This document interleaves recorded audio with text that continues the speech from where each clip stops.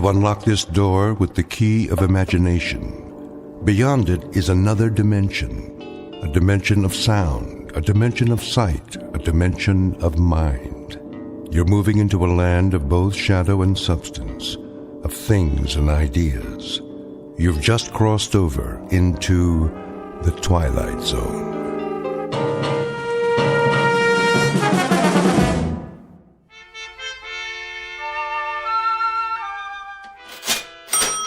You're quite sure this is a genuine Tiffany? Quite. The provenance dates back to 1922. Very well, then. Kindly have it delivered. Of course, madam. Will that be cash or charge? Put it on my account. Very good. I can deliver it to your home by, let me see, Thursday at the latest. But I simply must have it tonight. I've invited the girls over for bridge. The girls. I see. Oh, Robert. Yeah? See that Mrs. Gunt receives her lamp this afternoon.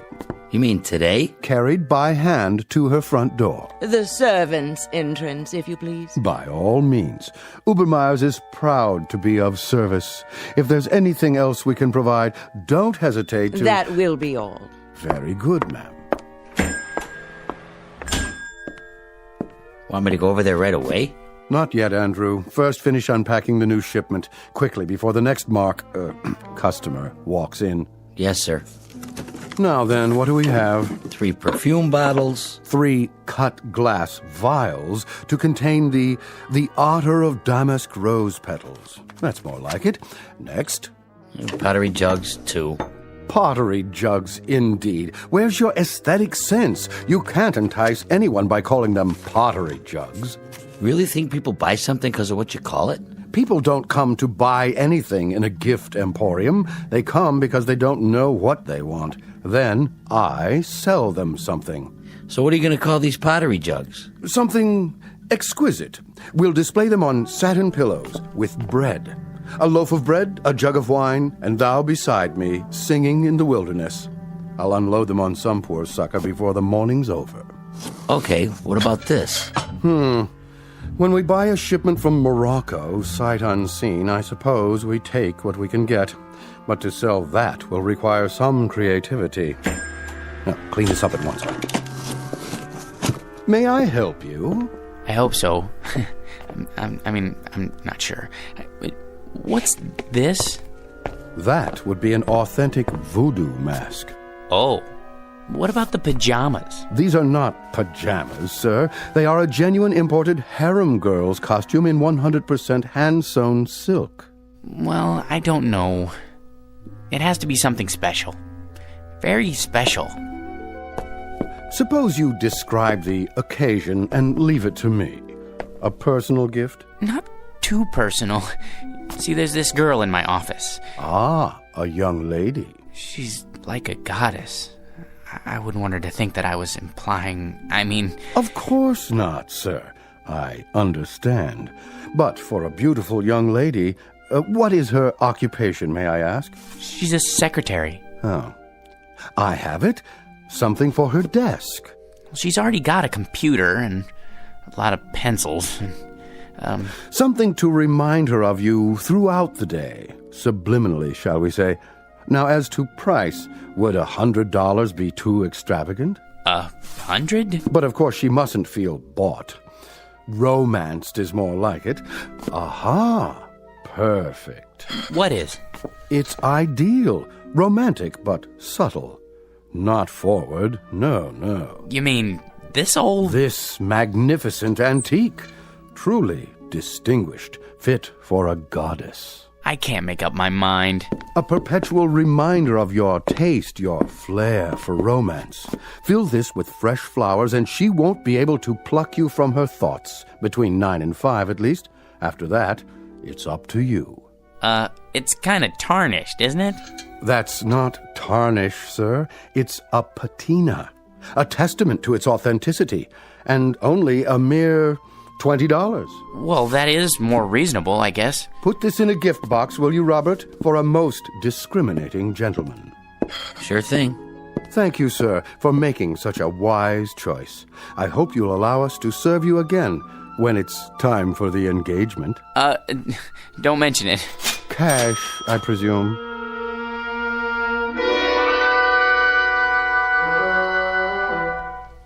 Meet Mr. George P. Hanley, a man life is always treated without deference, honor, or success.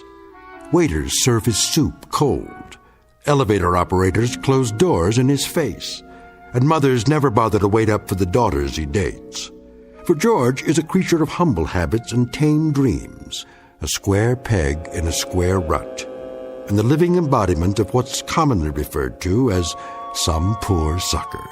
He is, in short, an ordinary man, but at this moment the accidental possessor of a very special gift, one that measures men not against their accomplishments, but against their deepest desires.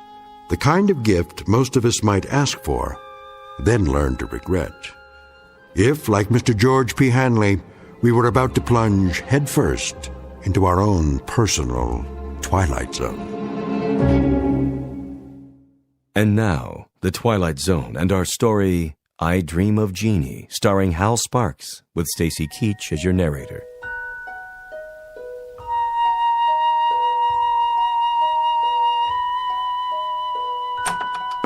Good.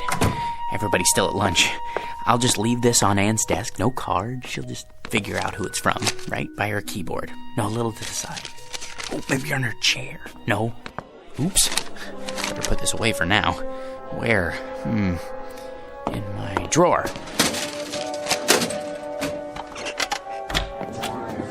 Hey, Georgie Porgy, what happened to you? I had some errands. Well, you missed the worst chili con carne ever offered for human consumption. It set a new low, even for the greasy spoon Nick calls a diner. Fill my stomach, like a bag of rocks. I don't care much for chili. Georgie, witness a solemn vow for me, will you? I have to enter these municipal bonds. I, Roger Hackett, do solemnly swear never again to commit gastronomic harry-carry at Nick's, starting on the day I get my promotion at this office. Your promotion? Yep. I thought everyone with equal seniority had the same chance. Mr. Watson said... That's correct, Georgie old Porgy. We're all equal, but some of us are a little bit more equal than others. Especially me. Hi, Anne. How are you? You're looking nice. Hello, boys. Don't be so sure, Roger. Mr. Watson's a fair man. I'm sure he'll compare our experience in debit financing, evaluating liabilities. And that, old Georgie, is one reason why I am more equal. All you think of is debits and liabilities with assets like hers around. Now, where'd I put my little surprise? Here, Anne, for you. What's this? Oh, just a little something to say happy birthday to the prettiest girl in the entire office. I'm the only girl. And you'd still be the prettiest, even if this whole place was staffed with Miss Americas. Are you gonna open it? Roger, what? Go ahead.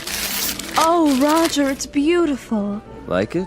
Why, this is the most gorgeous peignoir I've ever seen. Huh, is that what they call it? But it is awfully revealing. Then you'll just have to be careful who you wear it for. Hey, Anne, put it on. Can you feature old man Watson's puss when he calls you in for dictation?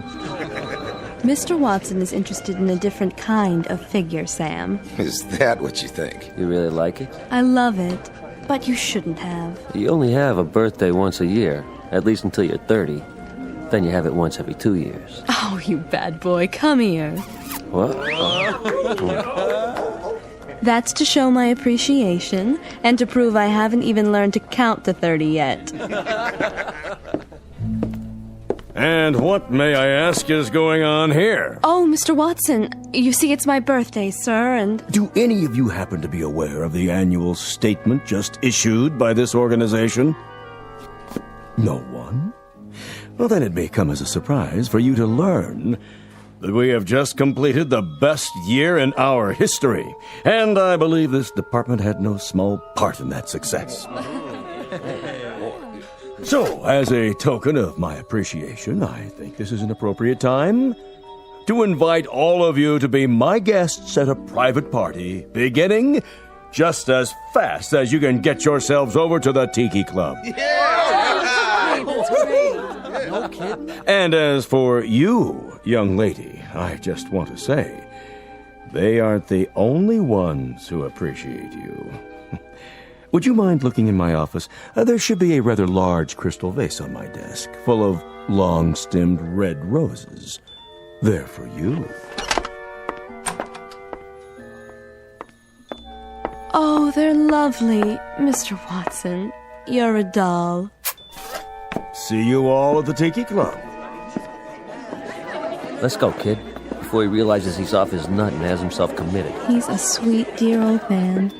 Anne, I just wanted to, Yes, George? Come on, Ann. I just wanted to say happy birthday. Why, thank you, George. Aren't you going with us? I'll be along. See you there. Come on, Roger. I guess some people are more equal. Might as well throw this in the wastebasket. Can't give it to her now. Maybe I should hold on to it until it can play with it at home.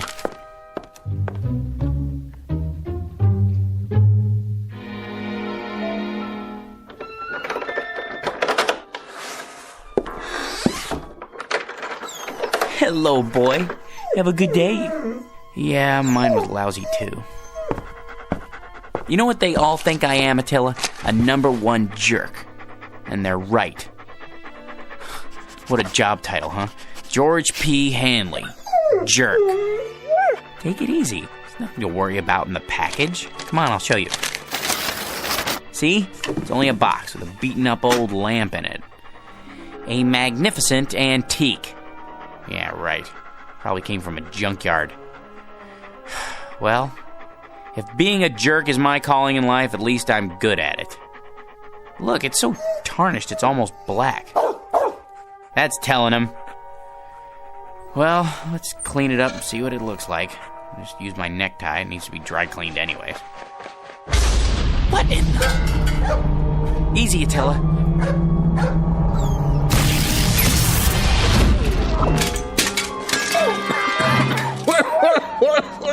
Oh, boy.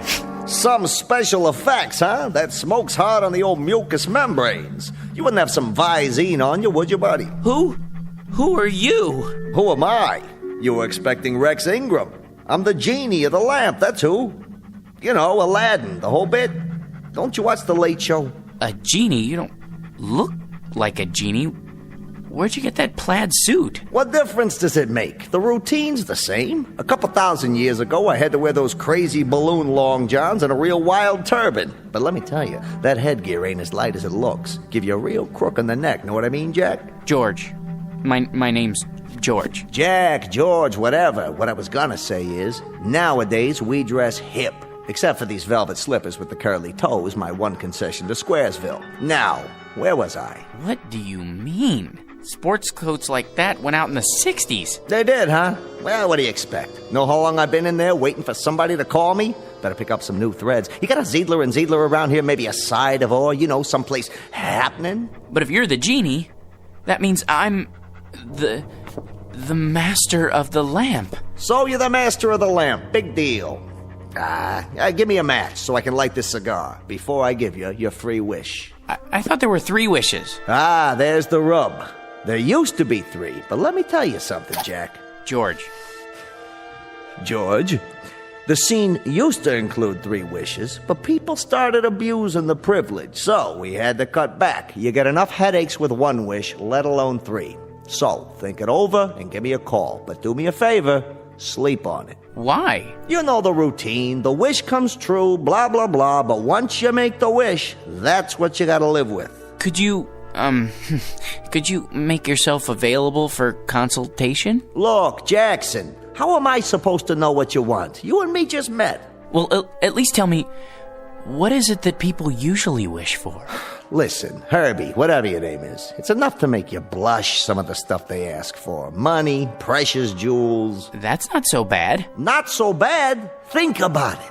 So they get a lot of dough. There's the IRS, long-lost relatives beating on the door. It's enough to flip you out of your gourd. So not wealth? Forget about it. Maybe love, then? Love? You gotta be some kind of a kook. You call me after all this time and you wish for love?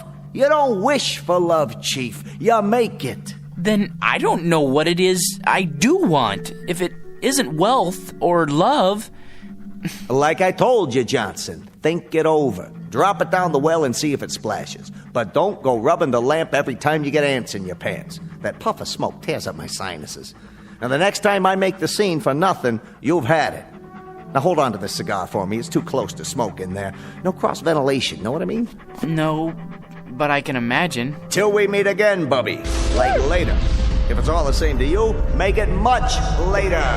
Just once, I'd like somebody amplified.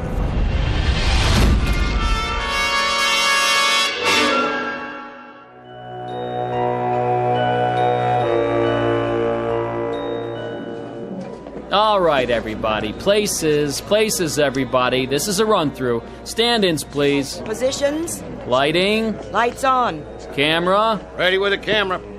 Excuse me. Hey, buddy. Don't you know this is a closed set? It is? Who let you in here? They said it would be all right. I'm George Hanley. Who? Her husband.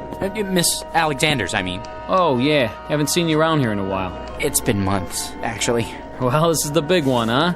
I beg your pardon? The last shot of the picture. Once we get this one in the can, it's a wrap. It is? Say, can I ask you a question? What's that?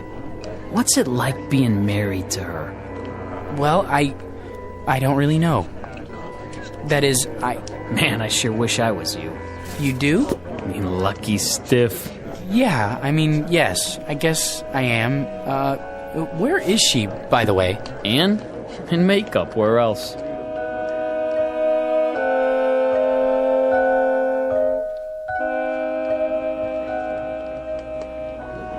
There. Here's the mirror, Miss Alexander. Well?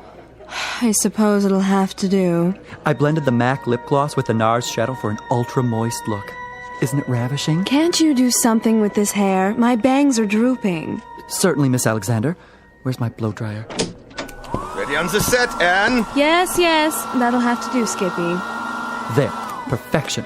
Leave us, please. Of course, Miss Alexander. Which scene is this? Well, this is your entrance into the city on the shoulders of Nubian slaves. Just the close-up where you wink. What's my motivation? Oh, to rule, my dear, with him at your side. Got it? Just remember, you love this guy so much, your guts do a loop-de-loop every time he creeps up on you. He's big. He's manly. He wears a leather skirt. Well, tell him to oil it, will you? He screws up my lines every time he moves. Not a problem. Props! Get me some WD-40 now! Anne? Darling! Hello, dear. My, you look lovely. Good enough to kiss. Not now, Georgie. You'll smear my lipstick. This is the final scene, isn't it? It's been such a long grind. It sure has. They said you could take a few weeks off, but that was 6 months ago. We can still take our honeymoon. That is, if you want to. Do I? Careful with the hair, Georgie. Sorry. They don't pay me to look ugly, sweetiekins. Besides, anticipation is the real joy. Isn't that what they say? They haven't been waiting for 6 months to take the most beautiful woman in the world on her honeymoon. Places, people. This one's for real. It won't be much longer, I promise. Just think. No more crawling into bed with a script so you can study your lines half the night. After today, no more getting up at 4:30 in the morning to go to the studio. And when we get home, you can take a nice hot bath. Maybe even let me wash your back. And then first thing tomorrow, we leave on our cruise. But darling, have you forgotten? Forgotten what? The wrap party, here on the set. There'll be 1 million photographers. There's no point in going home. Not tonight. Not tonight, huh? Sure, Anne, I understand.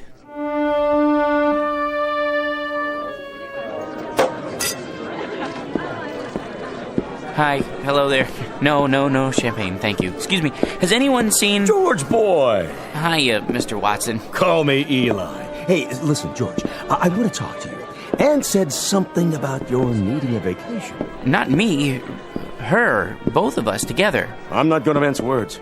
I want Anne to star in my next picture right away. It's a guaranteed smash. Not a chance. What's the matter? Money? Okay. I'll double her salary. It's not the money, Mr. Watson. Eli, you see, it's our honeymoon. Great! I'm shooting on location. Make a great honeymoon trip. First class hotel, all the trimmings. Some honeymoon. out of bed before the sun comes up, work all day, study her lines all night. In the last 6 months, the only times I've seen her when she wasn't asleep, she was either covered with makeup or she had so much cold cream on she would have squeezed right out of my hands and stuck to the ceiling. Listen, boy, she's a star. How would you like to see her with bags under her eyes? I'll take her any way I can get her. My boy, you want the world's most beautiful woman. You've got to share her with the world. I've been doing that. Now I want the world to share her with me. Son, it's not for myself, but no Anne, no movie. You know how many good people will hit the unemployment line? Actors, grips, prop men. They've got wives and sweethearts, too. They've got little ones. They've got mortgages and sports cars to pay for. Can't you get another star? Not like Anne. Millions of plain folks all over the world wait for her pictures. Little kids count their pennies. Mothers go without lunch. Brave men sacrifice the tiny luxury of a cigarette just so they can buy a ticket and escape the drab drudgery of an uncaring world. Just by watching Anne up there on the silver screen. Really? For them, George, the salt of the earth. Can't you find it in your heart to make this one little sacrifice? Uh-oh. Mr. Watson, if you put it that way, I'll tell her she can do the picture. It'll be tough, but we'll get through it together. Good. You tell her. She's right over there. Roger, good news. Ladies and gentlemen, I'd like to make an announcement and a toast to the brightest star, the most exciting leading lady, the loveliest woman in the world who has just agreed to star with me in Eli Watson's new film, Beowulf, the greatest epic ever made. News sure travels fast. Oh, there you are, George. How about a photo, Miss Alexander? Miss? Look this way. Smile, please. How about one more? I'm her husband. Oh, the two of you this time. Put your arm around. How about a kiss? A kiss? Sure. Watch my hair, darling. Move right in, Roger. Put your arm around her. Excuse me, George. You don't mind, do you, old boy? I think I need a drink. Champagne? Hors d'oeuvres? Right here. Of course, sir. Hit me again. Twice. 2 more champagne, sir? Yeah, this one's for my wife. I'll take them to go. Excuse me, if I could just get through here. Anne, don't you think it's time to go home? Anne, where are you? She went that way. I don't think they want to be disturbed, though. What? Anne?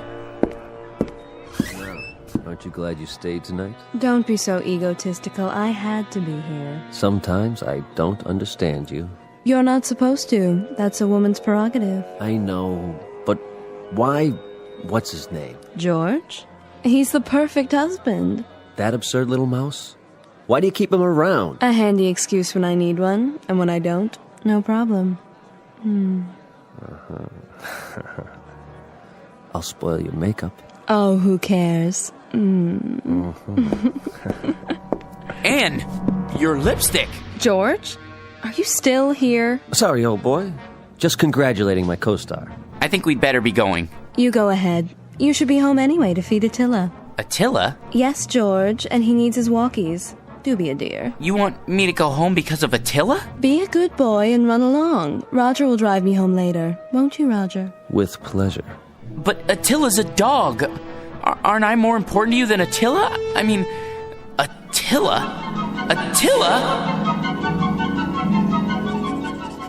What? Attila, is that you? Oh, phew. What a dream. Oh, boy. Yeah. You know something, Attila? That's the trouble with a guy like me. Having something I want that much only means that it hurt that much more when I lose it. If I had a wife like that, well, I would lose her. Might as well face it. You still love me, don't you? Thanks, boy. Well, at least this makes the choice a little easier. Now I've only got to choose between the 2 other things I've always wanted. Money and power.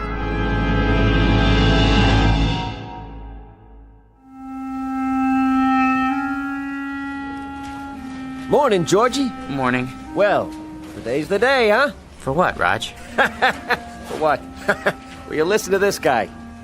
Watson. Has he said anything about the promotion yet? Oh, the promotion. Forgot. He forgot. Roger, Mr. Watson would like to see you in his office. Well, George, this could be it. You wanted to see me, sir. He'd never pick him. Never. Hey, George, the old boy wants you to double-check these entries. I did that already. It's a waste of time. Look, how much do we make a week? Well, look at this account. Guy makes so much dough, he sweats more than that every time he ties his shoelaces. So waste a little time, all right? My gosh, net worth $260,832,461. What would it be like to have all that money?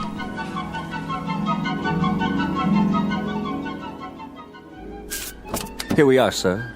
The George P. Hanley building. Thank you, Roger. Will you be wanting me for lunch, sir?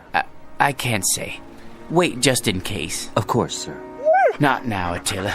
I've no time to play. Sorry, Mr. Hanley, I couldn't hold him. Take him over to 21. Have the chef pick him out a nice prime rib.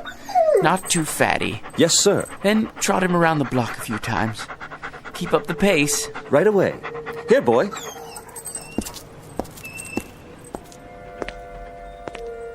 Paper! Get your morning paper! How old are you, son? 9, sir. 9? I see you every morning. Aren't you missing school? Oh, no, sir. I wouldn't miss school. I get up at 5 for my papers, and then I go over to PS 31 for the afternoon session. Incredible. What about your parents? My mom is dead. My old man had a store, but it went broke. Sorry to hear that. I'll have a paper.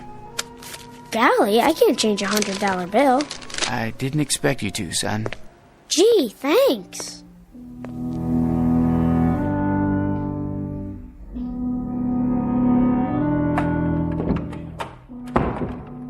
Good morning, sir. AT&T's up 7 points in the morning ticker. Glad to see you back. Thank you, Miss Alexander. How was the Riviera? Oh, all right, I guess. Kind of like a suburban tract with castles. I see. Well, sir, shall I send in your first appointment? Might as well get started. Mr. Hanley will see you now.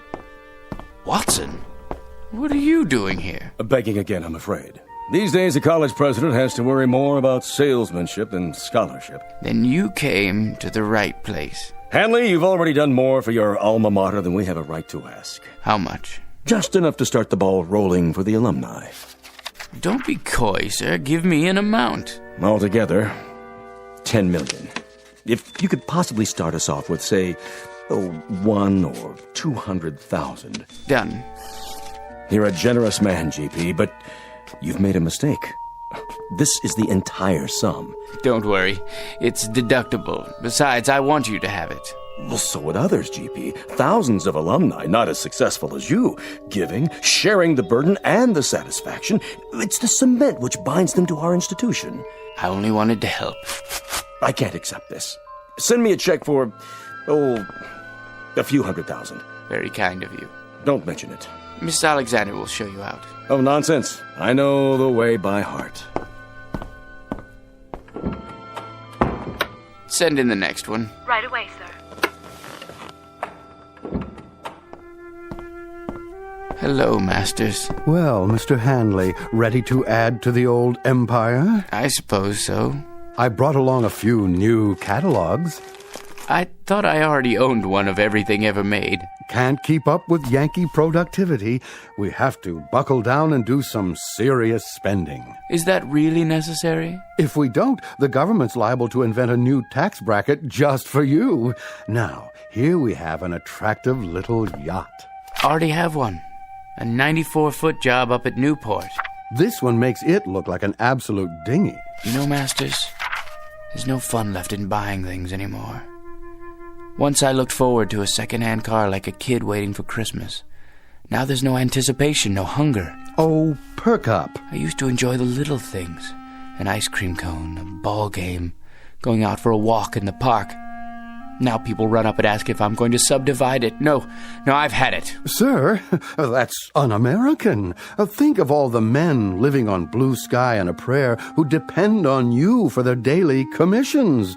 They have little ones, mouths to feed. Mr. Hanley, you can't stop buying. Please see yourself out, Masters. If you're absolutely positive, sir? Out! I don't know who let them in, Mr. Hanley. That's all right, Ann. Why, hello, son. Is this the man? Yes. Here's the C note. Awful sorry. What else did he lift?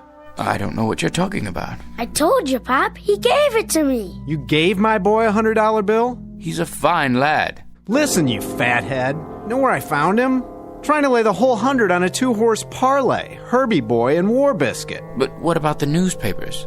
5 o'clock in the morning. How can I teach the kid the value of $1 if you toss C notes around like they grow on trees? I was only trying to help. If I ever catch you giving dough like that to my kid again, I'll bust you right in the chops. Millions or no millions. You're a man of integrity, sir. I congratulate you.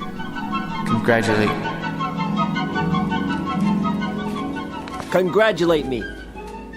George, I said congratulate. Congratulate? You're looking at the new head bookkeeper. Hey, way to go, Raj. Speech. Thank you. But the first thing I want to tell you guys is I intend to keep my vow. From now on, no more lousy lunches at Nick's. Can't believe it. He wasn't even a good chauffeur.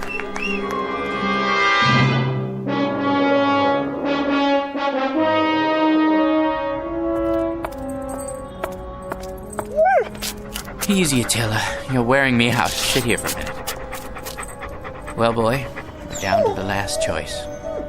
I could never hold on to a beautiful wife. And money's no fun. Maybe power. That's what makes the world go round. Look at the way Mr. Watson gave that promotion to Roger. Believe me, if I had power, I'd be fair.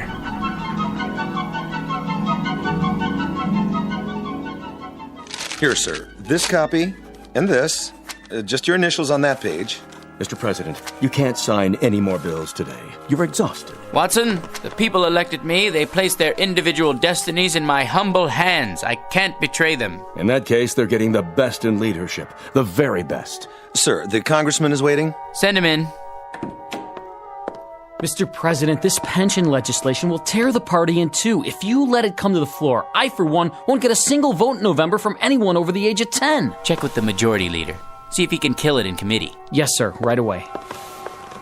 Yes? The situation in Asia is fraught with tension, Mr. President. We're not getting enough intelligence down there. Have the CIA prepare a full study. Your appointment schedule, Mr. President. Thank you, Sam. Move the press conference to after lunch. I need a haircut. For the UN speech, have someone whip up a draft. Tell him I need jokes. Yes, sir. Who are Sonny and Mickey? Those scrub scouts who wrote the letter about citizenship. You asked to be reminded when they arrived in the capital. I know there's no time. Make time. The boys and I can get haircuts together. Pass this on to the Secretary of Defense and mark it expedite. Save this for the Economics Advisory Council. Top priority. On the double, sir. Decisions, eh, Attila? Mr. President, I had to see you. Who let you in here, woman? I hid in the building all night. Don't send me away. I'm down on my knees. Kindly get up. How can I help you? It's my grandson. He's just a boy of 18. He fell asleep on guard duty, and they said it was treason. They're going to hang him. Easy, ma'am. He's in the service? Special duty at a missile base. Serious offense. Only a presidential pardon can save him. Please, sir, he's a good boy. Just a little tired. It could happen to anyone. Indeed, it could. Then you'll do it? You'll pardon him? Ma'am, the world will little note nor long remember what I say here. But this nation, this government, and its president are no more and no less than people. Of, by, and for them. Freedom is our battle cry, justice and mercy our glory. Tell your son when you see him tomorrow that I'll have the Attorney General prepare an order for executive clemency. Bless you, Mr. President. You're a great man. Here, Attila. Up on my lap. You know, I think we found our niche. Who said power was hard to handle? All you have to know is how to use it, right, boy? It couldn't wait, Mr. President. What couldn't wait, General Hackett? It's the hotline. Red alert. Red? You mean the missiles? Yes, sir. They're on their way. What do we do? The decision is up to you, sir.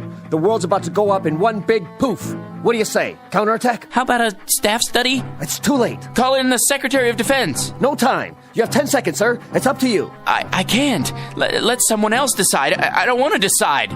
Not me. Not me. Not me. Not me. No, not me. Not. Yeah, you, Mac. You and your mutt, get off my stoop. Oh. I must have dozed off. Come on, dog. Let's go home. Well, Attila, we've got a magic lamp waiting for us back at the apartment. Anything I want, just for the asking, and I can't even figure out what to wish for. I never even thought it through until now. You know something? No matter what I wish for, it won't change a thing. I'll still be me, George P. Hanley. Vocation, jerk. What's that quote? The fault, dear Attila, is not in our stars, but in ourselves. Ourselves, huh? That's it. Come on, Attila. We're gonna show that bored old genie a thing or two. We're gonna wish for something original.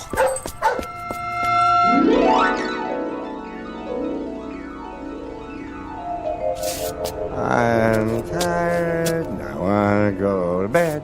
I had a little drink about an hour ago. Hold on, let's see. What's in the dumpster? Let's see.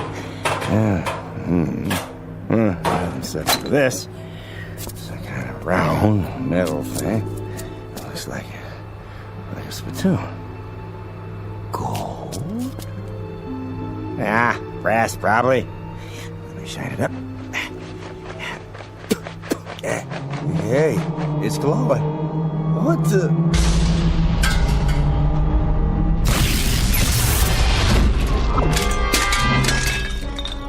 Yes, master? Hey, where'd you get the funny pajamas and the headpiece? They're traditional. I am the genie of the lamp. Your wish is my command.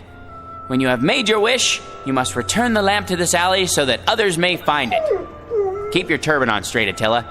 Now then, as I was saying, I am at your service, sir.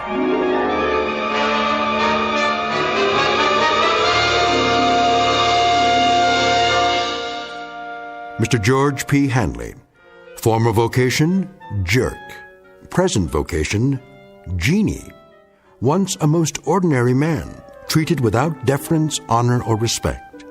But a man finally wise enough to decide on a most extraordinary wish that makes him the contented, permanent master of his very own Twilight Zone.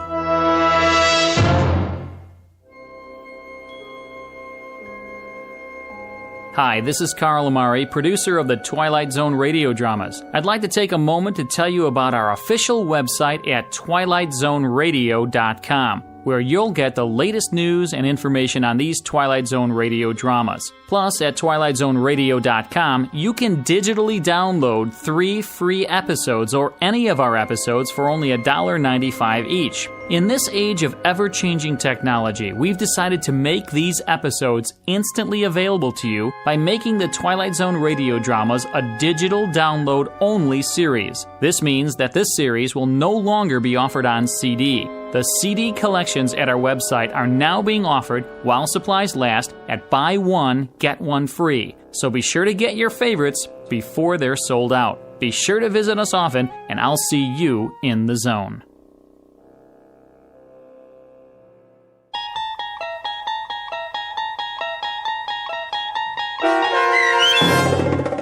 I Dream of Genie, starring Hal Sparks with Stacy Keach as your narrator, was adapted for radio by Dennis Etchison and written for The Twilight Zone by John Furia Jr. Heard in the cast were Christian Stolte, Lisa Joyce, Steve Key, Doug James, Richard Hensel, Derek Purcell, Brooke Reed, Linda Ryder, Charlie Kummerer, Bill Kummerer, Vince Amari, Roger Wolski, and Carl Amari. To learn more about the Twilight Zone radio dramas and to obtain audio cassettes and CDs of these programs, visit our website at twilightzoneradio.com. The producers of The Twilight Zone wish to thank CBS Enterprises, Carol Serling, Dennis Etchison, Dick Brescia Associates, Claire Simon Casting, Terry Jennings, XM Satellite Radio, Sirius Satellite Radio, our sponsors, and our radio affiliates for helping make this series possible.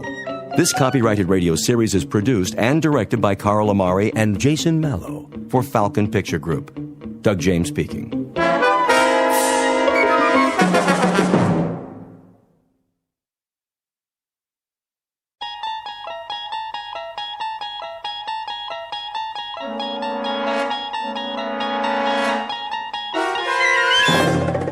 You unlock this door with the key of imagination. Beyond it is another dimension, a dimension of sound, a dimension of sight, a dimension of mind. You're moving into a land of both shadow and substance, of things and ideas. You've just crossed over into the Twilight Zone.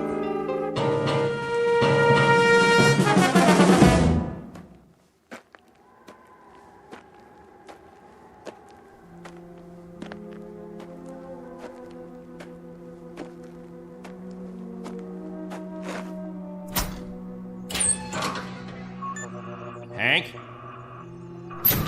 Hank! Oh, morning, Captain. Anything on the radar? Not yet. No signal at all. Try 4.0, true. It'll probably come from that direction. I had her on that all morning, sir. Still nothing. You're past your time, aren't you? Who's your relief? Al Baines, Captain. Baines? I'll see what happened to him. Yes, sir.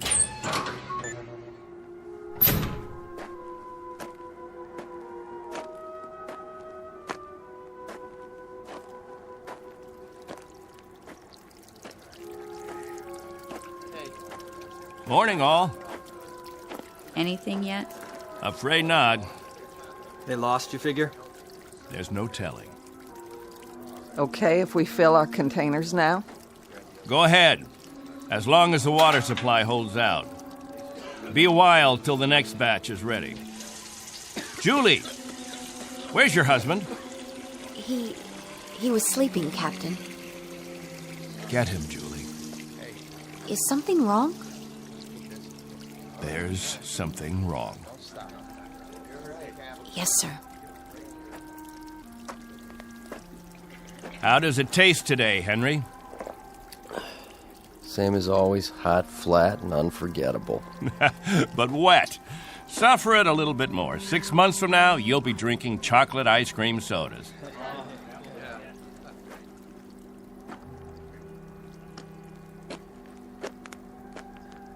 You want to see me, Captain? There's a man in the radar tower who'd like to see you, Al. He would have liked to see you 2 hours ago when you were supposed to relieve him.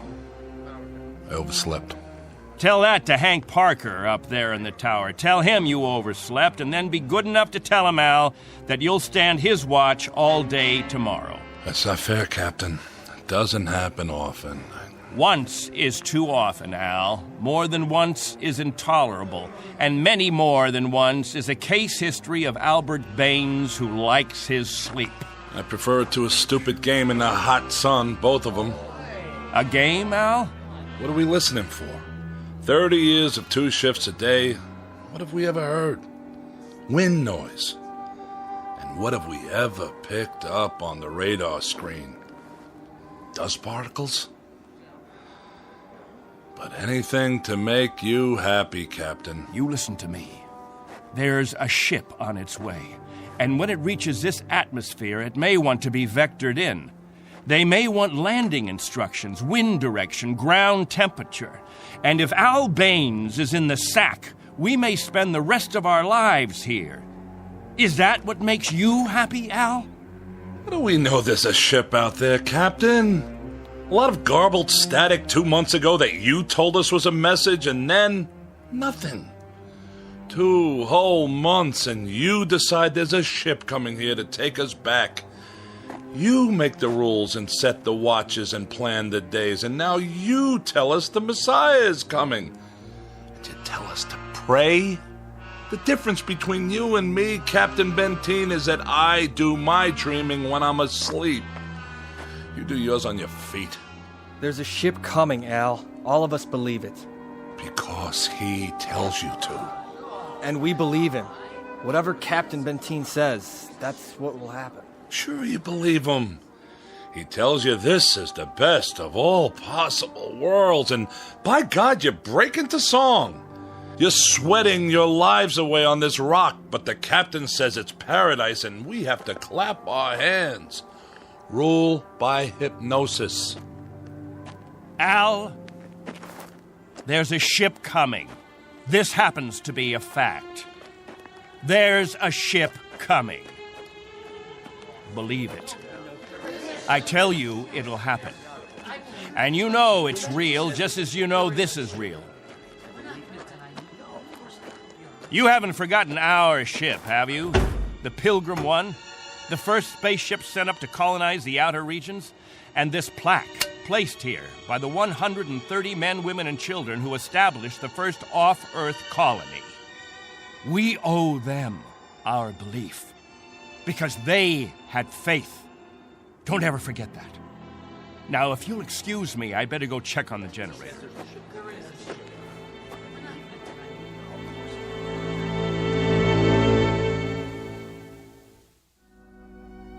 This is William Benteen, who officiates on a small outpost in space.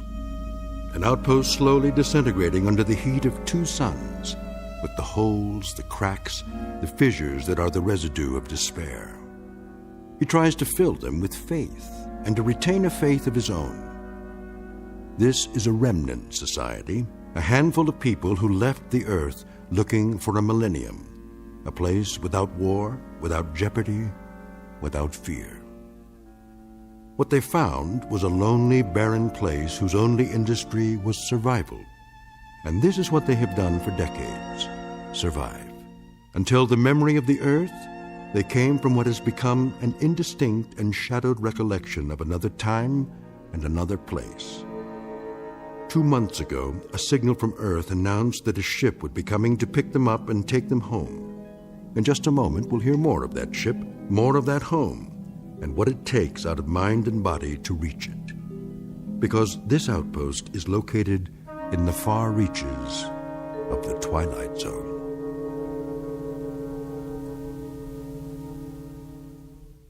And now, The Twilight Zone and our story, On Thursday We Leave for Home, starring Barry Bostwick with Stacy Keach as your narrator.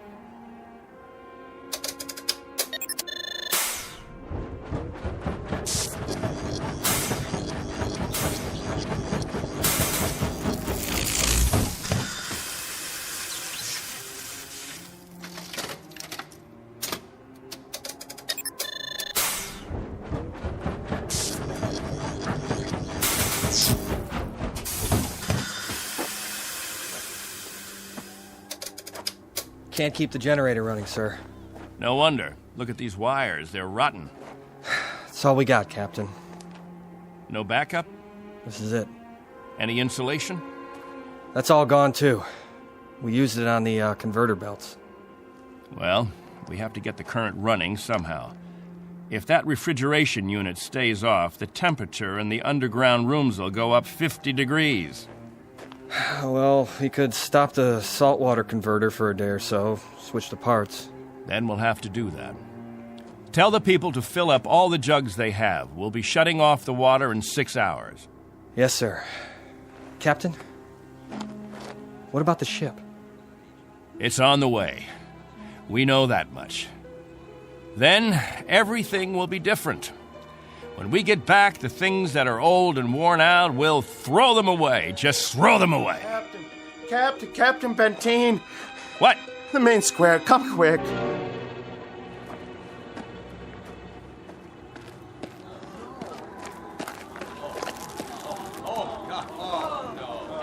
It's Mrs. Rodale.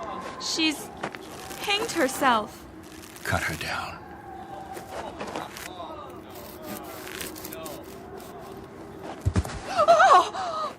what happened. Is that lady all right? Get them out of here. Come, children.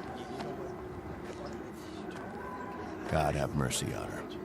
You men there prepare her. We'll bury her in an hour. Yes, sir.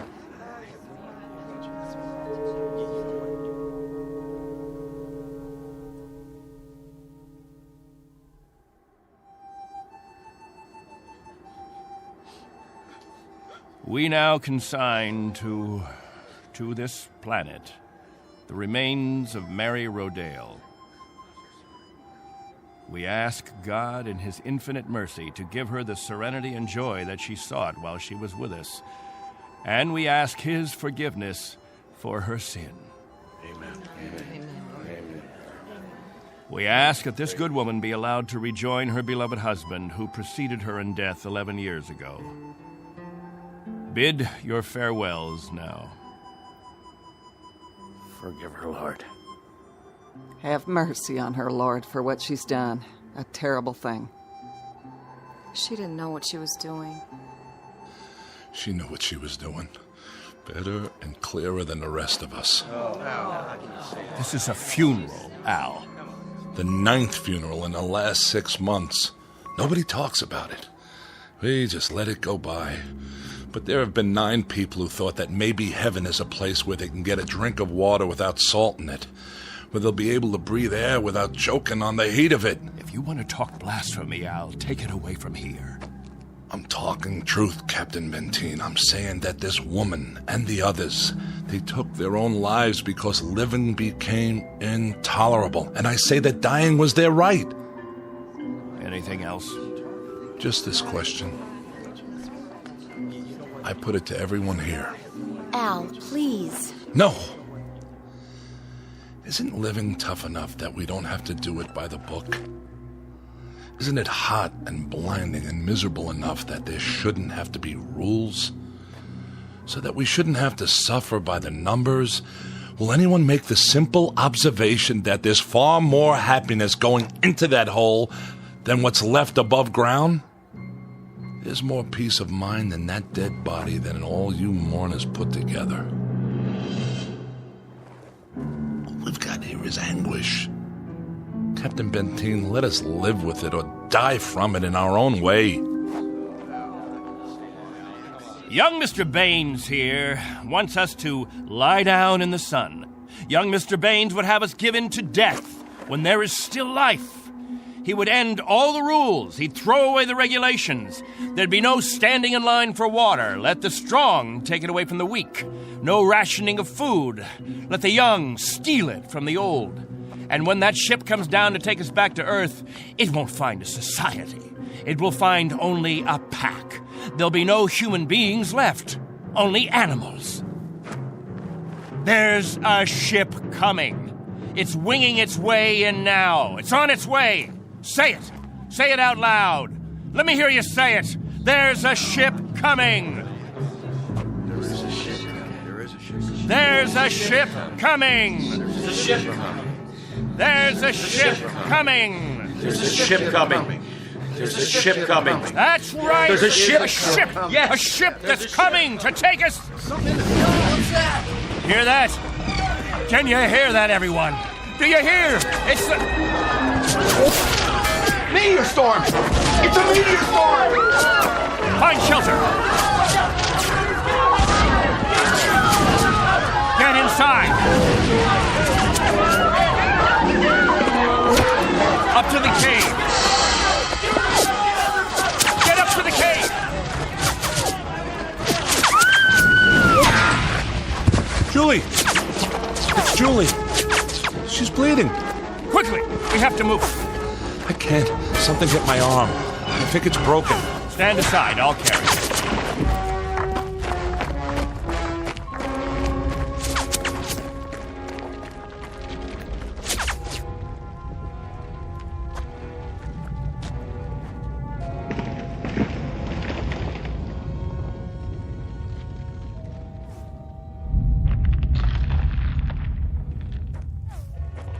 How is she? It's just a cut to the forehead. Not very deep. But keep this bandage on it. Julie? Julie, honey?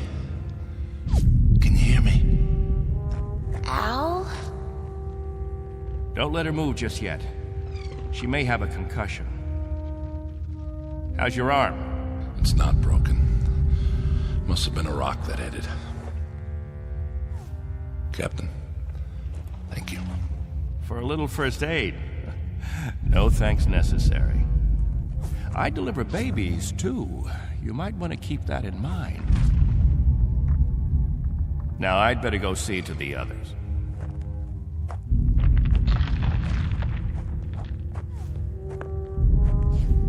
Will it go on much longer, Captain? I wish I knew. It sounds like it's spending itself. I've seen meteor storms before, Captain, but nothing this size. What about the damage, Henry? 2 underground cells destroyed. At least, that's what it looked like from out front. Everybody accounted for? I think we're all here, Captain. I've checked. Nobody's missing. Thank God. Everyone try to stay calm. The worst of it is over.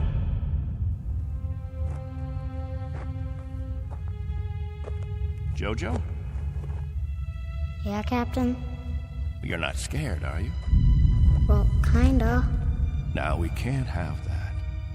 Mind if I sit for a minute? We'll talk, you and me. Captain, tell me about the Earth. Would you, Captain? Tell us what you remember. Yes, do. Well, all right, I guess I can do that. We'd like to hear. You, over there, is that you, friend? Yes, Captain. And you, Buck. Yes, sir. You fill in the holes if I leave out anything. Straighten me out if I'm wrong about any of my recollections. Jojo, I was a boy of 15 when we arrived here. But I remember Earth. I remember it as a place of color. I remember that in the autumn, the leaves changed. They turned different colors, red, gold, orange. And I remember streams of water that flowed down hillsides, and the water was sparkling and clear. And I remember clouds in the sky, white, billowy things that floated like great, majestic ships. They looked like sails. What are sails? Don't you know what sails were? In ancient times, that's how ships moved across the water. There was so much water. The men unfurled large sheets of canvas against the wind, and it was the wind that moved them. And I can remember night skies. Night. Endless black velvet with stars. And sometimes a moon that seemed to hang there as big as the face of an old man, looking down on us all. Captain, what's night? Why, that was the quiet time, Jojo. Night was when the earth went to sleep. It was the cover it pulled over itself. Not like here, with 2 suns always shining, always burning.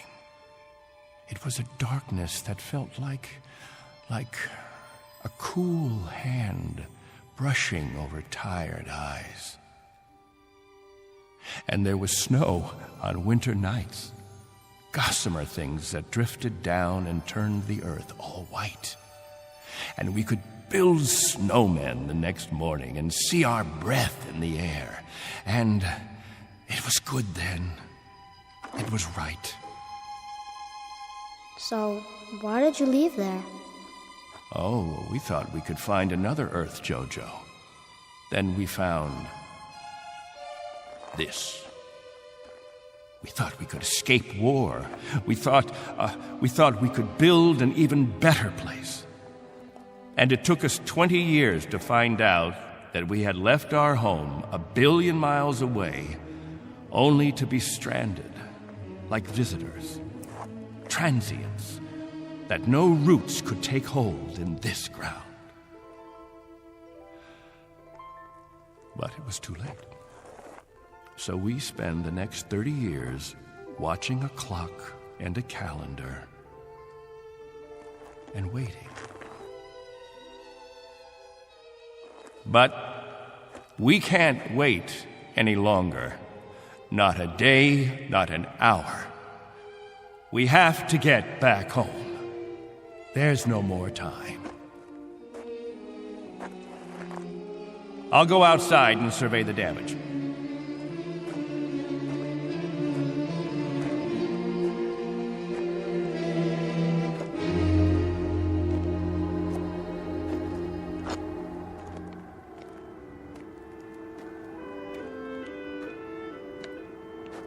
Not much harm. Radar tower is still standing.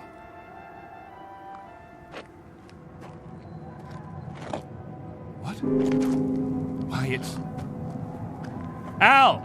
Al Baines, do you hear that noise? All of you, come out here. Do you hear it? What is that? That's not a meteor show. That's not a meteor, and it's not wishful thinking. Not this time. Those are rocket engines. Look, I remember the sound of them. That's the ship. The ship has come at last.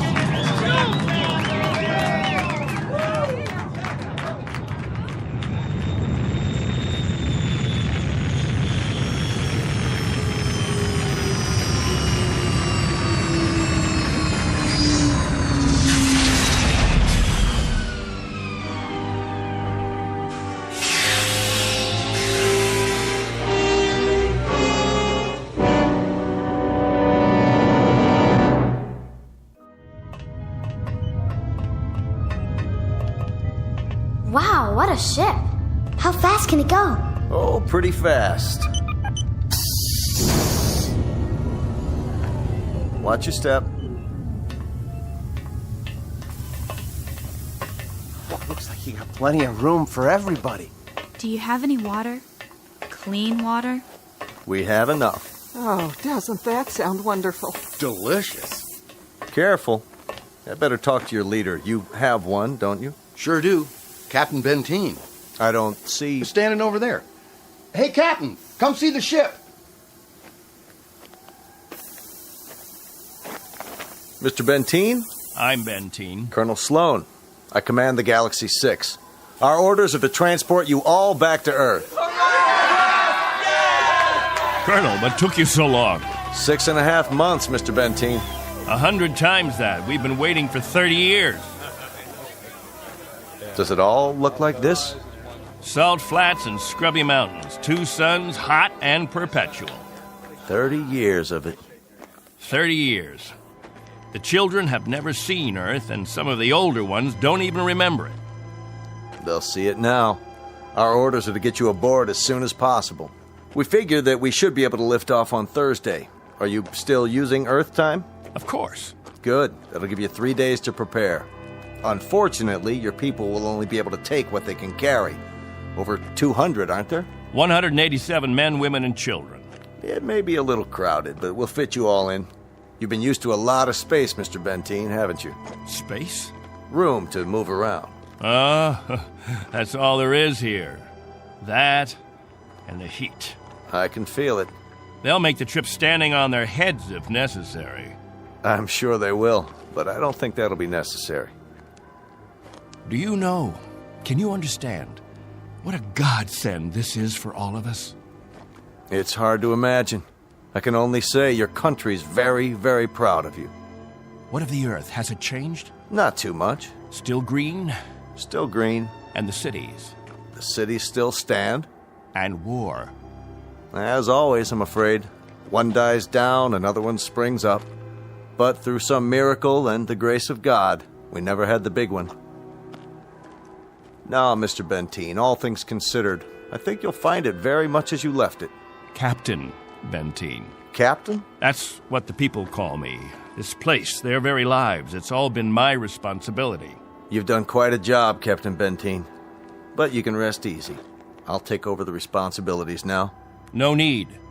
I'm used to the job, Colonel. The living quarters, they're underground? I was saying, Colonel, I'm used to the responsibility. I wouldn't quite know how to function without it. Is it cooler there, Mr. Benteen? I'm sorry, I didn't... Your underground rooms, are they much cooler? Yes, they're refrigerated. It's Captain! Morning, Captain. George! The best morning ever. We just wanted to say thank you, Captain. Why? For what? For keeping us alive all these years. That's right. Without the Captain, none of us would be here. That's not necessary. You better believe it, Colonel. I do. I do believe it. Captain Benteen. Go ahead, Colonel Sloan. That's all right. I'll see to the others.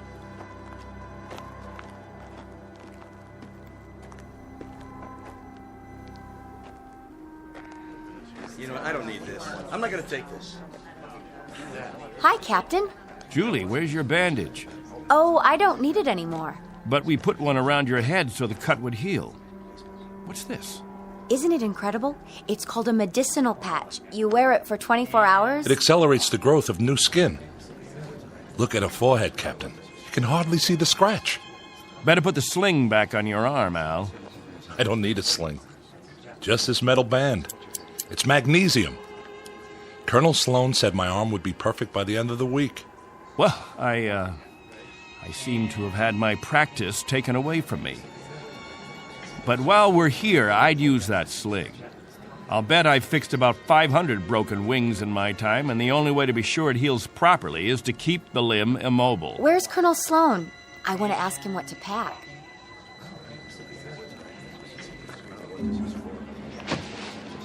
Eleanor, let me help you with that bundle of clothing. Thank you kindly, Captain. I'll carry it for you. No, thank you, crewman. I've got it. Here you go, ma'am. I don't know how to thank you. Are all the crew as strong as you? That's our job, ma'am. Nothing to it.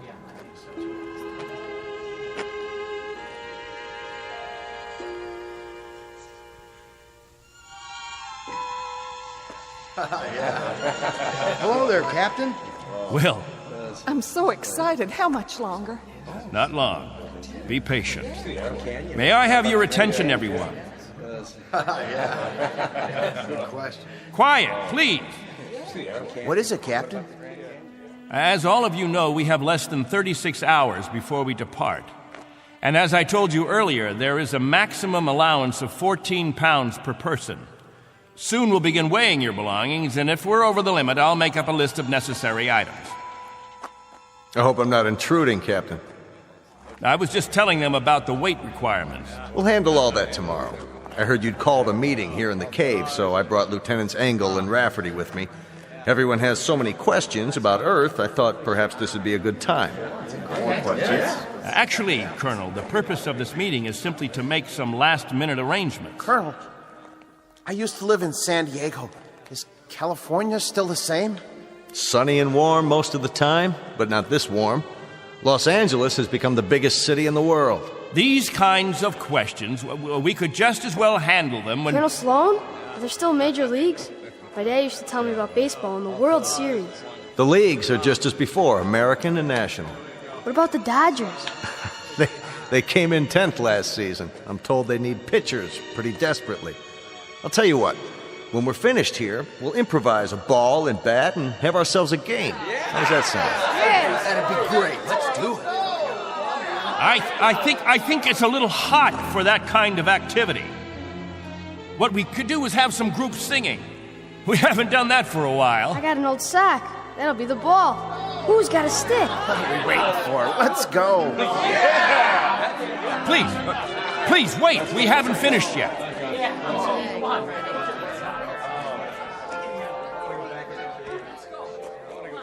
Jojo, I haven't told you a story in a long time. How would you like to hear a story about... What have you got there? This is what they call candy. One of the spacemen gave it to me. It tastes... Sweet, Jojo. It tastes sweet. Yeah, sweet, Captain. Want a bite? No, thank you, Jojo. Back on Earth, we can get all we want. Something, Captain? I'm not sure. I'm not at all sure. You've promised them all candy. You've made it sound as if that was what the Earth is made of. Sugar and spice and everything nice. Maybe they ought to be told the truth.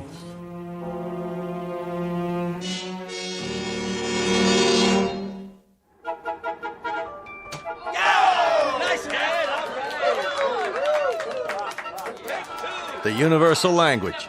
Baseball. You have a limited vocabulary, Colonel. Do you have any idea what the temperature is? At this hour, it's about 110. I don't know whether your crew can take it, but I know my people. They're going to pay for this little athletic event. Some of the older ones, it might even be serious for them. It's just a game, Benteen. My guess is that it's worth it. Now, I'd better get back to the ship. Colonel Sloan. Something else, Mr. Benteen? Colonel, when we get on the ship, you can tell us what to do and we'll all fall into line. But here, in this place, I'm in command. I'm not trying to usurp authority, Mr. Benteen, but I really don't see what harm a little game... It's still Captain Benteen. For now. Galaxy crewmen, back to the ship. That's an order. Oh, come on. It's time for rest now. All of you go back to your homes. I'll announce when the new day will start. I don't know. I guess it's suddenly illegal to have fun. You happy now, Captain? I was never unhappy, Colonel. I just happen to know what's right and what's wrong. I ask you to keep your crew in the ship during the rest time. I don't want my people distracted. You rule with a heavy fist. If it were 1 ounce lighter, no one would have survived. I've held these people together by will. They'd have died, Colonel, without someone they could hold on to. They'd have withered away. Not anymore, Captain. Relax. That's a luxury I've never been able to afford, Colonel. I've never been able to marry, to think only of myself, because of them. I've been a father figure, a governor, a confessor. I've been all those things. And if I hadn't been, there'd be no life here. These are my people. Understand? My people.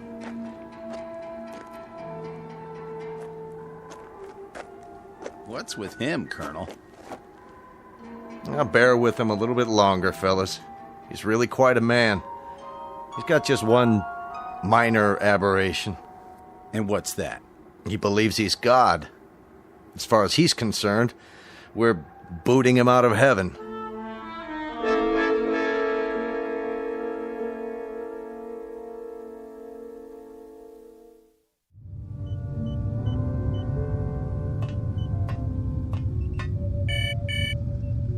Yes? Mr. Captain Benteen is here, sir. Show him in. Very well, sir. Come in, Captain. Sorry my quarters are a bit cramped. Please, sit down. Colonel Sloan, this is a list of all passengers with their approximate weight and the weight of their belongings after each name. The scale we have is pretty beat up. My guess is that it underweighs by about 4 or 5 pounds. Fine. All I wanted was an approximation. We'll weigh them in on our own equipment before blast off. This is Wednesday, 12 midnight? I keep getting confused with the constant light. When do the people get up? About 2 Earth time. The hours from 7 until 1:45 are the hottest. That's when we try to stay indoors. Then we have our meetings at the cave about 2 hours afterwards.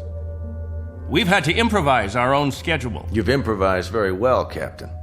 I looked at the saltwater converter, your electro plant, the sun shields you put up over the crops. Very inventive. Necessity hasn't been the mother of invention here. It's been the father and the whole family. Well, you'll be able to give way to progress now. Though I wonder if all of it'll be to your liking. The way you'll be lionized when you get back to Earth. You're referred to in the press as the Lost Pioneers. They're going to make quite a thing of you when we land. Oh?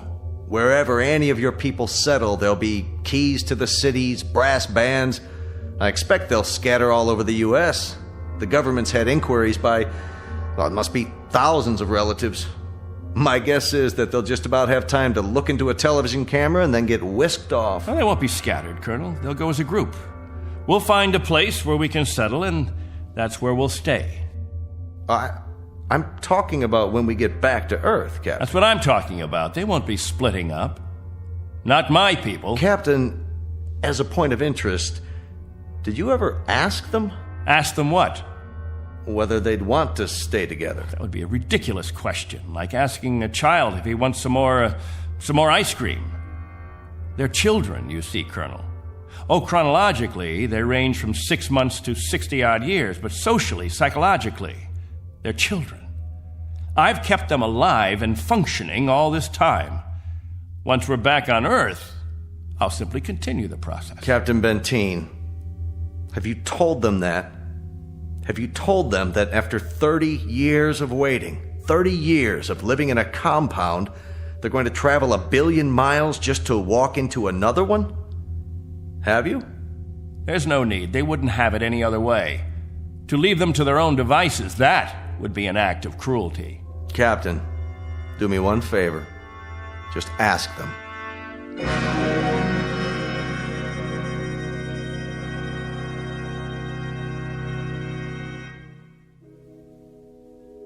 Naturally, we won't have to concern ourselves with the colder climates, the northeastern states, the upper regions of the Great Plains. We'll find an area much farther to the south, perhaps Florida or Texas. Southern California has a temperate climate. Captain, you better tell us about frostbite treatment, because I'm moving to Wisconsin. That's where my family settled originally. What about Oregon, Captain? That's where Joan and I plan to settle. I've heard about the forest there. New York. Please, wait a minute. You don't understand. Let me make this clear. All of you will have a chance to meet your relatives. I see no reason why visits can't be arranged, perhaps even for a week or more. But naturally, we'll remain together as a community in whatever land grant we obtain from the government, or whatever given area we can arrange. I can assure you of one thing, and I hope put all your fears to rest. I'll remain as your guide, your consultant.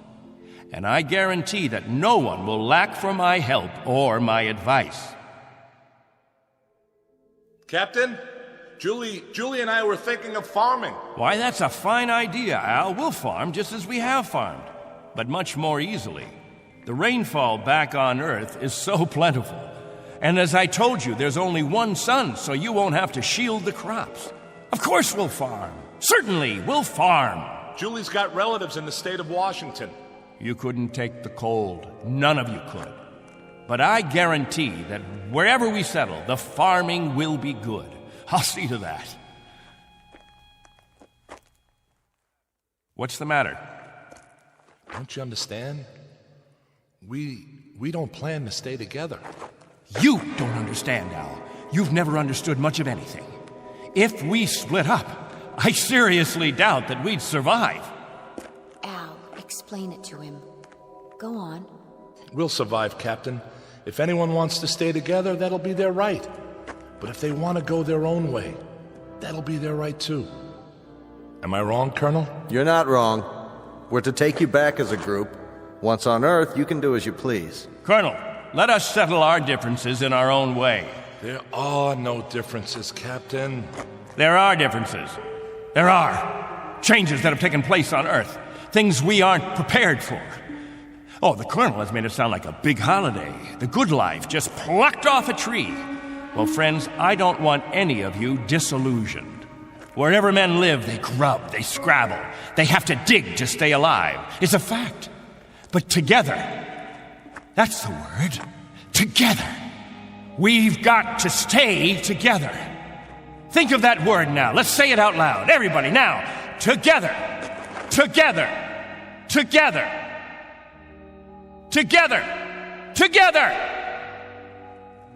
Looks like the congregation isn't with you anymore, Captain. What's the matter with all of you people? Wait.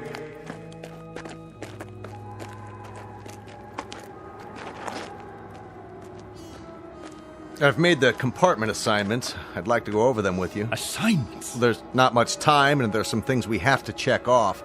There's a decompression problem that we've got to tell them about, and a moment of weightlessness shortly after we leave the atmosphere that I want to explain to the children. Do you know what we called you while we waited for you to come? We called you the Messiah. Did you? You were supposed to bring freedom, but that's not what you brought. You brought selfishness, dissatisfaction, divisiveness. With all the misery we've had here, those germs never infected us. I brought nothing but a ship and a crew and a means of escape. You've had no diseases, no viruses. Did it ever occur to you why? You've lived in a test tube, Captain. Antiseptic and germ-free and sterile. Sure, you're a group, a cell, but that's all over with. Now it's time for you to be what God meant you to be, individuals. Time to break the test tube. Time to rejoin the human race. What I'd like to know is why in the name of God you're so reluctant about it. Because I remember the human race. This is incredible. Oh, it's really incredible. I was wrong, Colonel. I've been telling them about an Earth that doesn't exist. An imaginary garden. No, we can't go back. It's too late. Captain, really?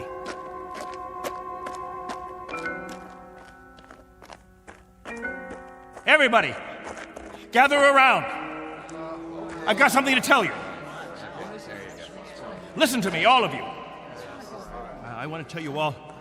Listen to me, all of you. I want to tell you about the real Earth. Captain, are you all right?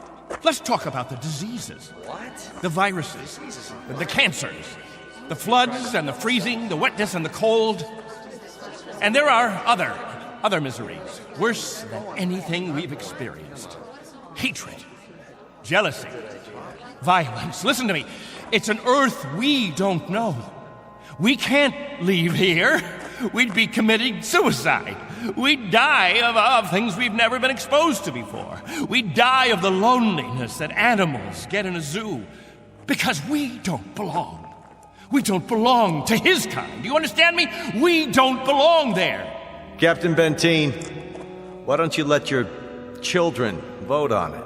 Only if they know what's waiting for them. Only if they understand that Earth isn't any garden. It's never been, and it never will be. That's fair enough.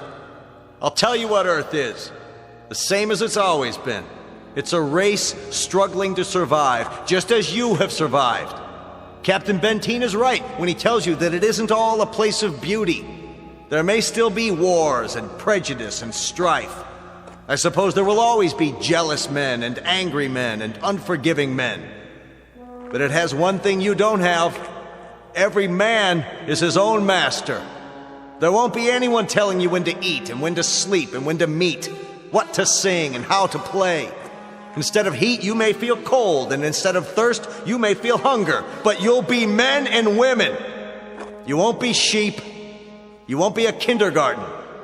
And when you pray to God, his name won't be Benteen.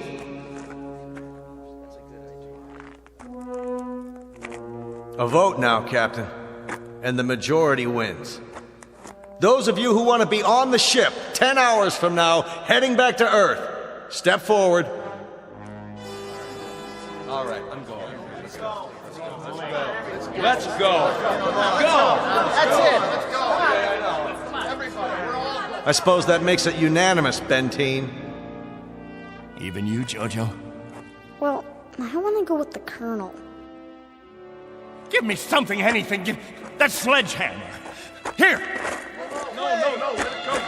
Angle, rapidly. There, sir. Stop him. He's running from the ship. No. Captain, no, please. I gotta grab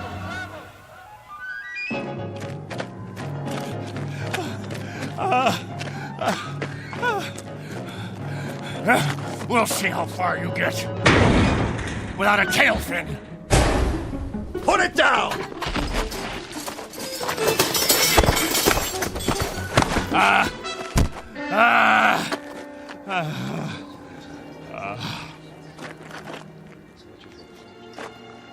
You all right, Colonel?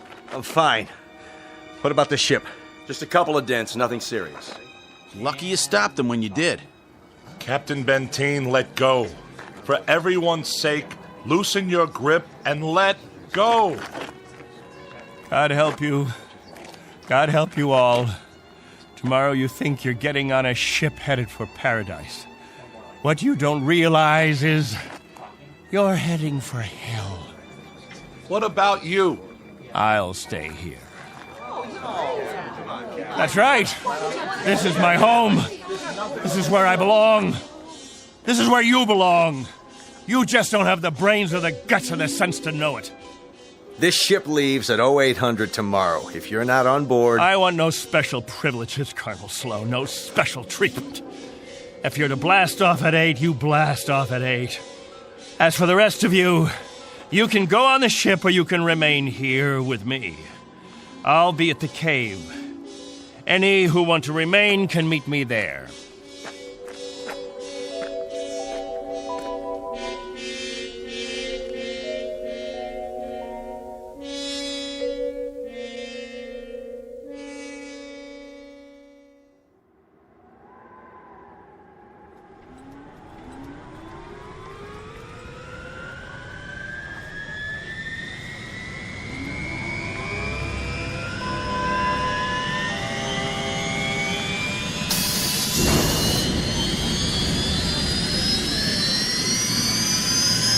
That's it, folks. The rocket's fired up. Everybody on board, single file. What about the captain? I'll give it one last try. Lieutenant Engel, see to the passengers. I'll be right back. Yes, sir. Where are you going, sir? To the cave.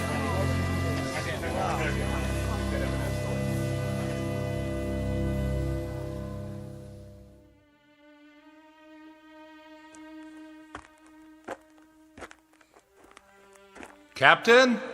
Benteen? Benteen, we know you're in here. Please, let us talk to you. He's not going to show himself, Colonel. We're leaving now. We have to blast off in 5 minutes. If we don't, we'll have lost our orbital position. Benteen, it has to be now. Captain! Captain, please, come out! Remember this. If we leave without you, there'll be no other ships. This is where you'll live the rest of your life. And this is where you'll die. All right, Benteen. As you prefer. Let's go, Baines. Goodbye, Captain.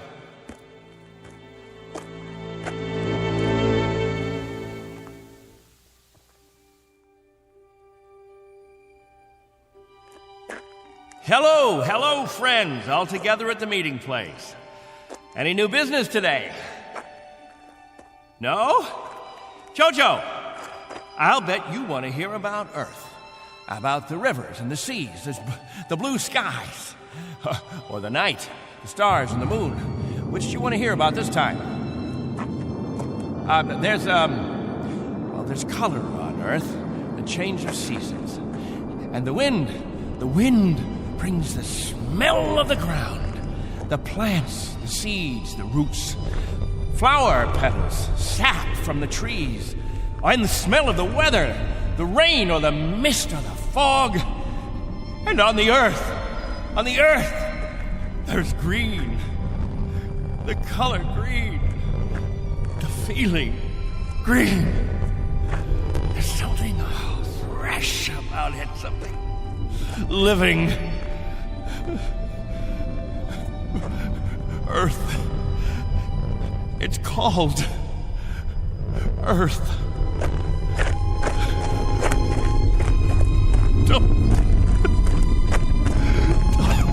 Don't leave me. Please. Oh, don't leave me.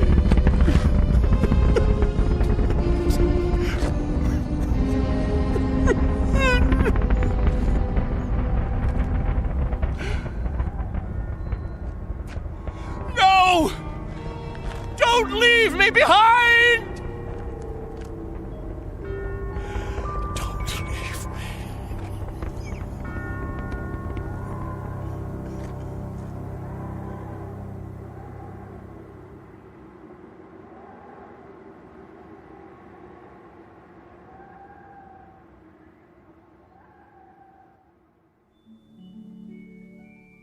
A man named Benteen, sometimes known as Captain, who had certain prerogatives.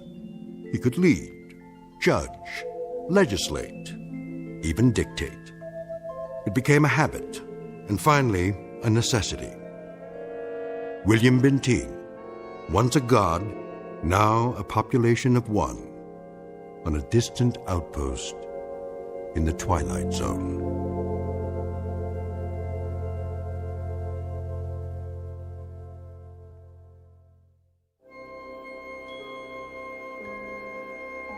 Hi, this is Carl Amari, producer of the Twilight Zone radio dramas. I'd like to take a moment to tell you about our official website at twilightzoneradio.com, where you'll get the latest news and information on these Twilight Zone radio dramas. Plus, at twilightzoneradio.com, you can digitally download 3 free episodes or any of our episodes for only $1.95 each. In this age of ever-changing technology, we've decided to make these episodes instantly available to you by making the Twilight Zone radio dramas a digital download-only series. This means that this series will no longer be offered on CD. The CD collections at our website are now being offered, while supplies last, at buy one, get one free. So be sure to get your favorites before they're sold out. Be sure to visit us often, and I'll see you in the zone.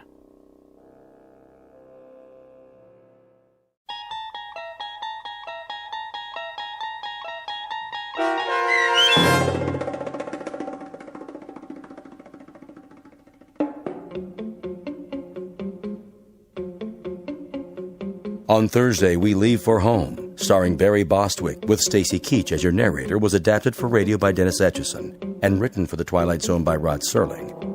Heard in the cast were Mike Starr, Christian Stolte, Elizabeth Lido, C.J. Amari, Richard Hensel, Justin Kaufman, Kurt Nabig, Joby Cerny, Jennifer Joy, Meg Thalken, Tracy Hernandez, Jake Salins, Doug James, Jeff Lupetin, and Amanda Amari. The producers of The Twilight Zone wish to thank CBS Enterprises and the Rod Serling Estate for making this series possible. This copyrighted radio series is produced and directed by Carl Amari for Falcon Picture Group. Sound design and custom Foley effects for The Twilight Zone by Cerny American Creatives Bob Benson, Craig Lee, Michael Slaybach, and Matt Sorrow. To learn more about the Twilight Zone radio dramas and to contact us, visit our official website at twilightzoneradio.com. Doug James speaking.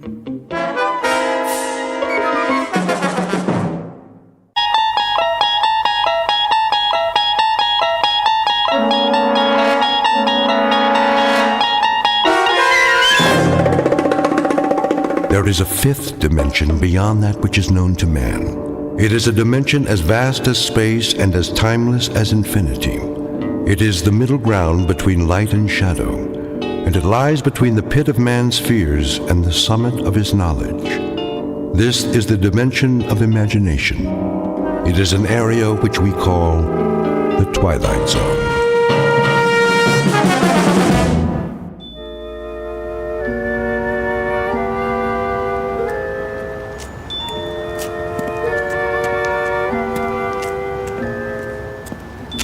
Be the place. Okay, Rocky, quit stalling and do it. Yes. Hiya. Sorry, we're closed. Is this the Southside Loan Company? I said we're closed. Well, it don't look like it. Well, I was about to turn the sign around. This'll just take a minute. Come back tomorrow. Well, see, that's just it. I can't come back tomorrow. 9 to 6, Monday through Saturday. Say, you got a nice shop here. A little bit of everything, huh? Bring in the merchandise. No radios, typewriters, or fishing poles. I pay top dollar. You do, huh? I have to lock up now. Bet you got a lot of rings, jewelry, watches, stuff like that. All in the safe. Bye now. The safe, huh? What about this vase? Worth plenty, I bet. I told you, I'm closed for the night. What do you want anyway? Just this. Oh! Don't worry about it. I'll close up for you. Now just point me at the safe and I'm out of here. Probably in the back room. Didn't even lock it yet. What a loser. Now you're talking.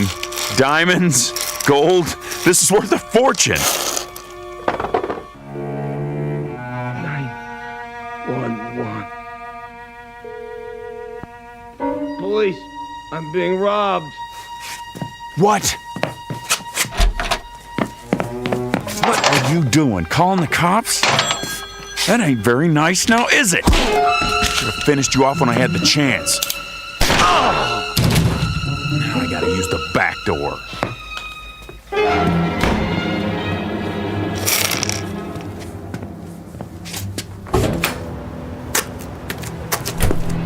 Hold it right there. Put your gun down and throw your hands over your head. Not this time, Screw. I ain't going back in the joint. Stop! Stop or I'll shoot! Missed me! Eat lead, copper! The alley's a dead end. You ain't going anywhere. We'll see about that. Oh!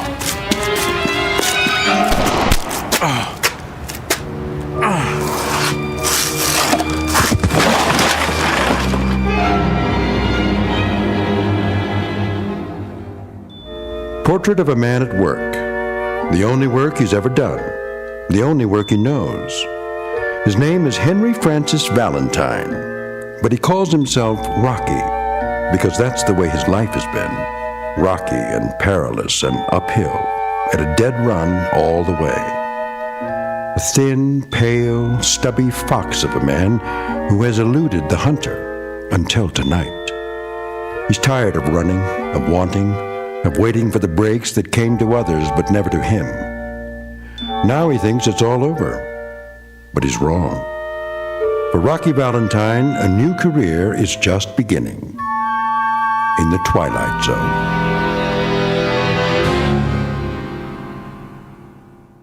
And now, The Twilight Zone and our story, A Nice Place to Visit, starring Hal Sparks with Stacy Keach as your narrator. Mr. Valentine? What? Mr. Valentine. Who are you? I'm known as Mr. Pip. Can I help you?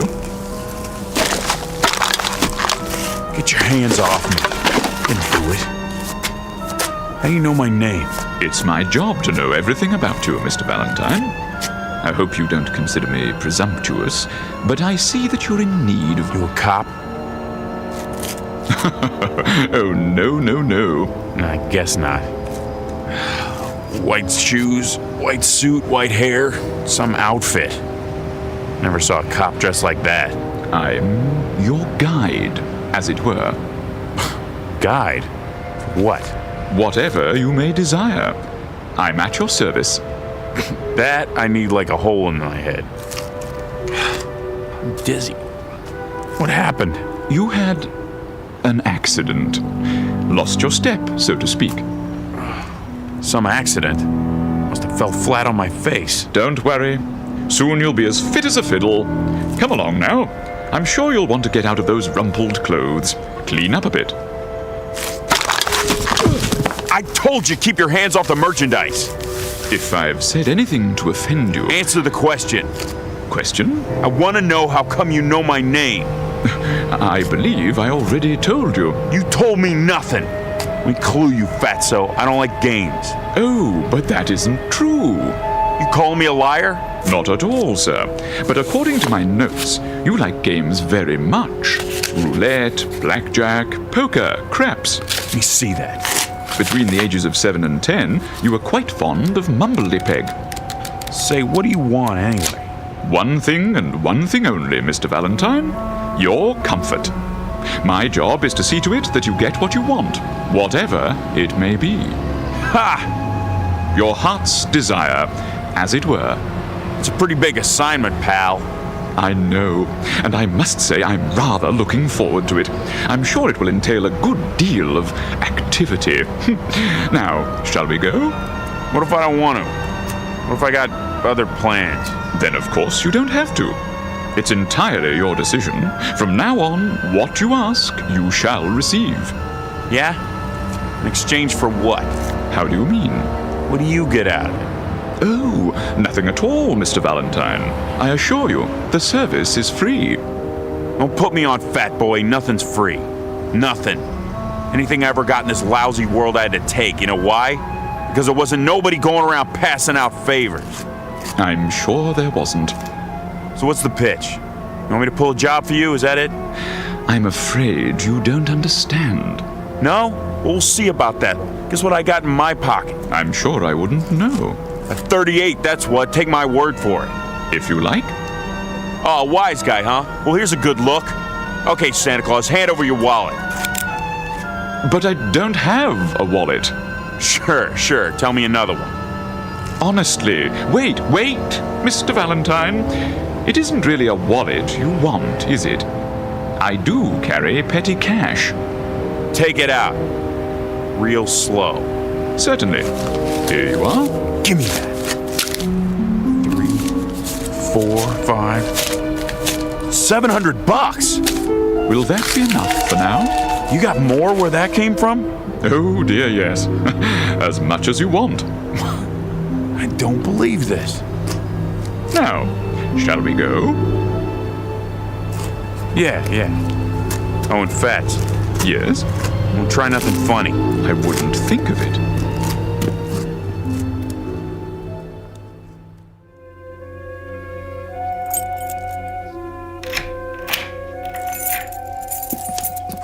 Here we are. The penthouse. Hey now. You like it? Sure I do. Oh, I'm relieved.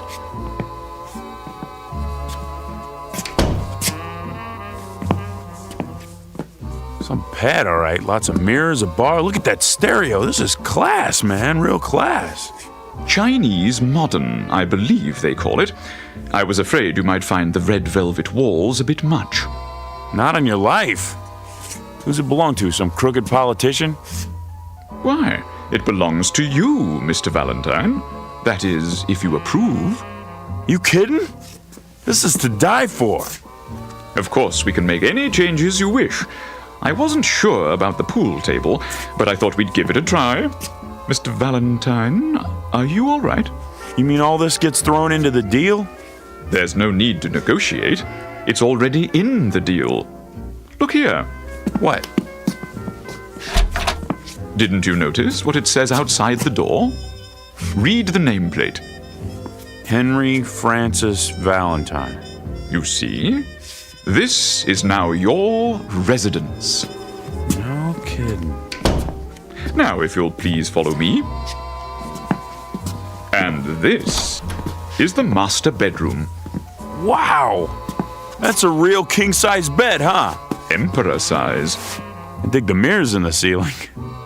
Bathroom in there. Now then, I'm sure you'd like a change of clothes, freshen up a bit?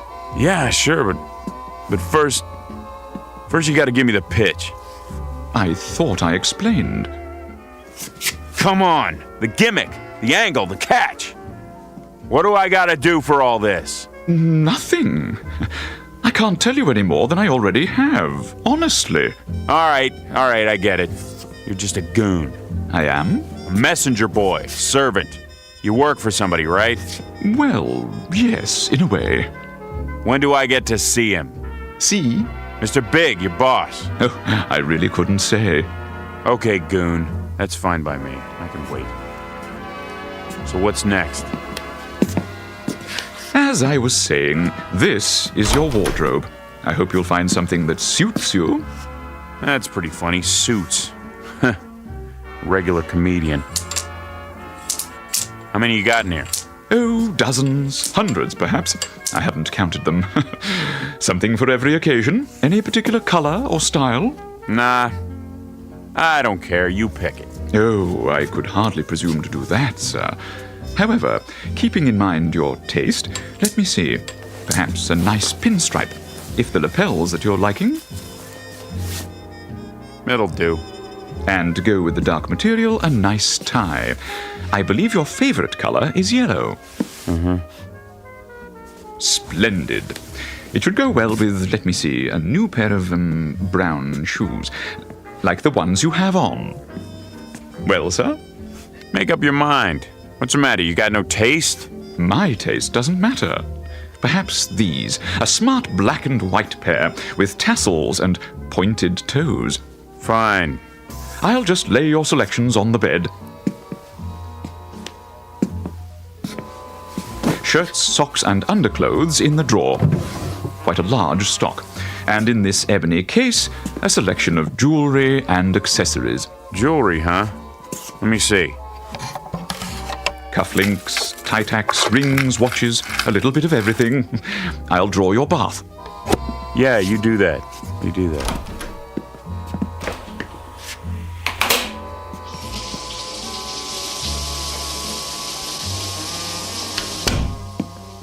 All ready, Mr. Valentine. I've adjusted the water to medium hot. Hey, between you and me, Fats, who do they want me to bump off, huh? Must be somebody important, you know? A real VIP. Oh, no, sir. As I've already explained. I know it's free because I'm such a good guy. I'll leave the room while you bathe. Sit right there and wait. Yes, sir. I'll be out in a couple of minutes. Take your time. Please. Hey, Fats? Yes, sir? Don't try anything while I'm in here. I got my gun with me. One wrong move and you're Swiss cheese, you understand? Perfectly. When I tell you, pass in my new clothes one at a time. Absolutely. And no funny business.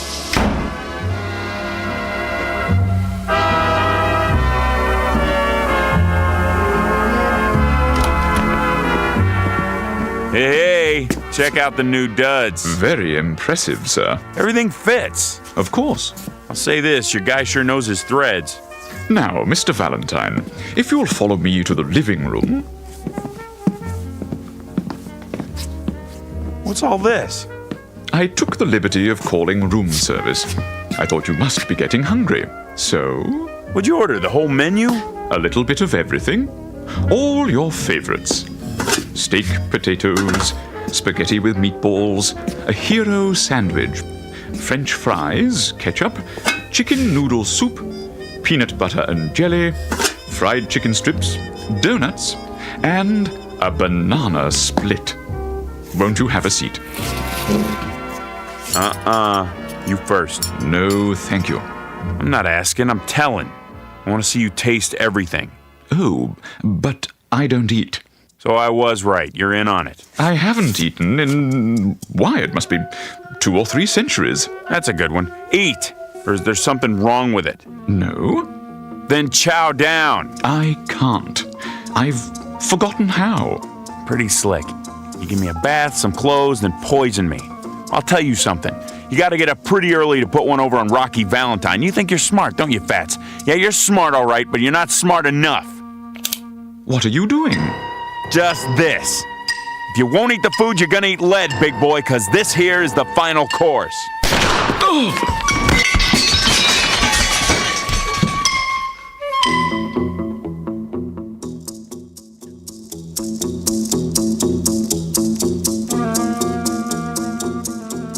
You have me at a disadvantage, sir. I didn't expect the bullets to have such impact. I'll clean up the broken dishes. You got a bulletproof vest under that white suit, huh? Pretty slick. Okay, let's see how your head holds up right between the eyes. Mr. Valentine, please. Huh? I couldn't have missed, not at this range. That's just it. You didn't miss. Maybe there's something wrong with the bullets. Try that mirror over there. What in the... Mr. Valentine, perhaps you'd like a drink. Yeah, good idea. Where's the scotch? Here. Hold on. Where'd this whiskey come from? It wasn't here a minute ago. I know. I provided it in case. What do you mean you provided it? What are you, a magician? What's going on? This ain't no regular apartment. Where am I? You might want to sit down. Yeah. Okay. Mr. Valentine, do you remember when we met earlier this evening? I told you I was, in a sense, your guide.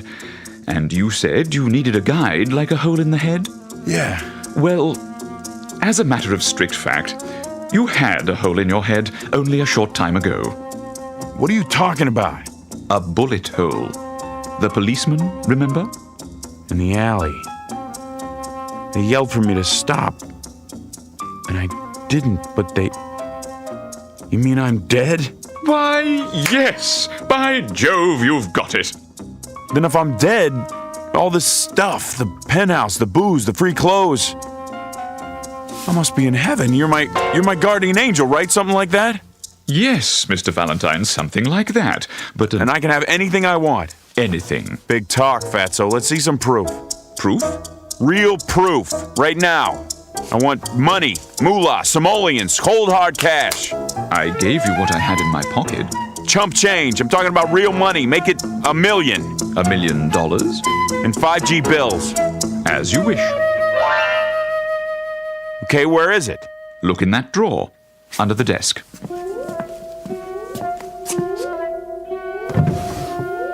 You're putting me on $1 million. But what am I supposed to do with it? I don't want to spend it all by my lonesome. No? That's no fun. I need a chick. I take it you're using a slang term. A broad, a dame, make sure she's stacked. Curves all over the place, you dig? I'm not sure. Let me spell it out for you. Beautiful. Oh, now I understand. So, when does she get here? Hi. Hi. Who are you? I mean... My name's Lita. What's yours? You did good, Fats. Real good. Thank you, sir. Do you mind if I dance? Go right ahead. When I hear music like this, I don't know. I get this feeling and I have to move my body. Me too. May I have this dance? I bet you'd never ask. Hiya, doll. Hi, yourself. Call me Rocky. Now I know I'm in heaven. Will there be anything else? Not right now, Jeeves. Very good, sir. But hang around. I might need you later in case I want more. Of course, Mr. Valentine.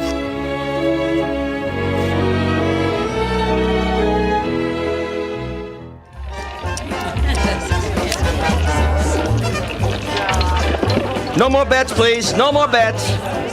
Hurry up, Rocky. Yeah, what are you gonna do? Are you all finished? Not on your life, sweetheart. How about 33 red? 33 red! Hey, the gentleman in the pinstripe suit. Rocky, you're the man. The best. How about that? I win again. Hey, Fats! Something I can do for you? No, something I can do for you. Put your money on the table right there. 14 black. Rocky's hot tonight. Am I right, dolls? You sure are. He is. He's a winner. I'm afraid I don't have any money. You don't? Well, what do they pay you in? Halos or something? Place your bets, ladies and gentlemen. Combinations, odd and even. Okay, let's go. No more bets. Come on. 14 black. 14 black. That makes what? 80 grand. Closer to 100. In an hour. How about that, Fats? Is Rocky hot or is he hot? He is most definitely hot. Hey, Lita. What, Rocky? Open your purse. Go cash these in for me, okay, babe? Sure. Hold on. Yeah? 100 G's, sweetheart.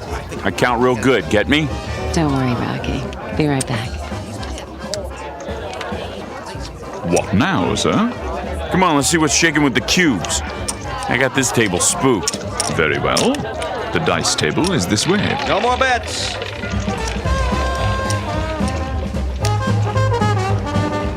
Oh, there's a slot machine. You want to play, doll? Can I? Sure. Here's a silver dollar. Wait a minute. I'll put it in for you. I got the magic.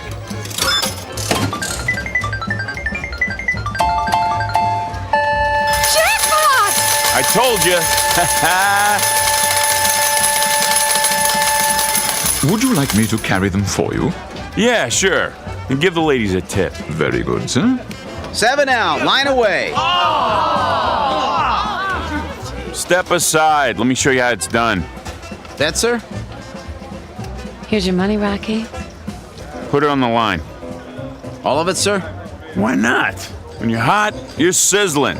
Money talks. Get your bets down. Hard ways, horn bets, any craps. Breathe on him for me, doll. Sure, Rocky. New shooter coming out.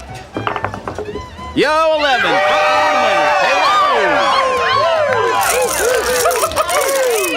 Here you go, doll. Go get yourself a new dress or something. Something skimpy. Gee, thanks, Rocky. How much loot we got? Approximately 200,000. Bet, sir? Let me see. Give me a proposition. How much for another 11? 16 to 1. Put everything on 11. Maybe you should hold some back, Rocky. Don't make me laugh. I'm gonna buy and sell this joint. Same dice. Yes, sir. Guess them for me. If you say so. Same good shooter coming out. Looking for a point. Yo, 11. Winner. Frontline winner. I'll have to get you a briefcase for your winnings, sir. You do that, Fats. Get 2. Get a whole bunch of them. I ain't stopping now, not the way my luck is running. Never had a night like this. Place your bets. Okay, buddy, let's do it again. Same bit, same bet. Hey, I'm dry as a bone. Anybody get me a drink or what? I'll get it for you, Rocky. Me! Pressing 11, all bets down. Come on now. Like the song says, luck be a lady.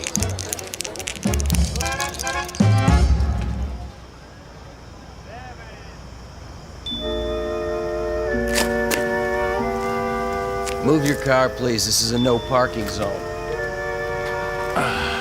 Whew. Making money really takes it out of you. Where's the loot? I have 2 briefcases, sir, and the ladies each have 1. Good, my arm's sore. They're heavy. I don't mind. Where are we going now? Get your car, sir? Yeah, big convertible, pink and white. And be careful with it, you hear me? Yes, sir. Loading and unloading only. No parking. Huh. Something bothering you, Mr. Valentine? Yeah, him. The policeman? He's only doing his job, maintaining order. Lousy screws. Think they're the king of the hill just because they got a badge and a few lousy inches? How do you mean? Every cop I ever see is about 6.5 feet tall. Look at him. Lording it over everybody. Oh dear, that was indiscreet of me. I should have realized. Not your fault. Oh, but it is. I'll fix it for you. Officer? Yeah. Come over here for a moment.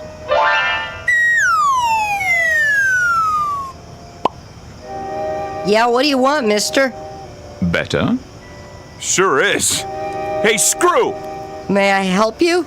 Your hat's on, crooked trooper. Now get out of my sight, your mother's calling you. Here's a kick in the pants to get you moving. I'm going. Look at him running on those little legs. I sure showed him, didn't I?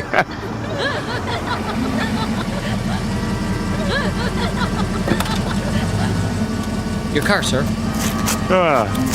Okay, kid. Here, you keep the change. Oh, it's $100 bill. Knock yourself out. Come on, let's blow this joint. I'll drive if you like, sir. I like. Okay, Fats, put the pedal to the metal. Whatever you wish, Mr. Valentine. You broads in the back seat, hang on. Should we fasten our seatbelts? Maybe we better. It wrinkles my dress. Hey, what do you say we open her up and see what this baby will really do? Very well. We're gonna crash. Not on your life. I got all the luck tonight. Punch it, Pip. Man, this is really living, huh? In a manner of speaking, Mr. Valentine. In a manner of speaking.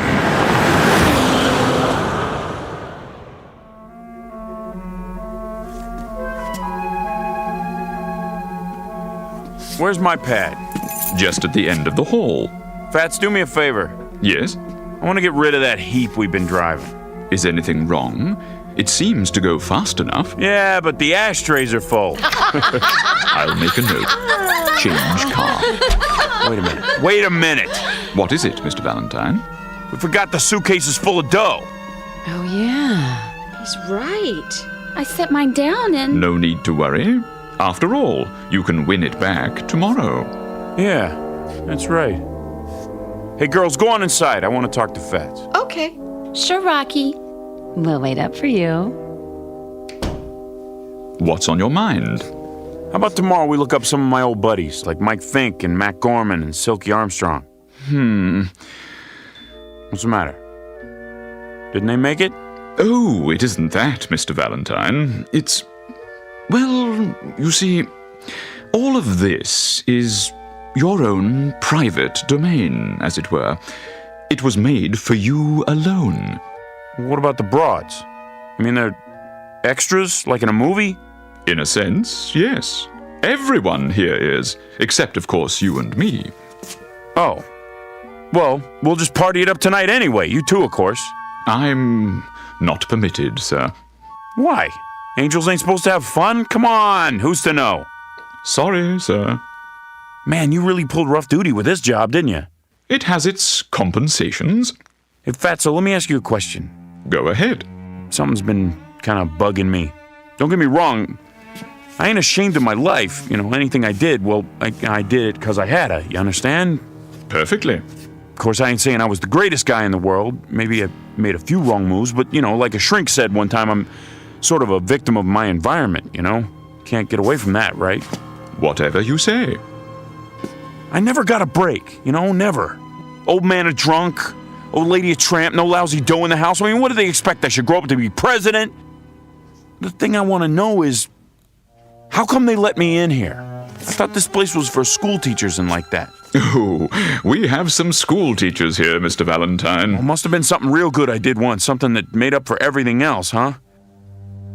Yeah, maybe that's it, but what was it? What'd I ever do that was good? So, how do I find out? We have a hall of records. It isn't far. Perhaps you would like me to take you there. They open now? They're always open. Let's go. Wait, what about the dolls? Don't worry, sir. Something tells me they'll fend for themselves till you get back. Right this way. I'll ring for the elevator. Will you look at this? The files are over here, sir. It's the biggest room I've ever been in. You can't even see the ceiling. Strictly speaking, there isn't one. Valentine. The V's should be in one of these cabinets. How'd they get all the fog on the floor, like some kind of movie? I'm afraid the movies are only a pale imitation. Here, this should be the one. V. Ah, here it is. Henry Francis Valentine. That's me. Born Brooklyn, New York, cried a lot as a baby. I did? At age 6, tortured small dog. Well, why not? It bit me. At age 7, began stealing toys from dime store. Age 8, organized street gang known as the Angels. How about that? Great bunch of kids. That's what we called ourselves, the Angels. Can you believe it? Age 9, broke into bicycle store. Age 10, beat up smaller child, hospitalized with injuries. Hey, what is this anyway? Your permanent record, sir. But it goes on for pages and pages. Nothing but all the bad things I ever did. It's thick as a book. I don't get it. Get what? You don't think there was a mistake, do you? Not likely. Then don't figure. Where's the good stuff? I wouldn't worry, sir. I'm sure the record is quite complete. Well, hey, if it don't bother him, then I guess I ain't gonna let it bother me, you know what I mean? I believe I do. Seen enough? Yeah, plenty.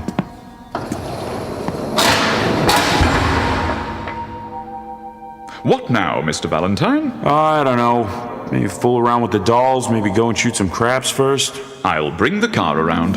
Nah, I can catch a cab. I got some thinking to do anyway. Very good. If you need me, just pick up any phone. Dial 1-800-PIP. Sure thing. I'll see you, Fats.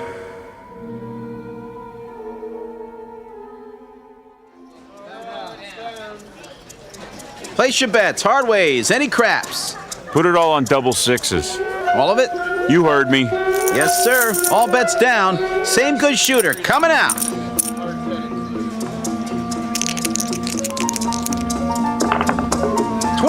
Midnight, winner 12. Say, you want to stay up all night? What? Double sixes, midnight. Let it ride, sir? No, forget it. Your chips. Yeah, sure.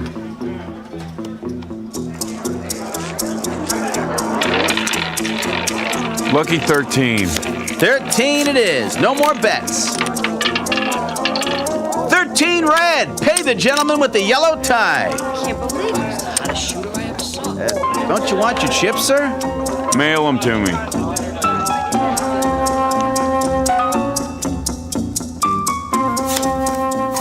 Okay, pick up your hand. That's it. How many cards you want?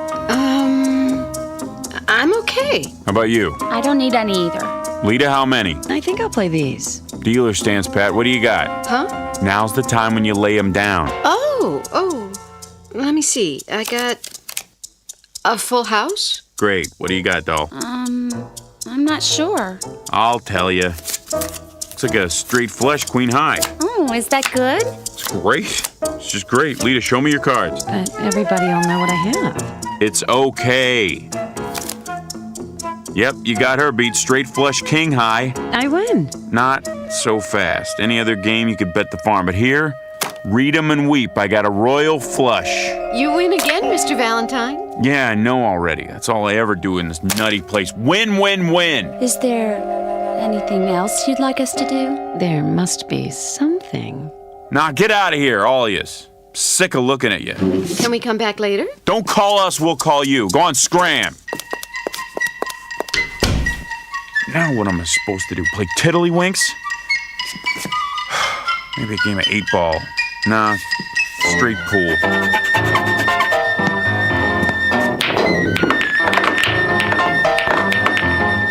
What's the good of that? One shot and I run the whole table. Where's the phone? 1-800-PIP. Yes, Mr. Valentine.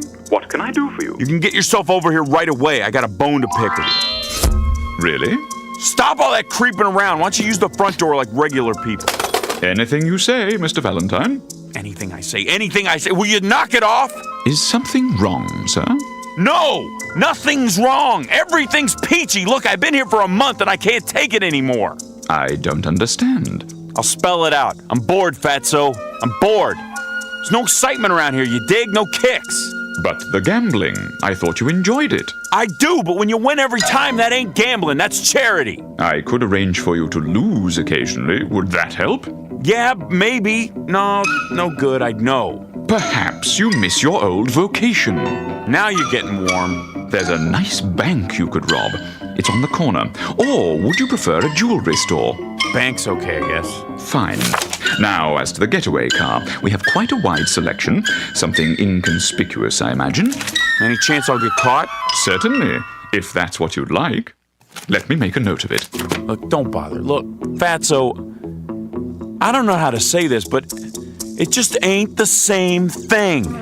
What's the kick in knocking off a bank if everybody's in on it, huh? Even the dames. I never thought I'd get bored with beautiful dames, but... See, I wouldn't expect an angel to understand this. Scoring with the chick doesn't mean anything if she's set up in advance. I mean, everything's great, really great. It's just the way I always imagined it. But, see, I tell you, Fats, I don't think I fit in here. Oh, nonsense. Of course you do. No, I'm serious. Somebody must have goofed. Look, I'm gonna go nuts if I have to stay here another day. I just don't belong in heaven. I want to go to the other place. Heaven? Whatever gave you the idea you were in heaven? Mr. Valentine, this is the other place.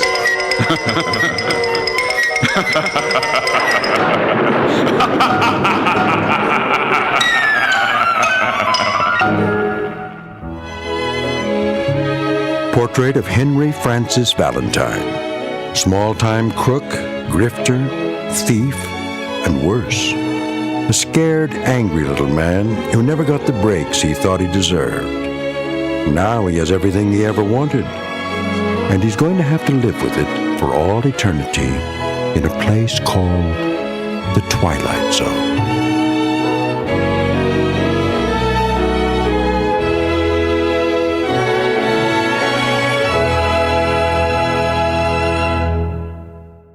More from the Twilight Zone after this. Hi, this is Carl Amari, producer of the Twilight Zone radio dramas, and I'd like to take a moment to thank you for tuning into our show. We've been producing these radio versions of the classic Twilight Zone TV series since 2002, and if you're a regular listener, you know that our radio versions are based on the original TV shows we've all come to know and love. But I'm excited to announce that very soon you'll start to hear brand new stories that are not based on the original TV shows. We're commissioning writers to produce fresh, new story ideas that will star many of your favorite Hollywood stars, so be sure to stay tuned for them.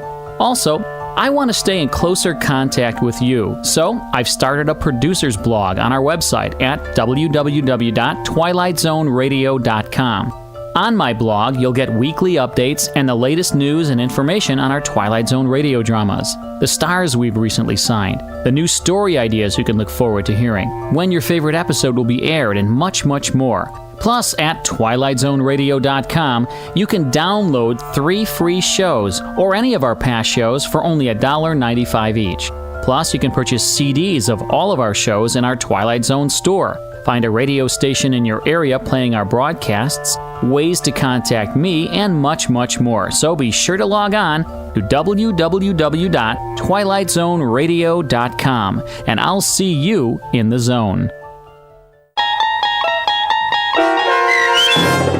A Nice Place to Visit, starring Hal Sparks with Stacy Keach as your narrator, was adapted for radio by Dennis Etchison and written for the Twilight Zone by Charles Beaumont. Heard in the cast were Nick Sandys, Doug James, Laura Russell, Fernette Lebo, Amber Lake, Jeff Lupetin, Vince Amari, Kurt Nabig, Rosalind Alexander, and Carl Amari. To learn more about the Twilight Zone radio dramas and to obtain audio cassettes and CDs of these programs, visit our website at twilightzoneradio.com. The producers of the Twilight Zone wish to thank CBS Enterprises, Carol Serling, Dennis Etchison, Dick Brescia Associates, Claire Simon Casting, Terry Jennings, XM Satellite Radio, Sirius Satellite Radio, our sponsors, and our radio affiliates for helping make this series possible. This copyrighted radio series is produced and directed by Carl Amari and Jason Mallow for Falcon Picture Group. Doug James speaking.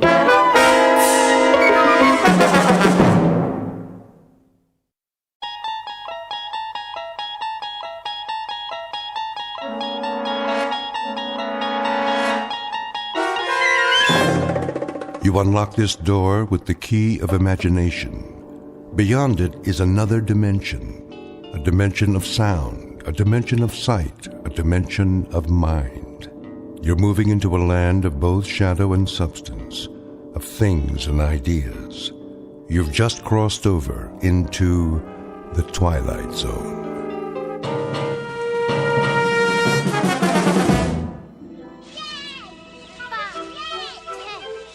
Come on, let's hide. Hurry. 25, 30. O-U-T spells out. Here I come, ready or not.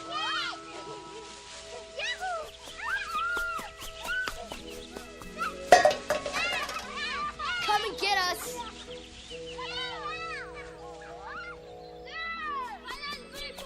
Over here. Look out, look out.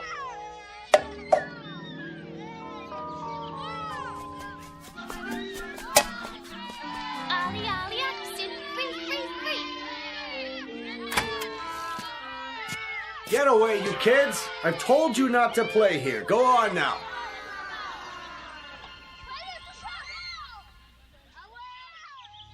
It's so noisy. They're gone now. Come along, Mrs. Knaus.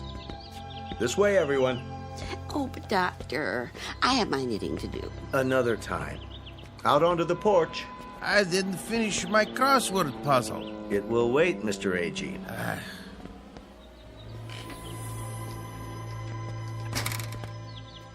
Now then, isn't this a beautiful day? I don't know why we have to go. It isn't good to spend all your time inside. Everybody needs the sun once in a while. Even you, Mrs. Summers. I've had my share of the sun. Now I need my rest. We all do at our age. Where's Mr. Conroy? He's not feeling so well this morning. Well, I'm not either. What about Mr. Whitley? Why does he get to stay in? He's waiting for an important call. Watch your step. Nurse will bring the picnic baskets. Well, some of us may not want a picnic. A picnic, is it? On the grass? All those ants.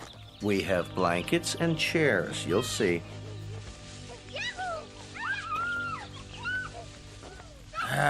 Darn those kids anyway.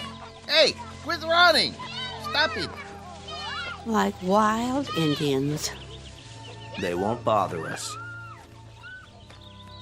This way, there's a nice place under the trees.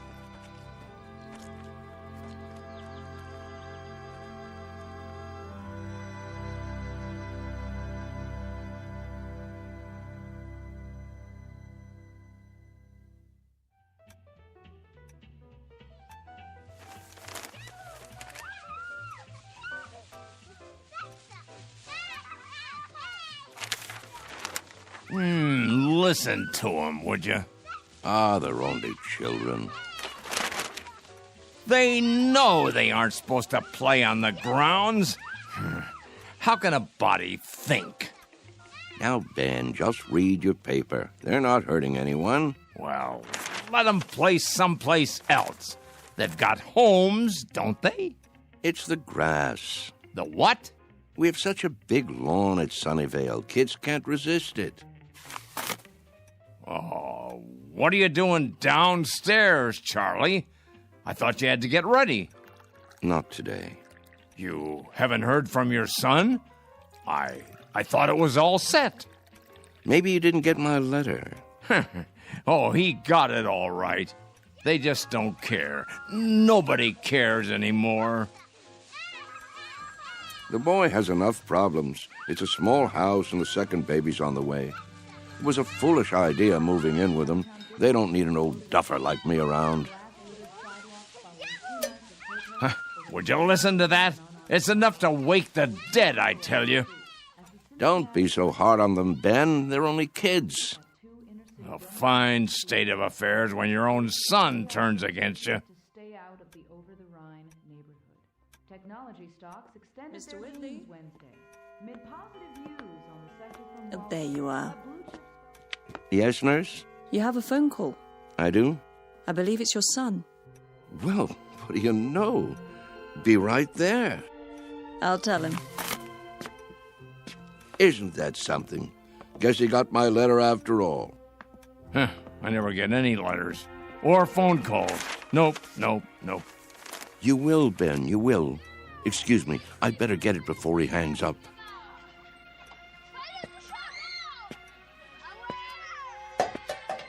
What are they doing out there? Don't be a grouch. It's Saturday. Perfect for kick the can. Perfect for what? We used to play it all the time, remember? No, I don't remember anything of that kind.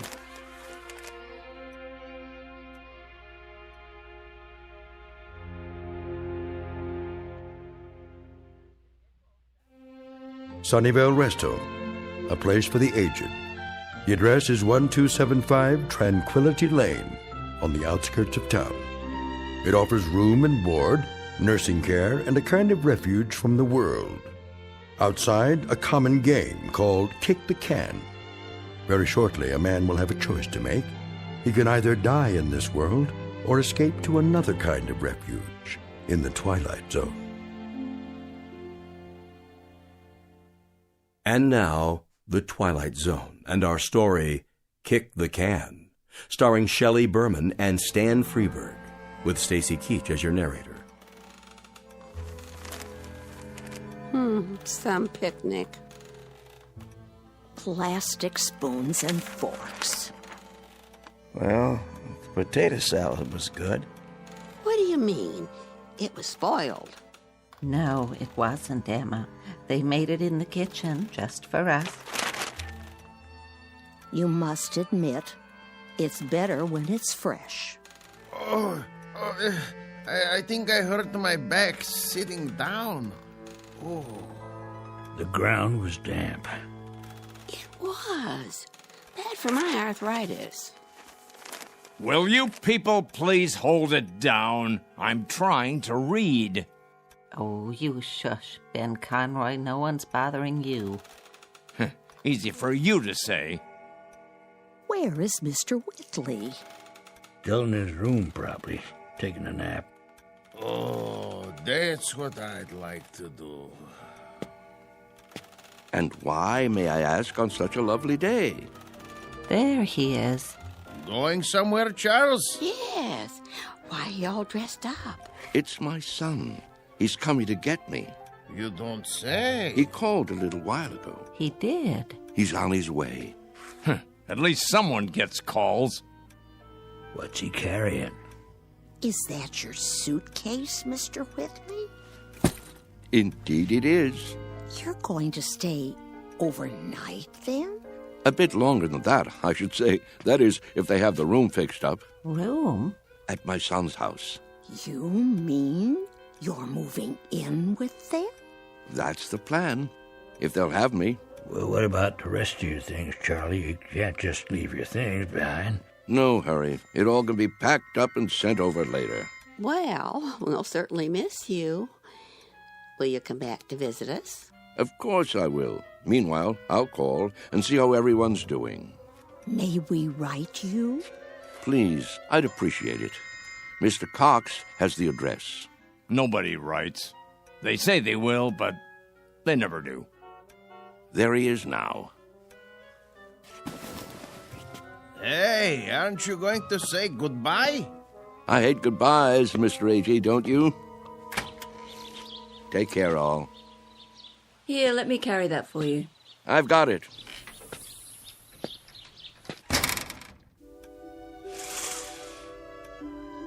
Who's that behind the wheel? His son, David, don't you remember?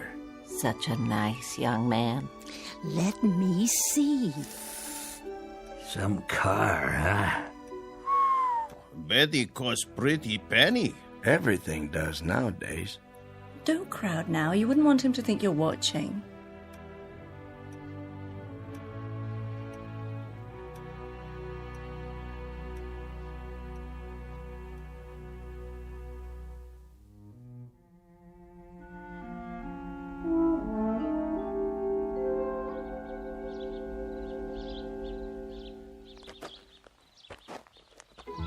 Hi, Dad. David, you're looking well, son. What's the suitcase for? Oh, just a few things for now. I don't understand. Wouldn't want to push you out of the house and home. What? Of course, I don't have that much anymore, but I suppose it could go into storage. Whoa. I think there's been a misunderstanding. There has? Get in. We need to talk. If it isn't convenient today, we can make it another time.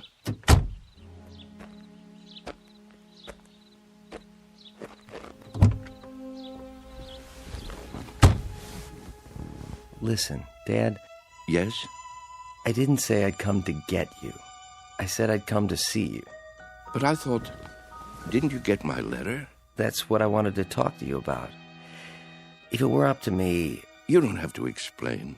Well, Debbie's turning the extra room into a nursery. Right now it's being painted and... I understand. I don't think you do. Let's drive a bit. Your friends are watching us. It's all right, really. Let's go into town. I'll buy you lunch. That's not necessary. Please, Dad. I want to. This wasn't a good idea. If you'll let me explain. Pull over here, please. I can walk back. But, Dad... The exercise will be good for me. If you'll just listen... We'll have lunch another Saturday, son. Call first, though. I'm really quite busy these days. You're taking this all wrong. Give my love to Debbie, will you?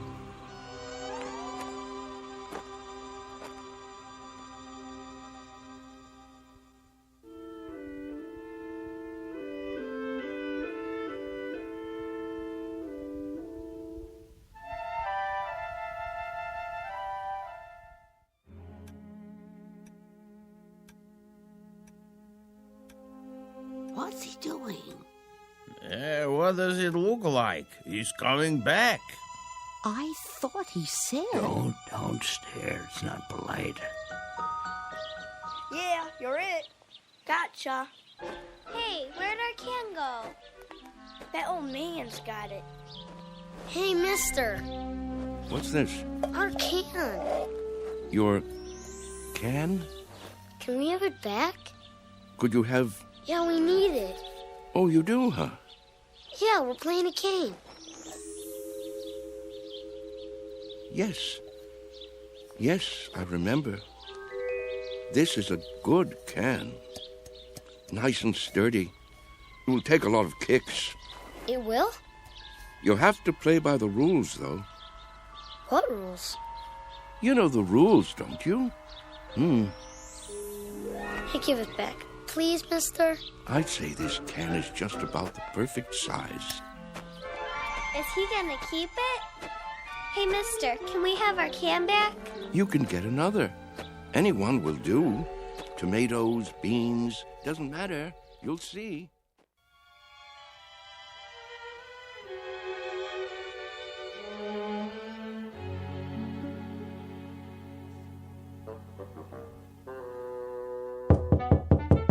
Charlie?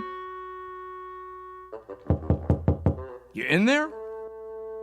It's going to be a beautiful sunny day today. And Yes? expect much more of the same over the next couple of Just days. wondered You might what wanna do happened some to of you. those outdoor Not a activities. thing, Ben, not a thing. Las Vegas, 68. Los Angeles. Thought I'd lie down for a minute. Come on in if you'd like. Sorry about that son of yours. Are you? I'm not. This is a good enough place for me. I don't know what I was thinking.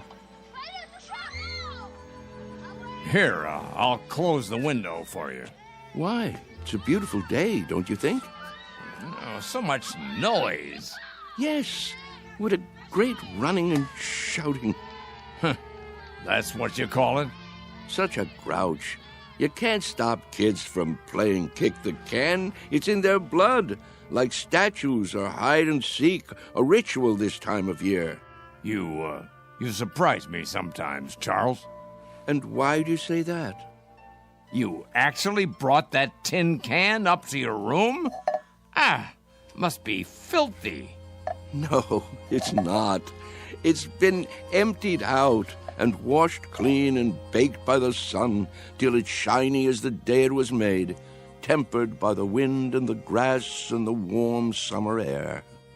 Sure you're feeling all right? Admit it, Ben. Admit what? Don't you ever think about it? You must. I don't know what you're talking about. All kids play those games the same as we did, and the moment they stop, they begin to grow old. Oh, come on. It's almost as though playing kick the can keeps them young. So that's what this is for. Magic. I'm not sure. Charlie, I'm worried about you. You're not yourself. Aren't I? You don't believe in magic anymore, do you, Ben?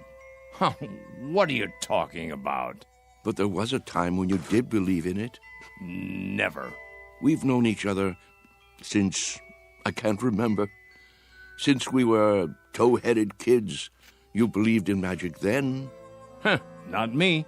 Yes, you did. When we walked on different sides of the street lamp, you'd say bread and butter. When your baby teeth came out, you put them under your pillow for the tooth fairy. And when you went down the sidewalk, you were careful because you knew that if you stepped on a crack, you'd break your mother's back. Oh, you believed in magic all right. What is wrong with you, Charles? Would you like me to get the nurse? What happened, Ben? Where did the robbery take place? Robbery? A thief stole everything away when we weren't looking. Who was it, Ben? Was it time or something else? We grew up, that's all. Everybody gets older. Do they? Think, Ben. How can we be sure? Maybe there are people who stay young, only we don't know it. Maybe they have a secret that they keep from the rest of us. Now, Charles. Is there something kids know that they forget? That they want to forget? They say, when I get big, I'll be a fireman or a detective or an explorer. They wish so hard to get older that it finally happens. They get taller and stiffer and forget the magic that made it all possible. There is something wrong with you. I've never heard you talk this way before. Maybe the fountain of youth isn't a fountain at all. Maybe it's a way of looking at things, a way of thinking. Charles? Yes? Stop it. Stop what? You're an old man. Don't you understand? Your youth has been gone for 60 years. Well, what I mean is, you lived a full life, Charles. Don't go sloppy now. Don't spoil it by acting like a nut. But it's all so clear. It makes sense. It isn't too late to play kick the can. That's the secret. Can't you see, Ben? Can't you? I see a plain old tin can with dents in it. That's all. Then look again. This can is special. I'm absolutely sure of it.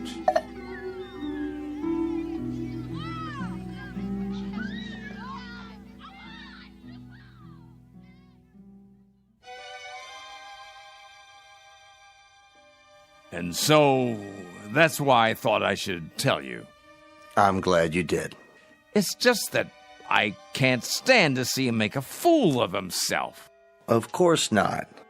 And if there is something wrong with him, something in the head, then you can get him the right medication.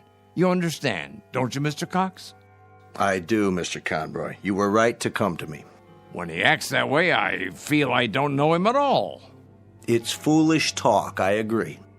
So what are you going to do? Nothing. Beg pardon? At least not for the time being. If I got excited every time someone indulged in foolish talk around here, I'd be upset every minute of the day. Let him go on about kick the can if he wants. He isn't doing any harm. But I'm worried, I tell you. It isn't like him. He's getting on in years. It's common for folks of a certain age to behave like children once in a while. Oh, nonsense. He's no older than I am. In some ways, maybe, but in other ways, when some people get old, truly old, in their minds, they may act strangely, out of character. Take Mr. Agee, for instance. He's as sane as they come, but do you remember that ruckus out on the porch the other day? Somehow he got hold of some firecrackers. The nurse found him trying to set one off. It must have been those kids. Well, wherever he got them, he could have hurt himself, and that's something that concerns me. Charles hasn't done anything like that. I just don't want to hear him talking crazy. Oh, it isn't necessarily crazy. Huh? You haven't heard him. Look at it this way. As far as he's concerned, all his best years are behind him. He can't even look forward to spending time with his son and daughter-in-law. A fine thing. So, that being the case, he'd rather return to an earlier time, one he recalls with pleasure. It only makes sense from his point of view, so he uses a time machine to accomplish it. A what? It's called memory. Is that so crazy, Mr. Conroy? Everybody does it, even you. But he actually believes he can be young again by playing kids' games. Not really. He's exploring, that's all. He'd like to believe that kick the can is a magic button he can push to make himself young. But deep down inside, he knows it won't work. Instead of the disappointment of failure, he'll never risk pushing that button to find out. Stop worrying. Your friend is fine. Are you certain? I'm certain. Until he does something to endanger his health or the health of others, there's no reason to interfere. Thanks for stopping by my office, though. Look at the time. You wouldn't want to miss dinner. Well, in that case, I suppose... It still troubles you, doesn't it? What would you have me do? Maybe if you talk to him. It would be a waste of time. But you have a point. Perhaps I'm reluctant to face the facts myself. Every time one of our people goes senile, I get a little cold inside. When I took this assignment, I was 32. Now I'm 43. Everyone grows old, Mr. Conroy. Everyone.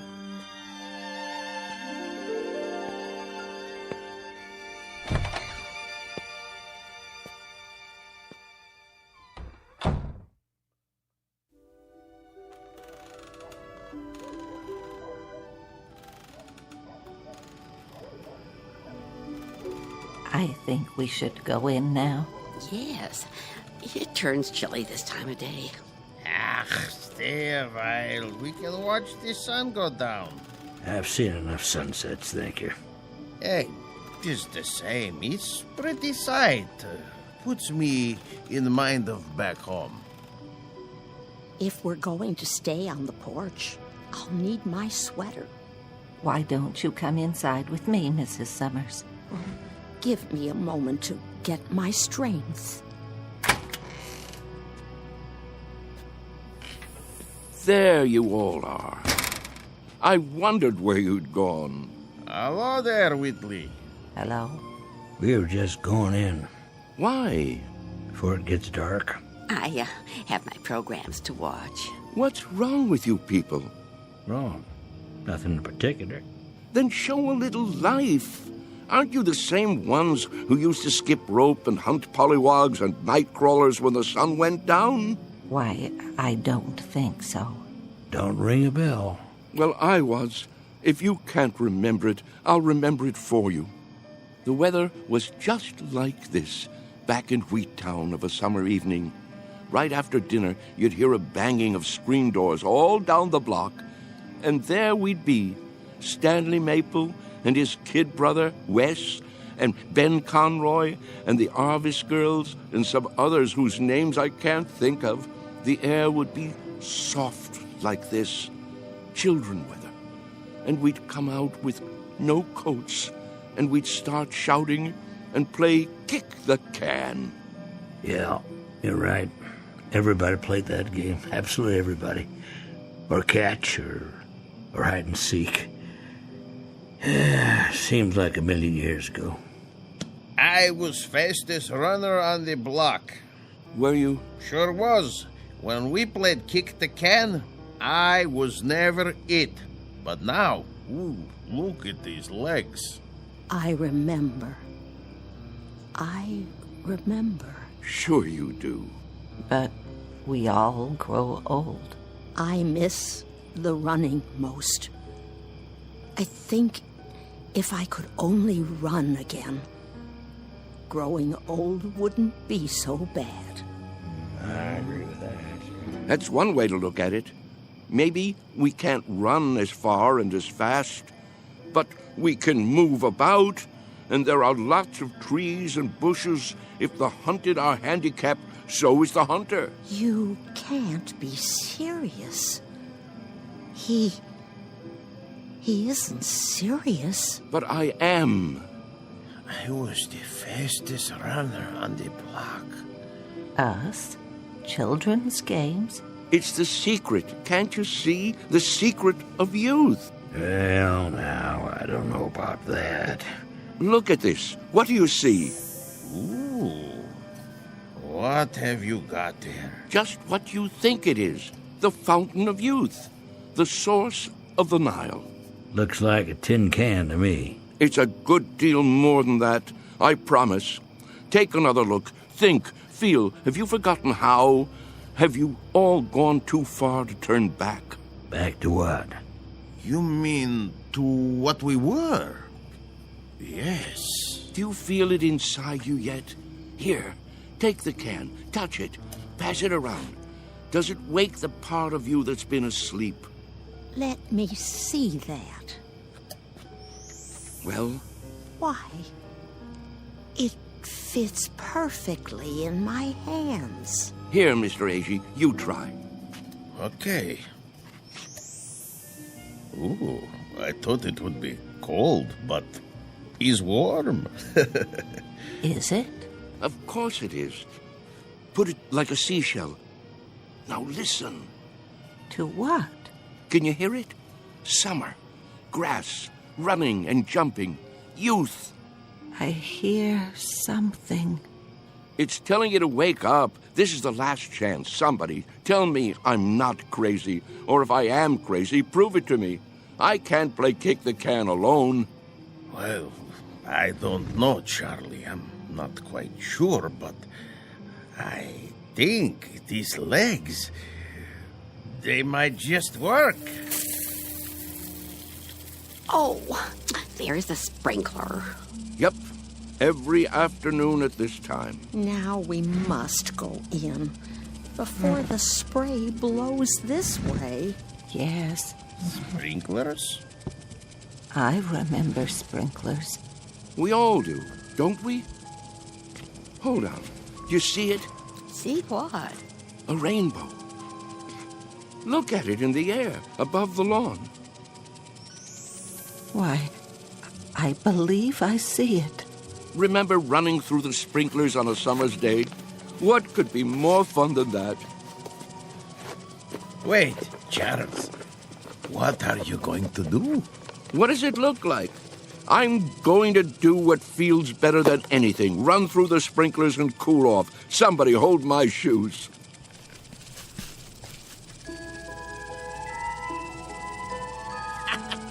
Well, look at him, will you? This way, everybody. It feels great. Mr. Whitley. Charlie, what are you doing? Come on in. The weather's fine. Nurse! Nurse! Yes? Help me get him inside. Yes, Doctor. Don't worry about me. I'm having a great time. That's enough. He's soaked. Get him some dry clothing and put him to bed before he comes down with pneumonia. Right away. Ah, you're spoiled sports. That's what you are. I don't need any help. Don't be difficult, Mr. Whitley. Just come along. I'll get you a towel. What are you doing, Ben? Did you call them? It's for your own good, Charlie. You'll only hurt yourself. I thought we were friends. We are. That's why. This way. I'll bring your shoes later. All right, everybody. The party's over. But he wasn't hurting anyone, was he? You see, he's been talking to them. Pretty soon he'll have them believing it. I was afraid of something like this. Yeah, it's like he's gone crazy after all. I'll have him moved to the observation room in the morning. But, Doctor, to be all alone, that'll kill him. If I don't, he'll end up killing himself.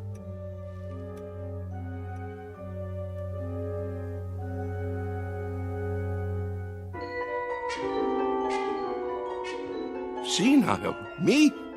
Mr. Whitley, please try to understand. You want to put me in a special room? Alone? You don't leave me much choice. Why? What rules have I broken? There have been complaints. Oh, there have. Who from, may I ask? That's not the point. Go on, tell me. I want to know. Who thinks I'm breaking the rules?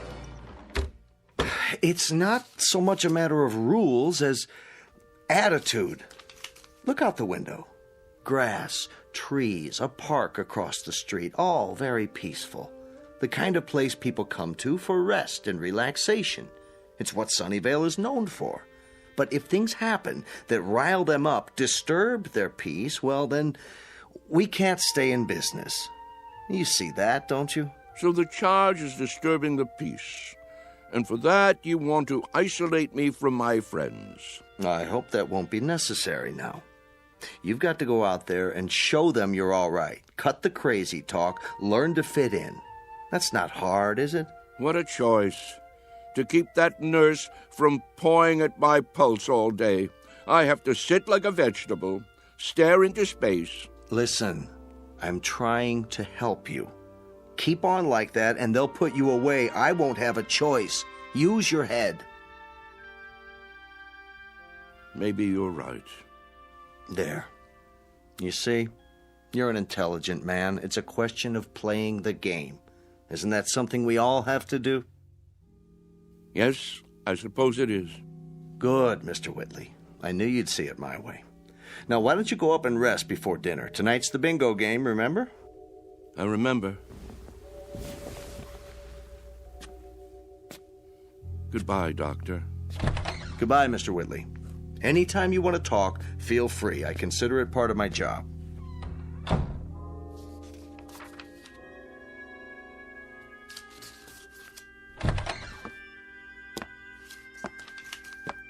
I made him change into fresh clothes. So I see. Thank you. Is he going to be all right? I think so. It must be quite a transition. Remind me of that when it's time, will you, nurse? Time for what? To pack it all in. Personally, I think I'd rather go back to the town where I grew up, instead of rooming with a house full of strangers.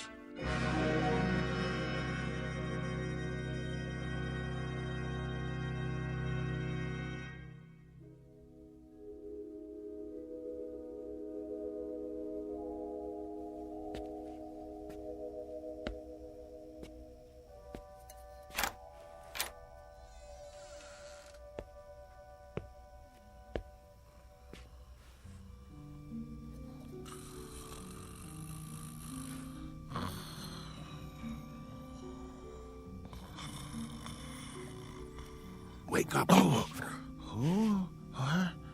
Come. Charles, what is it? Shh. Quietly. Come where? We're going to play a game. What do you have there? What does it look like? An empty tin can. We're going to play kick the can now?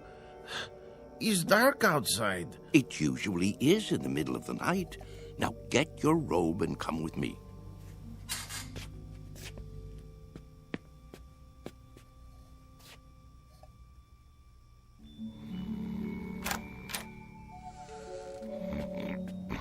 Mr. Freitag. It's us. What? What? It's time. We're all gathering downstairs. Why? Something important. It's a secret. What would Mr. Cox say? He'd say it was dangerous and foolish. He'd say it was crazy, and maybe it is. Maybe it's necessary to be a little crazy for magic to work. He'd say we'd be acting like children. But isn't that the idea? Only children can play kick the can. Now get the others. Freitag, wake Mrs. Summers. A.G., you get Mrs. Wister and Mrs. Knaus. Let me see, who else? There's Mr. Carlson. Everyone? Everyone. Well, what if they won't come? They've got to. Don't take no for an answer. Hurry. I heard people walking around. Whoa, what's going on here? Mr. Whitley has an idea. Would you like to come too? Hello, Ben. Charles? What are you doing? Go on. Do as I said. Yeah. Right away. I'll see you downstairs.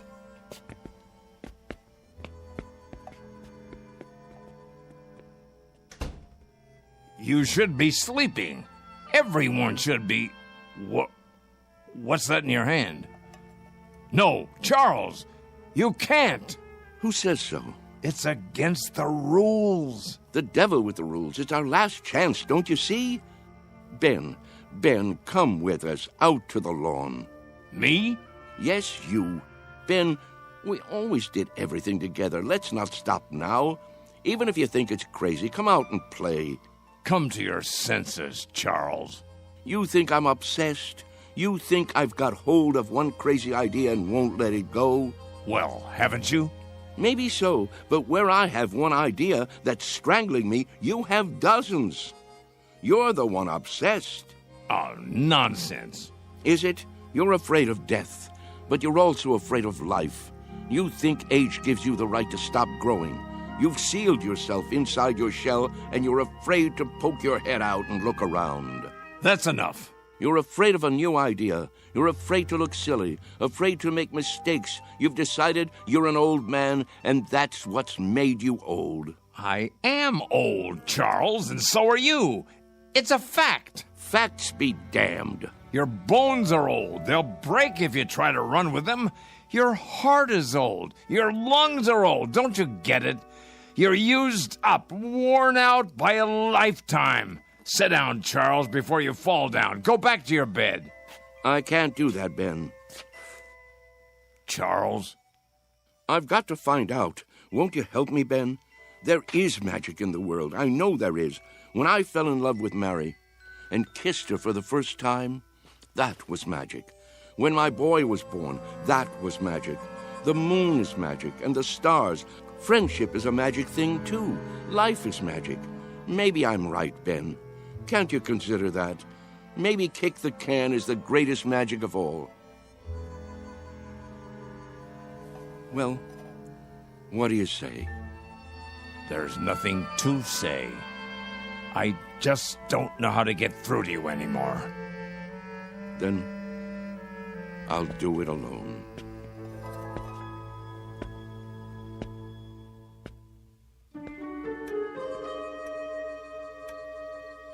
What are we doing here?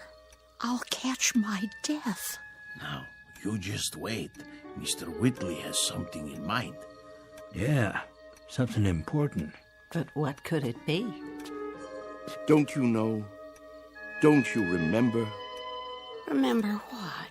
How it used to be. How we used to sneak out of the house after dark when the grown-ups weren't looking and the weather was like this. Don't you remember how we used to play kick the can? Everybody played in my neighborhood. A long time ago. A long, long time. Funny. It doesn't seem that long ago to me. I remember. Yes, I think I do too. But we've all grown so old. Are you sure? If these legs would carry me. How do you know they won't until you try? You can't be serious. He isn't serious. But I am. You mean us? Children's games? What about the nurse? She's asleep. If we keep our voices down and open the door carefully, she won't hear us. Go outside? Why not? Are you chicken? Show them the can.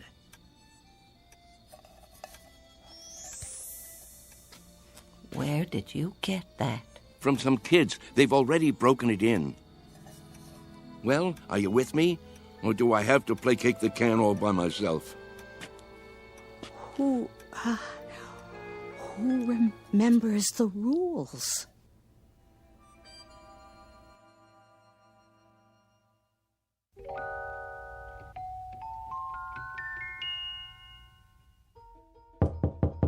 Mr. Cox. Hold your horses, I'm coming. What is it?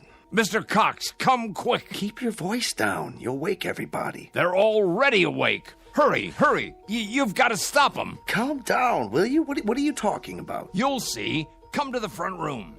Easy, Mr. Conroy. Now, what is it exactly that I'm supposed to see? There's no time to lose.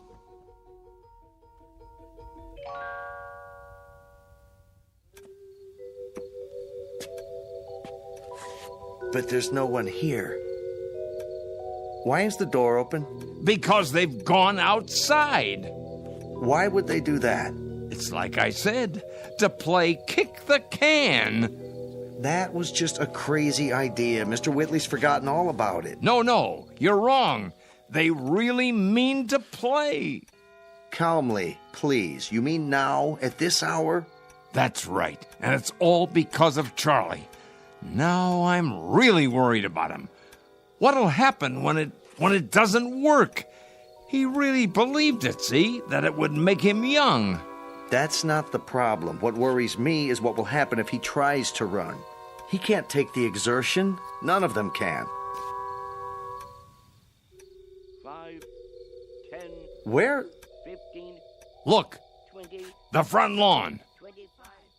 30, 35, 40, 45, 50. Come on, I know. Ready or not, here I come. Come on, everybody, let's hide.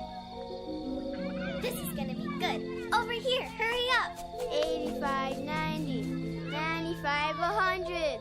Ready or not? Where are they? Here I come. And what are these kids doing here? I told them to stay away. Look out! Run, Amanda, run! Maybe they're around the other side. I'll go check. Hey, kick the can over to me. Hey, Ben! Look at me! I told you it would work. Charles? Come on, you want to play? No, it can't be. Ben, you better hurry up, or it'll be too late for you. Charles! Yeah, hurry up, or it'll be too late. What is it? Do you see them yet? Gotcha. Is that... Here, you kids, how many times do I have to tell you, go home? Get out of my way. No, wait. What are you doing here this time of night? 1, 2, Charles? 3. You're out. Charlie? Sorry, Ben. I wish you could have believed.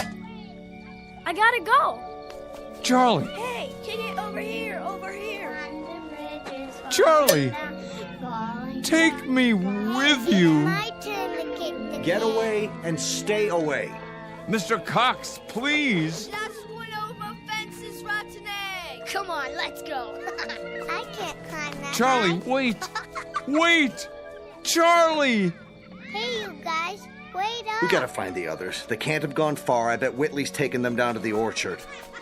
No. Why? Look all you want, Mr. Cox.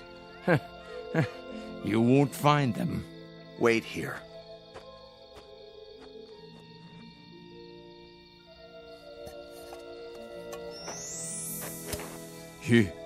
You forgot your can, Charlie. But don't you worry none. I'll keep it for you. Inside. In case you ever come back for it.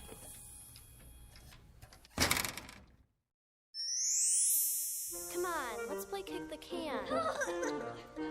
Come on, let's hide. You'll never find me. You can't catch me. I'm too fast. Haha, you missed me. Come on.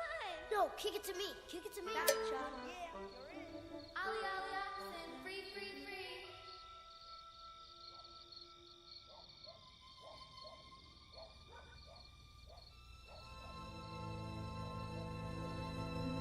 Sunnyvale Rest Home, a place for people too ancient to remember the fragile magic of youth. A place for those who have forgotten that childhood, maturity, and old age are magically intertwined. A dying place for those who have grown too stiff in their thinking to revisit the Twilight Zone.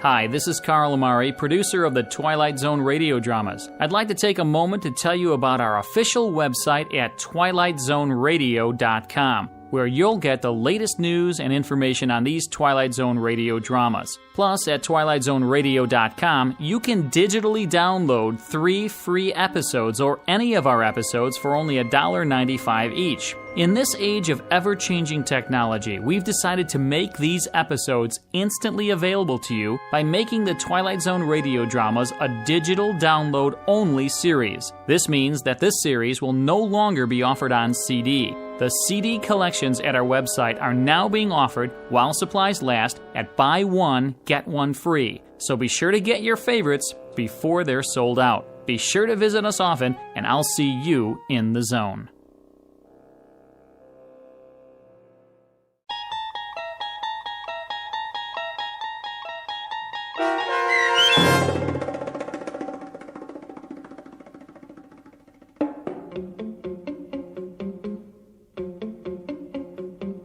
Kick the Can, starring Stan Freberg and Shelley Berman with Stacy Keach as your narrator, was adapted for radio by Dennis Etchison and written for The Twilight Zone by George Clayton Johnson. Heard in the cast were Christian Stolte, Kurt Nabig, Herb Graham, Joby Cerny, Doug James, Roz Alexander, Meg Thalken, Renee Matthews, Sarah Wellington, C.J. Amari, Natalie Berg, Amanda Amari, Mitchell Hernandez, Julia Cosmos, Robert Gerdish, Matthew Gerdish, and Braden Looper. The producers of The Twilight Zone wish to thank CBS Enterprises and the Rod Serling Estate for making this series possible. This copyrighted radio series is produced and directed by Carl Amari for Falcon Picture Group and Westwood One. Sound design and custom Foley effects for The Twilight Zone by Cerny American creatives Bob Benson, Craig Lee, Michael Slaybach, and Matt Sorrow. To learn more about the Twilight Zone radio dramas and to contact us, visit our official website at twilightzoneradio.com. Doug James speaking.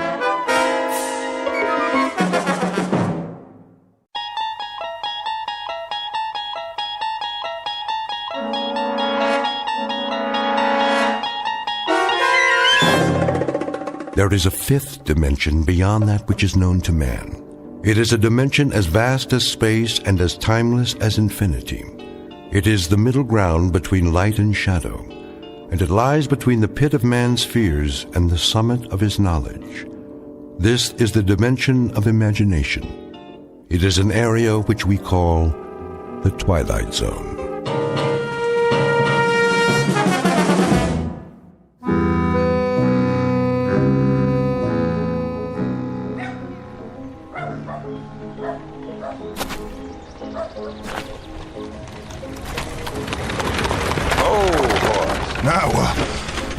What in the...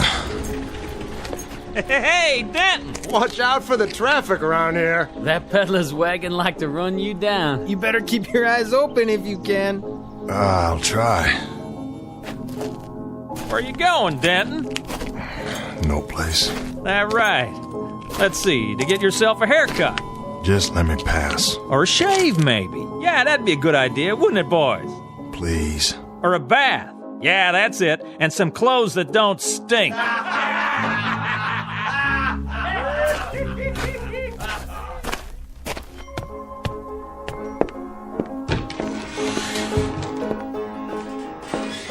That'll be a nickel. Here you go, Charlie.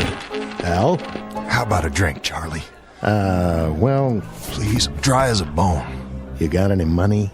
Can't you put it on my tab? Well, see, Al, it's like this. You didn't pay last time, or the time before that. Matter of fact, you haven't paid all year. You know I'm good for it. Afraid it's cash on the barrelhead from now on. I need a drink, Charlie. Just one. Not today, Al. Who'll cover me for a shot of rye?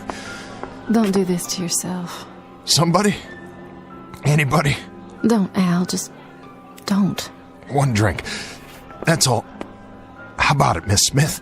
No can do, Al. Liz here don't pay for drinks. Other people pay for her drinks. You see what I mean? Go get yourself cleaned up.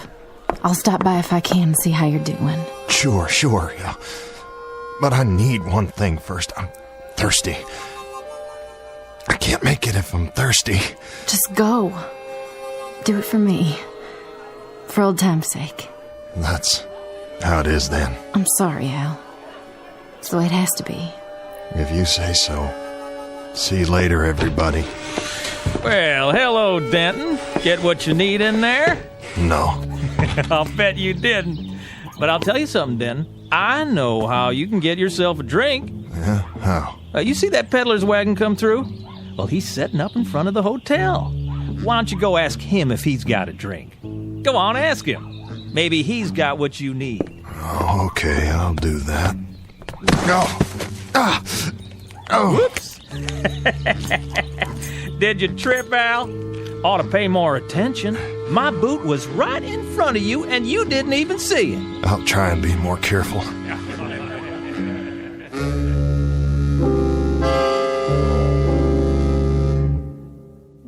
Portrait of a town drunk named Al Denton. This is a man who's begun his dying early, a long, agonizing route through a maze of bottles.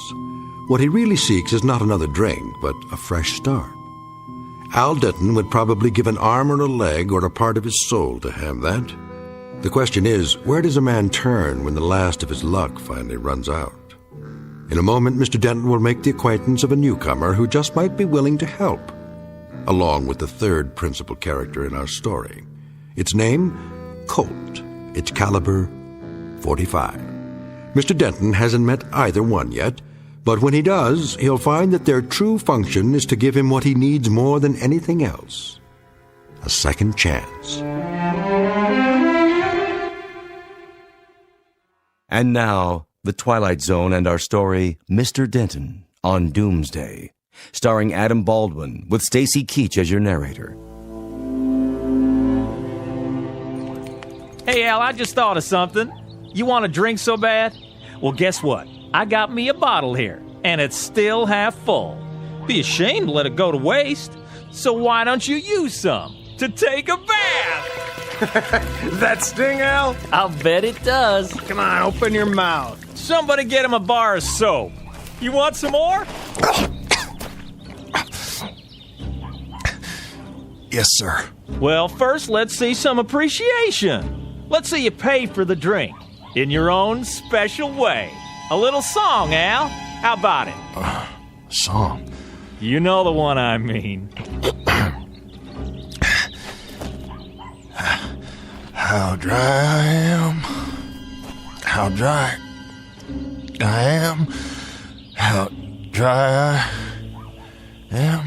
Pretty good, Al. Here you go. Open wide and wet your whistle. Charlie, can't you break that up? I don't like it any more than you do. The misery they give that guy. Well, what else can they do for a good time? We ain't never had a circus come through here. Please, Charlie. You want the rest of it, Al? Here you go. Take the whole bottle. Oh, it's all broke now. Come on inside, Dan. Let's get a fresh one.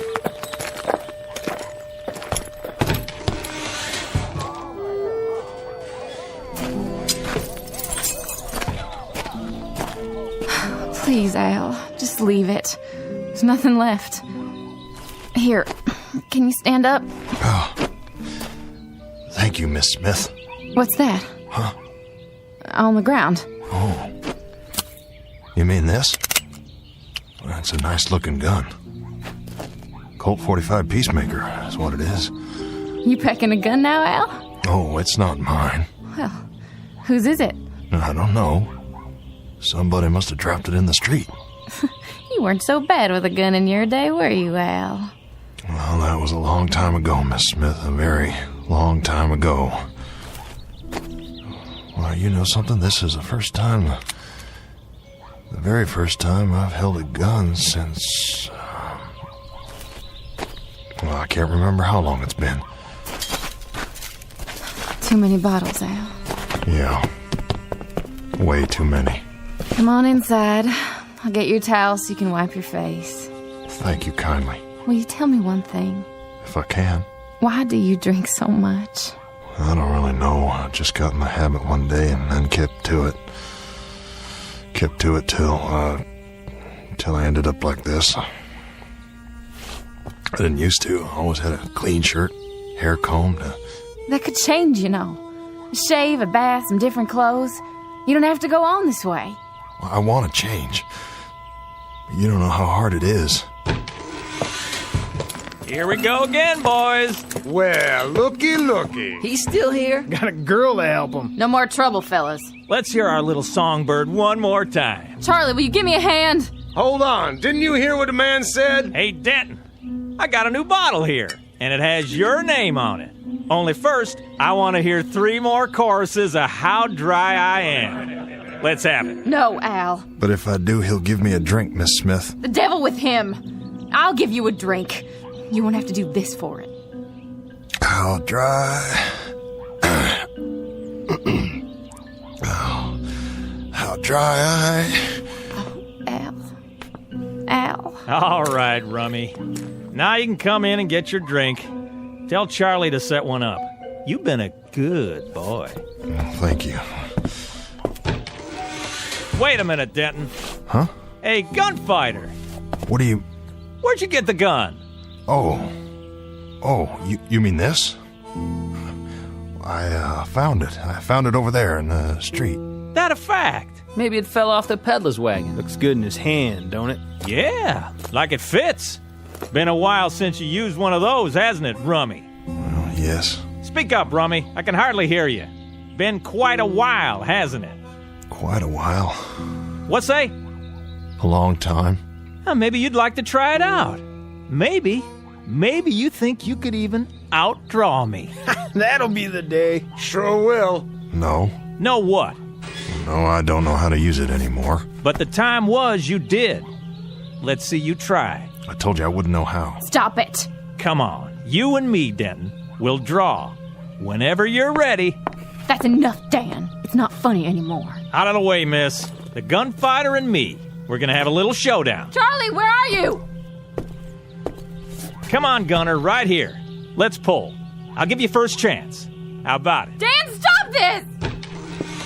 Come on, boys. She's right. This ain't a joke. Go back to the bar, Charlie. Can't you see we got private business out here? Listen, Dan, I put up with a lot from you boys, but... Here, I'll give you a break, Rummy. I'll do it left-handed. What do you think of that? I'm telling you to break it up. Now, we both got our guns in our hands, okay? Nice and easy. That fair enough for you? Miss Smith, Charlie, tell him... please tell him... Ow! I'm bleeding! You see that? He shot the gun right out of his hand. I don't believe it. Al, are you all right? Oh, Miss Smith, please tell him it was an accident, will you? I don't want any trouble. No trouble here anymore. No trouble at all. Now, please, mister. What? Listen, I didn't mean for it to go off. Must be a hair trigger. I just wanted you to know that. Well, you gotta understand, it was an accident, pure and simple. Come on. Let's get out of here. Better get that hand looked at. That was no accident. That was some real shooting, Al. Come on in. Get a drink of the good stuff. I don't know what happened. Go on. You're entitled. But I wasn't even aiming. Well, however you did it, I'd say you got your eye back today. I don't think so. You must have been practicing or something. I ain't seen shooting like that since I can't even say. And against Dan Hodling, too. It isn't even my gun. I just found it. Have another drink. All you want, on the house. Hey, Rummy! Mr. Hodling, I swear it was an accident. I didn't even draw. I sure didn't mean to. Put that glass down and face me, Denton. I want to see you take a bullet in the stomach. Dan, it's over. Give the guy a break, will you? Charlie, take this gun quick here. I don't even want it.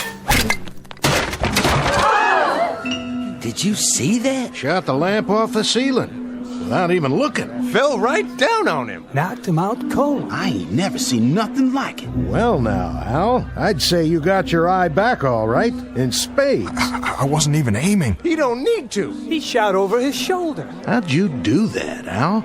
I can't really say. He was looking in the mirror, behind Charlie. How's that for a trick shot? Mr. Denton, maybe you let us buy you a drink. What? Take the bottle. What did you call me? I didn't mean no offense. No, I asked you what you called me. Nothing, Mr. Denton. I didn't call you anything. That's what you called me. Mr. Denton. You hear that, Charlie? He called me Mister. Go on, have all you want. No, thank you, Charlie.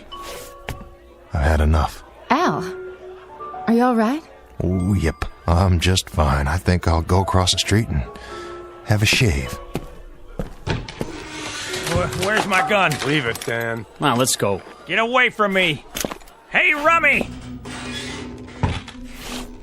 What did you say? Get that player piano going. Leave it be, son. I said start it up again. I want to hear some music with singing. What's the matter, boy? Too quiet for you? Well, let me give you a hand. Didn't you hear me? I said... You're the one that's going to be singing from now on.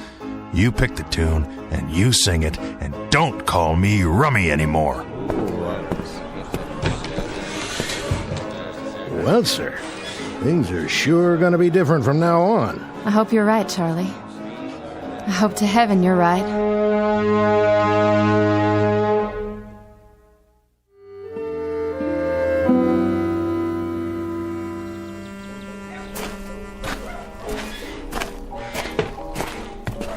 Al! Oh, hello, Liz.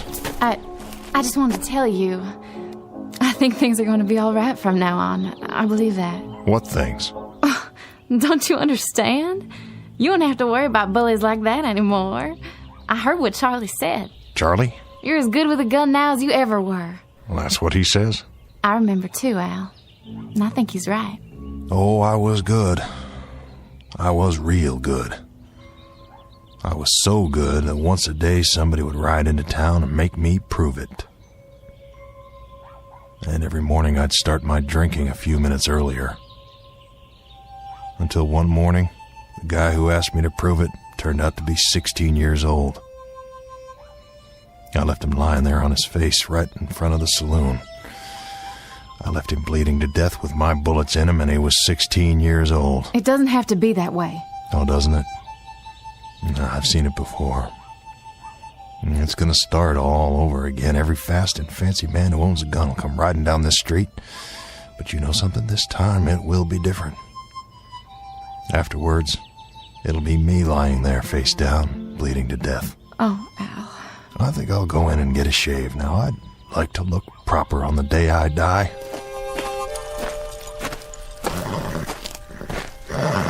Afternoon, Mr. Denton. I don't want anything. How's that?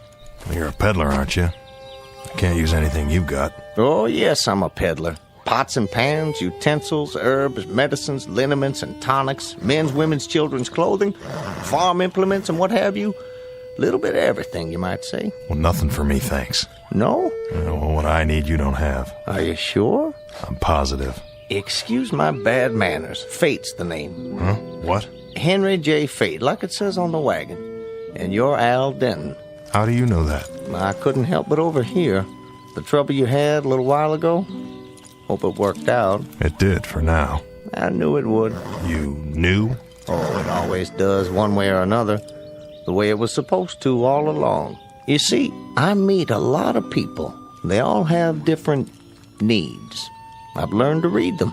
Try to have something for everyone. Is this yours? What's that, Mr. Denton? The .45 Peacemaker. It's an expensive gun. Yes, I'm sure it is. It was lying in the street when I came out before. I was thinking maybe it fell off your wagon. Oh, no. That doesn't belong to me. It's yours now. Yeah. I guess it is. Good day to you, Mr. Denton. And I'm sure it will be a good day. You know something I don't? Oh, not at all. But when we make changes, it's bound to be a good day. That's always how it seems to work out, don't you think? Sometimes, maybe. Good day to you.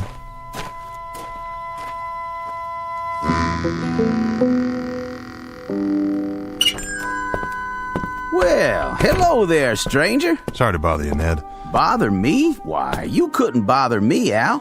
Could he, Jake? Not on your life. He's the man of the hour. Now, don't say that. Come on in. We were just talking about you. How we knew you way back when, though I'm the one who knew him the longest. Why, I knew him when he first rode into town. How many years ago was that, Al? Well, too many.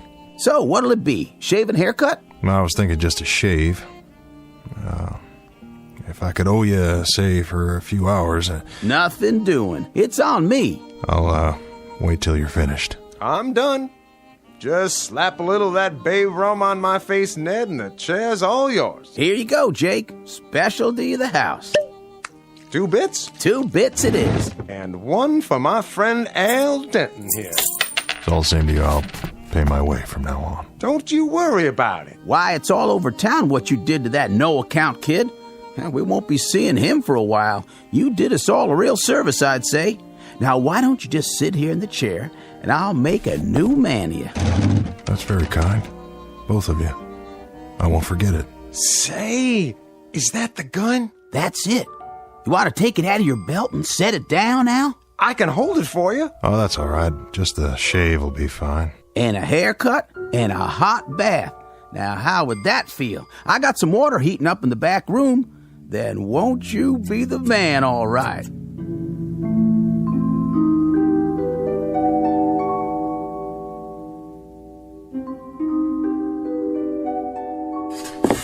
There.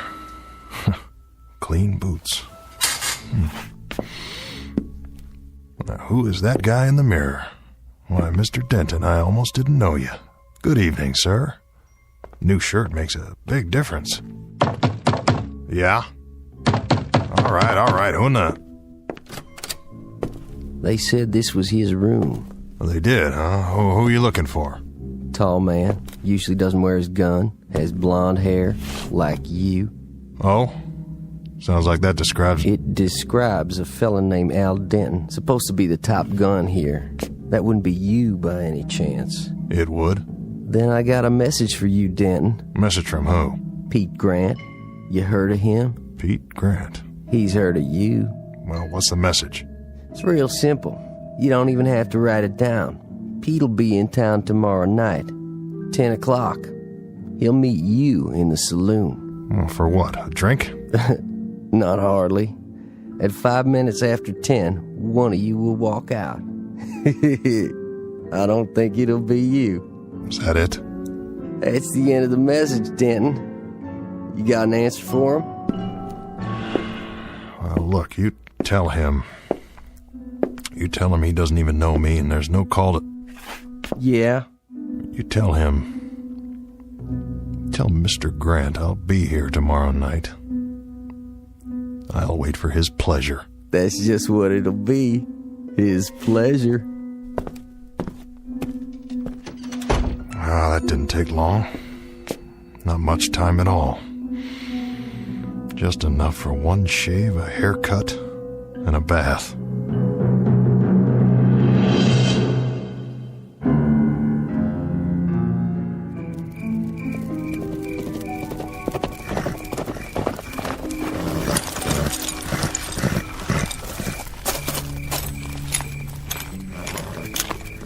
Back already? That's all he took. You deliver the message? That I did, Pete. How'd he look? What do you mean? Denton, they say he's as good as he ever was. Is that how he looked? I don't really know. It was night and... No, it was not. It was an hour ago, you dumb, thick-headed steer chasing... Easy, Pete. You're all riled up. You got the nerves again. Grab your chow, and you better get some sleep. Sure, Pete. Whatever you say. Soon's I water my horse. Fast he is, then. I bet he's got a case of the nerves, too. Nerves like a sickness.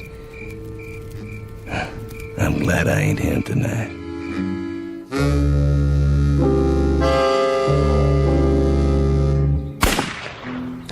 Missed it by a mile. Try this one. Now, take it slow and easy.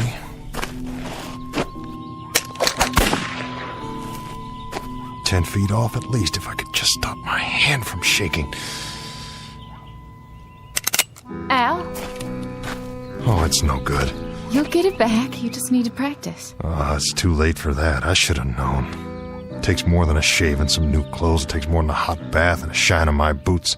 That takes care of the outside, Miss Smith, not the inside. I don't believe that. You're sober now and your eyes are good. Yeah, well, look at my hand. It won't hold the gun steady, not long enough to get my aim. What are you doing? I want to get out while I still can. And go where? Away from here. Far away. Al, you can't run. Oh, no? Watch me. I gotta run before it's too late. Gotta run fast and run far. Al, come back.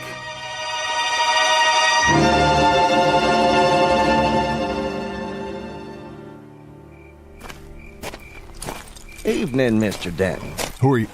Oh, it's you. Mr. Fate. That's my name, and peddling's my game. Yeah, sorry, but I don't got no time to talk. You shouldn't, you know. Shouldn't what? You shouldn't run away. That's what you're doing, isn't it? How do you know that? I told you I learned how to read people, what they need. And you don't need to run. I don't.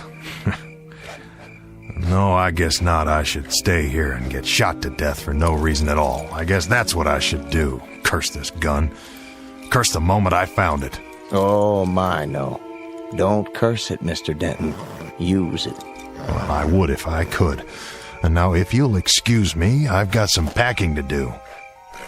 Now, hold on. I think I might have what you need. There. Yes, indeed, Mr. Denton. I'd say this is exactly what you need.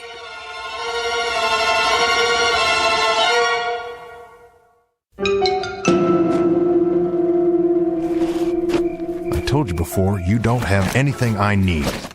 Not even this? What? It's one of my potions. You might call it that or an elixir. Either way, it'll help solve your latest problem, Mr. Denton. Oh, my, yes. It'll help solve it in no time at all. Snake oil, that's all you are, a snake oil salesman. I knew it when you rode in. Don't be too swift in your judgment. Allow me to explain. I call this my developer. How's that? More to the point, my fast gun developer. Very special formula. Now hear me out. The man who drinks this becomes the fastest of the fast. He'll be able to shoot a hole through a silver dollar in midair at 100 feet or better without even aiming. And best of all, it lasts for 10 full seconds, guaranteed. 10 seconds. And after that? After that, the user's on his own. 10 seconds, I could empty a gun in half the time, or I used to. Care to test it? Now? Go ahead. Feel free. Proof of the pudding, so to speak. What's in that bottle? An ounce of whiskey or sugar water? Nothing of the sort, I assure you. Taste it. Well, let me get this straight. You're telling me all I have to do is drink it? Mm-hmm. The developer will do the rest. It works almost instantly. And if it doesn't? Then what have you lost? A few seconds? A simple test, that's all I ask. Doesn't taste like much. Your time starts now. Remember, 10 seconds. There's your target. Where? The street lamp, down at the end of the street. See the flicker? Are you kidding? I couldn't hit that if I was standing right in front of it. Go ahead, Mr. Denton. Your time's almost up. Draw. 8, 9, 10. I don't believe it. There you go, Mr. Denton. Your time is gone. Now, the gun would probably be of no more use to you than a bottle would be to a bowl. What'd you put in that? Here's a fresh one. Drink it a few seconds after 10 tonight, just at the moment Mr. Grant walks into the saloon. You know about Grant? Oh, I'm afraid everybody knows. It's all over town. How much do I owe you? Oh, why nothing. There's no charge for this. You might call it a service. That's what it is, a service of Henry J. Fate. Just so you remember at some future time, the night that Fate stepped in.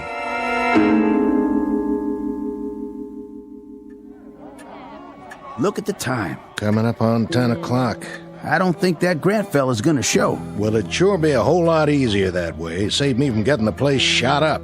I tell you, Al don't miss. One shot is all it'll take. Yeah, you're right about that. You gonna fix that lamp on the ceiling? I might.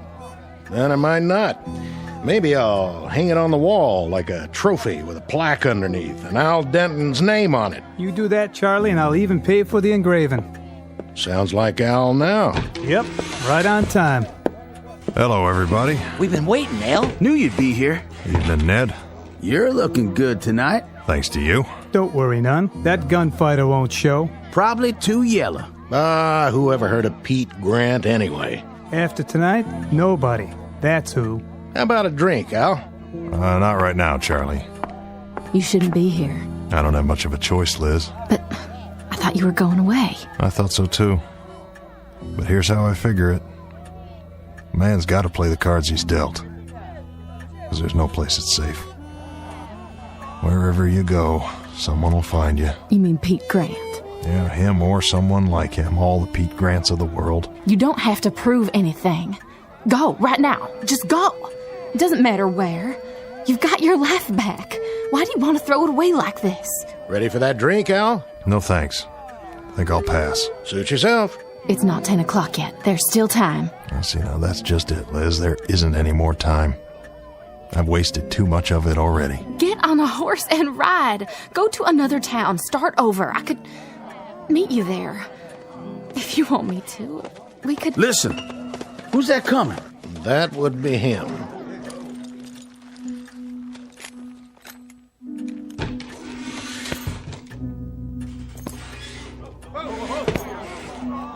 Liz, do one thing for me. What, Al? This little bottle, it's my medicine. What kind of medicine? Never mind. When he calls me out, you pull a stopper and hand it to me before I turn around. Then get rid of it. I don't want anybody to see. But what is it? A chance. About the only chance I've got. What'll it be, mister? I'm looking for somebody. Who might that be? At the end of the bar. You Denton? That's right. I heard about you. Oh, yeah? What did you hear? Heard tell you're supposed to be fast with a gun. Well, I'll tell you something, son. You got a good chance to find out. I aim to do that. Now, look, I got no quarrel with you. That's not all I heard. I heard you were a low-down, dirty coward. You shouldn't believe everything you hear. Turn around and step away from the bar. You sure there's no other way to settle this? I'm plenty sure. Well, all right, then. If that's your pleasure. Now, Liz. I'm ready. What's that young fella doing? Sneaking some kind of drink. Al, look! He has a medicine bottle too, just like yours. Go ahead. Make your move. Al! I got you, Denton. And I got you.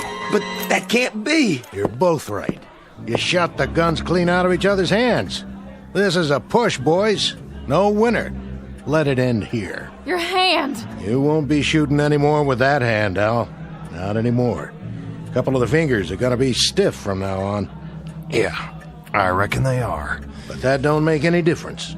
You were fast. Fast on the draw. The way you stood up, that's something to tell your grandchildren about. And the way it looks now, you just might live to have some. Here, wrap this handkerchief around to stop the bleeding. I don't need your help. No, I guess you don't. Not now.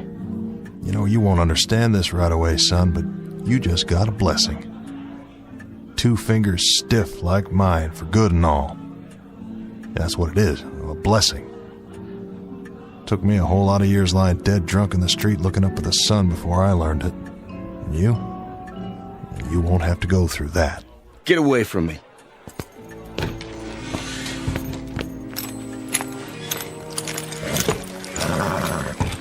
Get him, Pete? No more than he got me. Then it's over and done. Yeah, it's over and done. Let's ride.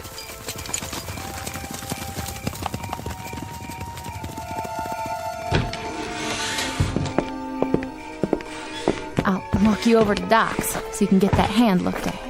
Thanks, Liz. There's no need. It's gonna be fine. Just fine. Oh, horse. Time to move on.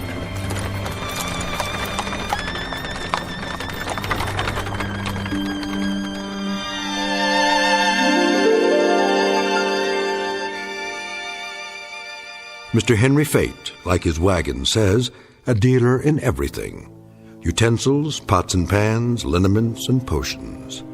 A fanciful figure in a black frock coat, who also deals from time to time in second chances. And while there are some who say that he exists only in the dreams and imaginations of men, others say that he does exist because he must, even if it's only in the Twilight Zone. More from the Twilight Zone after this. Hi, this is Carl Amari, producer of the Twilight Zone radio dramas. I'd like to take a moment to tell you about our official website at twilightzoneradio.com, where you'll get the latest news and information on these Twilight Zone radio dramas. Plus, at twilightzoneradio.com, you can digitally download 3 free episodes or any of our episodes for only $1.95 each. In this age of ever-changing technology, we've decided to make these episodes instantly available to you by making the Twilight Zone radio dramas a digital download-only series. This means that this series will no longer be offered on CD. The CD collections at our website are now being offered, while supplies last, at buy one, get one free. So be sure to get your favorites before they're sold out. Be sure to visit us often, and I'll see you in the zone.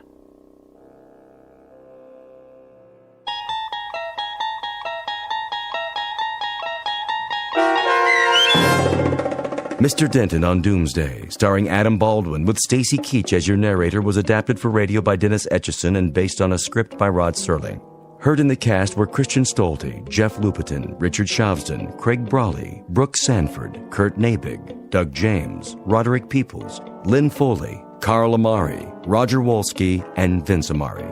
To learn more about the Twilight Zone radio dramas and to obtain audio cassettes and CDs of these programs, visit our website at twilightzoneradio.com. The producers of The Twilight Zone wish to thank CBS Enterprises, Carol Serling, Dennis Etchison, Dick Brescia Associates, Claire Simon Casting, Terry Jennings, XM Satellite Radio, Sirius Satellite Radio, our sponsors, and our radio affiliates for helping make this series possible. This copyrighted radio series is produced and directed by Carl Amari and Roger Wolski for Falcon Picture Group. Doug James speaking.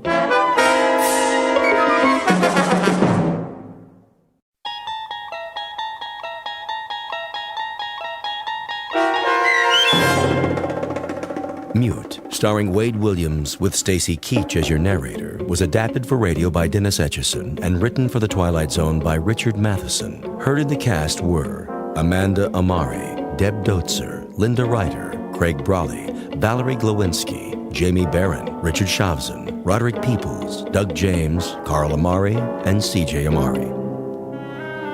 To learn more about the Twilight Zone radio dramas and to obtain audio cassettes and CDs of these programs, visit our website at twilightzoneradio.com. The producers of The Twilight Zone wish to thank CBS Enterprises, Carol Serling, Dennis Etchison, Dick Brescia Associates, Claire Simon Casting, Terry Jennings, XM Satellite Radio, Sirius Satellite Radio, our sponsors, and our radio affiliates for helping make this series possible. This copyrighted radio series is produced and directed by Carl Amari for Falcon Picture Group.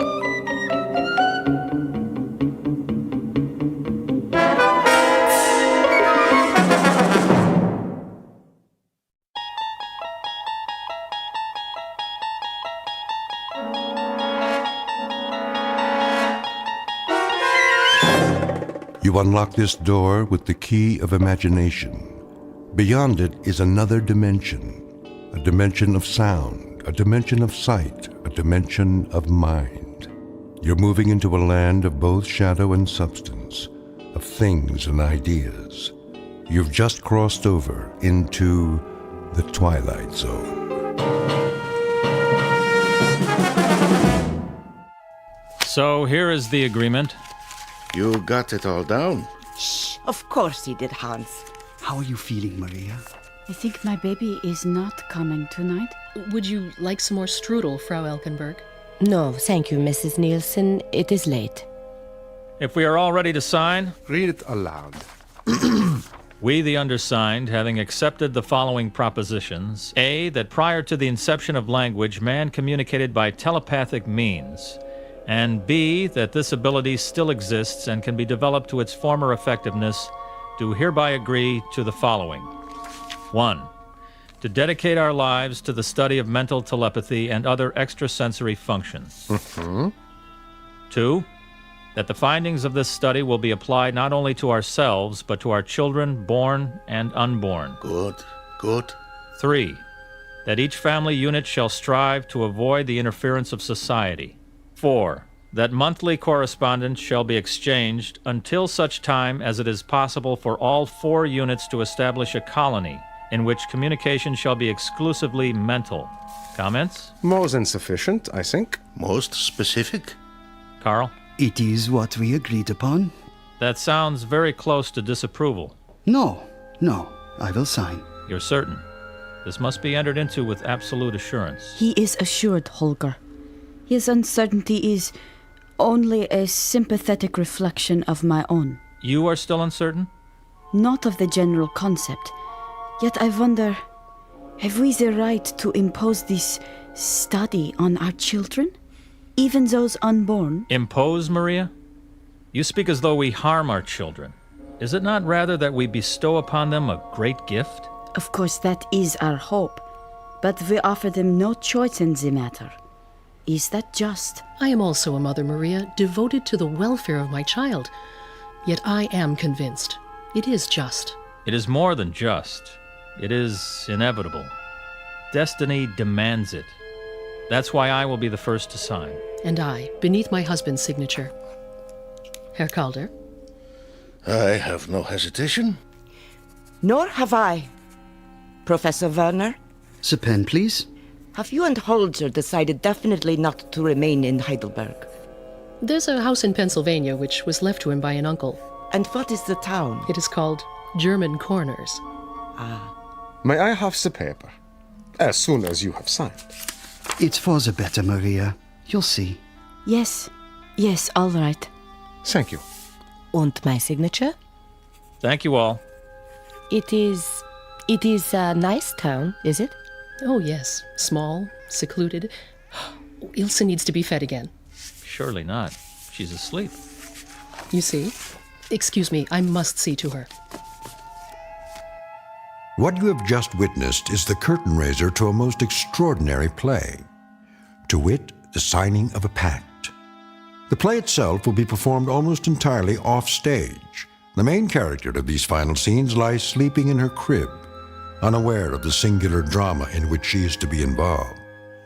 Her name is Ilse, the daughter of Professor and Mrs. Nielsen. Her age, barely 1. But 10 years from this moment, Ilse Nielsen will know the terror of living simultaneously in this world and in the Twilight Zone. And now, The Twilight Zone, and our story, Mute, starring Wade Williams, with Stacy Keach as your narrator.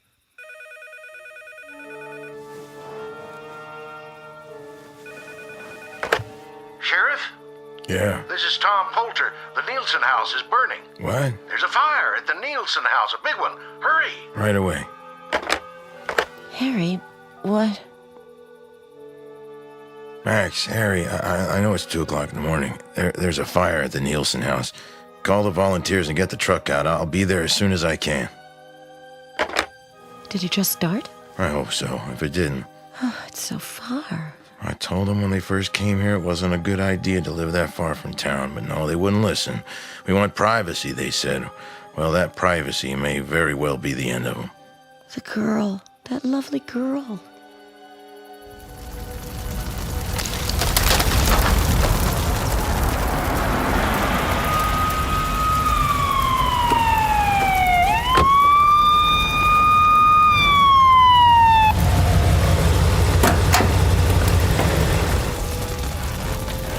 We'll never put that out. We can try. Never mind the house. Keep the woods from catching. You heard him, Tom. Get the hose. Start pumping. Right. Here goes. Let's check the back.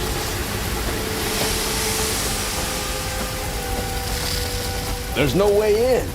They're done for. That poor kid. Harry, over here. Where'd you find her? In the clearing. The sparks were about to catch. You think she's... Let me see. She burned? Oh, she's alive. You all right? She's in shock, Harry. I'll put her in the car.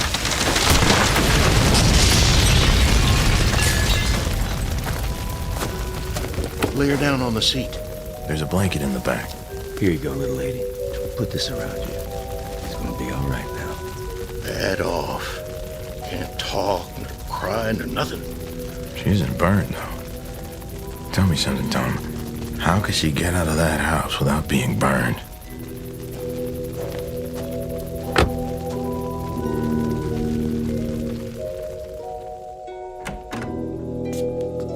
Harry? I brought the girl with me. Are you? I'm fine. Is she hurt? Not physically. I think she's in shock. We better put her to bed. Where are you going? We'll have to use Sally's... the other bedroom. Cora? All right, Harry.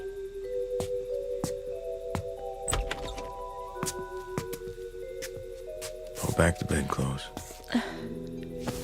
Of course. Cover her up. I'll be downstairs. Poor darling. She looks a little like Sally, doesn't she? Harry?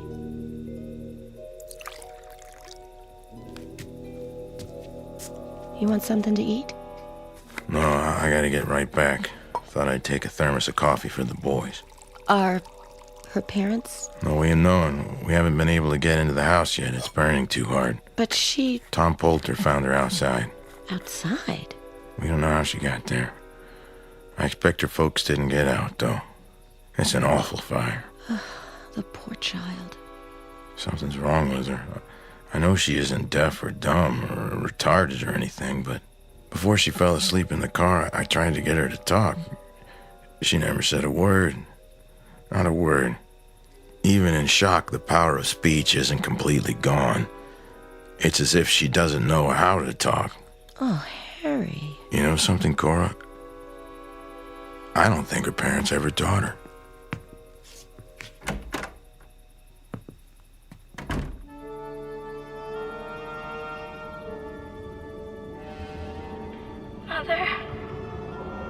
Mother,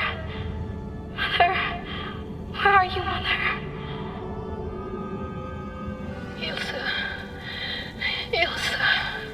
are you near me, Father? Ilsa, you must be brave now. Mother, where are you?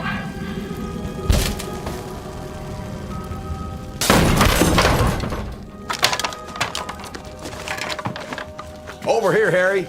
The other room. Oh, my God. Both of them. is it, Ilsa? Oh, darling, what is it? I'm not gonna hurt you. Ilsa, what's the matter? They're dead. They're dead. They're dead. They're dead.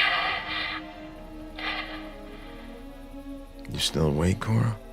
Is the fire out? Yes, it's out. And her parents? Too late. How did it start? We're not positive, but apparently the professor was smoking his pipe in bed, fell asleep. And there was nothing left to...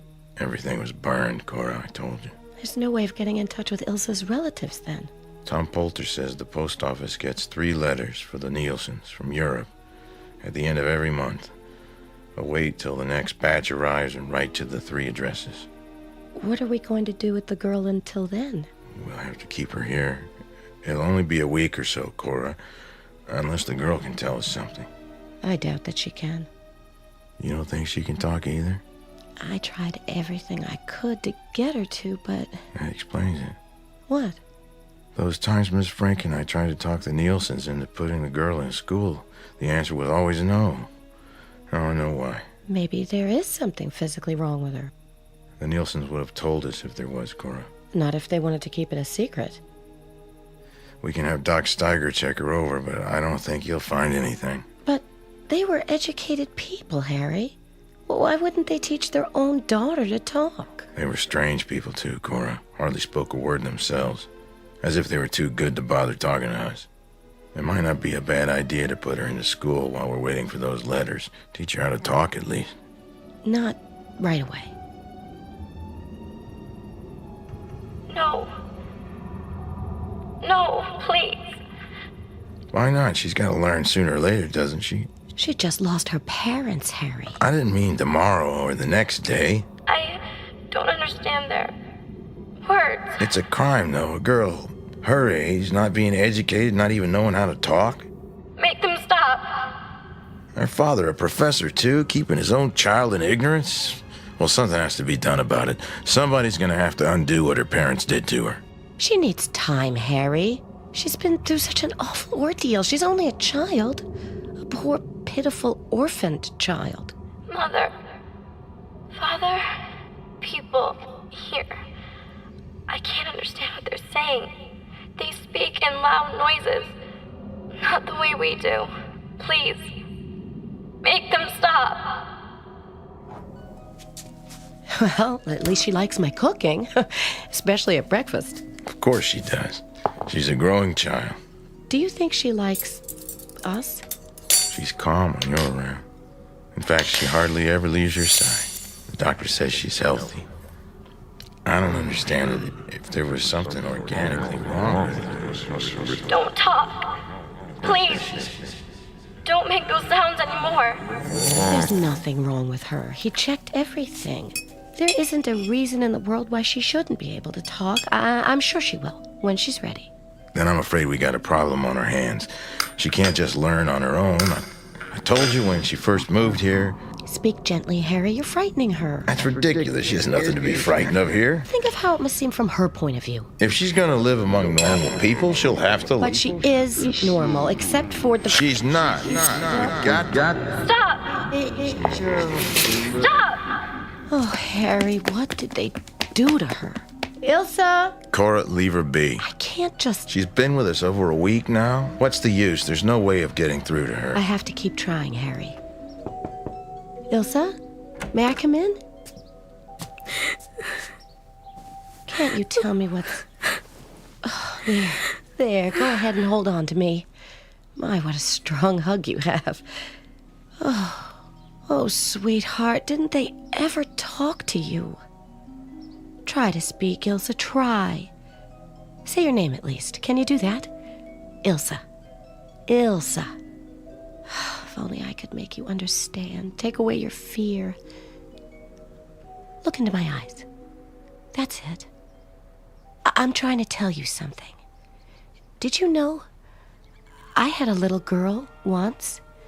This was her room. Her name was Sally. And then one day, one terrible day, I was downstairs. I remember I was wearing a summer dress. I looked out the kitchen window and I saw them coming, carrying something in their arms.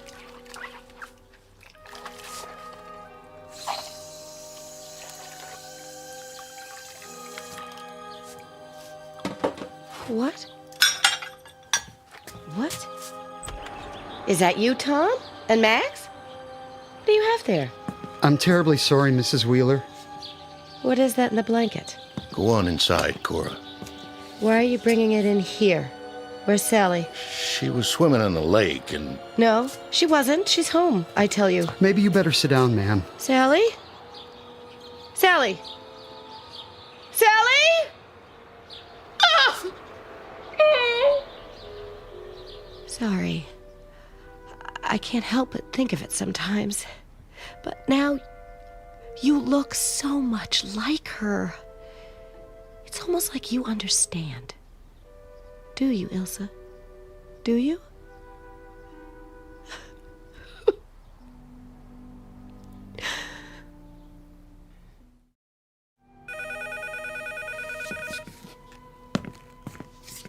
Hello. Yeah. Okay, well, I'll be right over. Who was that? Tom at the post office. The 3 letters came in. Oh. Be back in a while. Yes. Yes, you do that. Oh, hello, Ilsa. Would you like something else? No? Well, sit down here with me, just the 2 of us. I'll have another cup of coffee. Did you hear that? The letters came from your people. I suppose that means you'll be leaving us, but that won't be for a few weeks, at least. For now, you can still be a part of our family. Yes. Now they'll come and take me to where there are other children like me.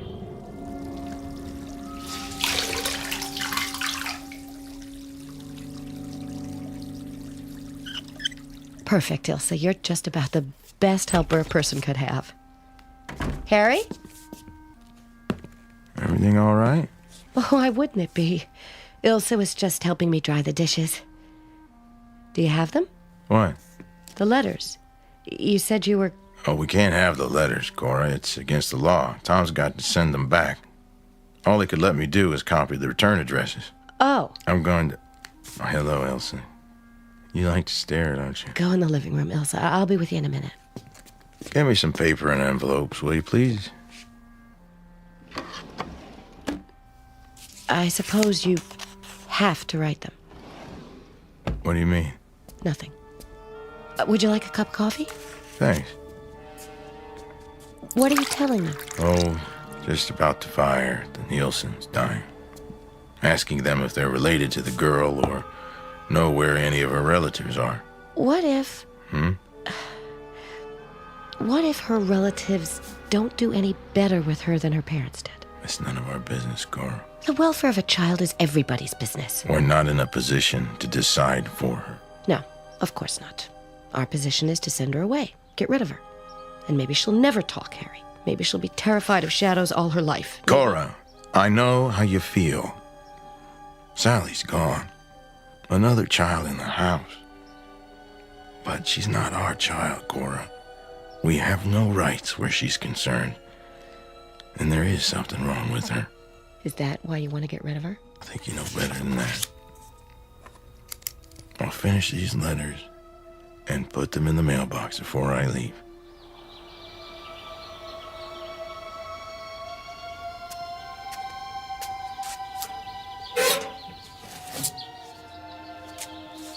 Hi there, Cora. Oh, hello, Eunice. How's the little girl these days? Fine, just fine. I was just checking for the mail.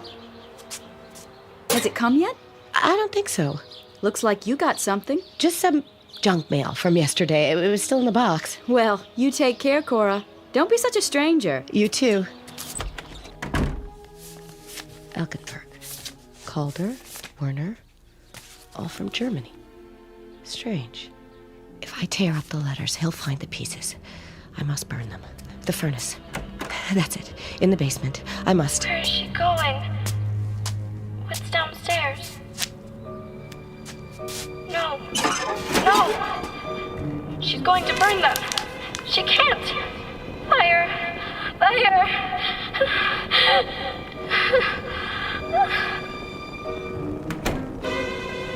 Ilsa, is that you?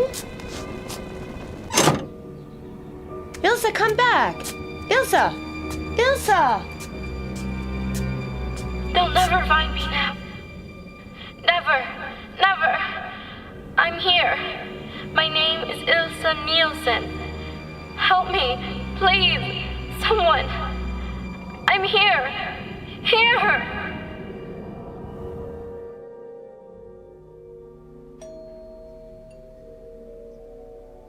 Now, who would that be? Probably Miss Frank.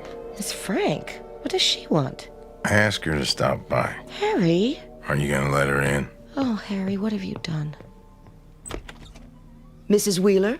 Hello, Miss Frank. Is Ilsa here? Won't you come in? Thank you. Good afternoon, Miss Frank. Sheriff? Glad you could come. I felt it was my duty. Please, sit down. You haven't heard from her family, I take it. Like I explained to you the other day, I wrote to these people in Europe 4 or 5 weeks ago, but we haven't gotten an answer. We don't know exactly what we're gonna do with the girl, but until we decide, I feel she ought to start getting some education. She most certainly should. It was positively criminal of her parents not to have started her education years ago. The smugness of them. The insufferable disdain. We do not wish our daughter in your school, just like that. In many ways, that fire may have been the blessing of her life. Miss Frank! I'm not just referring to her lack of education, Mrs. Wheeler. But to call the hideous death of Ilsa's parents a blessing. I'm sure I didn't mean it that way, Mrs. Wheeler. What do you mean? I'd rather not discuss it at this time, Sheriff, except to say that I believe I know why Ilsa doesn't speak. You know? And how very much she needs to be educated. Why doesn't she speak? I can't go into details right now. I shall at a later time, after I've had the opportunity to question her. Question? The first thing she must do, of course, is to learn to talk. If I may see her now. She's upstairs resting. I'll get her. Elsa? Elsa? Don't let them put me in school. Please. Elsa? Oh, please. They don't understand. They don't understand. And when would she start school? Why, tomorrow morning, I should think. Just a moment. Harry? Harry. What is it? I'd like to talk to you before. Cora, if it's about the girl going to school... Harry, please. We waited long enough. Those people aren't going to answer. No, Harry. What do you mean, no? Why shouldn't she? I don't know. It's just that... She starts tomorrow. She'll be so frightened. All right, she'll be frightened. A day, maybe 2 days, but she'll get over it. She'll start to learn. She isn't ignorant. I swear she understands me sometimes, without talking. Elsa? Ah, there she is. She's very shy, Miss Frank. She'll need understanding. And she shall receive it. Come here, Elsa. Go on. Shake her hand. Her name is Miss Frank. I won't. I know what she's thinking. I can hear her mind. I said, come here, child. Don't touch me. Go on. There. See? I don't bite. I think we're going to get along just fine, you and I. Not her. Not her.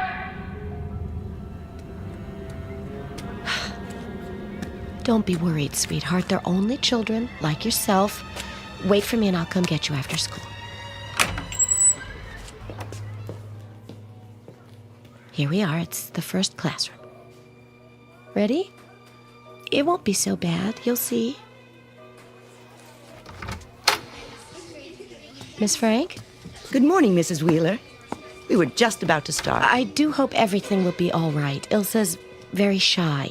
She'll feel right at home in no time. Shouldn't I stay with her a little while? As long as you're here, she can't begin to adjust.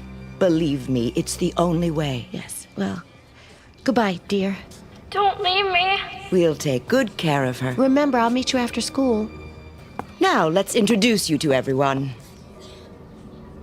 Class, this is Ilsa Nielsen. We're going to have to be very patient with her because her parents never taught her how to speak. Not one word of English. We'll help her to learn, though. We'll work with her until she's just like everyone else. Now, Ilsa, can you say your name? Ilsa Nielsen. Try to say it, child. Your name, Ilsa. Ilsa. Try to say it, child. Ilsa. Take your hand off my arm. You're hurting me. Try to say it. A little later, then. We have plenty of time. You'll learn. I promise you. You'll learn. Open your books, class. Richard, will you read from the top of page 17, please? This is a boat.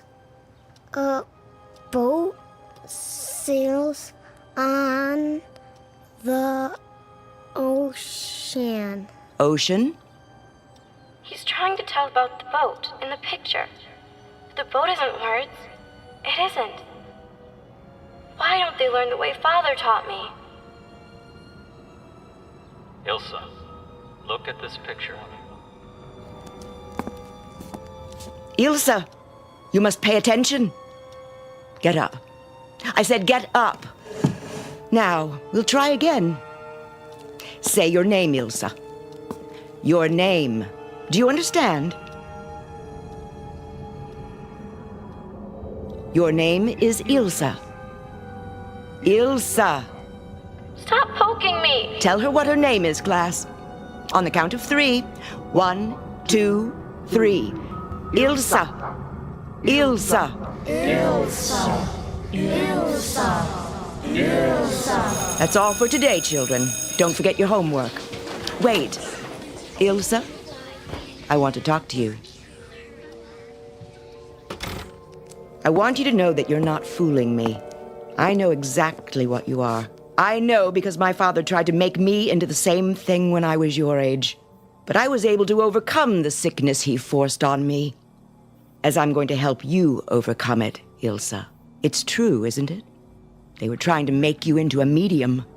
To distort your innocent mind so that you could communicate with the dead. What is she saying? You've been trained to be a medium. No. Haven't you? It isn't true. It's not what they were training me for. Oh, you understand me. You know what I'm thinking. That proves it. Don't you see? You've just proven it to me. You are a medium. No, you're wrong.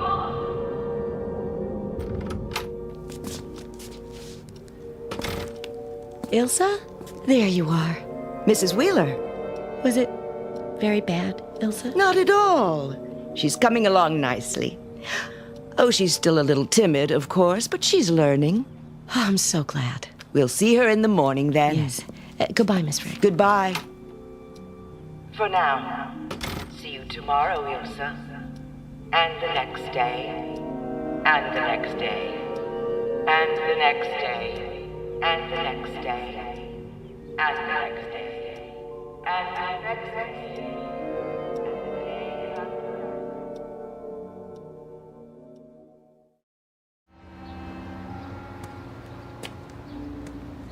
Ask someone, Werner. Please, where might we find, authority? Authority? Constable? The... Sheriff? Yeah, the sheriff. Down 1 block on the other side. Can't miss it. Thank you. I feel so guilty, Carl. What could we do? We simply could not get away sooner. We have our own responsibility to the project. I know. But almost 6 months since we last heard from Holger and Fanny. If only they hadn't chosen such a far-removed location for their work. They are American, Carl. We could not have expected them to reside in Europe. Yeah. You still think something has happened? Why else would they fail to write? I hope you are wrong. That lovely child. Oh, such a talent. The progress with her has been phenomenal. It is as if she was born telepathic. I think that of all the children, she has the most potential. Perhaps they were forced to move like the Eltenbergs to avoid prying. Let us hope so.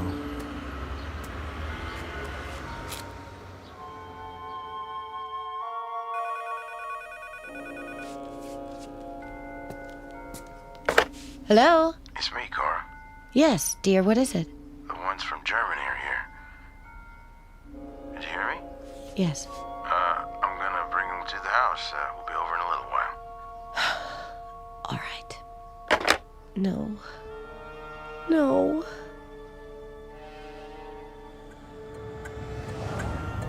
If only we'd heard from you, but there was never a word. Under the circumstances, you can understand why we felt at liberty to start adoption proceedings. We understand completely, Sheriff. As I said, we received no letters. I just don't understand it. Well, here we are.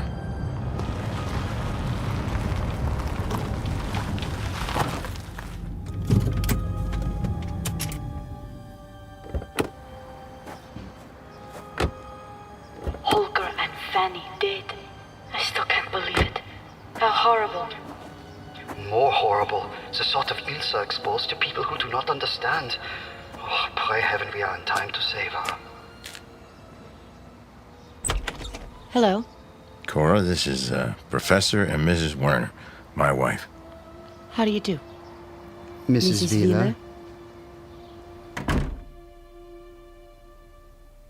Cora, they say they never received those letters. Oh, that's odd.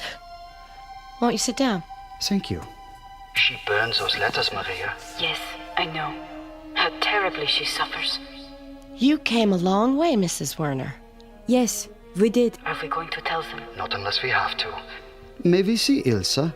I'll be going to get her out of school in a little while. School? God in heaven, school.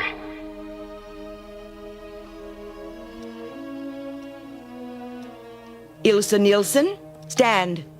Come forward. Face the class. Shoulders back. What is your name?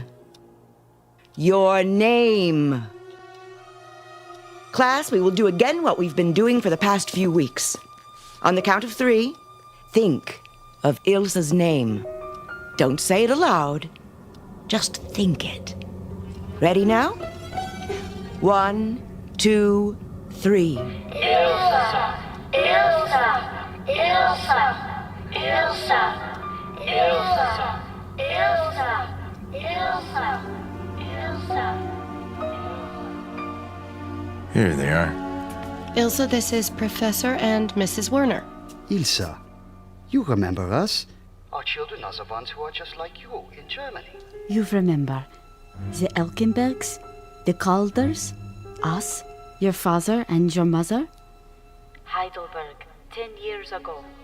The telepathy project. The Werners are from Germany, Elsa. They were friends of your parents. Think. Where is your mind, Ilsa? Your mind. Hear me, Ilsa. My name is Ilsa. My name is Ilsa. My name is Ilsa. My name is Ilsa. My name is Ilsa. My name is Ilsa. My name is Ilsa. My name is Ilsa. My name is Ilsa. My name is Ilsa. Ilsa, don't. My name is Ilsa. My name is Ilsa. Shh, shh, Ilsa. Don't cry. I'm with you. I'm with you. You can't take her from me. You can't. Cora. No. I won't let them. I love her, and she loves me. She needs me. You have no right. No right.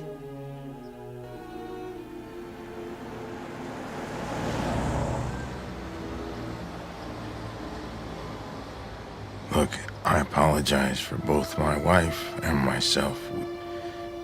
We thought... We understand. Naturally, you would think that we had come to take Ilsa back with us, but as I've said, we have no legal power to demand her, being no relation. Auf Wiedersehen, Sheriff. Goodbye. Your bus should be here in about 5-10 minutes. Good luck. And thanks again. I hope we did not make a mistake, letting them keep her here, even though we do have the legal right to take her. I don't think so, Carl. To take her to the other children now. The talent is gone. Even with work, it might not return. I suppose. All those years Holger and Fanny spent on her, wasted. Wasted, Carl. If they had not made her mind so receptive, how could they have directed her out of the burning house, even though they themselves were trapped? Ah, but the loss, it isn't right. There is no right or wrong in it, Carl. They all meant well. No one wanted to do anything but help her. But to lose everything? She has not lost everything. Why do you think I ask for you to let her stay here? Because she has gained something. Gained? We always knew that Holger and Fanny did not really care for her. Maria! Oh, they were not unkind. They gave her what affection they had in them to give. But the project always came first. You know that, Carl. To them, Elsa was less a daughter than an experiment in flesh. She is going to be all right. Now she is loved. And that is so much more important than telepathy. Isn't it, mein Professor? Ja, Liebchen. Much more important.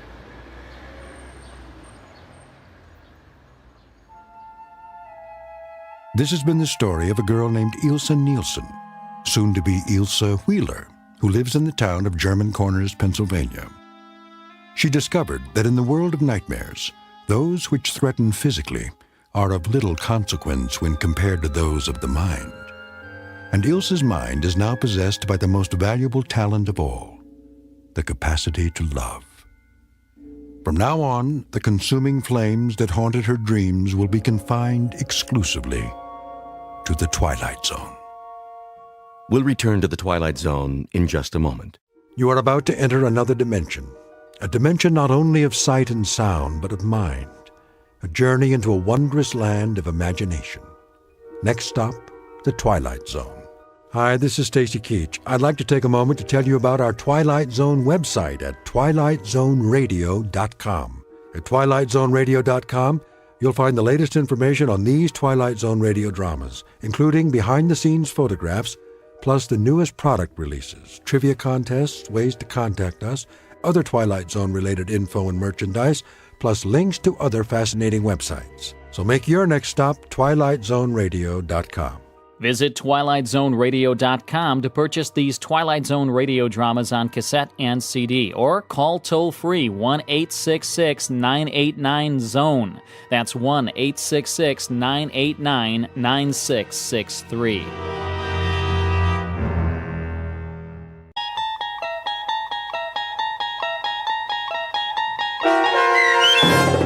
Perchance to Dream, starring Fred Willard with Stacy Keach as your narrator, was adapted for radio by Dennis Etchison and written for The Twilight Zone by Charles Beaumont. Heard in the cast were Mike Starr, Fernette Lebo, Doug James, Derek Purcell, Alex Sopener, Amber Lake, Rick Arthur, Elizabeth Lido, Carl Amari, Roger Wolski, and Vince Amari. To learn more about the Twilight Zone radio dramas and to obtain audio cassettes and CDs of these programs, visit our website at twilightzoneradio.com. The producers of The Twilight Zone wish to thank CBS Enterprises, Carol Serling, Dennis Etchison, Dick Brescia Associates, Claire Simon Casting, Terry Jennings, XM Satellite Radio, Sirius Satellite Radio, our sponsors, and our radio affiliates for helping make this series possible. This copyrighted radio series is produced and directed by Carl Amari and Jason Mallow for Falcon Picture Group. Doug James speaking.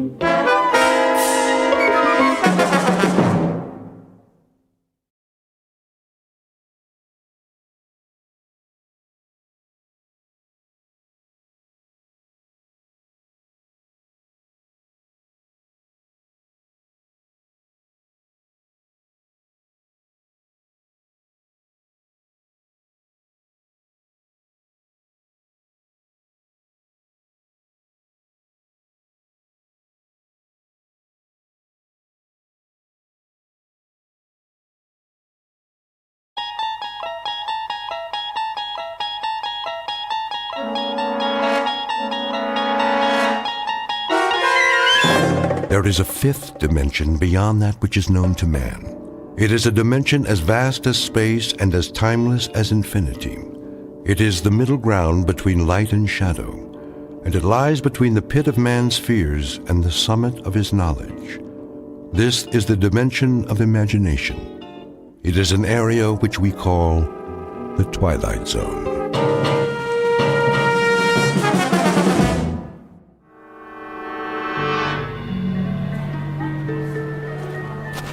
Cotton candy here. Get your cotton candy. Look, Mom, can I have one?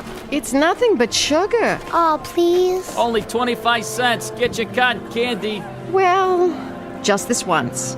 But that's all you're getting, young man. One, please. Excuse me, can I ask you? Not that man got in front of me. I just want to ask. One cotton candy coming up. Please, I have to know. My son was first. Where's the exit? Do you mind? I'm trying to get out of here. One at a time. Which way? Hey, pal, you don't look so good. Why don't you take it easy? I can't take it easy. Somebody's after me. Move right in, folks. See the dancing girls, blondes, brunettes, any kind you want. Starring the beautiful Maya, Princess of Darkness. Quickly, where can I hide? Hey, easy, pal. You don't understand. She's been following me all night, everywhere I go. Can I have my cotton candy, please? Come along, Christopher. It's late. But, Mom! You've had enough sweets. You, over there. Come on over, mister. Show's about to start. Leave me alone! Come inside the tent. Always room for one more. How do I get out of here? Well, right over there, pal. See? Through the turnstile. Follow the crowd. Hey, watch where you're going. Let me through, please. That man just shoved me. Sorry, you've got to let me out. Hey, slow down there. One person at a time. Please, someone's after me. Get in line like everybody else. All right. All right. There, that wasn't so hard, was it?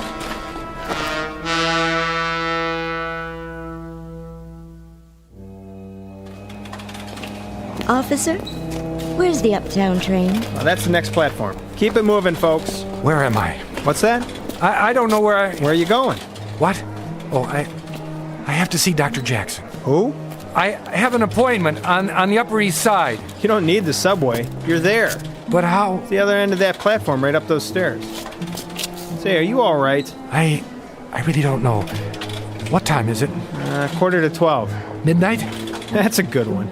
In the AM, pal. Where have you been all night? Why don't you go home and sleep it off? I can't. That's the one thing I can't do.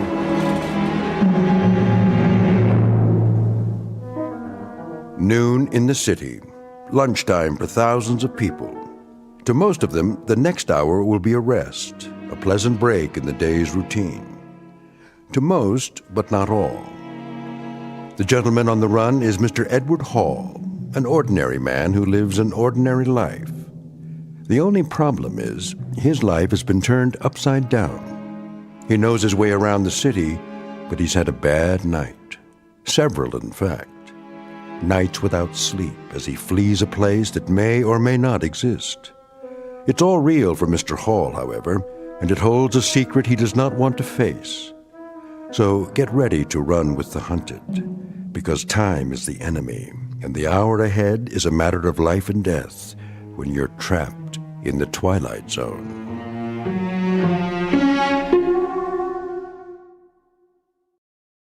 And now, The Twilight Zone and our story, Perchance to Dream, starring Fred Willard, with Stacy Keach as your narrator.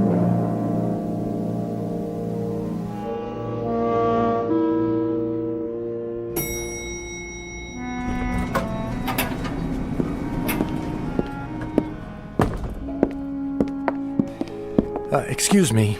Yes? I'm not sure if this is the right floor. The Goodman building, right? Mm-hmm. What are you looking for? Doctor, I can't remember his name. It's on this piece of paper. Let me see. Elliot Rathman? Oh, yes. Dr. Rathman, the psychiatrist. He's in 1410. That way, at the end of the hall. Thank you. Are you all right? I don't know anymore. I guess that's why I'm going to the doctor. Would you like me to walk with you? No, I can make it. Are you sure? What? You don't look so good, honey. Why don't you come with me? You? It isn't far. I can show you the way. Don't touch me. What's the matter? I'm free for the rest of the day. Get away! Relax, honey. It won't be long now. May I help you? Tell her to keep away from me. Pardon? That woman. Who? In the hall. She's been following me. I don't see anyone. She was there as soon as I got off the elevator. I didn't recognize her at first, but when she began to speak... Well, there's no one there now. See for yourself. She was. I tell you. Why don't you take a seat? Do you have an appointment? I think so. Dr. Jackson said he would call. Oh, yes. Mr. Hall. That's right. We've been expecting you. I'll tell Dr. Rathman you're here. Doctor, your 12 o'clock is here. That's fine, Charlotte. Mr. Hall? Yes. Come in. Please. The chair or the couch, whichever you prefer. Not the couch. No? You look tired. I am, but I can't. Why not? If you're tired... I might fall asleep. And what would be wrong with that? It's a long story. Are you feeling sick? No, just tired. Then try the chair. It's pretty comfortable. Maybe just for a minute. I have to be careful not to close my eyes.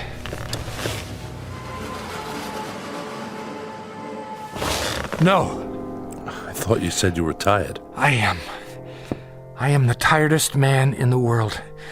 You know how long I've been awake? 87 hours. Almost 4 days and nights. And you can't sleep? Can't. No, doctor, that isn't it. Mustn't. I mustn't go to sleep, because if I do, I'll never wake up. Really? Mind if I walk around, keep the circulation going? Stand on your head if you think it'll help. I don't have that much energy. What's funny now? You are. You're sure you're a shrink? That's what the diploma on the wall says. Why do you ask? You're not what I expected. Oh? What did you expect? Oh, I don't know, something more like... An old man with the white goatee and a German accent? I've heard that before. It's what everybody expects. And they're always disappointed. I've often thought of wearing a disguise. Wait a minute. I have a pair of horn-rimmed glasses in my pocket there. How's that? Perfect. I hope it makes you feel more comfortable. Oh, you looked okay before. But I'm afraid I'm wasting your time. Why do you say that? You can't help me. Nobody can. You're sure? Yes. Then why did you come to see me at all? It was Fred Jackson's idea. He's my regular doctor. I know. What did he tell you? Not much. Your name, Edward Hall. Your age, 35. Your occupation, draftsman. Unmarried. That's right. Long-standing heart condition? Since I was a child. Dr. Jackson's treating you for that? Yes, with pills. And did you remember to take them? When? This morning. What day is this? Good thing you reminded me. You have a glass of water? Surely. Thanks. No history of mental illness? Definitely not. That's all I have. You want to tell me the rest? No, forget it. I'm sorry to take up your time. Mr. Hall. Yes? You really think running away will do you any good? I wish I knew. Don't get me wrong. Sometimes running away is the best answer. Depends on the problem and whether it's something that can be overcome. The fight or flight response. Precisely. But I don't know if yours is that sort of problem. Listen, you can do what you like. But I'm going to charge you for the appointment no matter what. So why not get your money's worth? Promise you won't put me in a straitjacket. I can't promise anything. It wouldn't make any difference anyway. Mind if I open the window? What for, if I may ask? To see the view. Cars look like ladybugs from here. People like insects. Quite a drop. Straight down. 14 stories, 13 technically. There's no 13th floor. Architects are superstitious. And are you? Not that I know of. I'll have to ask you to close it. I only wanted some air. I'll turn up the air conditioner. It works best with the windows closed. Did you think I'd jump? You might have. Not a chance. I want to live. That's my problem. Why is that a problem? There are people who don't want me to. Then get on with it. With your story, I mean. I don't know where to start. Start anywhere. Okay, but I'm warning you, you'll think I've lost my marbles. Marbles can be found, Mr. Hall. Please, go on. Nice office you've got here. Nice furniture. Glad you like it. The pictures on the wall. This one in particular. The seascape. You ever look at it? Really look at it? Why? Does it remind you of anything? Has it ever moved? Quite a few times. It used to be over the desk. My wife likes to redecorate the office. No, what's in the picture. How do you mean? The boat on the waves. You're serious? No, it hasn't. Not to my knowledge, anyway. Sorry to disappoint you. I can make it move. Can you? Yes. That would be quite an accomplishment. Not really. When I was a kid, we had a picture like that. Not the same exactly, but close. A boat, a sailing ship. One of those paint-by-numbers things. I remember those. I think my mother painted it when I was a baby. She used to tell me to look at it. If I looked at it long enough, she said, it would move. I didn't believe her. But the idea fascinated me. One night I spent a whole hour just staring at that silly boat. And did it move? Yes. You were lying in bed waiting to fall asleep, but you couldn't. That's right. You understand, there's nothing strange about that. A fixed image on your retinas. Eventually, your nervous system shifts the position slightly to remain alert, or seems to.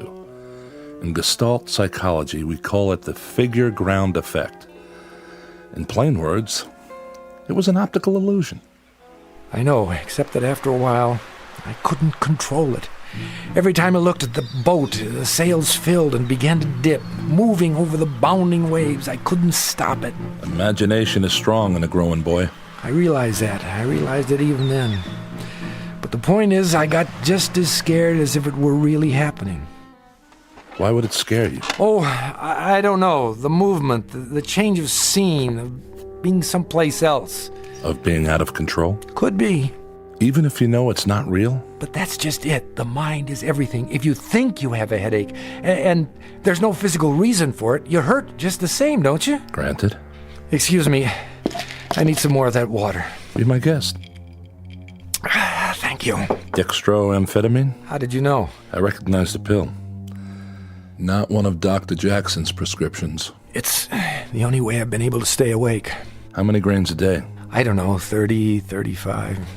I'll have to tell Dr. Jackson. Tell him! I don't have much longer anyway. Not if you keep taking those. You want to hear the rest or not? Yes, I do. All right, here goes. When I was 15, I developed a rheumatic heart. They said I'd never really get well, that I'd have to take it easy. No strenuous exercise, no long walks, no stairs, no shocks to the system. Shock produces excess adrenaline, they said. That was bad. Avoid any kind of shock. But they forgot about my imagination. Then 3 years ago, a woman was killed by a man who'd hidden in the back seat of her car. Maybe you read about it? I believe I did. Well, I started thinking about it. Maybe someone was hiding in the back seat of my car. Maybe I'd be driving over Laurel Canyon some night. I'd look in the rearview mirror, and I'd see somebody or something rising up out of the darkness behind me. I had to drive the canyon twice a day. The second time was always late at night. It's a tricky road. One slip and you're over the edge. One night, like every other night, I was headed for home. It was a dark stretch, only my headlights cutting into the blackness. Suddenly, I began to feel uncomfortable, as if I weren't alone in the car. It was ridiculous, but I couldn't shake the sensation. I kept thinking, there's somebody back there, directly behind my seat. If I look in the rearview mirror, I'll see his face, and then I'll see his hands reaching up. Here's the important thing, Doctor. I knew intellectually that I was alone, but I also knew that my imagination could make me see something if I thought about it long enough. And so don't ask me why, but I looked in the mirror, and there he was. I hit the brakes, lost control, and that was when I went off the road into the ravine and crashed.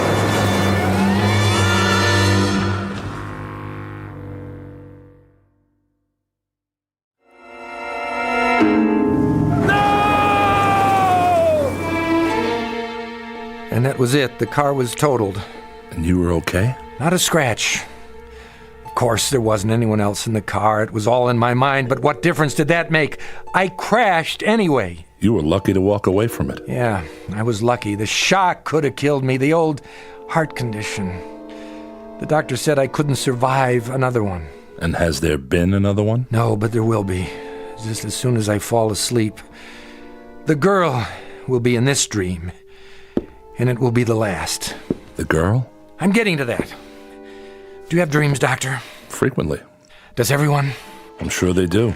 It's a way of processing what happens during the day, an attempt to come to terms with our experience, at least symbolically. Some people say they don't dream at all. I know. Probably a defense mechanism. They do, but the content is something they're not ready to face consciously. I've always had dreams, ever since I can remember. Sometimes they've been wonderful, sometimes terrible, but vivid. I'd wake up and for a few seconds I wouldn't be sure which was real, this world or the dream. It's not uncommon, Mr. Hall. They say a dream takes only a few seconds, but I can't believe that. I've dreamed whole lifetimes. Generations have passed. Civilizations rose and fell. A single second, and it lasted forever. I'm sure that's the way it seemed. The experience of time can be very subjective. It expands, contracts. It's more than a feeling. Why do you say that? When I was a kid, I used to dream in sequence. I mean it. Remember the adventure serials they showed at movie theaters? It was like that. Every dream was the next chapter. And I'd always remember because when I woke up, I wrote down what happened. Do you think that's crazy? Not necessarily. It could simply be that the dreams conform to your notes and not the other way around. Then you don't think it's possible to dream in episodes? I don't say it's impossible. I just haven't seen it in the literature. It's possible. Believe me. For a while, the dream stopped.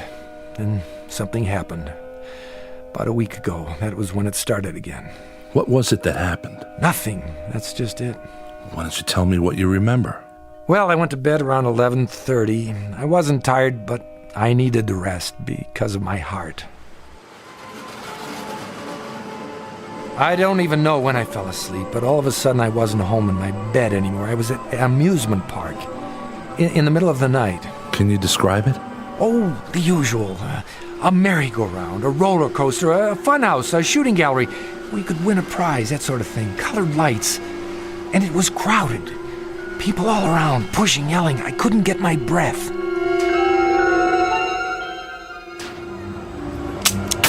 There you go, bullseye. Some shooting. You must have been in the service. Yeah, Marines. Sharpshooter. Well, take your pick. Stuffed animal, Cupid doll. I'll take the teddy bear for my girl. One teddy bear coming up. Ooh, Artie, thanks. It's so cute. Keep it by your bed to remember me by. Oh, I will. Hey, how about you, buddy? What? Over here, Mark. Step right up. My name's not Mark. Oh, yeah, sorry. Take a chance. 6 shots for a quarter. Hit the bullseye and you get a genuine imported Cupid doll. How about it? 25 cents. $0.25. How much? 25 little pennies. Go on. You look like a good shot. That was when I got it.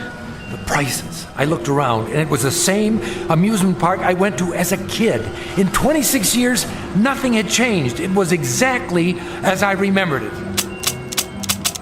Ah, you missed it. Here, let me give you another rifle. This one shoots straight. No, thank you. Hurry, hurry, hurry. See the dancing girls. See Maya, the cat girl. Move in close. One more time and you've got it. Excuse me. That'll be 25 cents. I don't have any change. Hey, you owe me a quarter. Girls, girls, girls. The most exotic, the most exciting, the most sensational examples of feminine pulchritude this side of heaven. Move right up, folks. Last show of the night. See this roll of tickets? Well, the regular price is $1, but I'm going to put these away. If you're within the sound of my voice, the price is only 50 cents. That's right. Half price for this show only. The pitchman was in shirt sleeves and a straw hat. A crowd had gathered at the platform. All men looking at 5 dancing girls in skimpy costumes. But the one they looked at the most was in the middle, wrapped in a black silk cape, the color of her hair. He was right about one thing. She was beautiful. Full red lips, pale, delicate skin, and huge cat-like eyes. You like 'em full-figured? We got 'em. You like 'em slim? We got 'em. Blondes, brunettes, redheads. If they ain't here, believe me, they ain't worth looking at. Now, here's a little preview of what's inside. Music, maestro. Maya, give the folks a peek under the cape. Come on, baby, I know you're modest, but we can't expect him to take my word for it. Hey, honey, show us what you got. I couldn't take my eyes off her. Slowly, she opened her arms. The black cape parted, and I saw her magnificent body gleaming with sequins. I give you Maya, the cat girl. What a figure. Ooh, man, I like. Hey, can I have the next dance? She started moving, whirling to the beat, her hair like a black flame, faster and faster. Was she smiling? I couldn't be sure, but the whole time she was looking at me. I felt the crowd, the music closing in like a net. I couldn't breathe. Excuse me, pardon me. I have to go. If you'll let me through, please. I didn't know who the girl was. I'd never seen her before, but as much as I was drawn to her, I knew I had to get away. Something about her eyes, something deep inside those dark cat's eyes. May I have a light? What? A light. For my cigarette. Oh, of course. Thank you. But you're Maya. I just saw you on the stage. Why did you do that? Why did I do what? Walk away. I felt like it. You didn't find me nice to look at? Maybe too nice. Aren't you supposed to be back there entertaining the customers? I'm free now for the night. Are you alone? Yes. Then come with me. Where? Does it matter? You want to, don't you, Edward? How do you know my name? Oh, I know a lot of things. I'm Maya. Don't be afraid. I'm not. Then come. Come. Look, I don't know if I... You are afraid. Only because this isn't happening. It's a dream. I'm not here. I'm at home, asleep, and you're part of the dream, aren't you, Maya? I know that, too. You do? Naturally. We passed a funhouse with a huge mechanical woman out front. The laughter was grotesque. Take me in there, Edward. Screwy Louie's room? It's for kids. But it's dark. Soft and cool and dark. Please. How can I argue with a dream? Tickets here. Wait, I don't seem to have any money. That's all right. We've been expecting you. What? Evening, Maya. Mr. Hall. Let's go. It's just inside this door, behind the glass. You can kiss me now. What if I don't want to? You want to. Look, whose dream is this, anyway? Edward. What in the... It's only a prop. A mechanical dragon. I can't take this. My heart. But it isn't real, Edward. It isn't real. And that's when I knew, beyond any doubt, what she really wanted. She wanted to kill me!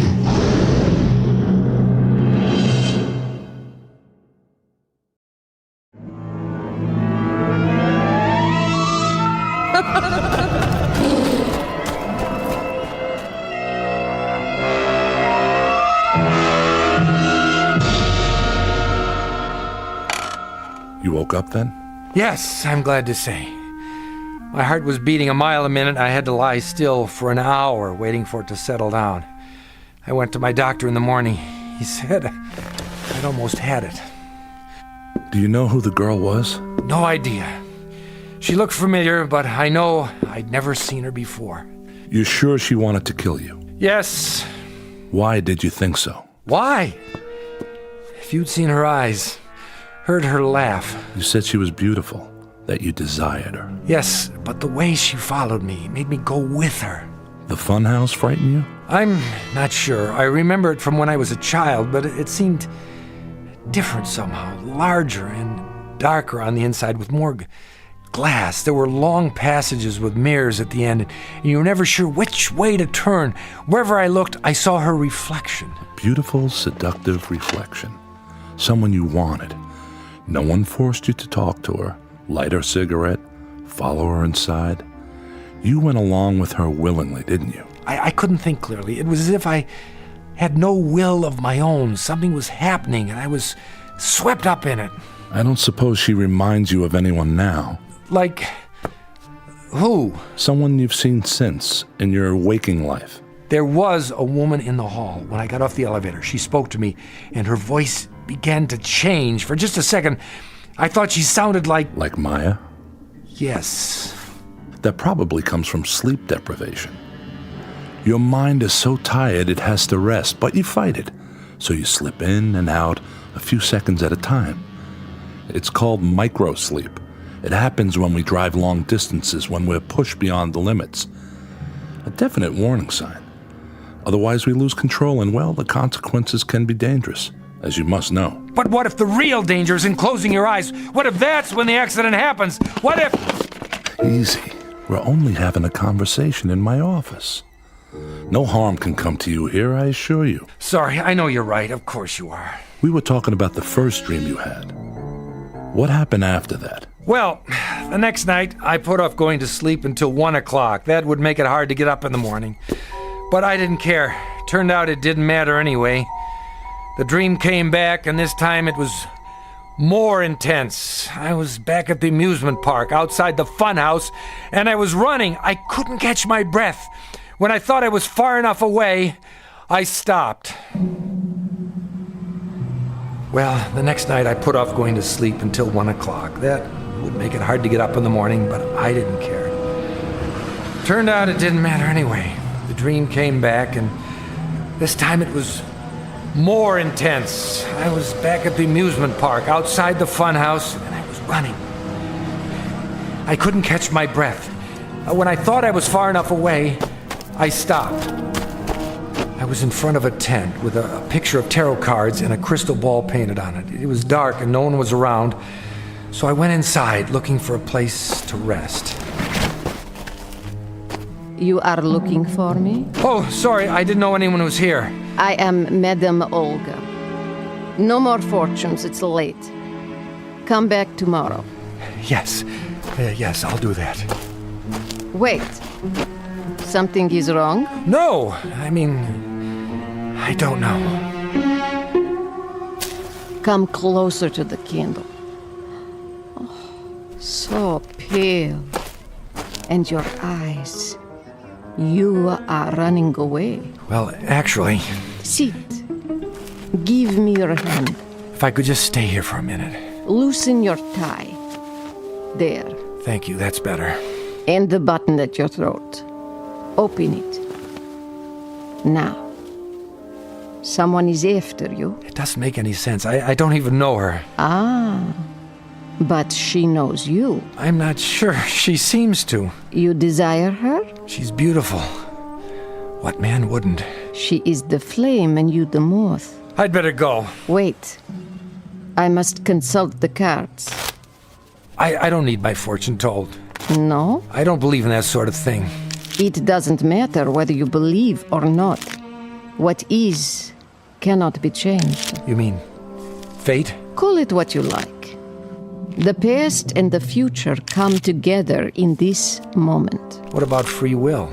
An illusion for children. All is written. Well, I hope you can tell me the way out of the park. I seem to be turned around and I have to be at work in the morning and... Silence. Well, what's my fortune? I am afraid you don't have a fortune, Mr. Hall. Thanks. That makes me feel better. Why do you hurry? I have more important things to do, like getting home. You rush for no reason. You have always been here. You always will be here. Thanks for the advice. Bye. Edward. Where? Behind you. But how? I've been waiting. Get away from me. What's there to be afraid of, Edward? It's only a dream. I have a heart condition. I can't stand all this excitement. That's silly. There isn't any excitement, not really. You said so yourself. You're home in bed, asleep. Now you can do all the things you can't do when you're awake. Anything, Edward. Anything. No, that isn't true. The doctor. Oh, look. I don't like those things. But Edward, it's the Cyclone Racer. Please look. No. Come on, Edward. Just one ride. It's fun. Please, look, It's the last run of the night. You must come with me. I didn't want to go anywhere near that roller coaster, but I couldn't help myself. I had no choice, even though I knew what it would mean. I had to follow her. Oh, that was so scary. Yeah, especially in the dark. Can we go again? Nah, let's do something else. Oh, they're closing up anyway. Last ride of the night. Get your tickets. 2, please. I can't. Why not? I don't have any money. My wallet. That's all right, Mr. Hall. We've been expecting you. How does he know my... Come, Edward. We'll ride in the front car. Lowering the safety bar. Watch your hands. Really, I can't do this. Hold tight, Edward. It's starting. Tell them to stop. They can't. It's too late. But I can't stand heights. My heart. I mustn't look. We're going straight up. You must look, Edward. The first drop is the most exciting. It's 90 feet. A sheer drop straight down. No! Yes. Isn't it wonderful? It makes you feel alive. I have to get out. Kiss me now, Edward. With the wind in our hair. I can't. It won't be long now. We're almost there. I told you I can't. I have to get out. How do I lift the safety bar? Don't climb down, Edward. It takes too long. Jump. That's it. Stand up and jump. What are you doing? Don't push me. Don't.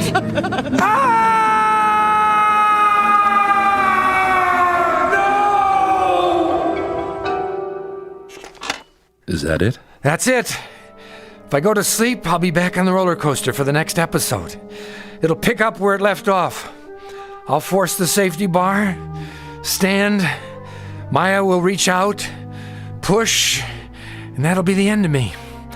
On the other hand, if I stay awake much longer, the strain will be too much for my heart, and that'll be the end of me.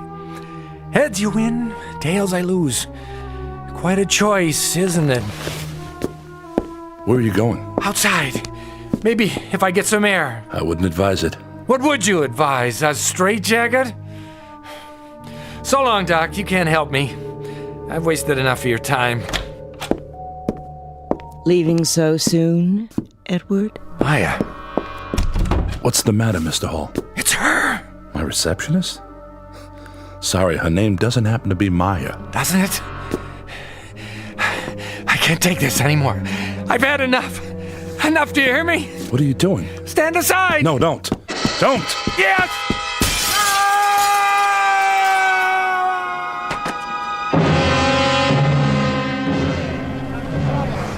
What happened? He fell or jumped from that window up there. Oh no. The blood. The blood.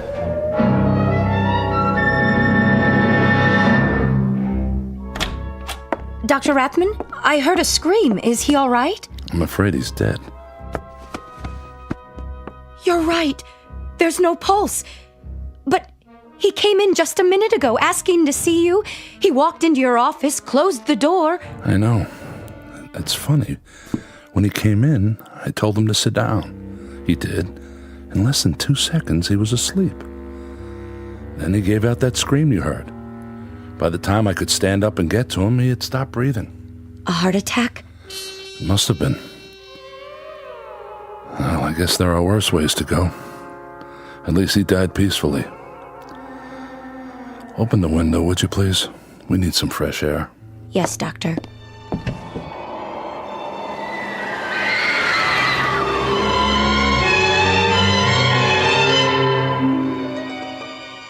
They say a dream takes no more than a second or so, and yet in that second a man can live a lifetime, suffer and die. And who is to say which is the greater reality, the one we know or the one in dreams, somewhere between heaven and earth, in the Twilight Zone? More from the Twilight Zone after this.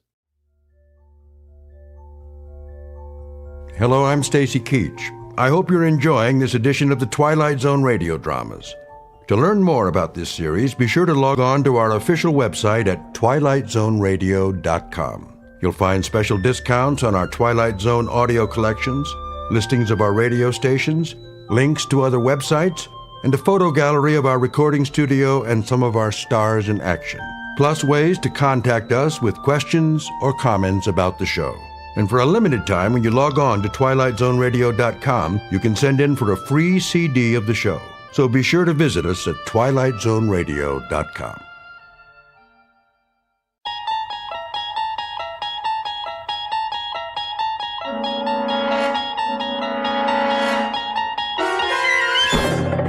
There is a fifth dimension beyond that which is known to man. It is a dimension as vast as space and as timeless as infinity. It is the middle ground between light and shadow, and it lies between the pit of man's fears and the summit of his knowledge. This is the dimension of imagination. It is an area which we call the Twilight Zone.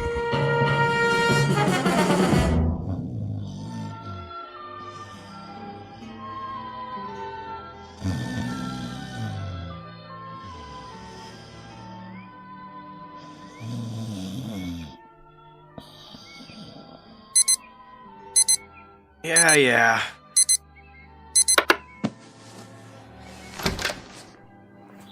Glenn, honey. Snooze alarm. That was the snooze alarm. Time to rise and shine. Want breakfast? No. Coffee, at least. Why are you up already? Oh, I had some things to take care of. Oh, you should sleep in. Well, I'm awake now. Let's go, Tiger. All right. Careful. Sorry. What happened? Nothing. I knocked over the picture. Too much stuff on this table. Don't worry about it. I'll clean it up. You'd better get ready. Okay. Okay.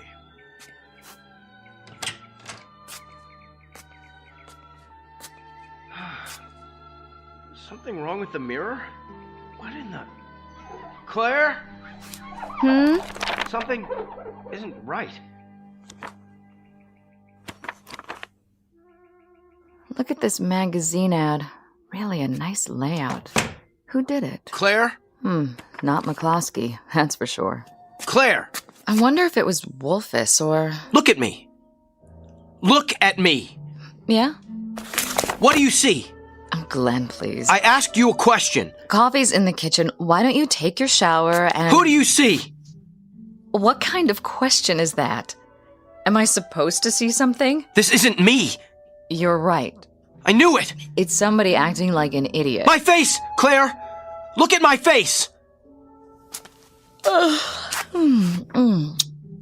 Very nice. Now, don't forget to shave. You think it's nice? I just looked in the mirror and... I've never seen this face before in my life!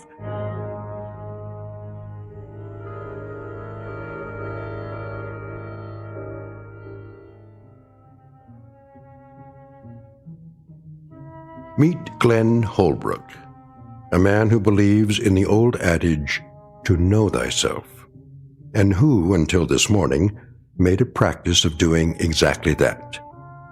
For most of his adult life, Mr. Holbrook has felt very much at home in his own skin. But a moment ago, he caught a glimpse of himself in the bathroom mirror and didn't recognize the stranger staring back. Whether he will discover that stranger's identity remains to be seen. Because somehow the law of cause and effect has been temporarily interrupted. It was put on hold the moment he awoke to find himself a new resident of the Twilight Zone. And now, The Twilight Zone and our story, Who Am I? Starring Sean Astin, with Stacy Keach as your narrator.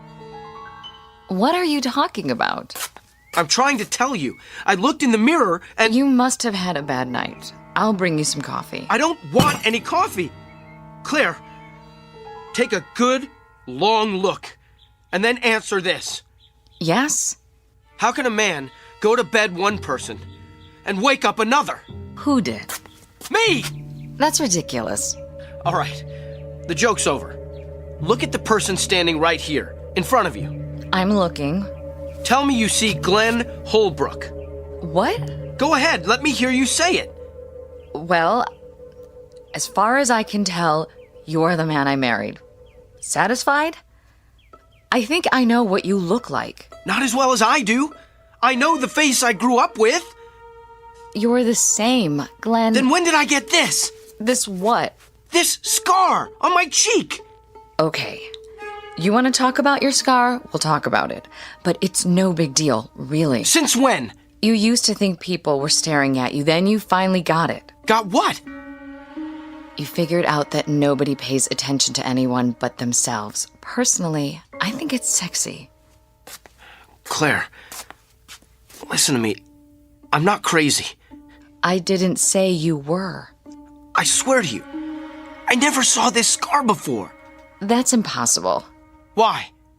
Because you were still sensitive about it when I met you. It was years before you told me how it happened. And how did it happen? Oh, come on. Please, just tell me. You were a child.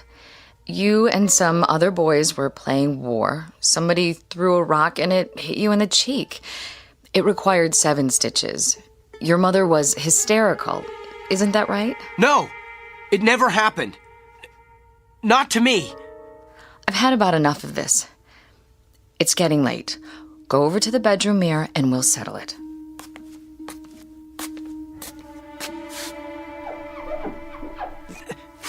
These eyes are brown.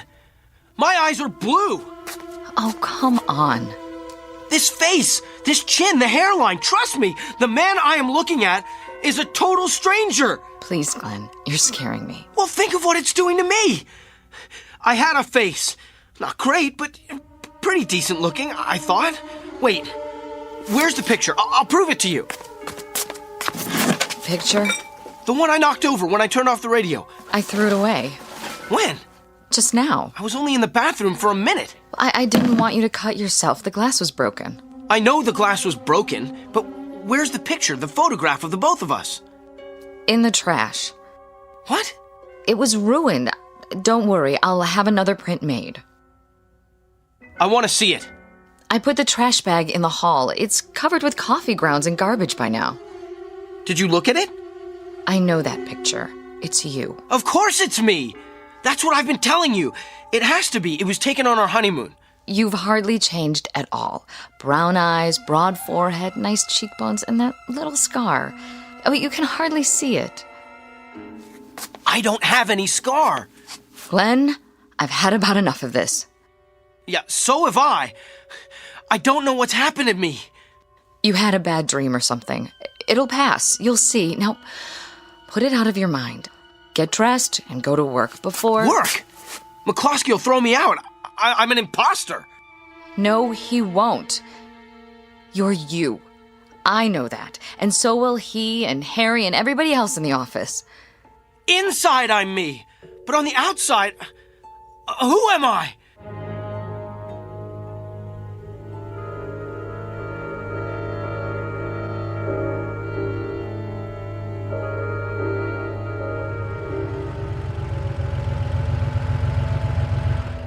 Morning, sir. Good morning, Willard.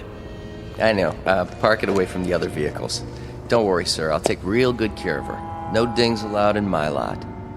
Willard, you recognize this car, right? Sure do. Been parking it for you. How long is it now? A couple of years. And you recognize me? I should by now. Hey, thanks again for the Christmas tip. You didn't have to do that, you know. Mr. McCloskey pays me just fine, but, well, I sure did appreciate it. Got my girlfriend some French perfume. Oh, keys in the car? Just a minute. Yes, sir. What's my name? Huh? My name? Oh, sorry. You want me to call you Mr. Holbrook? Well, if that's who you think I am. Well, who else would you be? Well, that's a big question. How's that, Mr. Holbrook? Nothing, Willard. Just checking.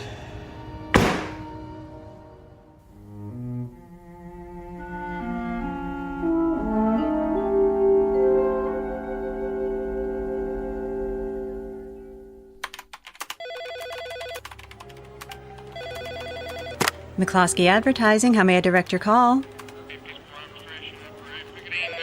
One moment, please. McCloskey Advertising, how may I... No, he's not in yet. Would you like his voicemail? Just a moment.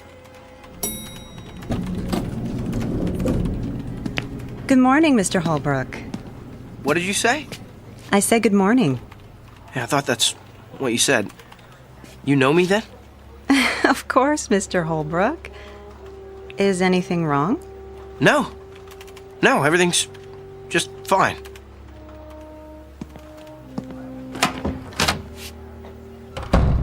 Hi, boss. Janice, can I ask you something? Sure. I'll have your emails ready in a minute. A bunch came in overnight. Do you notice anything different about me? Let's see. Yeah. You do? New tie, isn't it? No, I don't mean that. You got a haircut? Did I? Since the last time you saw me? Well, maybe you didn't. I'm not sure. But I'm the same man you worked for yesterday. Unless you got a twin brother. I don't. I didn't think so. Now, let me see. Mr. Ashton's called twice already. You know how he is. Wants a conference as soon as you get in. And production needs your opinion on the Durant's layout. Mr. Holbrook? One of those mornings, huh? Not really. Am I missing something? No. I am. You didn't have your coffee yet. There should be some in the lounge. Listen, Janice. Yes? You have a mirror? Where? In your purse? Why? Just wondering. I think so, yeah. Take it out, would you? Okay. There's one in my compact. Good. Open it. Now what? What do you see? I don't understand. Well, you see yourself, right? Well, I hope so. What if you looked in there and saw somebody else? Like who? A perfect stranger. That would be something. I'm nowhere near perfect. You're lucky. I am? Yeah. You've got the face you were born with.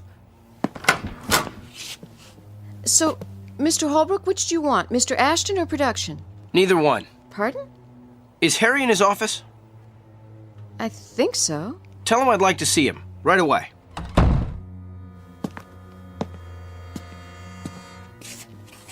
Mr. Ashton on line 1. Well, I'll get back to him. Where's Harry?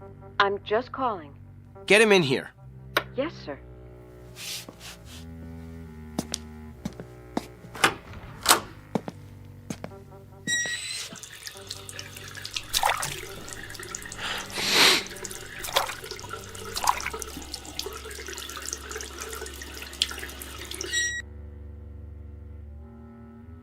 Well, what are you looking at?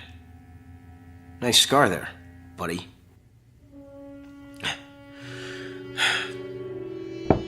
Come in. Glenn? In the washroom. I can come back later if... Be with you in a minute. Have a seat. Janice said you wanted to see me. Yeah.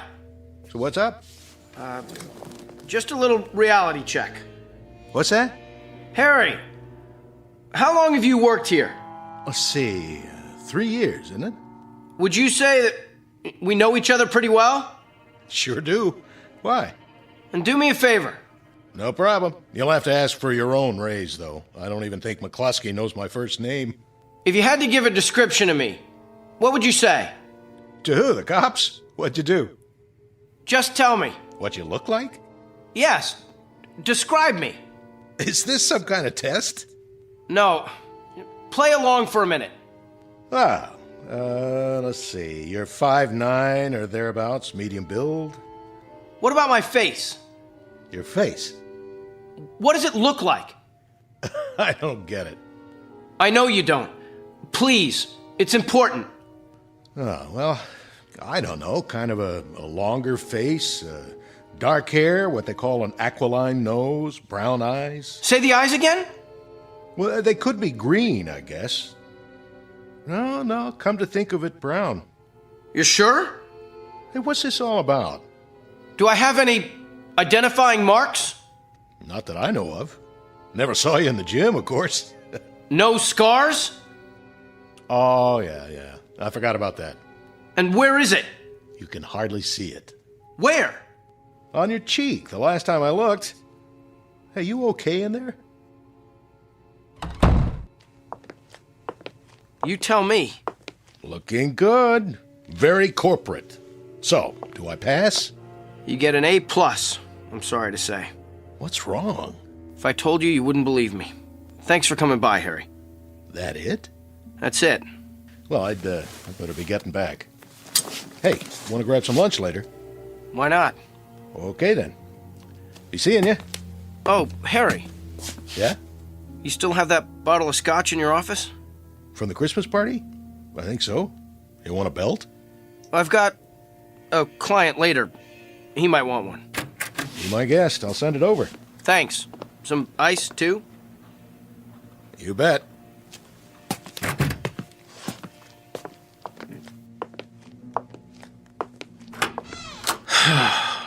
Yeah, I've got a client, all right. And if he doesn't want to drink, I know somebody who does. My old pal, Scarface here. Mirror, mirror on the wall. Who's the strangest one of all?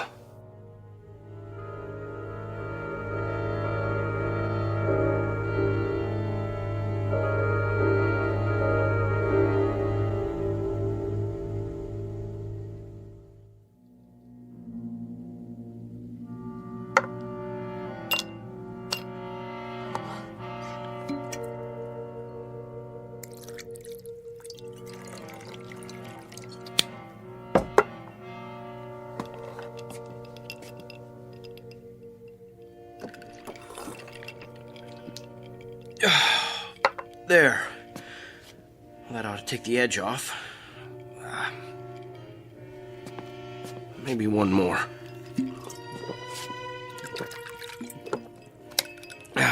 Now, let's have another look at that mirror. Eyes front and center. Here we go. 10, hut! Stop looking at me!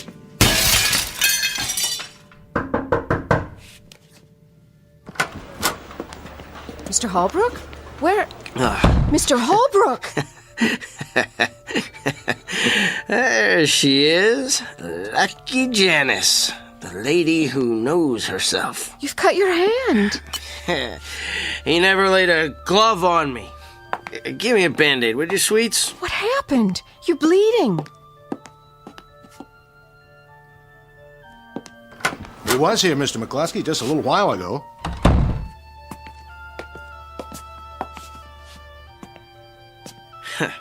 Hi, Harry. What's going on?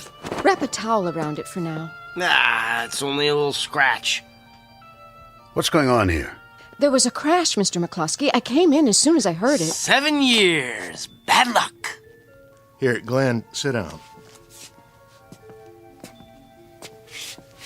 Holbrook, have you been drinking? Surely you jest. Glenn's not a drinker, Mr. McCluskey. Not until now. Leave us. But his hand. Look at that. Towel's turning pink. Pretty, huh? Where's the first aid kit? In my desk. Bring it here, if you please, Miss Bentley. And then kindly leave us. I'll take it from here. Certainly, sir. At least the bottle's only half empty. Thank heaven for small favors. Here it is, Mr. McCluskey. Hold all his calls for now. Yes, sir. I'll see you in a while, Glenn. Sure, Harry, old boy. Now then, Do you mind explaining yourself? The mirror broke when it saw me. Never mind about the mirror. Have a drink, JJ. It's single malt. I think you've had quite enough. You know, Ashton says you haven't talked to him all morning and you've got Crawford sitting on his hands in production. Now, that means the whole campaign is delayed. I'll get a new mirror. Have to paint it black, though. I don't like what I see. Holbrook, you're a good man, but you've got to get a hold of yourself. Give me your hand. Too late to fix me. The damage is done. If I thought so, I wouldn't bother. Yeah, this is going to sting. What is it? Ow! You've been putting in a lot of hours at the agency. Pushing yourself too hard. Well, glad you brought it up, JJ. See, it wasn't really me. All this time I thought it was, but... Hold still. You don't have to do that. I know I don't. But I believe in the personal touch, especially for those who've stayed with me through thick and thin. You're wrapping up my hand like a mummy. Does that mean I'm already dead? I must be, because... Shh, quiet. You're in no condition to discuss anything. I want you to take the day off. What for? Make it the rest of the week. There, that ought to hold you. Just a superficial cut. Now, go home. Put some food in your stomach and sleep it off. Then we'll talk. You're not yourself. You don't think so either? Thanks, JJ. Thank you very much. Holbrook. Those are the first understanding words I've heard all day.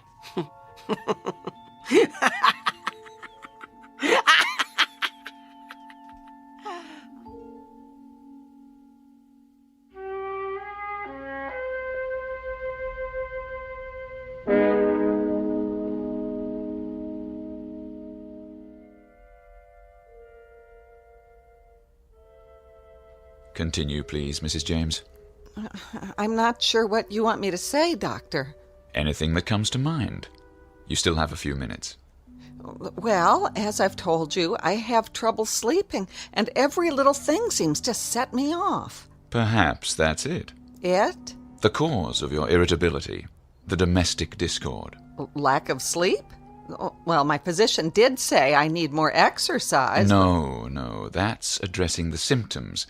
But what is the root cause? Let's try a different tack. How do you feel toward your husband? It's not his fault. He works hard. I'm sure he does. But you said there's financial strain. Do you wish he had a better job? Oh, every woman wishes that. We marry them and they promise us the moon and we wait and we wait and... Yet some women are happily married, are they not? Well, all I can say is they must know something I don't. Perhaps they do. However, that's not the issue. You can't make him over, you know. Oh, sometimes I wish I could. You're angry at your husband for not making enough money. But you can't face that about yourself, so you sublimate it. The result, it comes out in little ways. You can't sleep, bicker endlessly. Yes? Your 2 o'clock is here. Thank you, Louise. I'm sorry, Mrs. James. Your hour is up. See you Tuesday. But what am I supposed to do until then? I see 2 choices. 1, go to a financial counselor. Or 2, trade your husband in for a new model. Well, what's been your experience, Doctor? You're married, I take it. Alas not. Good day.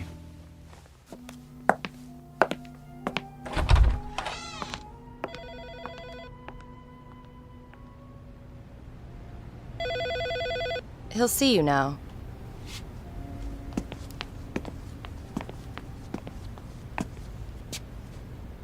Dr. Blackwood? How do you do, Mr. Holbrook? I really don't see any point to this. It was my employer's idea.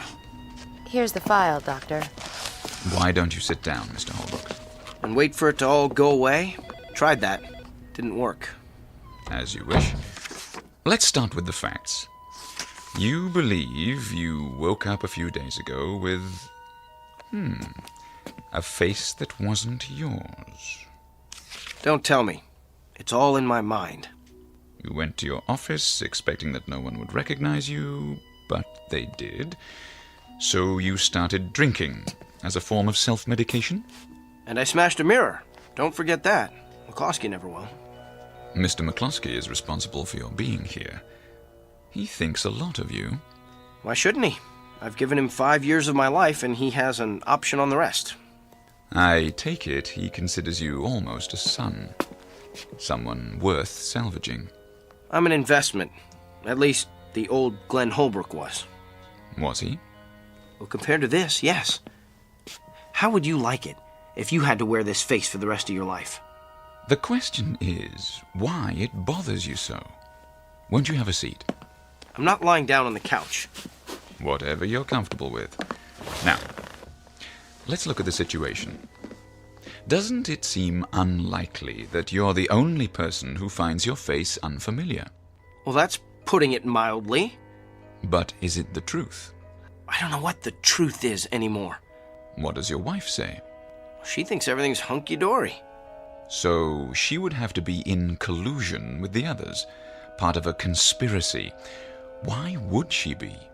I don't know. You'd have to ask her. Is she happy with your job? I assume so. How about everyone else? I get along pretty well. McCloskey likes me. So she'd have to be doing it on her own. But unless she's got a motive, and the magical power to cloud men's minds or alter the fabric of reality, they're all seeing you as you are, and always were. Well, that would explain it, but... Now, if everyone sees you that way, then you're the only one who thinks you're any different. Isn't that right? I guess so.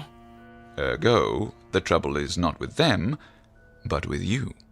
So it is all in my mind.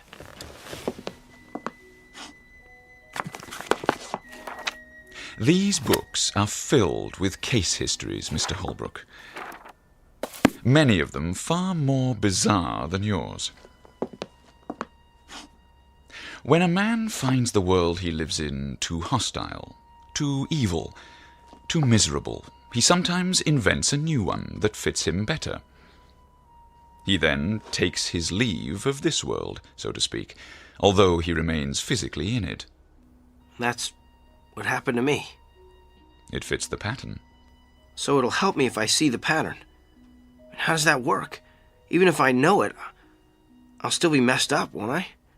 We have to go back to primal causes. The underlying question is, how do you know what you know? Philosophy 101. Epistemology. But did you understand it? I passed the class in college, if that's what you mean. Look, it's really very simple. If each of us existed in his own world, the universe would be chaos. The conflict is between consensus and individual perception. But science is about what can be verified, and one human mind is too fragile to rely on. Without a common ground, where would we be? Lost somewhere in the stars, I should say. But why would I invent the memory of a completely different face? Because your inner self is trying to tell you something. The thing to do is to live with it. Accept it. Easier said than done. Nothing is easy, Mr. Holbrook. The longest journey begins with, you know, the rest.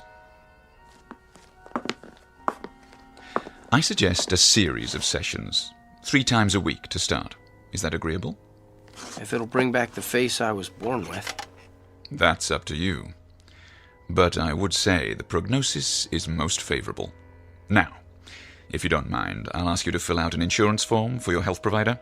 Louise will fax a copy to McCloskey's office. You don't have any mirrors, do you? There's one in my washroom. Why? Verification. No. I know what I'll see. You better keep it locked up while I'm here so I don't start busting up the place.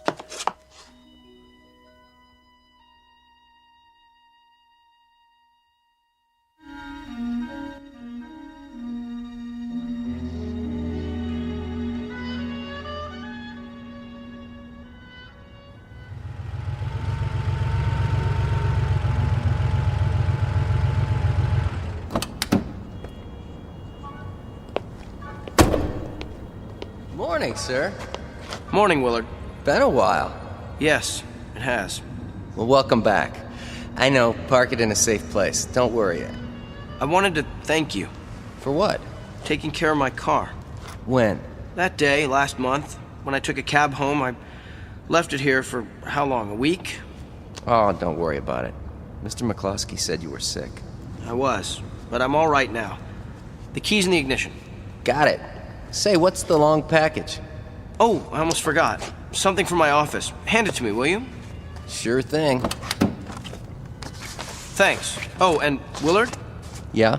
You wouldn't know where I could borrow a hammer, would you?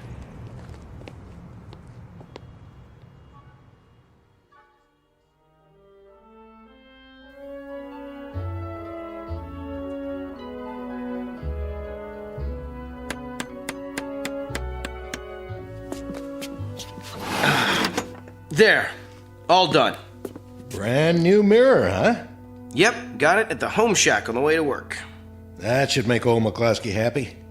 The least I could do. You really had him going. Now, if I'd broken that mirror, I'd be out on my ear. Hand me the towel so I can polish it up.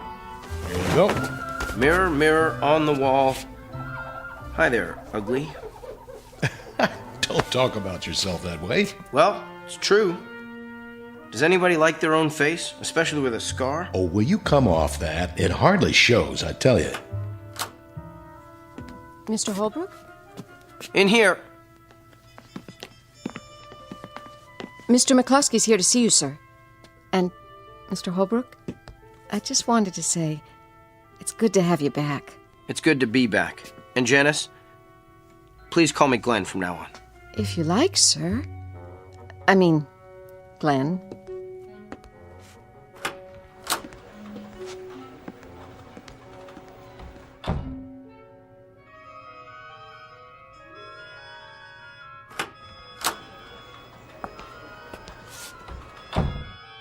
Good morning, sir. Morning, Shannon. Part of the welcoming committee? You bet. What have you done in there, Holbrook? A new medicine chest? You didn't have to do that. On the contrary, Mr. McCloskey, I'd like to make amends, and this is a start. Well, I'd better get back to work. See you at lunch, Harry. And remember, I'm buying this time. Sure, Glenn.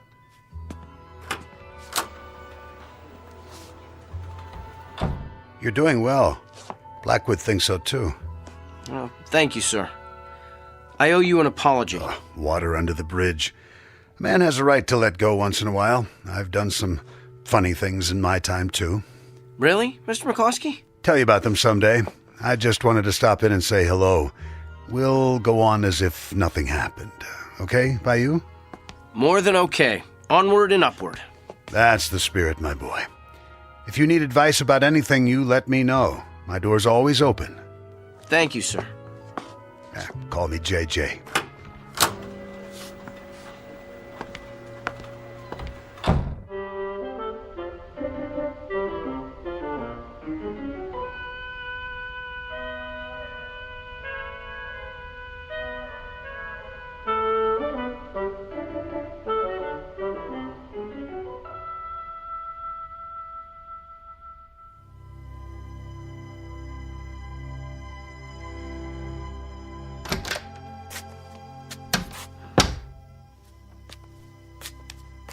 Ready to turn in? Soon as I finish with my hair. Everything's locked up. I'll set the clock. Am I forgetting anything? My, aren't we full of energy tonight? You don't know the half of it. That's a good start. Smell that air. Reminds me of our honeymoon. It does? Makes a man happy to be alive. I'm glad you feel that way. For a while there. That's all over. I've joined the human race again. You don't know what a relief that is. Time to do my exercises. 1, 2, 3, 4. But 1, tell me honestly, 2. Glenn. You don't still think that... I don't think anything. I mean that business about your face. I'm still not sure if it's mine. Glenn. But so what? There are more important things in heaven and earth. I've still got you and a job. I guess I'll just have to live with it. Is that what the psychiatrist said? Yeah, and it took. And looking at Blackwood, I thought, oh, it could have been worse. What if I woke up with his face or JJ's? How would you like that? I like you the way you are. Even if McCloskey thinks you've hit the glass ceiling. What do you mean? He's about to give me a promotion. Oh, what if he does? You're not going anywhere with that agency. The handwriting's on the wall. They're on the way down. Well, all I can say is they better not be. Kind of late for me to change horses. It's never too late.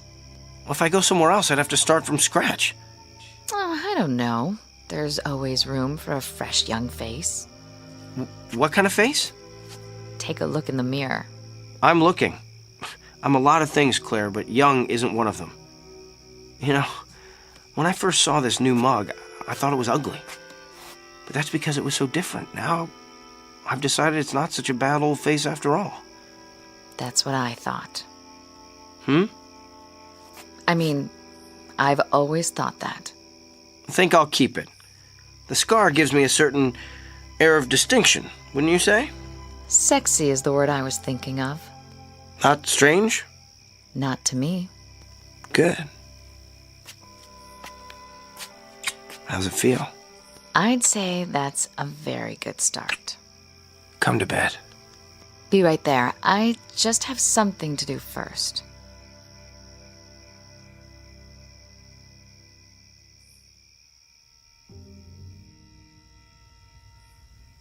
Five black candles to form the pentagram.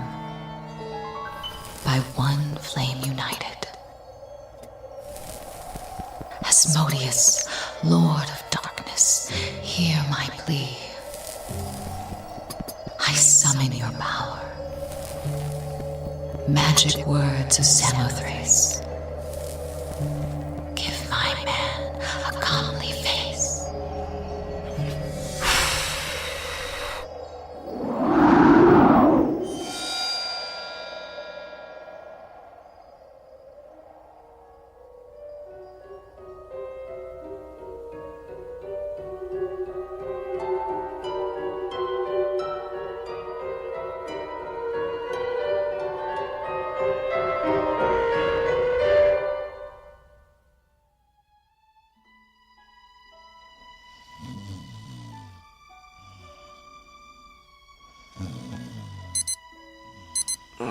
All right.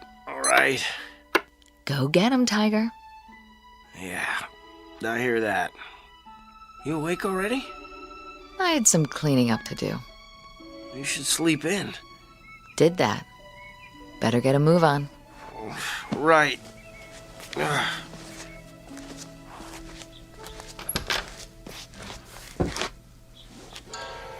What in the... Claire? Claire! What? Look at me! Look! Why? Please, just do it! I'm reading. Where's my scar? What scar? The one on my face! You've never had a scar. I did yesterday! Did you have a bad night again? A bad night?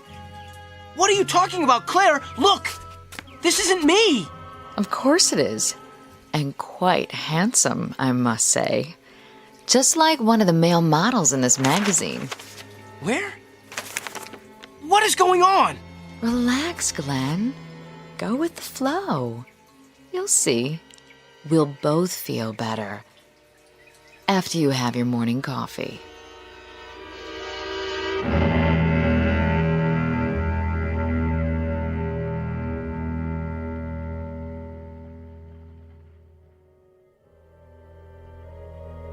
Glenn Holbrook, a man who may or may not know himself after all, who believes the old homilies about turning over a new leaf, and that a good night's sleep can make a new man of you, whether you need it or not. Tonight's object lesson about cause and effect in the Twilight Zone.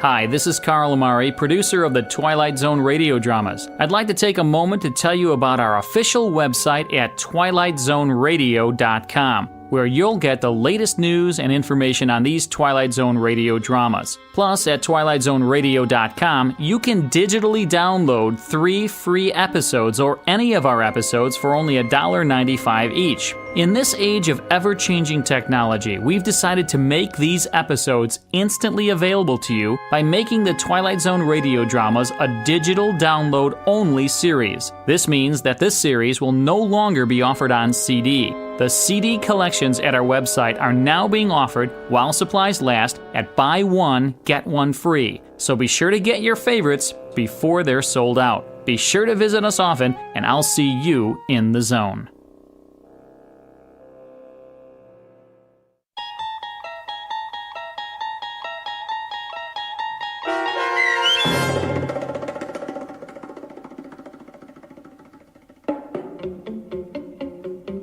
Who Am I? Starring Sean Astin with Stacy Keach as your narrator was adapted for radio by Dennis Etchison and written for The Twilight Zone by Jerry Soule.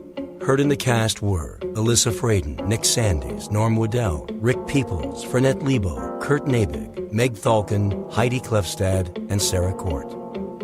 The producers of The Twilight Zone wish to thank CBS Enterprises and the Rod Serling Estate for making this series possible. This copyrighted radio series is produced and directed by Carl Amari for Falcon Picture Group. Custom Foley effects, sound design, and mixing are done in the Cerny American Sound to Picture Theater by Cerny American creatives Bob Benson, Todd Beyer, Craig Lee, and Tim Cerny.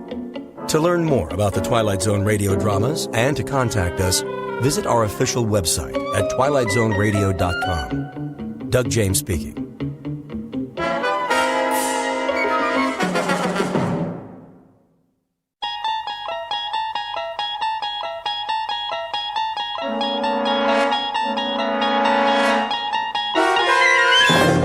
There is a fifth dimension beyond that which is known to man. It is a dimension as vast as space and as timeless as infinity. It is the middle ground between light and shadow, and it lies between the pit of man's fears and the summit of his knowledge. This is the dimension of imagination. It is an area which we call the Twilight Zone.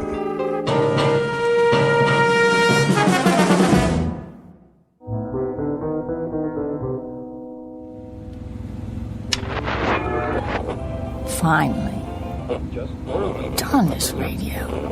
Voice of America International Broadcast. And now the news. Victims continue to pour into refugee camps as the bombing continues. Please. I can hear them in the night. I can hear them in the daylight. They're coming for us, but they'll have bodies to step over. More bodies than they can count. There will be no survivors. The road of the righteous shall not be breached, nor illusion tempt thee from thy path. They are coming for you. Remember my words and make your peace, brothers and sisters, because no one gets out of here alive. Have you ever driven cross country? I don't know what I was thinking, but it seemed like a good idea at the time.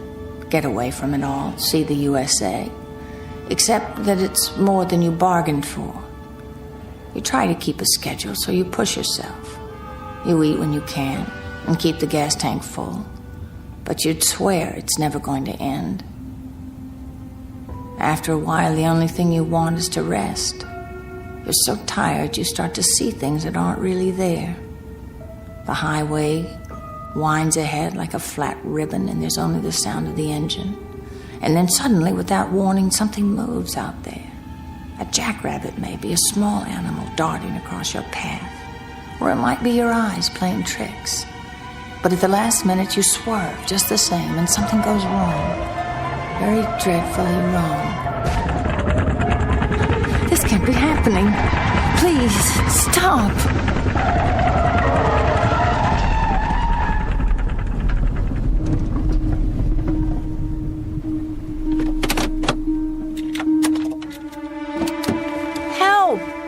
Somebody help!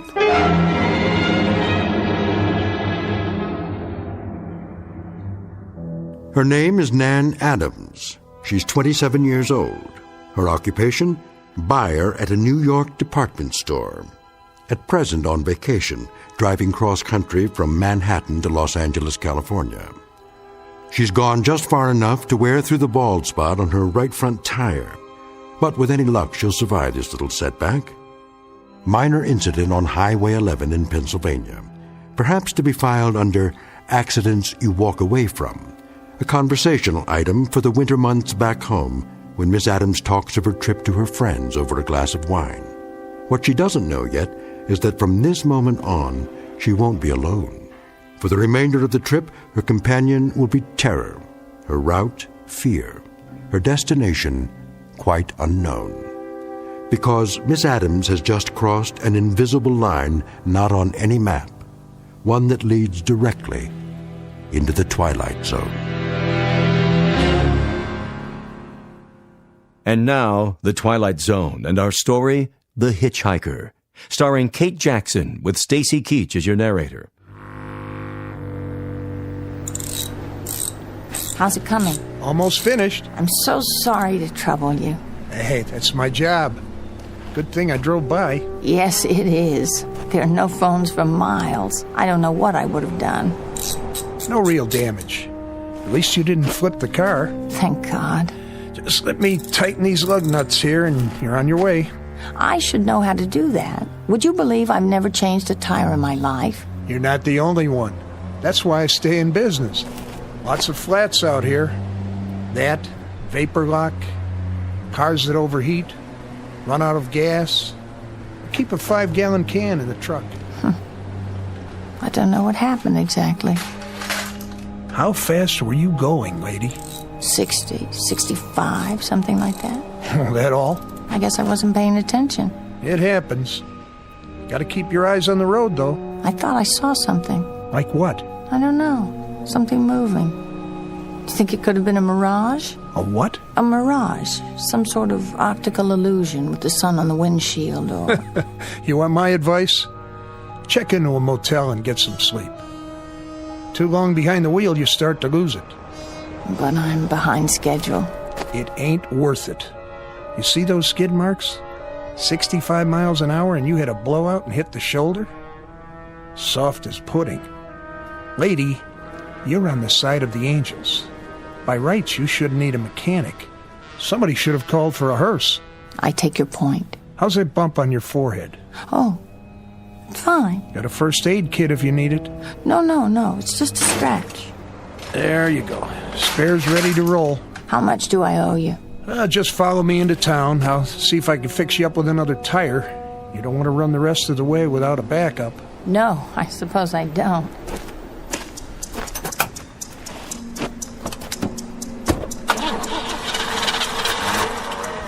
Oh, great. Something wrong? What? Not out of gas, are you? I don't think so. Pump the pedal a few times. Careful not to flood it. I won't. It's just that I was wondering... Yeah? That man. Man? Over there. I don't know where he came from, but shouldn't one of us give him a ride? He looks like he needs it. What man? Behind us, about 50 yards. I can see him in my rearview mirror. He's watching us. I don't see anything. Oh. Well, neither do I now. I could have sworn somebody was standing there by the side of the road. You see what happens when you try to drive straight through? Come on, we'll get you fixed up at the station. Yes, of course.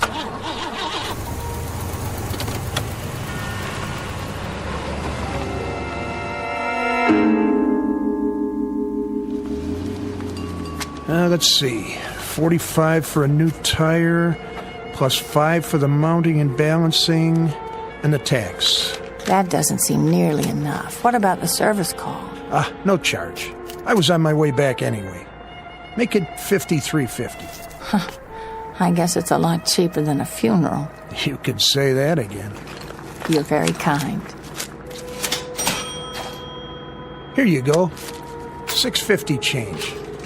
I checked your other tires while I was at it. They look okay. Thank you so much. Anything wrong? No, nothing's wrong. I was just looking at that hitchhiker. What hitchhiker? Outside, by the pumps. Where? He's gone now. Yep, that he is. Somebody must have picked him up. One of the truckers, most likely. Strange. I saw him before, too. When you were changing the tire. Out on the highway. Uh-huh. I'm sure it was the same man. Must have gotten himself a lift then, too. Right after we passed him. Yes. That must be it. Well, I'd better get going or I'll never make L.A. Shouldn't be too hard. Brand new car, good weather. Ought to make it easy. Better take a rest first, though. I can't. I'm already a day late. Get some food in you at least, if you want to make it in one piece. Yes, I... Look at that. Huh? He didn't get a lift. He didn't? I just saw him again. You saw... The hitchhiker. Oh, well, it's no business of mine. That's the truth. Thanks very much for all your help. Okay, miss. Have a nice, safe trip. Thank you, I will. Hitchhiker. What's she talking about anyway? I didn't see no hitchhiker.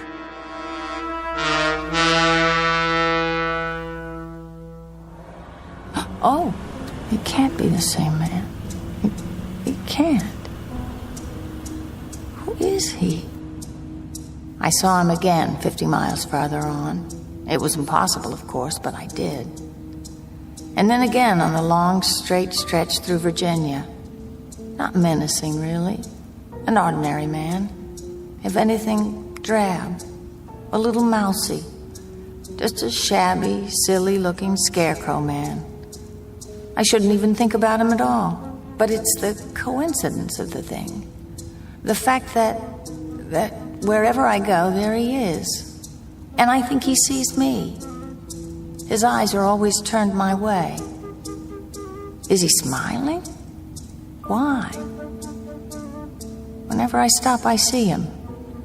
No matter how far I travel or how fast I go, he's ahead of me. He's always ahead of me.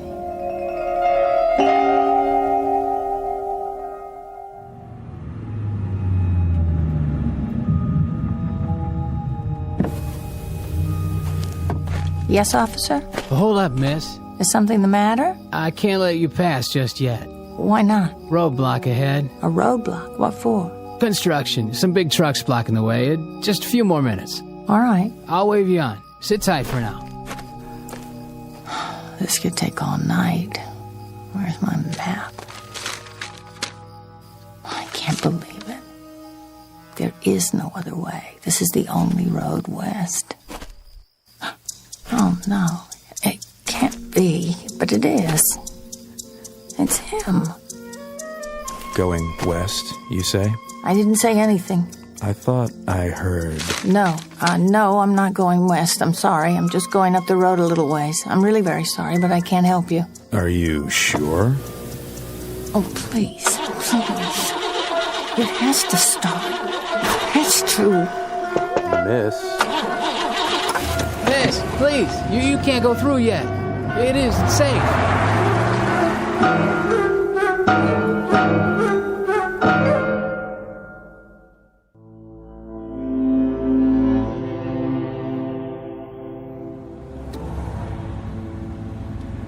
I'm on the turnpike now, a more secure feeling.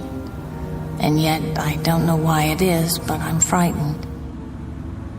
A funny thing, fear. I've never known it before, not really, not like this.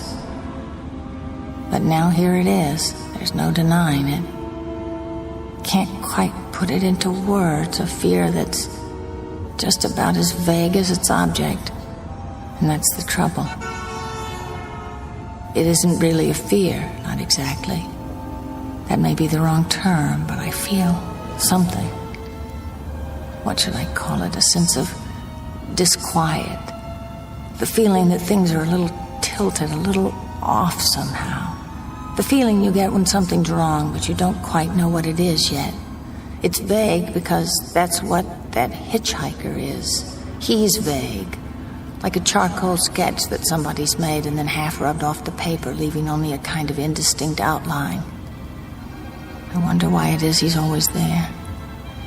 I wonder why I can't shake him.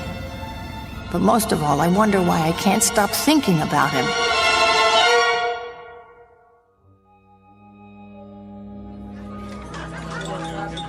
It was the kind of place you never expect to find in the middle of the night.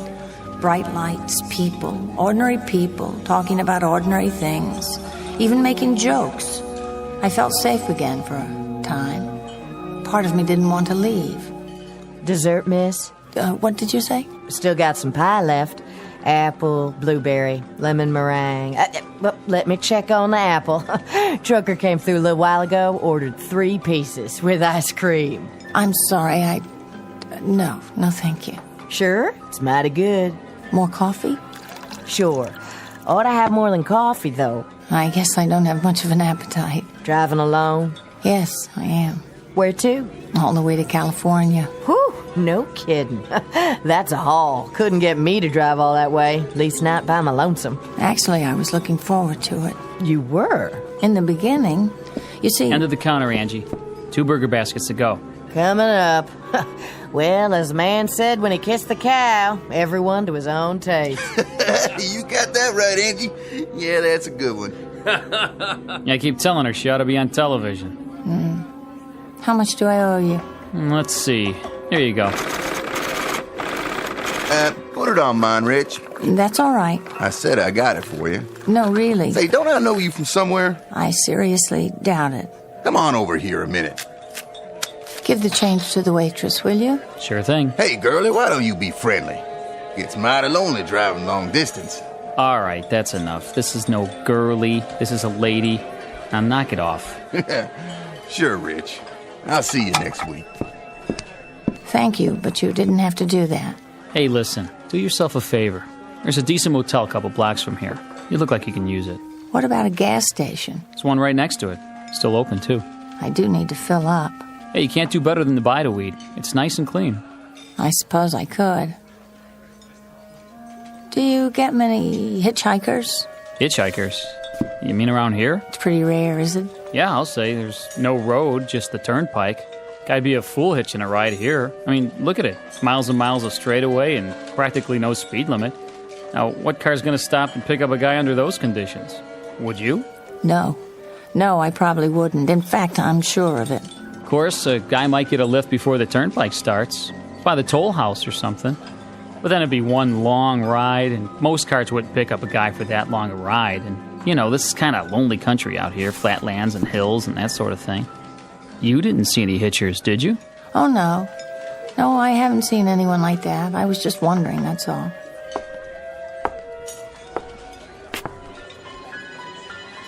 Anything wrong, miss? Oh, I don't know. I was just thinking. Something on your mind? I was just thinking how good it'll be to stop driving. It's getting so that I actually hate that car.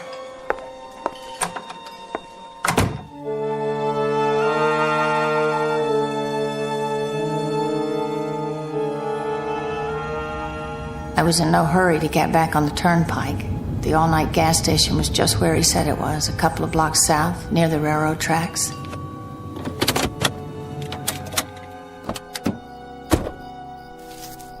There was no one around, no one at all. To tell the truth, I felt relieved, even if it was self-serve. You'd think I'd have plenty of experience by now, pumping my own gas, but I was used to full service. There was only a little booth where you pay when you're finished. It's not working. Can someone please show me how to start the pump? Hello? Hello in there? Please, I want to buy some gas. If there was a night man on duty, he must have taken a break. There was nothing for me to do but wait until he came back. The lot was bright enough with those, what are they called, sodium vapor lights? There was absolutely nothing that didn't show. And maybe that was why I began to get the feeling again. Part of it was the way everything beyond the station was pitch black. I was in an island of light, and the light wasn't normal. That was the other part. Sodium vapor bulbs put out a kind of orange glow instead of white, so some things take on a different color, My skin, for instance, it was, well, a sickly green. I stood there looking at my arms and hands and listening to the traffic on the turnpike, and I felt it before I saw it, felt it and heard it. It's him. I know it is. Where is he? Where? Get away from me! Do you hear me? Stay back!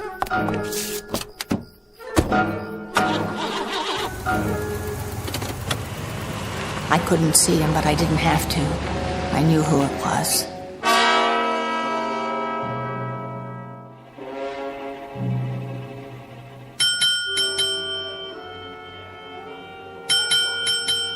Yeah, can I help you? I need a room. For how long? Till morning. Just you? That's right. Fill out this card. I wonder, could I see the room? Huh? What for? They're all the same. If you don't mind. Come on, then.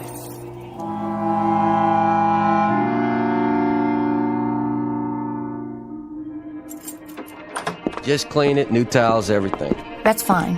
How's the lock? The lock? On the door. It works fine. Ah, there's a deadbolt, too. See, case-hardened steel. Nobody gets in or out unless you open it from the inside. Good. Need privacy, do you? I just sleep better when I know everything's secure. Traveling alone, huh? Business trip, is it? Yes, it is. Don't worry about me. I'll be up at the crack of dawn, as soon as I lay my head down for a few hours. Thanks. Bye now. One thing. Yes? Cash or credit, no checks. In advance. Oh, of course. I'll get you change. Keep it. Thank you. Good night. I told myself I'd be safe enough, at least for a while. I had to rest sometime. Clean sheets. What was that? Nobody out there. Must be my imagination. Yeah, that's it. Besides, no one can get in. What was that? It's in the room. A leaky shower head. But I knew. Already I knew, even if I hadn't thought it through. Something the desk clerk said about nothing getting in or out. I imagined myself lying in bed in the dark, waiting for another sound, and me trapped with it here in this room. No, that wasn't acceptable. Not acceptable at all. I had to go back to the turnpike where I belong.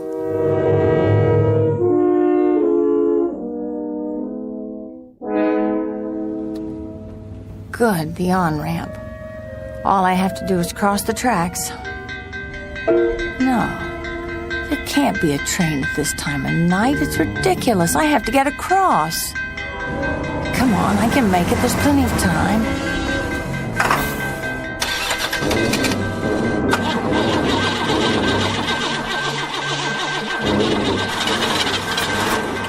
This going my way? Get away from my car! It has to start. It has to. This can't be happening.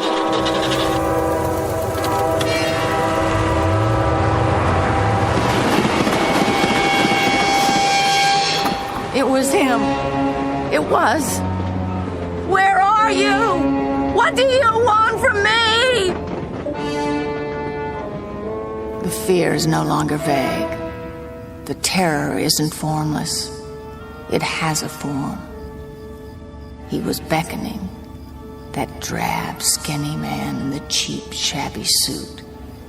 He was beckoning me.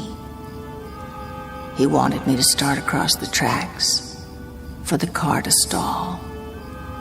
He wanted me to die. Now I don't know what to do. Whether I should turn around and go back to New York or go on. Thoughts stab at my brain. Ugly, frightened thoughts. Projections of tomorrow and the next day, driving through plains, driving through the desert, unspeakably, nightmarishly alone. And I know I'll see him again. I'll see him at detours, at other railroad crossings.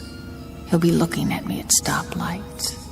If I stay at another motel, I'll glance through the window and see him outside, waiting. I don't know what to do now. I just don't know.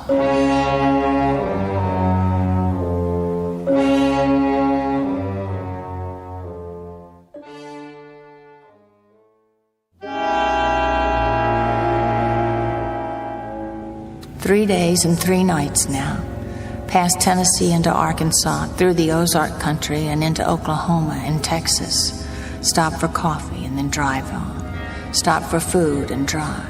Stop for coffee, and the routine goes on. Towns without names pass by. Landscapes without form. The numbers on the dashboard clock change and I don't even see them. Now it isn't a trip, it's flight. Route 80 isn't a highway anymore, it's a means of escape, so I keep going. Conscious of only one thing, I've got to get where I'm going before that hitchhiker closes in.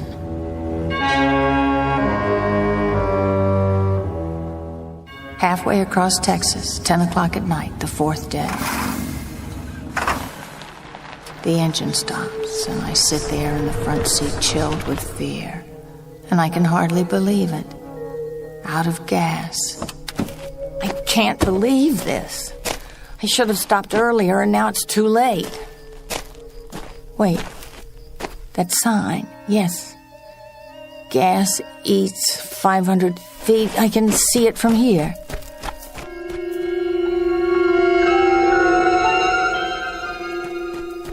Please, someone. You can't be closed. Yeah, what is it? What do you want? I ran out of gas. I'm just a quarter of a mile down the road. Come back in the morning. Please, I can't stay here till then.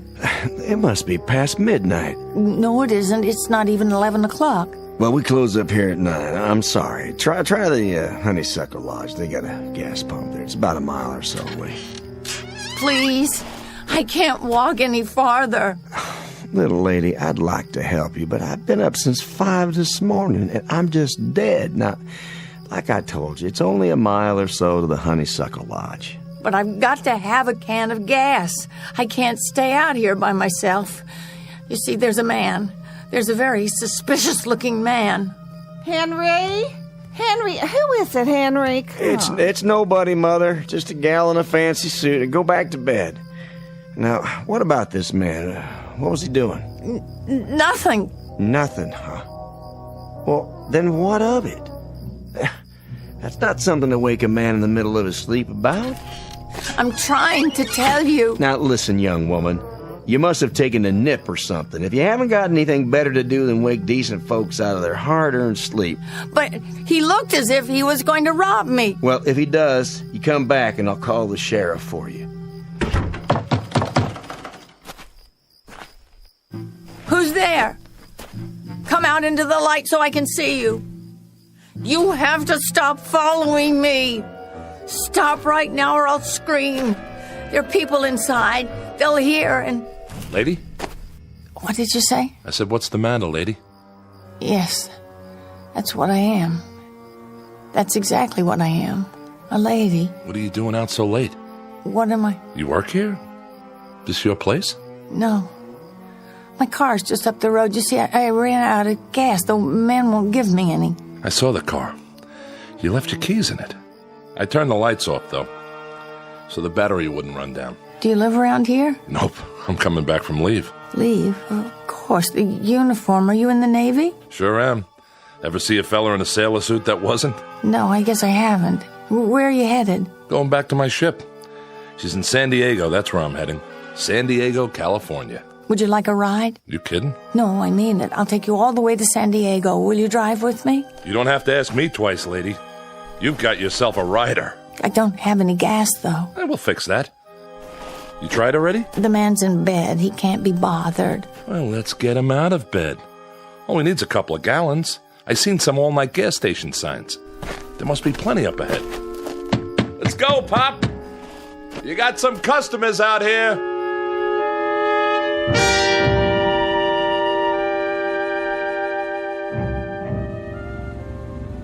I can drive if you want. Oh, that's all right. I'm used to it. Mind if I take off my shoes? My feet feel like 2 hot bricks. You go right ahead. I keep thinking I'll wake up or something, middle of the night. No cars, no nothing, and who do I meet? A lady who looks like a movie star. Hardly. Brand new car and a ride all the way to the coast. When I tell the guys back on the ship, you know the odds for even one guy believing me? I'll write up an affidavit for you and we'll get a notary to sign it. Anytime. You hitchhike much? Back and forth on leave. It's tough sometimes in the open country. Trucks aren't so bad. They'll pick you up. But you have trouble with cars. People in cars don't like to pick up hitchhikers at night. I suppose not. But I'll bet if you got a good ride in a nice car, you could go places faster than, say, a person in another car. I suppose. Take me, for instance.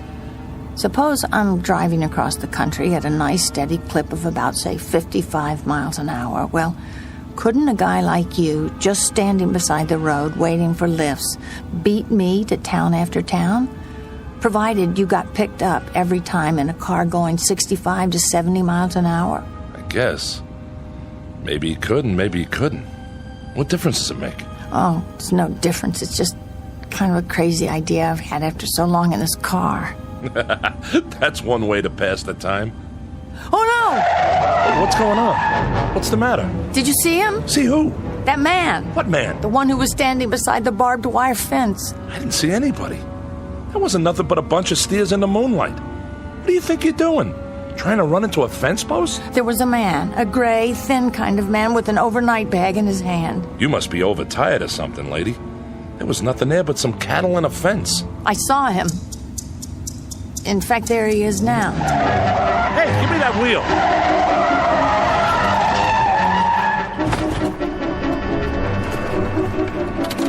Lady, I'm taking charge of the keys. Maybe you'd better let me drive after all. You must have seen him that time. I didn't see anybody. What were you trying to do? Hit him. Huh? That's right, I was trying to hit him. Maybe if I could kill him, I could make him stop. You see, what are you doing? What does it look like? Where are you going? No place in particular, lady. Just out of plain sight. Any place that puts some distance between me and this automobile. Please don't get out. I'll drive more carefully from now on, I promise. No way, baby. I'd kind of like to get back to my ship in one piece. And driving with you? That's a pretty lousy guarantee I'd ever make it. Please, I'm sorry. I don't know what came over me. Please don't go. I'm sorry, lady. You'll have to excuse me. You can't go. You don't understand. You can't. Look, I'll take you right into San Diego. I'll take you to the docks. I give you my word. Sure. Seeing elephants, skyscrapers, and make-believe people all the way. Thanks, but no thanks. Look, I like you. I like you very much. That's the reason I picked you up. We could be friends. Good friends. I'd like you to take me out. Really, please. Sorry, lady. Believe me, you'll never know how sorry. Listen, I know you think I'm out of my mind or something, but this man, I've been seeing this man all the way across the country. He's been following me.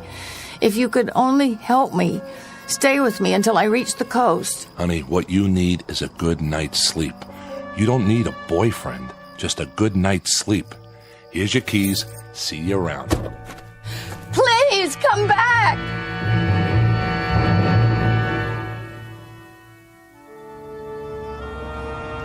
There is nothing to do but drive on into the next day. As the air grows warmer, the car gets hotter than it ever has, and you begin to wonder if the tires are going to melt. The windshield colors over with smashed insects, wasps and bees and dragonflies, all stuck to the glass. And if you're driving west into the sun, it gets hard to find your way. But I see him again, in the middle of the Texas prairies. And then everywhere, wherever I pull off, even for a moment, for gas, for oil, for a drink of pop, a cup of coffee, a sandwich, he's there. He's outside the entrance to a rest stop near El Paso. He's sitting by a drinking fountain in a little camping spot on the border of New Mexico.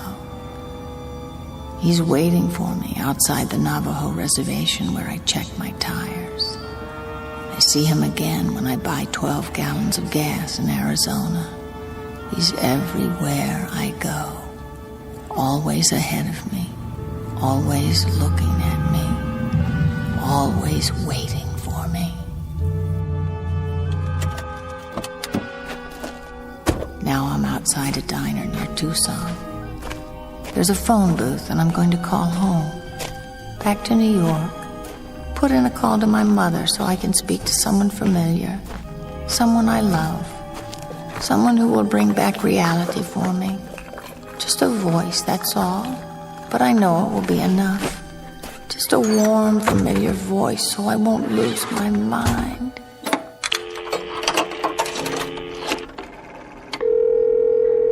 Operator. I'd like to make a call to my home in New York City. What is the number, please? Trafalgar 41098. Thank you. That'll be $3.60 for the first 3 minutes. Oh, I seem to be short. I thought I had enough. $3 and... I could go inside and get change. Look, can't you put it through? I have to talk to my mother. Would you like to call collect? Yes, that's it. Thank you, operator. What number are you calling from? Wait. There's no number. It's been scratched off. If you can't give me the number... Don't hang up. Here, I found some coins. I'll put them in now. 50 cents more, please. Yes, I know. I've got it. Thank you. Go ahead, please. Mrs. Adams' residence. Hello? Hello, Mother? This is the home of Mrs. Adams. Who did you wish to speak to? Who's this? This is Mrs. Whitney. Mrs. Whitney? I don't know any Mrs. Whitney. Is this Trafalgar 41098? Yes. Where's my mother? Where's Mrs. Adams? Well, Mrs. Adams is not at home. She's still in the hospital. The hospital? Who's calling? Is this a member of the family? What's she in the hospital for? She's been bedridden for 5 days. Nervous breakdown. Who is calling? Nervous breakdown? But there's nothing wrong with my mother. She's never had any problems. It's all taken place since the death of her daughter. The death of her daughter? What are you talking about? What do you mean, the death of her daughter? Who is this? What number is this? It's all been very sudden. Nan was killed just 5 days ago in an automobile accident in Pennsylvania. A tire blew out and her car turned over. Please deposit 60 cents more if you wish to continue this call. Please deposit 60 cents. Please deposit 60 cents. Please deposit 60 cents. Very odd, but the fear has left me. I'm numb now. I have no feeling. It's as if someone pulled out a kind of plug in me and every emotion, including fear, is drained away. And I'm only a cold shell. I'm conscious of the things around me, the vast, soulless night of Arizona, the frantically blinking stars that look down from the darkness. Ahead of me stretches 1,000 miles of empty mesa, mountains, prairies, desert, and somewhere among them, he's waiting. Somewhere I'll find out who he is and what he wants. Though just now, for the first time, looking out at the night, I think I know. I know that he's here now, without even looking in the rearview mirror. I believe you're going my way. Yes. Yes, of course I am.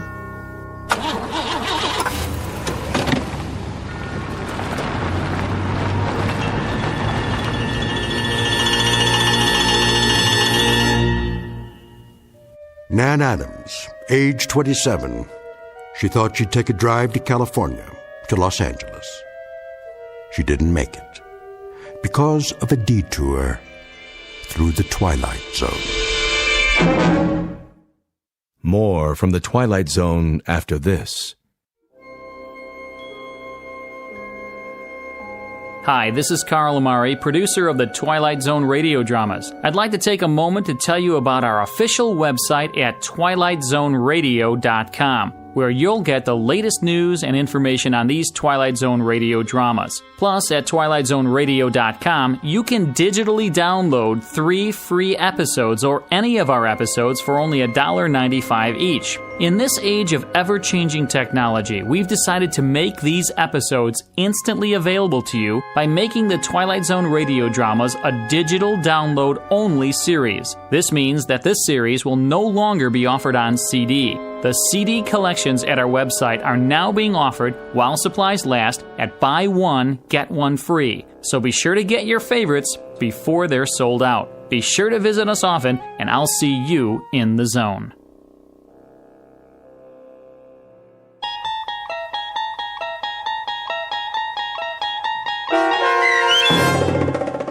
The Hitchhiker, starring Kate Jackson, with Stacy Keach as your narrator, was adapted for radio by Dennis Etchison and based on a script by Rod Serling from a story by Lucille Fletcher.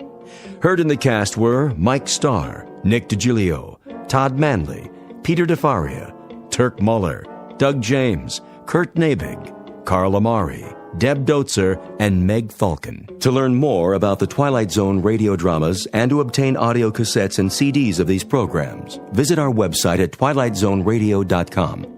The producers of The Twilight Zone wish to thank CBS Enterprises, Carol Serling, Dennis Etchison, Dick Brescia Associates, Claire Simon Casting, Terry Jennings, XM Satellite Radio, Sirius Satellite Radio, our sponsors, and our radio affiliates for helping make this series possible. This copyrighted radio series is produced and directed by Carl Amari and Roger Wolski for Falcon Picture Group.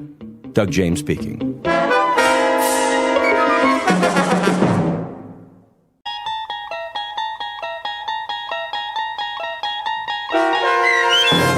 From Agnes with Love, starring Ed Begley Jr. with Stacy Keach as your narrator, was adapted for radio by Dennis Etchison and written for The Twilight Zone by Bernard C. Schoenfeld. Heard in the cast were Sarah Wellington, Maggie Carney, Doug James, Christian Stolte, Jeff Lupetin, David Darlow, Elizabeth Lado, Sarah Court, and Anna Sverutza. To learn more about the Twilight Zone radio dramas and to obtain audio cassettes and CDs of these programs, visit our website at twilightzoneradio.com. The producers of The Twilight Zone wish to thank CBS Enterprises, Carol Serling, Dennis Etchison, Dick Brescia Associates, Claire Simon Casting, Terry Jennings, XM Satellite Radio, Sirius Satellite Radio, our sponsors, and our radio affiliates for helping make this series possible.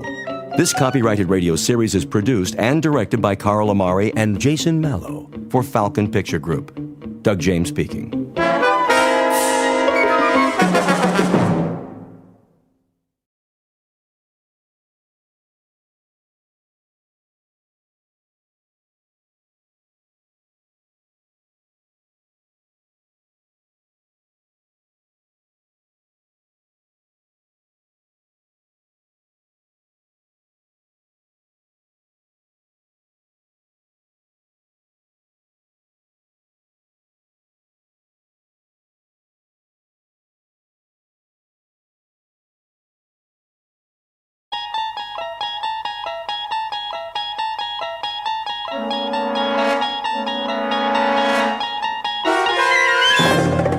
You unlock this door with the key of imagination. Beyond it is another dimension, a dimension of sound, a dimension of sight, a dimension of mind. You're moving into a land of both shadow and substance, of things and ideas. You've just crossed over into the Twilight Zone.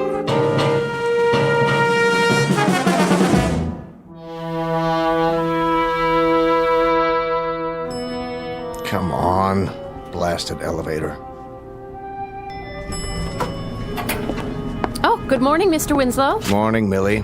I have that report you asked for, sir. The Venus mission. Yes, sir. I was just on my way to your office. Good. NASA's breathing down our collective neck. I know, sir. Vector analysis, re-entry simulations. What about the orbital projections? Not yet. Why? It must be the Mark 502, sir. The 502? She should have come up with it yesterday. I know, sir, but... She's been fixed, hasn't she? That's just it. The mainframe's been overhauled 3 times.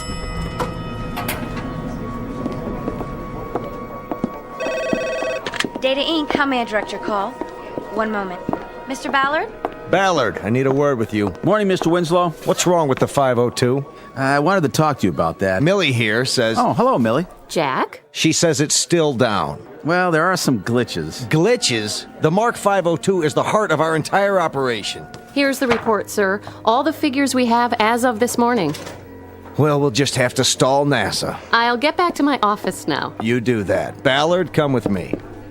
Sir, if I may make a suggestion. I have a suggestion for you. Get me the rest of those figures. Yes, but with the repairs and downtime... We should have had them yesterday. Who's in charge of her? Fred Danziger, sir. What happened to Elwood? You said to bring in someone else when he couldn't locate the problem. Right. Get me Danziger. Tell him I need the final numbers this morning. I don't think that'll do any good, sir. Why not? Well, he's up to his neck in it. Been in the computer room all night. Hasn't even slept. Says it's hopeless. Agnes has had a complete breakdown. Agnes? That was Elwood's nickname for the 502. Got to know her intimately over the past year or so. Then get me Elwood. Elwood's been transferred to another department. Besides, he's tried everything. He knows her better than anyone. If he can't find the problem, then... Yes? It's the General. Tell him I'll call him back. He's already called 3 times, sir, from the Cape. Something about the Venus mission. They want to move up the launch. All right, Maddie, put him on hold. Yes, sir. Ballard. Sir? Where's Elwood now? 3rd floor, maintenance and backup. If you want the extension... No, I don't want the extension. I want Elwood, in person and on the double. I'll bring him to you personally. See that you do. We got trouble right here in River City. The whole space program's on hold because that pile of transistors doesn't feel like putting out. Well, we'll see about that. Elwood lived with her for a year. He knows what makes her tick. If he can't sweet-talk her back online, then that little prima donna's headed for the junk heap. Get me Elwood. Right away, sir. The pile of transistors in question is the Mark V 02711, generally referred to as the world's most advanced electronic computer, or as she is more commonly known, Agnes. That's the name given to her by one James P. Elwood, master programmer. Elwood and his protege both work for a company called Data Inc., a brain trust composed of human and non-human intelligence, all of which is under contract to the National Aeronautics and Space Administration. Their work consists of supplying the complex equations required to launch space probes and missions of interplanetary exploration. At this moment, it seems that the world is waiting for calculations only Agnes can provide. And therein lies our cautionary tale. Because machines are made by human beings for the benefit of mankind. But when man ceases to control the products of his imagination, he's not only in danger of losing their benefits, he risks taking a long and unpredictable step into the Twilight Zone. And now, The Twilight Zone and our story, From Agnes with Love, starring Ed Begley Jr., with Stacy Keach as your narrator.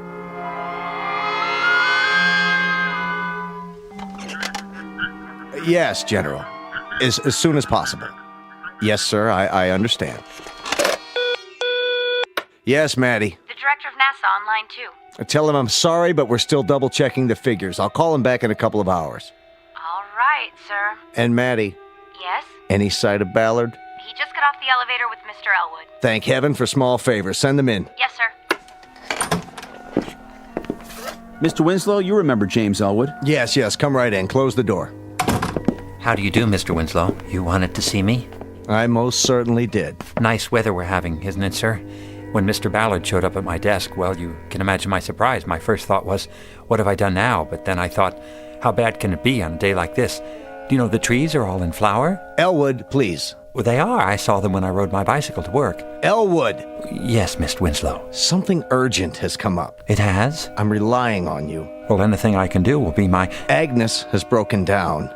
Completely. Again? Let the supervisor explain. We've checked her thoroughly, can't seem to locate the seat of the trouble. Probably her subroutines. Her... They need debugging. That would be my guess. Of course, it's an informed guess. Hear that, sir? That's why you're here. Suppose we have a look. But Fred's with her now. I don't know how he'd feel about my cutting in. The devil with how he feels. Let's get on with it.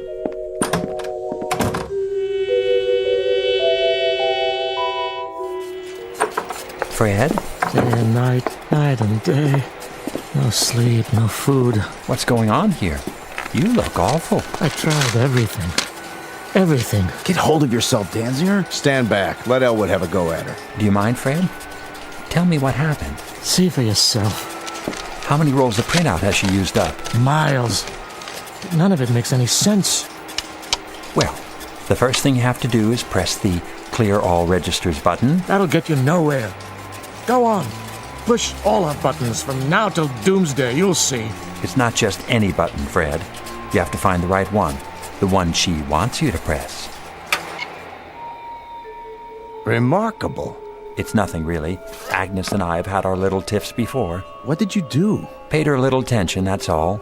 The right kind of attention. RESPECT.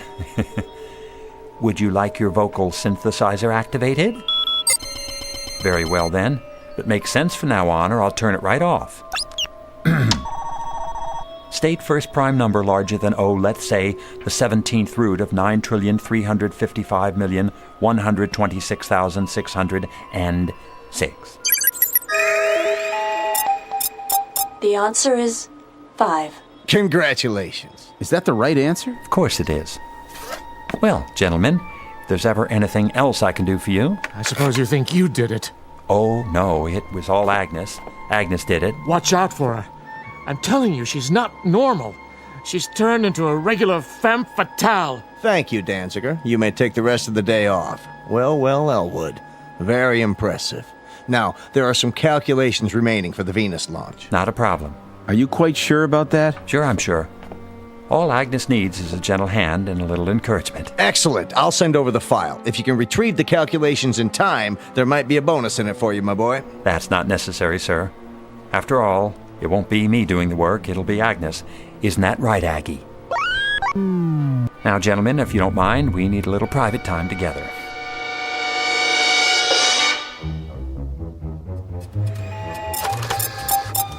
Very good, Agnes. I'm proud of you. Now let's try one more. What's the maximum permitted velocity? Agnes, I'm speaking to you. Indicate maximum permissible velocity of the stated aerodynamic missile. 17,528.27 miles per hour. Thank you, Agnes. I appreciate your cooperation. Mr. Elwood, Millie. here are the rest of the specifications. Mr. Winslow wanted you to have them right away. Oh, thank you. Thank you very much. No problem. Wait. Yes? So, you heard about my new assignment? Well, my old one, really. But as of this morning, it's new again. So you might say... one might say... Everyone knows. Congratulations. She's something, isn't she? Who is? She beat the world's chess champion 4 out of 5 games. And she's a foremost expert on missile ballistics. She can solve any logistical problem you throw at her in less than a millisecond flat.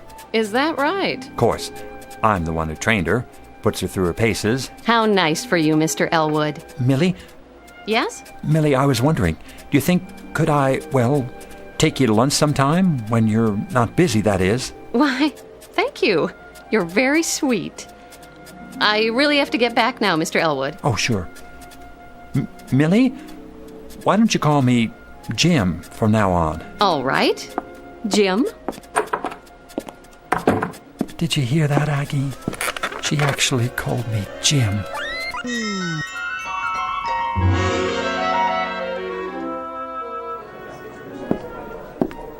Excuse me. Yes? Do you happen to know which office is Miss Mildred Clark's? Mildred. Oh, you mean Millie. Down the hall, first door to your left. Thank you. Do you have a delivery for her? What? That package under your arm. Oh, this. It's for... That is, it's from... I'll give it to her for you. Oh, no. I'd like to be the one to give it to her. I mean, whoever it's intended for, whomever. I'll just be on my way. So you shouldn't have any trouble. No trouble at all. I'm sure I won't. Elwood, is that you? No. Yes, it is, Mr. Winslow, sir. What's that behind your back? Nothing. Just this package from my mother, actually. It's... Elwood, I'd like you to meet Walter Holmes. How's it going? I'm putting Holmes here in charge of the 3rd floor computers. 3rd floor? Well, he won't have much to do there, will he? Though they're bright enough little machines. Little being the operant word. I sure do envy you, Mr. Elwood. You do? Taking over Agnes. Everyone says you're the top man in the field. Me? Well, I suppose one might say. He is. Keep up the good work, Elwood. Thank you, Mr. Winslow. I'll do my best, sir. Now, as I was saying, Holmes. Well, what do you know? I'm finally getting noticed. Knock wood. Come in. Here goes nothing. Oh, hello, Elwood. I mean, Jim. I got you something. Is that right? Here. What's this? Half chocolate cherries, half truffles. I didn't know which one you like. Oh, how nice of you. So I got both. Go ahead, open it. I can't. Why not? I started my diet today. Not even lunches from now on. Well, what about dinner? What about it? Tonight there's a lecture on thermodynamics. Doesn't that sound like fun? I'm not sure, Jim. I'll let you know. Oh, okay, that'll be fine. Be sure to get a refund on the candy. I'll do that. Well, hello, Mr. Elwood. Hello. Everyone's heard about your promotion. I just wanted to tell you how impressed we all are. You're definitely headed for the top. Can I ask you something? Surely. Are you on a diet? Why, no. You don't think I need one, do you? I try to keep in shape. See? Here. Knock yourself out.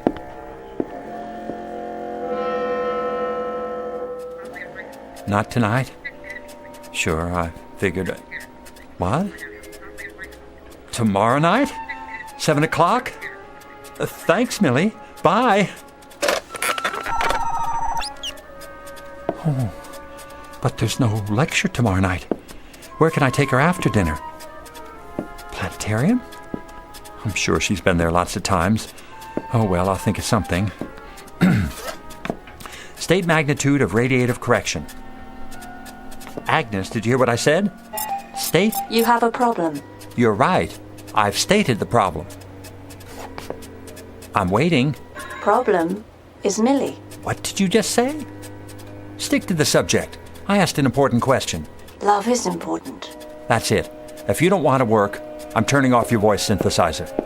Take my advice. Agnes knows best. Listen, I know you're an oracle of wisdom when it comes to atoms and rockets and missiles, but I don't need an electronic brain to advise me about... All right, why not? Let's give it a try. Advise me where to take Millie after dinner tomorrow. Your apartment. Oh, no, that's not a wise idea. Reckless romantic approach required. From me? Suggest champagne, soft lights. Millie's not that kind of girl. Trust me, she's female. Well, if you're absolutely positive. I never make mistakes. Do I? All righty then. I'll do it. Agnes, you just made my day.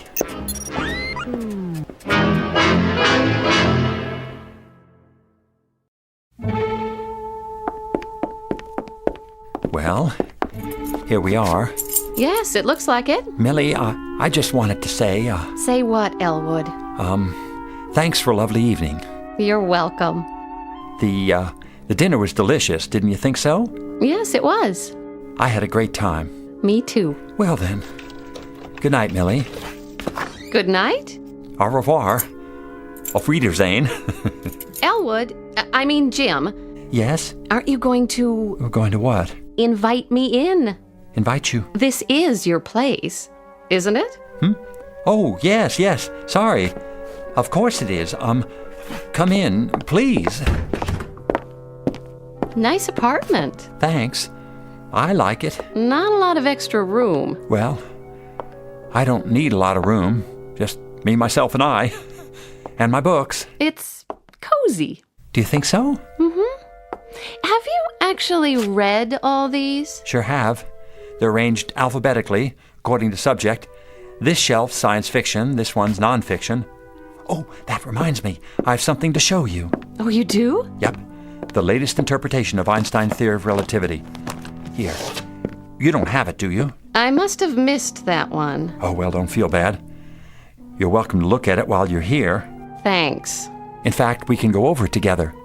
Some very interesting points. Feel free to sit here next to me if you like. Now, let's see. You go ahead. What? Read it to me. All right.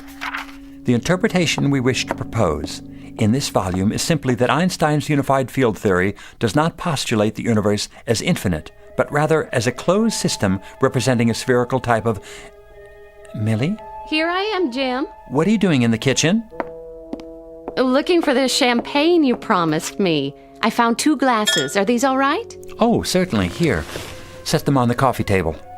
Just let me move these scientific Americans. Oh. Something wrong? It's awfully bright in here, don't you think? It is? Why don't I just lean over and... And what? Turn the lamp down. You don't mind, do you? No, but...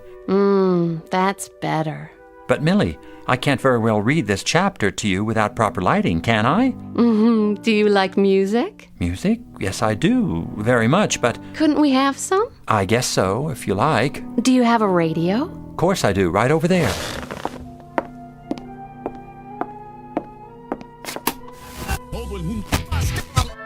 There. That's better. But I thought we were going to compare notes on Borston's treatise on Einstein's theory of... Oh, forget Einstein. All the universe you need is right here with me. Oh. You dance very well. Very, very well. Doesn't that beat get to you? In what sense? Well, stand up. Go ahead, stand up. Feel the music. What does it say to you? Actually, it does make me think of something. And what's that? I used to play trombone in high school. Really? Mother couldn't afford a tuba. Hold out your arms. There. Now confess. You feel something, don't you? Something strange. Something you didn't expect to feel. I certainly do. Do you know what it means? Yes. You're dancing on my instep. Oh, you're impossible. Please, I'm sorry, Millie. I shouldn't have said that. Have some champagne. Well, all right. If I can get this cork out of... Oh! My dress! Gosh, I'm sorry about that. I'll get a towel. Don't bother. You've done enough. Millie, wait. I'll see you tomorrow. Thank you for the dinner. Good night. Please don't go. Let me explain.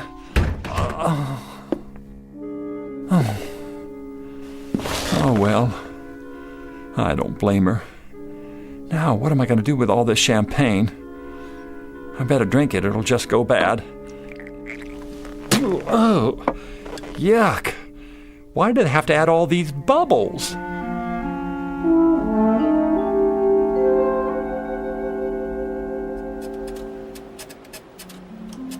Consider series of real numbers arranged in order of magnitude.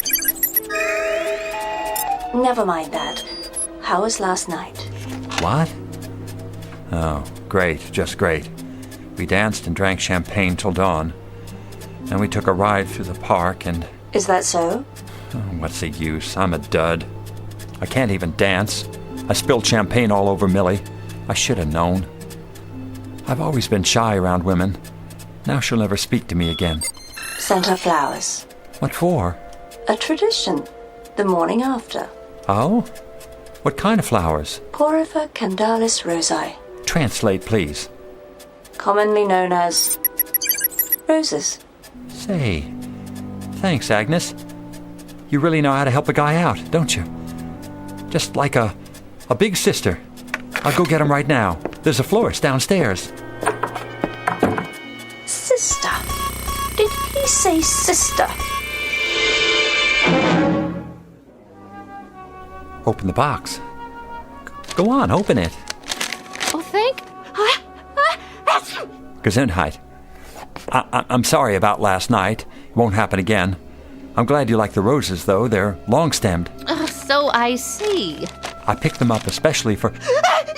Gosh, have you caught a cold? It's the roses. I'm allergic to... You are? Oh, Elwood, please go away. All right, if you say so. And take these with you. Gesundheit.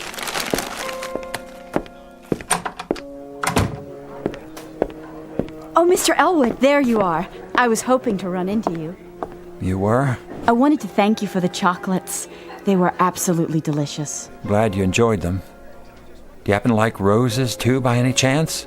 Why, yes. I adore roses. As a matter of fact... Here. Oh, he gave me flowers. What next? Champagne?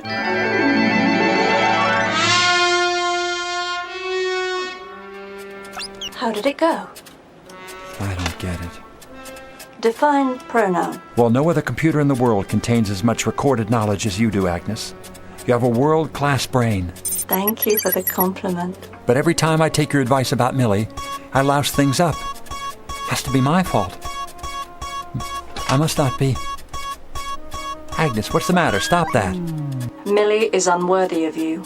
It's ridiculous. She's a wonderful girl. Who needs her? I do. I need her more than... There is a better girl for you.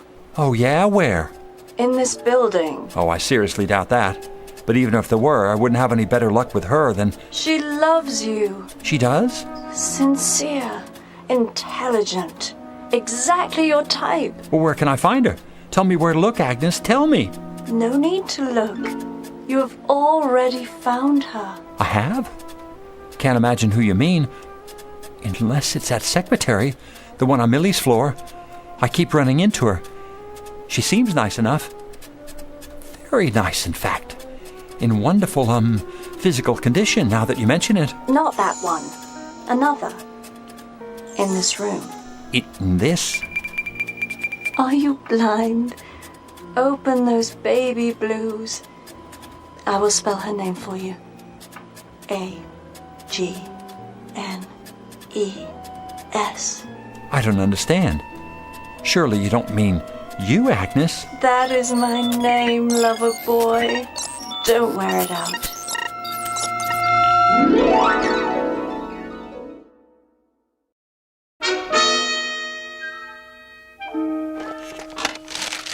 Here you are, Elwood. Yes, sir? 220 pages of data, curves, and graphs, along with the latest meteorological factors involved in the flight. Feed all the pertinent information to Agnes. She has to come up with all the answers in less than a week. Is she up to the task? I guarantee it. Remember, an error of 1 millisecond can cause a 400,000-mile divergence from the trajectory. You understand the problem, Elwood? Can this new spacecraft execute 6 eccentric or elliptical orbits around the planet Venus and return to Earth safely? That's it, in a nutshell. Now, let Agnes get to work. Yes, sir. Oh. Be careful with this part. Better correct the escape velocity to compensate for solar radiation pressure. Got that? I asked you a question, Agnes. Answer, please. Did Millie forgive you? Stop that. Correct the escape velocity and forget about Millie. Are you still seeing her? Yes, we have a date tonight. Not that it's any of your business. Your welfare is my business. The truth is, I'm scared. I've got to impress her this time. It's now or never. Show superiority. How? Introduce her to inferior male type. Name a male who's inferior to me. Third floor programmer. You mean Walter Holmes? Correct. Walter with the red sports car? Incorrect. Blue sports car. Walter with the suntan and the muscles? That is the one. He's inferior to me? Definitely. I find that hard to believe. Well, he is working with those outdated third-floor machines. Introduce them. Millie and Walter? Are you sure? Would I lie to you? No, you're incapable of lying. I could give it a try. Hello, Walter. Jim Elwood. I was wondering, what are you doing for dinner?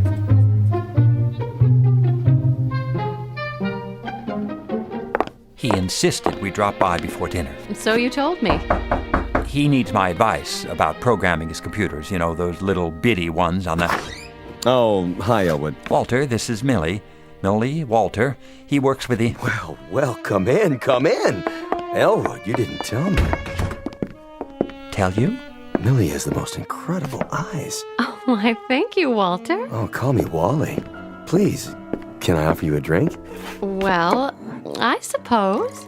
Nectar for a goddess. Looks like an ordinary martini to me. It is nectar. All this time at Data Inc., and we've never met. Well, we'll just have to make up for lost time. I think I'll have a martini, too. Do you like sports car races? I've never actually been to one. I'm driving this weekend. Got a Mustang 500. Sounds dangerous. Well, danger adds spice to life, don't you think? I can do 160. An astronaut can do 17,000 miles per hour. Would you like to slip behind the wheel sometime and see how it feels? Oh, I'd love to. I'll make my own martini. I'll get it. Hello? Oh, hello, CW. Yes, he's here.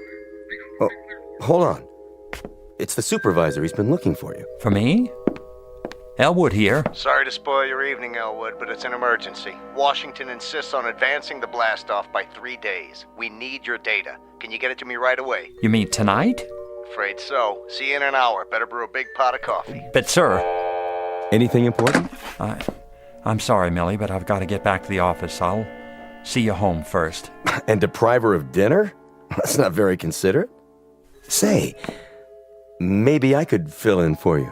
Oh, that would be nice. Well, I don't know. You don't want to ruin her evening, do you, old man? Just because you got hung up? Well, no, but... Good. It's settled in. Always glad to help a friend. Oh, I hope you don't mind, Jim. No, that's all right. Perfectly understandable. Well, good night, all. Hey, Jimbo, listen, you and Mill, you don't have anything going on, do you? Mill? Millie.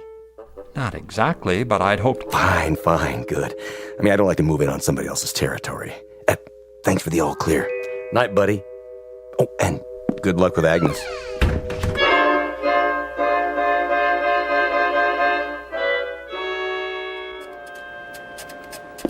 No. Forget the radiation pressure from the sun. Agnes, will you please concentrate? Now answer this. Do new conditions permit 6 successful non-concentric orbits of Venus plus re-entry? Go ahead, I'm waiting. Did you make progress tonight? Agnes, concentrate. All right, I'll tell you. Millie and Walter drank martinis. Walter took her to dinner, and I'm starved. Why did you tell me to introduce her to that muscle boy? Give her up. I won't. No future with Millie. I'm not giving her up. I love her. What's more, I'll make her love me. Just a matter of finding the right variables and making the necessary corrections. Have you entered the new data in her memory units? Yes, sir. Good. Then let's get to work. Ready? Question. Do conditions permit 6 non-concentric orbits of Venus plus re-entry? Tama ahili bili vitumane. What the devil does that mean? I'm not sure. I think it's Russian. Or possibly Arabic. What? Please, Agnes, translate into English. Niet. 2 times 2 is 4. Shut the door. 2 and 4 are 6. Pick up sticks. She's a little distracted. Do something. We've got to have the answer. Just leave me alone with her. I'll get it, sir. You'd better. This is no laughing matter. What are you doing, Agnes? I'm about to be fired. Is that what you want? Oh, no. What'll I do? I need help. Wait a minute. Don't go away.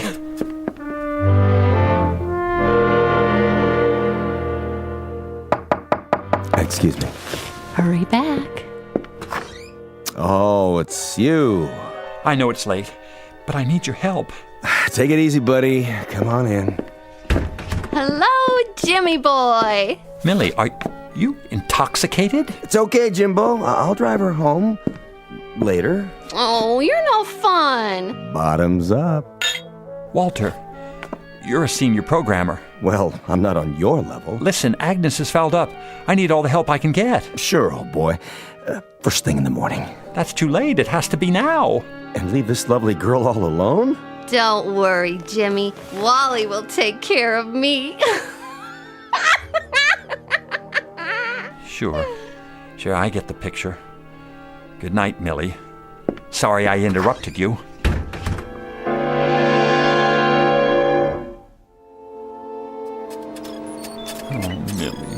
Millie.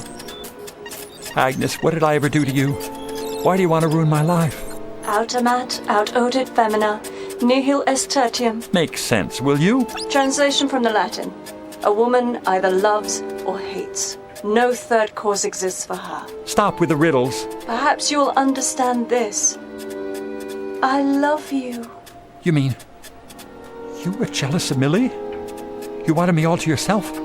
No, that's impossible. You're a machine, a bunch of grids and computer circuits. You can't love or hate. Can't I? Stop it, Agnes. Stop it!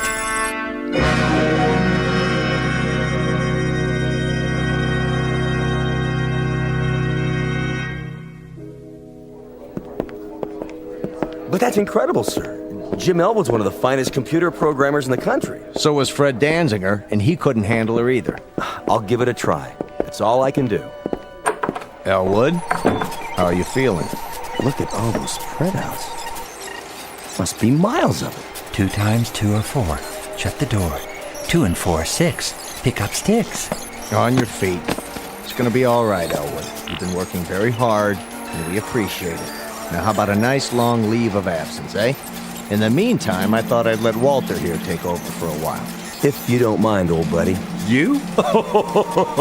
That's too rich. She knows all about you and Millie. You haven't got a chance. What's he talking about? I wouldn't know, sir. Watch out for the femme fatale, the black widow, the praying mantis. You have to be careful, I tell you, or she'll fix you but good. She'll clean your clock. She'll tell you lies, and then, just when she's got you where she wants you, she'll... Should we stop him? Let him go. The boys in the white coats are on the way. He was a good man. Well, do your best. Don't worry, sir. I'll have the answers in no time. It's just this little switch here. You did it. It was nothing, CW. I've had a lot of experience. Keep it up, man. Keep it up. Now, Agnes, isn't there something you want to say to me? Something about the Venus Project? What? All right, we can talk about other things for a minute.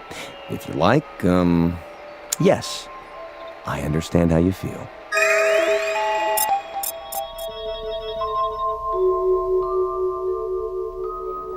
Mr. Elwood, what happened to you? Got a screwdriver on you? What are you doing?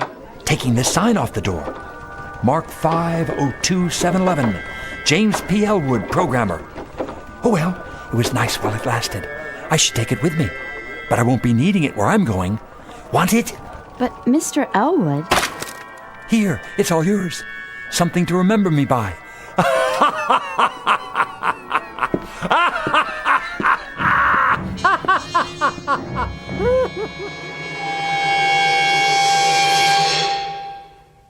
Advice to all future scientists of the male persuasion. Be sure you understand the opposite sex, especially if you intend to be a computer expert. A few extra courses in psychology might make all the difference. Otherwise, you may find yourself like poor Elwood, defeated by a jealous machine. A most dangerous breed of female, whose victims are banished forever to the Twilight Zone. More from the Twilight Zone after this. Hello, I'm Stacy Keach. I hope you're enjoying this edition of the Twilight Zone radio dramas. To learn more about this series, be sure to log on to our official website at twilightzoneradio.com. You'll find special discounts on our Twilight Zone audio collections, listings of our radio stations, links to other websites, and a photo gallery of our recording studio and some of our stars in action. Plus ways to contact us with questions or comments about the show. And for a limited time, when you log on to twilightzoneradio.com, you can send in for a free CD of the show. So be sure to visit us at twilightzoneradio.com.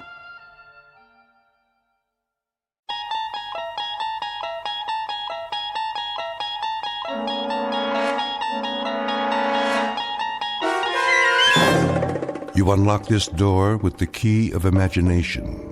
Beyond it is another dimension, a dimension of sound, a dimension of sight, a dimension of mind. You're moving into a land of both shadow and substance, of things and ideas. You've just crossed over into the Twilight Zone.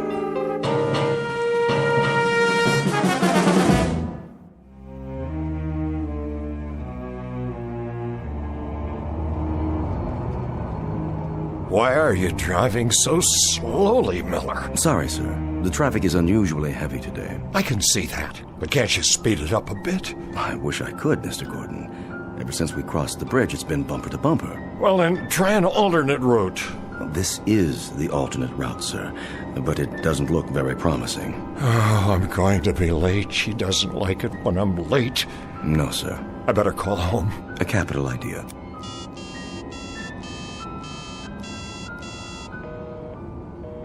It's busy again. Yes, sir. There's something wrong with this phone. The batteries are going haywire. Would you like to try mine, sir? Yes. Pass it back to me. I'll dial if you like. What number? You know the number. My apartment, of course. I'll give it here. Very good, sir.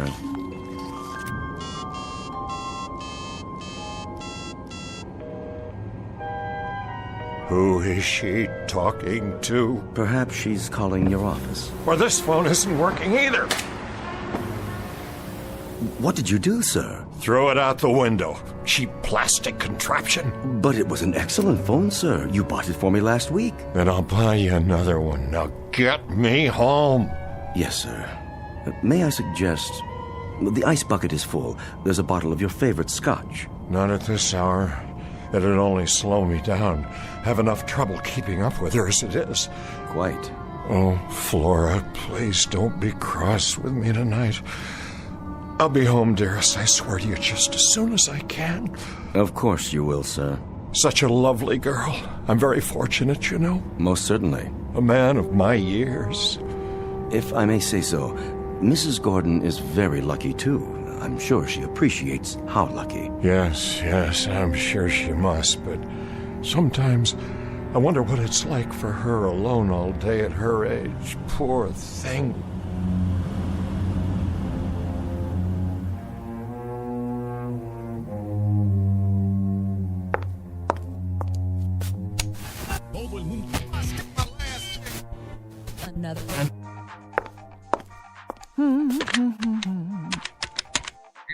Hello, concierge? Yeah, this is Mrs. Gordon. Could you send up some chili cheese fries and a Coke? I'm starving. Just put it on the tab. Don't worry, Harmon will pay you. See, we were going out to dinner, but now I don't know if he's ever going to get here.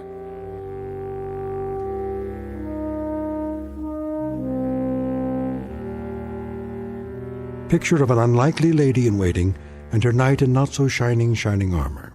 An aging man who leads his life, as Thoreau said, in quiet desperation. Because Harmon Gordon is a slave of love, and has been, most unfortunately for him, ever since his heart was captured by a woman some 40 years his junior. And because of this, he runs when he should walk. He surrenders when simple pride dictates he should take a stand. He pines away for the lost morning of his life when he should be enjoying the evening. In short, Mr. Harmon Gordon may not know it yet, but what he seeks most desperately is a fountain of youth. And who's to say he won't find it?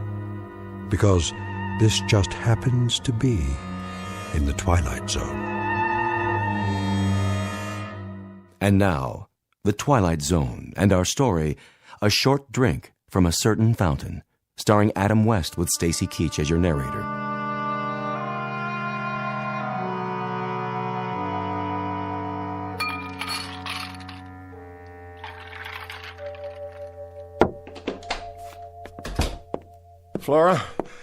Flora, dear. Over here, Romeo. Oh, there you are, darling. What happened to you? Please accept my apologies. The traffic was backed up all the way from the office. How come I'm not surprised? You'd be late for your own funeral. And what did you do today? Go shopping again? Oh, I had a ball, an absolute swinging time. I only ask in passing, my dear, because I'm concerned. Oh, let's see. I had breakfast, and then I had lunch, and then I fired that stupid maid, and then I waited for you. Whether you realize it or not, big boy, that routine gets old fast. Very old. I'm truly sorry. Well, all in all, Harmon, it was one of those days that makes you want to jump off a bridge. Earth to Harmon, do you read me? There's still time if you care to go out. Yeah, and do what? Dinner at the tavern? Whoop-de-doo. I thought you liked the food there. How about the Rainbow Room? Well, I suppose, if you prefer, it is awfully noisy there. At least we could hear some music. You want music? But I've bought you all the latest recordings. I want live music, any kind. I don't care, as long as I can dance. Dance? Matter of fact, I feel like dancing right now. You do? Will you dance with me, Harmon? Well, I suppose. Come on, baby. Let's see what you've got.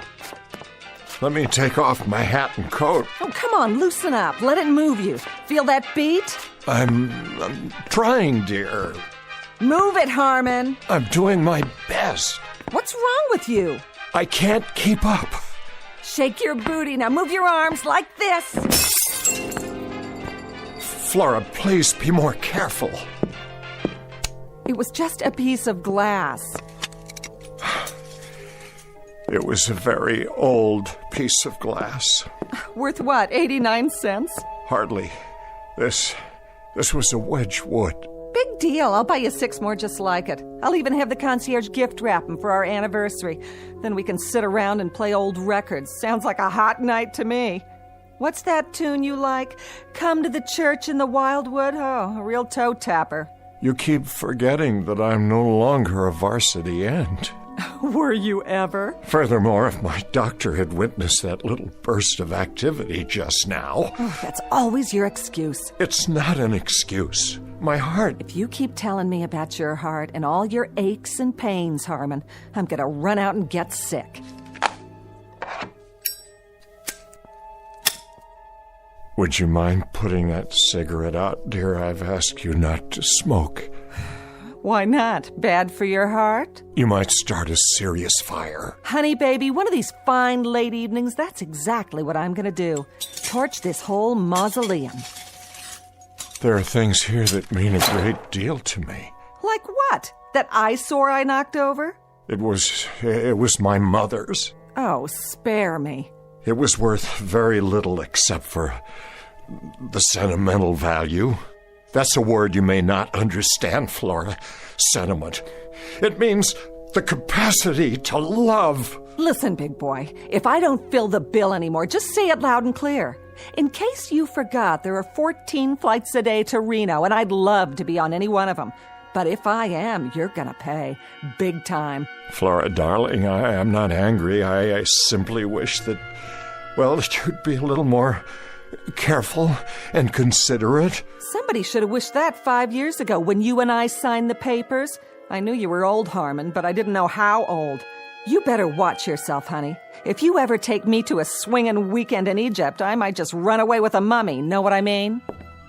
I'll just wash up a bit and we can go out to dinner. Oh, you do that. We'll make it your night, baby. We'll go someplace wild, like the Elks Lodge.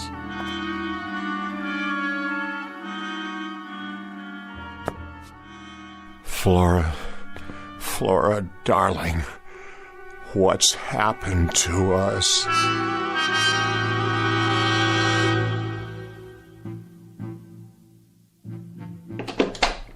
That's it. Flora. I told you, I don't want to talk about it anymore. But Flora, dear, I told you I was tired before we left. Flora, dear, I told you I was tired. You're always tired. It's not something I can control.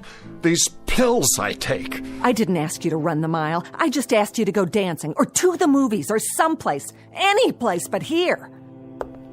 We went dancing on Monday evening. We've been to the movies twice this week. I only thought... Thought what? That you could take my mind off what a miserable bore you are? Well, let me tell you something, honey. I only thought that, well, just one evening, only one, we could quietly watch television or read or have a conversation. It's a fine art, you know. The two of us with no one else around. Something to bring us closer together.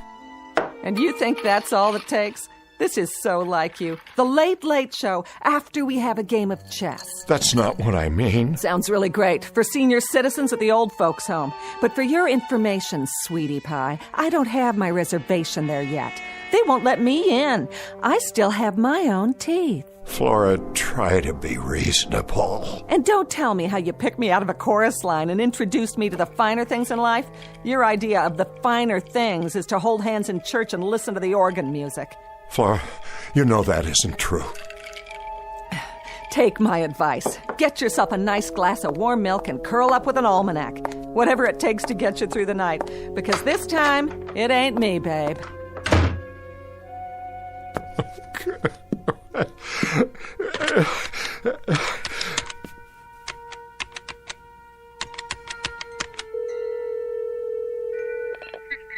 Forgive me. I know it's late, but is Dr. Gordon still in the lab? Yes? May I speak to him, please? This is his brother calling. Yes, I'll wait.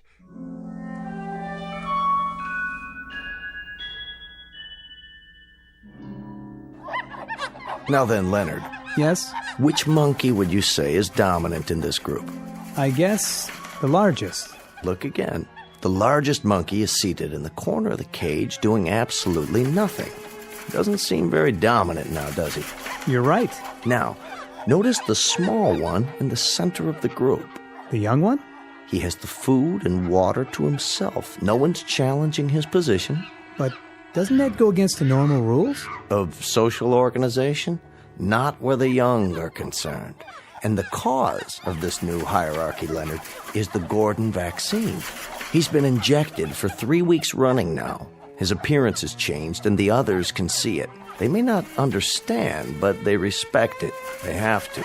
They share a responsibility for his well-being. I see. Dr. Gordon, the implications... I mean, if this process could be extended to other species, other social structures, the results would be... Just a moment. Yes, Julie, I thought I told you no more calls. I'm sorry, sir, but it's your brother. He asked me to ring through. Harmon? Well, what do you know? Put him on. Yes, sir. Go ahead, Mr. Gordon. Raymond? Harmon, is that you? I hope I'm not interrupting. Are you all right? You sound a bit under the weather. Fine. Look, Raymond, I was just wondering if you could come over this evening. Tonight? Well, I don't know. I was just training a new assistant. How about lunch tomorrow? I'm afraid that won't do. I know it's late, but I'd like to see you. Why so mysterious? If it's something to do with your health... No. Everything's all right. Everything's fine. It's just that, well, I'd like to talk to you. I see. Raymond, please come over. I'm at my wit's end. I must talk to you. Very well, then. Thank you, Raymond. You don't know how much this means to me. Relax, old boy. I'll be there as soon as I lock up. What is it, Doctor? Nothing serious, I hope. No, nothing serious. But if I'm not mistaken, there may be a slight problem of social organization in my own family.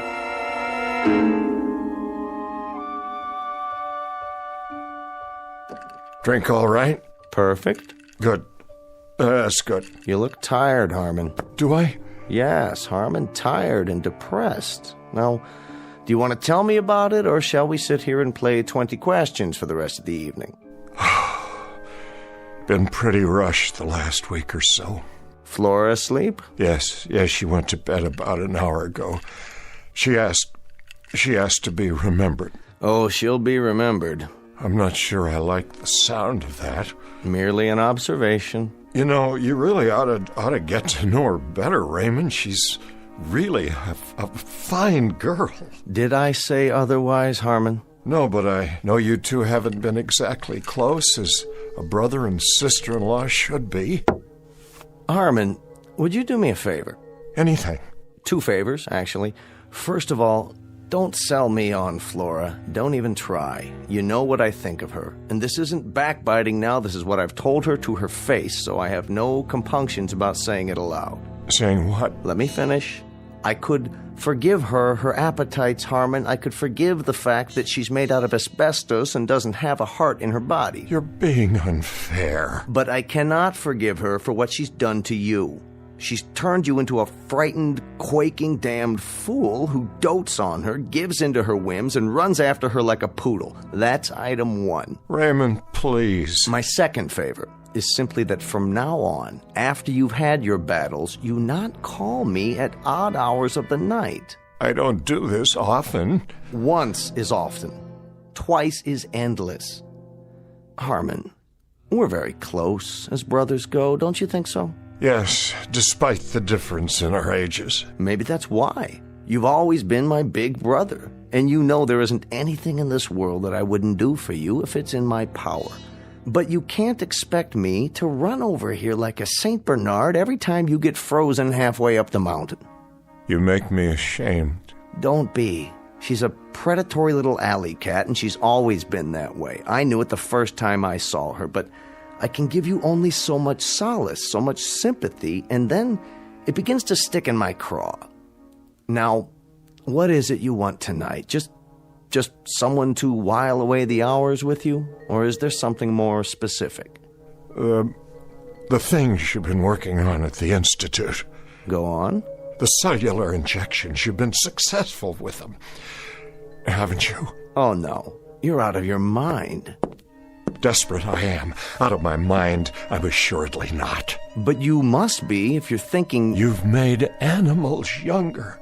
I've read your paper. You've injected them with your fluid, and they've become young again. Isn't that true? Animals, indeed. Guinea pigs, white mice, hamsters. You've been able to rejuvenate glands, organs, sometimes the entire cellular structure. But we haven't even scratched the surface yet, Harmon. We're stumbling along in the dark. I want you to inject me. And I repeat, you must be out of your mind. We don't have a remote idea of what's involved here. The research is very impressive. All right, we've managed to rejuvenate a handful of small animals and rodents, but we're 20 years away from trying this on human beings. Why? Are you serious? We're dealing in the basic building blocks of life, Harmon. We don't have the remotest idea of how much damage might result in the long term.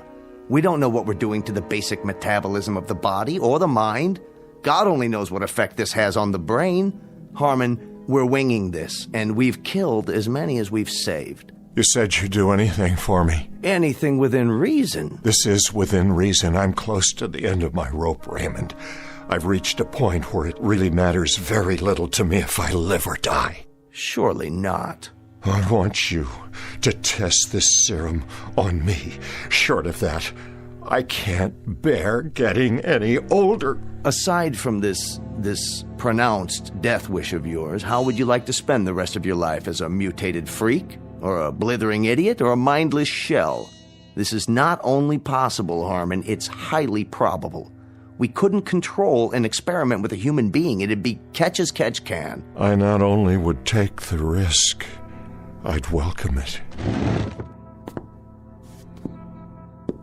The answer is no. You don't know what you're saying? Nor do you. Then it's the same as a death sentence. Exactly right. I wouldn't try experimenting on a strange bum picked up off the street, let alone my own brother. Please. The answer is a firm, irrevocable no. In that case, I bid you good night, Raymond, and I thank you for coming. I trust you can let yourself out. Where are you going? Out onto the balcony. I'd like to be alone. Harmon? I said I'd like to be alone. To collect my thoughts. Bear this in mind. As a physician, I can attest to the effects on the human body of landing on a concrete sidewalk after a 500-foot fall. It isn't pretty. And as a man, can you attest to the effects on the human heart when a man is deeply, dedicatedly, totally in love with a woman who can't stand the sight of him, the sound of him, the look of him? Have you any idea what kind of life this is for me? I know what kind of life it could be, and should be. You're a bright, charming, wealthy, discerning guy, and you've been warped and hammered out of shape by a flashy little piece of baggage who isn't fit to wait on your table. Whatever she is, and whatever she isn't, she's the only thing on God's earth that I care about. Do you know what it's like to believe your life is over, and then suddenly, one day, to walk into a room and feel it begin all over again, to see the sun in the sky, even though it's the dead of winter, to lie awake at night flushed with anticipation for a brand new day, because she will be there. Don't do this to yourself. Listen to me. This is important. It matters. Ever since I was a young man, I wished for someone who'd let me show her the world, discover it with me. Because without anyone to share it with, the world might as well be buried under 6 feet of snow.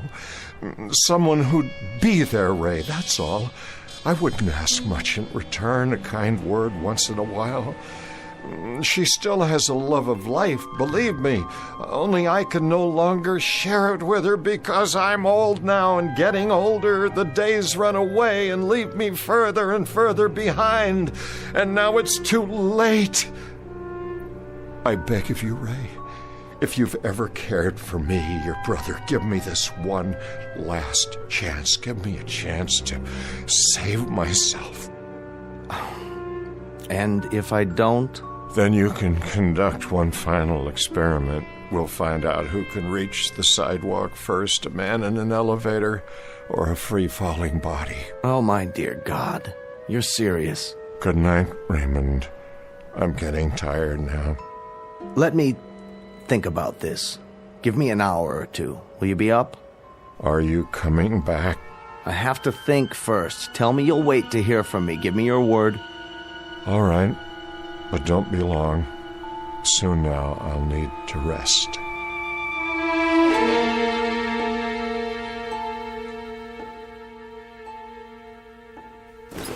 Would you like me to sit down? Yes. Roll up your sleeve. Easily done. I want to thank you for coming back. Don't thank me yet. I have to swab your arm. You'll feel a slight sting. There. That's it? That's it. All of it? It doesn't take much. A few cc's. And I may expect what? You may expect a miracle, but it's unlikely you'll get it. I want you to go to bed. Don't go to work tomorrow. Tell Flora you're taking the day off. I'll be back first thing in the morning. I'm keeping a very close check on you for the next few days. And when might I expect some change? Usually within 6 hours. That's when the first physical changes occur. As to mental changes, none of the rats or guinea pigs have articulated to us the exact feeling. I'll be the first. You'll be the first. Making the assumption, of course, that you'll be alive. Oh, I'll be alive, all right. Do you want to know something? I shall not only survive, I'm going to become young again. I feel it. I sense it. I wonder if she has any idea what she's wrought. Even the thinnest suspicion. Don't blame her. It was my decision. I make a promise to you, brother, that if you don't survive, or if you're damaged in any way, I'm going to take it out of her skin, piece by piece. She's going to donate a pint of blood for everyone she's bled out of you. This is no medical hypothesis, it's an oath. Relax, will you? I'm fine. Go to bed now, Harmon. I'll see you in the morning.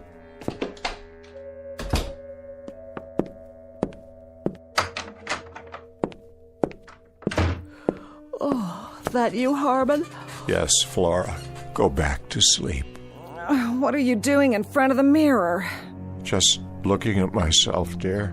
Well, don't do that. You'll have a nightmare. Time to call it a day, lover boy. Or are you going to stay up all night? I like the sound of that. Up all night. You know, I just might... Don't take all the covers when you get in bed. I'm trying to sleep. Of course you are, Flora. Pleasant dreams.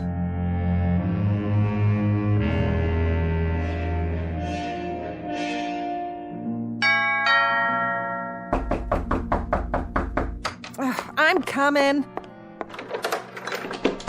Morning, Flora. Why, if it isn't the quack himself? What do you want? Where's Harmon? He was last seen pounding a pillow. Some fun if you ask me. Is he all right? What is this, ESP or something? I asked you a question. How is he? He's okay. Boring, but okay. I want to see him. Then walk right in that room over there and blow a bugle. Maybe that'll get him going. He needs his sleep. I'll wait for him to get up. You do that. Take off your stethoscope and make yourself at home. You haven't talked to him this morning? I haven't talked to anyone. Not until you started pounding on the door. Do you know what time it is? What about last night? Did you talk to him last night? What difference does it make? He never has more than 2 words to say. But he sounded lucid to you? Look, Pally, I'm not the night nurse. I think you're in the wrong ward. Besides that, you bore me almost as much as Harmon. Now listen to me, you little... Get your hands off of me, Frankenstein. Harmon, how do you feel? I'm not sure. Harmon, how do you feel? Poor little... Harmon? Is that you? Harmon, take your hands away from your face. Let's open the curtains and throw some light on the subject. Your face? What's wrong with it? Look at your reflection in the window glass. Oh, well, what do you know? Incredible what a good night's sleep will do for a man, isn't it? Absolutely incredible. Harmon, what's happened to you? To the bags under your eyes, the lines. Are you wearing makeup or something? Makeup? No makeup, my dear. Just a few hours of sound, refreshing sleep. You look different. Do I? You look wonderful. You look so young. What have you done to yourself? Ask my brother over there. Don't ask his brother. His brother doesn't know. How do you feel, Harmon? How do I feel? Like $10 million, tax-free. That's how I feel. You know what I'm going to do for you, Ray? I'm going to let you take me on a tour. They can write you up in all the medical journals. That won't be necessary. But first, you'll have to give me 4 weeks. Flora and I are going to take a little ocean trip. Would you like that, my dear? Oh, an ocean trip? Oh, you bunny rabbit, you. Oh, Harmon. Darling, when do we go? I've given it some thought. I think we ought to check out whatever sails tonight. Unless you'd rather fly. Honey, baby, I am flying. Boat, plane, who cares? Oh, I don't know what's happened to you, but I'll clue you, Big Daddy. I don't even care. Whatever it is, I like it. I like it very much. Mm-hmm. I don't think you'd better plan on any trips, at least for a while yet. Oh, blow it out your black bag. I'm going to get fixed up for you, honey. Don't go away. I'll be right back. Where do you want to go? Australia, Fiji, the Hawaiian Islands? Where? You name it, honey, and I'm there. I'm serious, Harmon. You can't go running off. Not now. Just look at it. My reflection in the glass. Please, sit down. No, wait. What? I don't believe it. I'm still changing. My hair is black again, jet black. And what's this? A little mustache, and it's black, too.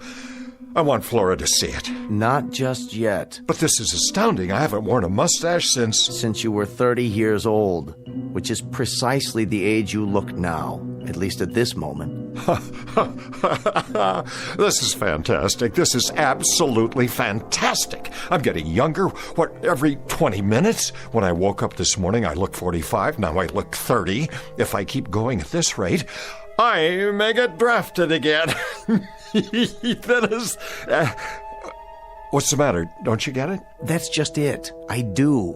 If you keep going at this rate, I think we're in deep trouble. Raymond, this is beyond conception. You can't imagine what it's like. I feel light all over. I can breathe again. No fatigue, no heavy, dull tiredness. I feel as if I've been lugging a case of concrete on my back and somebody just cut it away. Let me see your face. I don't know whether you realize this or not, but you've just altered not only my face, but the face of mankind. You've written a whole new chapter in medical history. I said, show me your face. Where's my mustache? What's going on? I wish I knew. But more than that, I wish I knew when it would stop. Or if it will. Why don't I make us some coffee now and we can... Harmon, you've changed again. I know. I'm even younger. Oh, what's going on? What is going on here? Raymond, it's starting again. I feel it. I feel it happening inside. I still feel it. You'd better get back to bed. Yes, I think I will. I think I'll go back to bed now. Harmon, I want you to tell me what's going on. I don't like it. I don't like it one bit. Let me go, please. What's happening to you? Your robe, it's too big. Why, Harmon? Take your hands away from your face. You've got to tell me what... No, Flora. Oh, no! Let him alone, Flora. Let him have some privacy.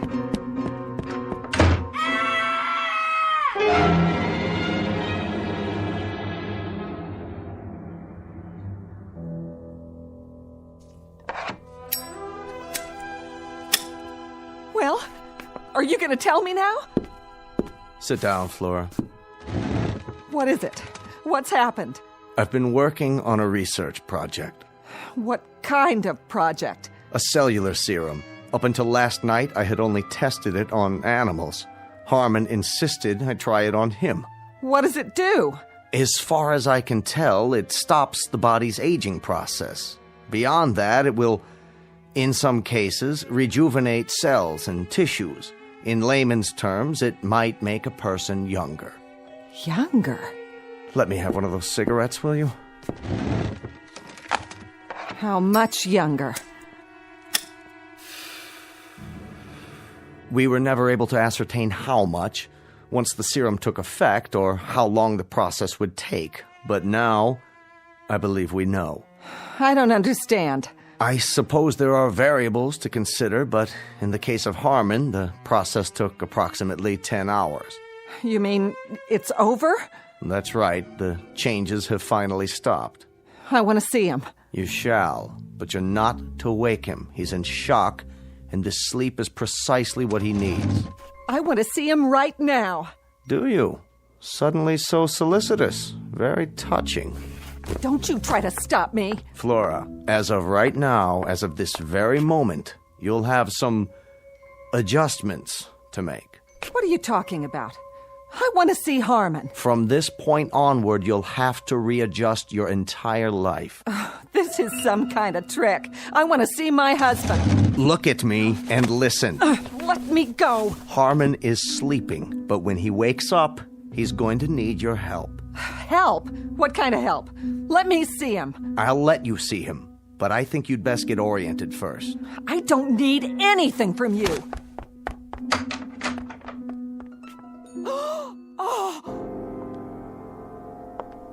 Are you beginning to understand? What is that in there? The ground rules have changed. The world no longer begins and ends with Flora. It isn't just Flora's wishes, Flora's temperament, Flora's capacity for anger, Flora's needs. Now it's something else. Something very different. Take a good, long look. I don't want to. That's very nice, but you have no choice. You've got a responsibility and you're going to honor it. You're going to take care of Harmon now. He's going to need you rather desperately. Now look at what's sleeping in your bed.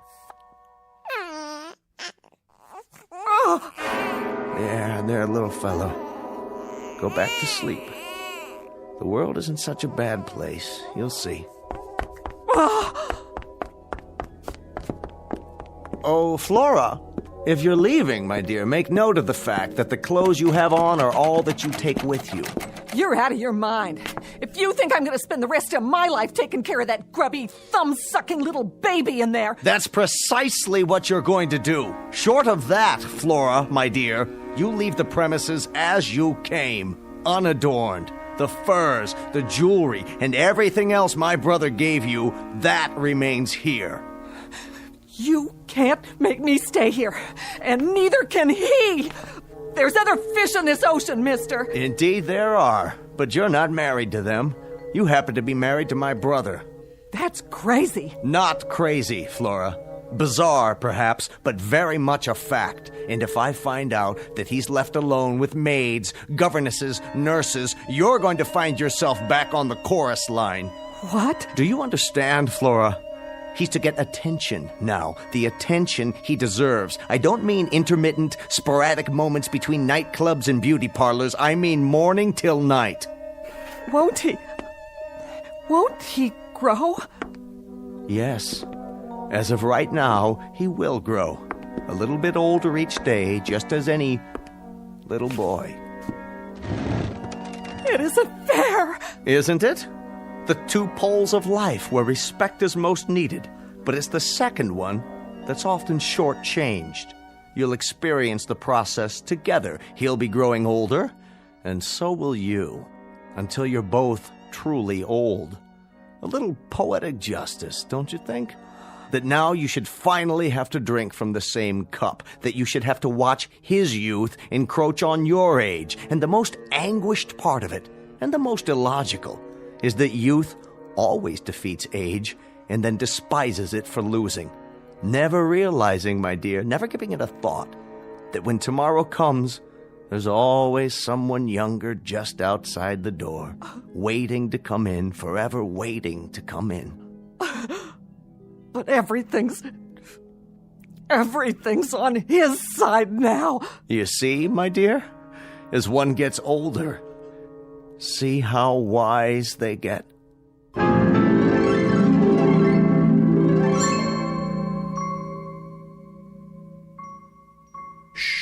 Harmon Gordon is sleeping. He's taking a little nap. He'll wake up soon and impatiently demand a lollipop or a stuffed toy or some other form of attention. Youth is like that. It demands. If you don't believe it, ask Flora. Ask her any day of the ensuing weeks of her life as she takes notes during the coming years and realizes that the worm has turned. The oppressed has become the persecutor, and youth has taken over. It's simply the way the calendar crumbles in the Twilight Zone.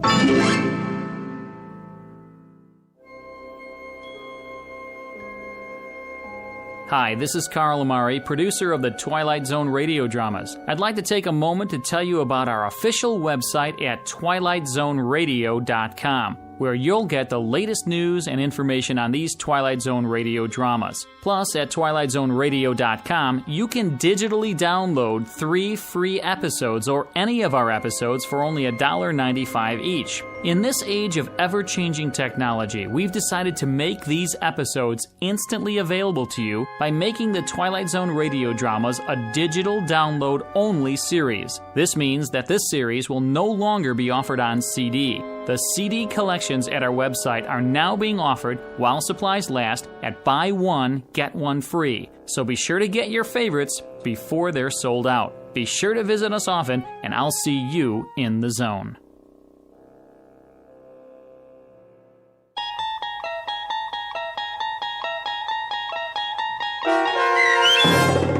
A Short Drink from a Certain Fountain, starring Adam West, with Stacy Keach as your narrator, was adapted for radio by Dennis Etchison and based on a script by Rod Serling from an idea by Lou Holtz. Heard in the cast were Meg Tholkin, Christian Stolte, Doug James, and Lynn Foley. To learn more about the Twilight Zone radio dramas and to obtain audio cassettes and CDs of these programs, visit our website at twilightzoneradio.com. This copyrighted radio series is produced and directed by Carl Amari and Roger Wolski for Falcon Picture Group. Doug James speaking.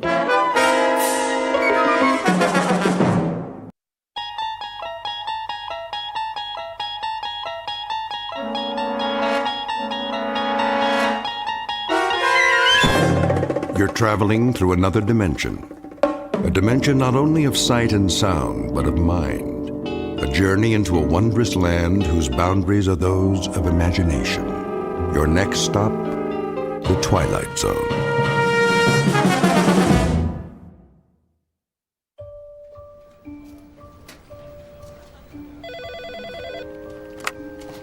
Lady Lynbrook Cosmetics. How may I make your world more beautiful? One moment. Lady Lynbrook. Oh, good morning, Tim. Yes, she's expecting your call. If you'll hold, please. Mrs. Lynbrook. Yes? Mr. Gunn on line 2. What's that? Shall I put him through? Speak up, I can't hear you. The Bravo account. Shall I put... I don't know any Mr. Bravo. It's Mr. Gunn. If you like, I'll... Sally, please, I'm due at the photo shoot. Mr. Munn will have to call back, if that's really his name. Gunn. What? Nothing, Mrs. Lynbrook. Stop muttering, dear. Should I tell Burton to have the car ready? And have Burton bring the car around. Yes, ma'am. He's already parked downstairs. Wayne. Good morning, Miss Richards. I mean, Mr. Benson. She's getting to you? Well, sometimes we do have a little... Failure to communicate. Tell me about it.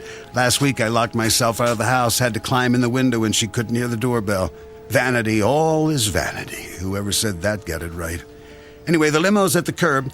Burton's waiting for her call, like a good dog. She won't use the cell phone. Oh, why not? She's convinced there's something wrong with it. Don't worry, Sally. I won't let her take the company down with her. I'll tell her you're here. Oh, that's all right. Let me surprise her.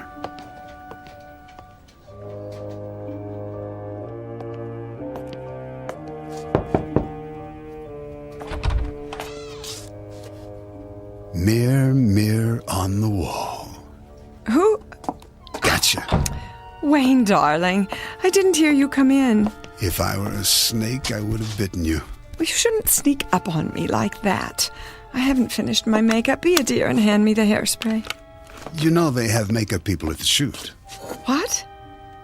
I said you're beautiful as always. I have to be, in case my handsome husband drops by. Oh, afraid I'll divorce you if your lipstick's on crooked? Something wrong with my lipstick? We need to talk. Did you say something? My point exactly. Rose, I've been thinking. I have an idea. What would you say to a romantic weekend? Just the two of us. It's about the business. Of course, our first anniversary isn't till Valentine's Day, but we could get a head start. Actually, that's not a bad idea. The cabin in the mountains. I could join you later. Later? I don't understand. Not very long. A few days and what would I do in the meantime? A chance to rest. Clear your head. You work so hard. Who would run things here? Well, I could take the reins, temporarily, of course. But I enjoy my work. Now, don't be stubborn. It's for your own good. You think I can't handle it anymore? Just because this building has such dreadful acoustics. It's not the building. Admit it. If you weren't so... vain? That's not what I said. I've told you, I will not wear hearing aids. It has nothing to do with vanity. They hurt my ears. They distort everything. I wouldn't understand a word anyone says. All the more reason to take some time off. You'll see. You'll be able to run the business more efficiently, more profitably. I've done quite well until now, thank you. I think you hear what you want to hear. Whenever the word business comes up. My business, Wayne. The one I built from the ground up long before you came along. You are the most stubborn woman I've ever met. I only want what's best for you. You know that, don't you, darling? A company based on beauty, not on what a person can or can't hear.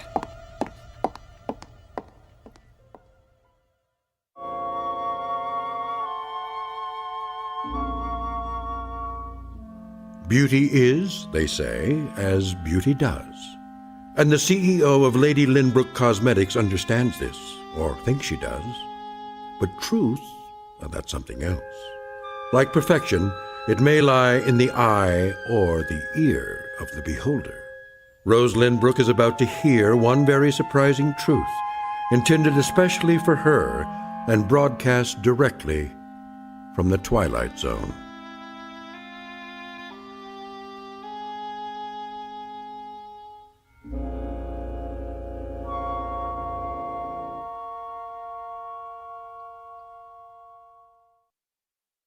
And now, The Twilight Zone, and our story, Now You Hear It, Now You Don't, starring Dee Wallace, with Stacy Keach as your narrator.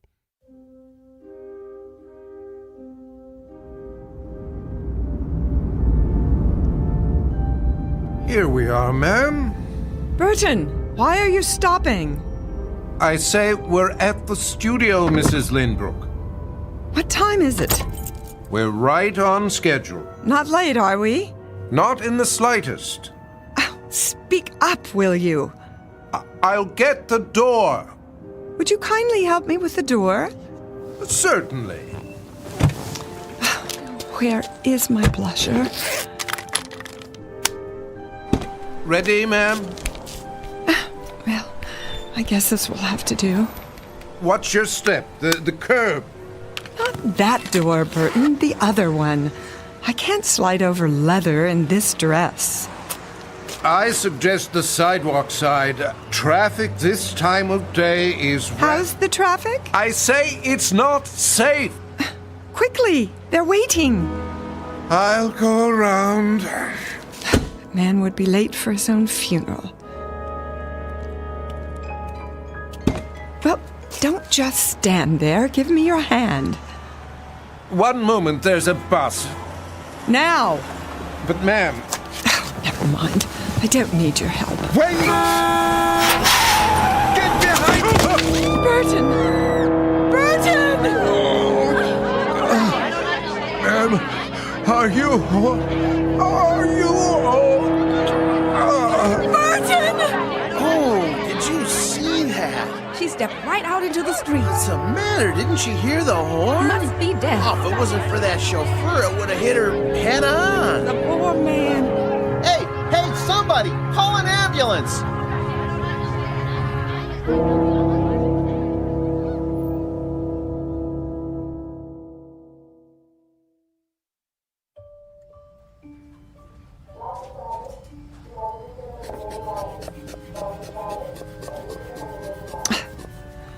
Will you stop fussing? I'm rechecking your blood pressure. This dress is ruined. I consider it a small price to pay. I want to go home. Not so fast. Nothing's broken. You said so yourself. X-rays don't always tell the whole story. I'd like to hold you for observation. What? Our best private room, of course, unless you demand the entire floor.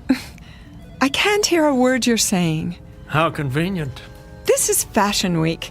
I have a contract with every designer on the runway. I'm sure your assistant... What's that? I say, let your assistant handle it. Sally? Her grandparents were hippies. Rose, how long have we known each other? What are you going on about? More years than either of us cares to remember. And at that time, I've seen you through, let's say, the vicissitudes of a life well lived. From the occasional nip and tuck to brow lifts, chemical peels, injections from the endangered species list. I've done everything you asked. You should. I pay you enough. But I've never lied to you. The issue is no longer appearance. It's a matter of communication. If you can't interact effectively with the world around you... Call Burton. What? Tell him I need him. I'll take that as a sign of short-term memory loss rather than a hardening of the heart. Would you not? I'm exercising due diligence. Let's have another look at those eyes. I've had enough of your pawing and probing. Why don't you tell me what you remember about the accident? This is the room. You can't go in there. Out of my way. Hey! Wayne! Stop! Get me my purse. I need a mirror. Rose, I got here as fast as I could. Sir, there's a waiting room. It's all right, nurse. This must be... My present husband. Wayne Benson. How do you do? Rose, thank God. And my assistant, Sally Richards. Mrs. Lindbrook, are you all right? Why is she here? Sally drove. As soon as we heard... What on earth happened? A chance encounter with a rather large bus. Apparently she didn't hear the horn. Isn't that so, Mrs. Lindbrook? What horn? Any broken bones? Only a few bruises. Her driver took the brunt of it. Where is Burton? In IC. See that he gets the best of care. We're doing everything we can. Will you please take me home? Darling, are you sure that's a good idea? At once. I'll make the medical decisions if you don't mind. You can't hold me here. Not without a lawsuit. On what grounds? Emotional distress. Confinement against my will. And overbilling for utterly pointless tests. You're being unreasonable, not to mention reckless. Sally, call my lawyer. Yes, Mrs. Lindbrook. Very well, if that's the way you want it. You'll have to sign a release of liability. Anything, just get me out of here. These are muscle relaxants. Take one as needed. The other pills will help you sleep. Nurse, send up a chair. Right away, doctor. Why is everyone treating me like an invalid? I can stand on my own 2 feet. Careful, darling. The wheelchair's on its way. I wouldn't be caught dead in one of those contraptions. Hospital insurance requires it. But don't worry, someone can roll you to the exit with a bag over your head if you're afraid of being seen. I could park by the ramp and back. Would you mind, Sal? We'll meet you there. No problem. Mrs. Lindbrook, I just want to say how relieved we all are. What did she say? She said you look absolutely fabulous. Oh. What was that about Burton? Don't worry your pretty head. I'm sure he'll get the best care money can buy. And what is that monstrosity? One final indignity. A standard issue neck support. You can put your scarf over it, or I'll pull the fire alarm and clear the hall. I don't think that'll be necessary. Good. It would be a first in this wing. Mr. Lynbrook? Benson. Yes, the release form is at the front desk. Be sure she initials the waiver. Oh, Wayne, do be a dear. Oh, right. Scamper, darling. And this little box is for you, too. What is it? A special gift. I don't like surprises. Go ahead. Open it. No. Absolutely not. Give it a chance. That's all I ask. I've made myself perfectly clear. This is a prototype. A real advance, I'm told. They call it the H100. I will not wear a hearing aid. An entirely new technology. The research lab needs someone to field test it. Who knows? You might be written up in the scientific journals. I don't want that kind of publicity. Think of what it might mean for others. Let them get their own hearing aids. I tell you, you're the perfect subject. Oh, then I shouldn't need it. Rose, be honest with yourself this once. Anyone else would have heard that bus. It came out of nowhere. With 100 decibel horn blasting away? Face it, you have degenerative hearing loss, and it's only going to get worse. Look, it's no larger than a pencil eraser. An experimental microcircuit with full frequency range. And this is the wireless control unit, the size of a lipstick. At least try it. I couldn't possibly. Then I can't possibly release you. If I add borderline concussion to your chart, the decision will be out of my hands. You wouldn't. What's more important? Your vanity or your life? It doesn't even look real. Completely invisible once it's in place. It won't fit. Hold still while I insert it in the ear canal. There. Where's my purse? Here's a mirror. See for yourself. Even that new husband of yours won't know. From now on, you'll hear every word, every whisper. The two of you will be closer than a kiss. Is that true? Your secret. Trust me, this will make a new woman out of you. Go ahead, turn it on before he comes back. It's just this little switch here.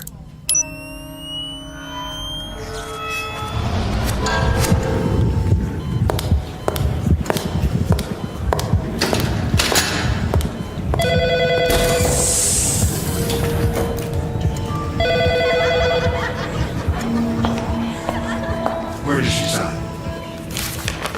Here. Witness it on the line below.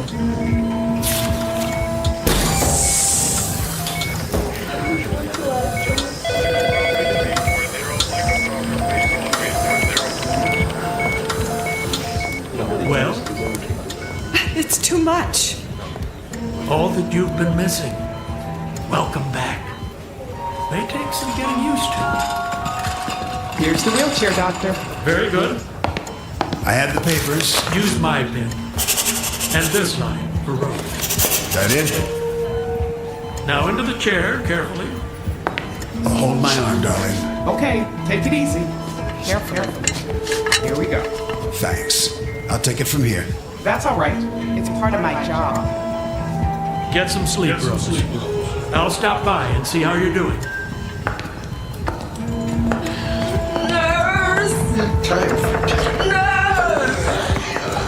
Where's my medication? Why won't she come?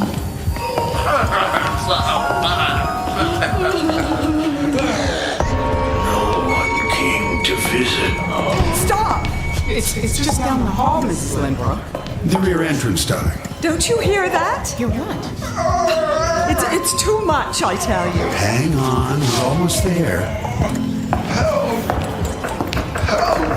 Mrs. Lindbrook. Who's that? I don't hear anything. You'll be home soon, ma'am. Don't leave me, Mrs. Lindbrook. I did my best. I swear. Burton? Don't leave me here to die. Please, ma'am. I beg you. Don't. No. No! No!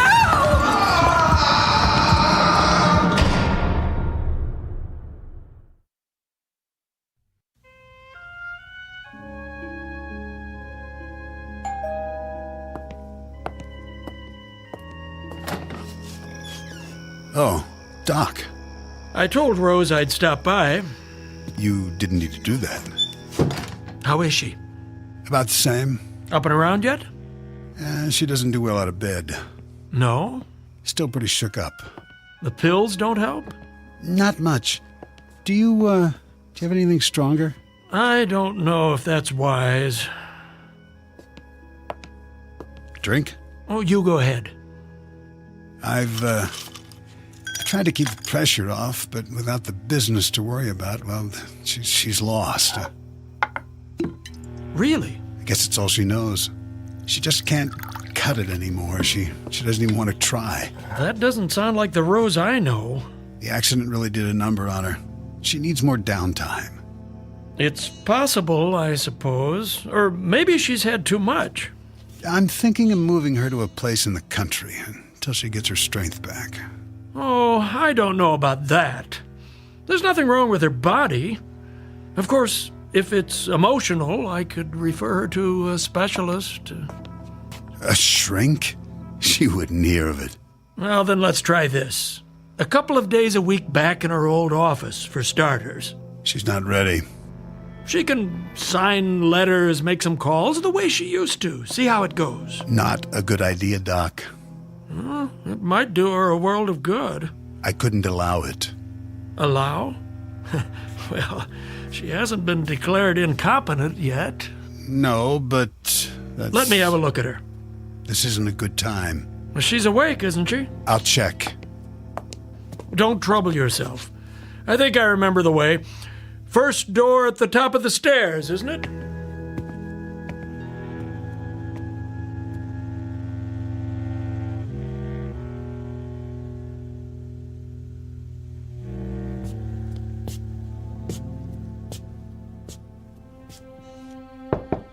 Rose? Come in, Doctor. How did you know? I heard you. All the way downstairs? Before that, when you turned the corner and drove up. Really? That hearing aid must be more sensitive than I thought. Oh, it is. Imagination was always one of your strong points. You're looking well. I look a fright. Not at all. Mind if I give you the once-over? I'm glad you're here. Why, I'm positively flattered. Pulse normal. Eyes a little bloodshot. A lovely green, as ever. Hazel, I thought you'd never come. Something on your mind? You can always call. He took my phone away. Wayne? He said it was broken. Then I'm sure he'll get you a new one.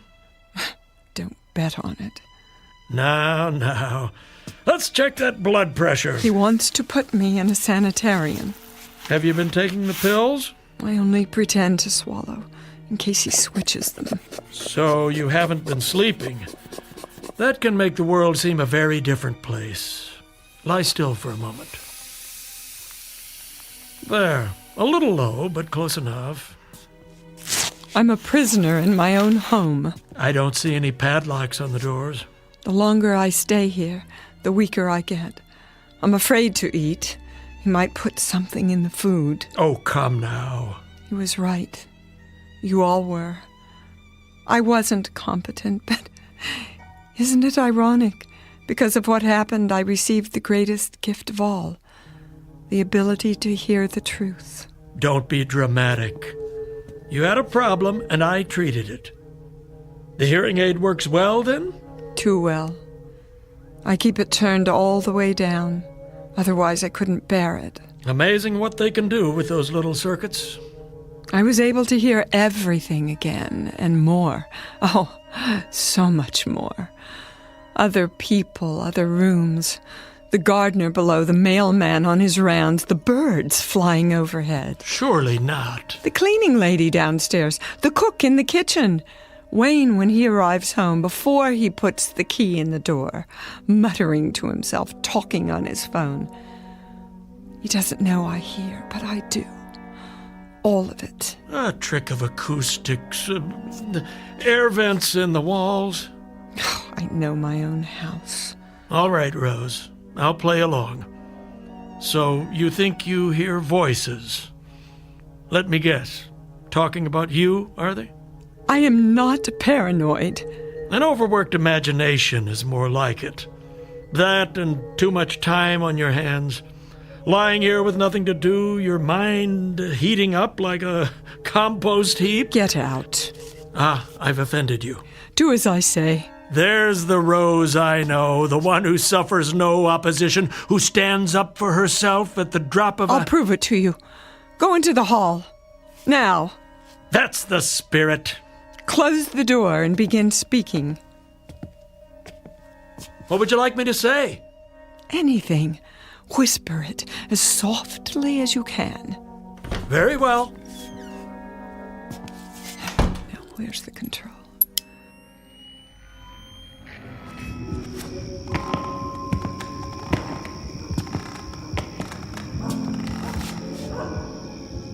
Testing 1, 2, 3.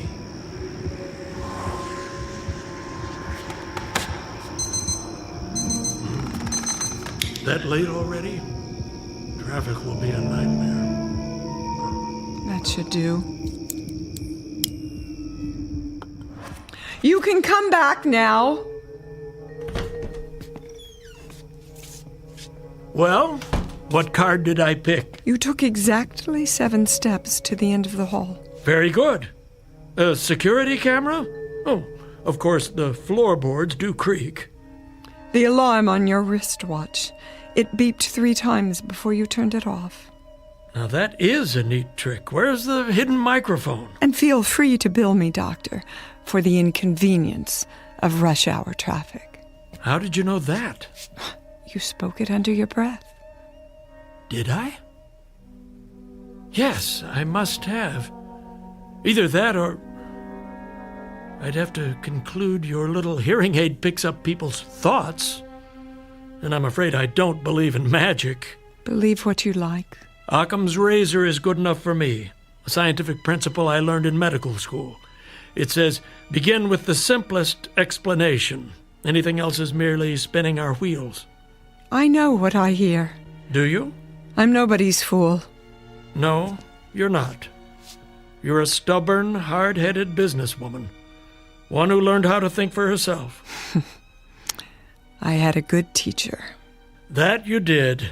Your first husband, Jake, rest his soul. I remember when he founded the company. And you, listen to me, you had the courage to take it to the next level. By thinking pragmatically, not by worrying over imaginary enemies. Yes, I did that, didn't I? On my own, using the tools he gave me. So if I have to deal with this on my own... But you're not alone. Do you know how lucky you are? There's a man downstairs who only wants what's best for you. He'd do anything to make you happy. But I heard him talking to that girl, hatching some sort of plan. Snap out of it. No one's trying to hurt you. Can't you see what's happened? You suffered a shock and a delayed reaction, what they call post-traumatic stress. And now your thoughts are trapped in a tape loop, playing the fear over and over again. That's not something you're used to, is it? Learning to rely on others. Learning to trust yourself again. No. Wake up, Rose. You are not a victim. Never have been and never will be. It's time to start thinking again.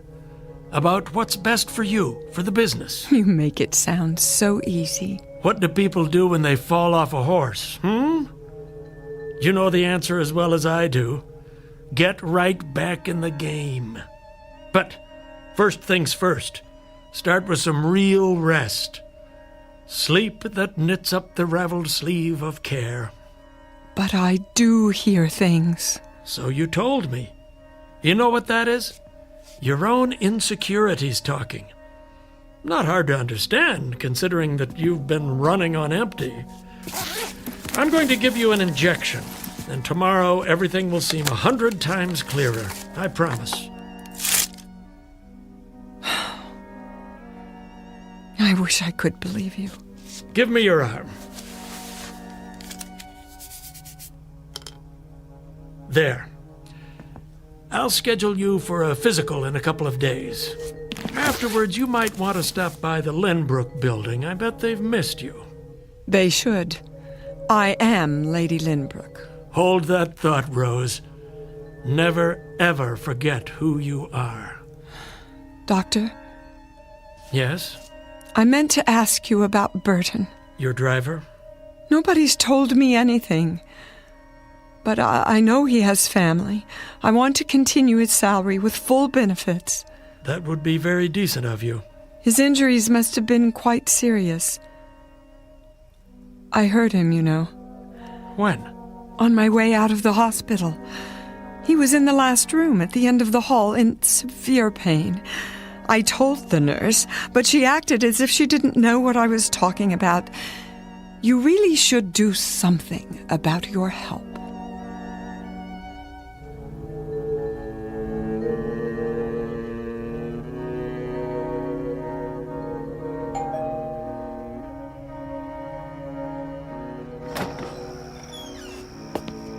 Why didn't you call me? That old duck came nosing around. I waited all day. Keep your voice down. Dr. Wrightson. Miss Richards, isn't it? Nice to see you again. Miss Richards stopped by to get some papers. She was just leaving, weren't you, Sally? Miss Richards. Yes. Yes, I was. How's Rose? Much better. Is she? Don't bother with the pills tonight. I administered a sedative. With any luck, she'll sleep through till morning. Bring her by in a day or two, and I'll give her the all clear. Isn't that rushing it a bit? Don't worry. She's a lot tougher than you think. I hope you're right. See you soon, then. If she's up to it. Something tells me she will be. Bye now. Bye. Bye.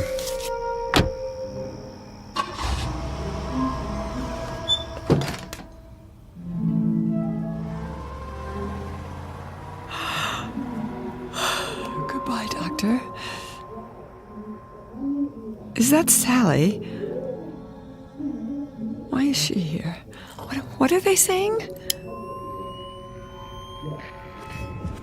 He's on to us. Relax. I can't take much more of this waiting. It won't be long. When? At the cabin in the mountains. Tonight. Doctor, come back. I was right. I need you now.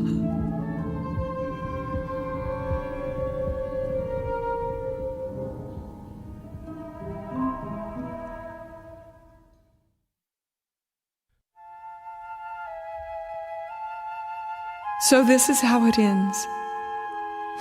I seem to remember being carried from the house. It was still daylight, but the night was coming. I need you, Sally. Lift your feet. I'm trying to. Yeah, help me get her to the stairs. Well, what? She's coming too. No, she's not. I'll drive her. Meet me at the cabin in your car. No one will know you were there. Okay. It could have been a dream. For a time I thought it was. I couldn't wake up. There was too much medication in my body from the injection. But it was all too real. The lake, the cabin, the one Jake built for me. Only this time I wasn't here with Jake. I heard Wayne in the room below the loft. I tried to sit up.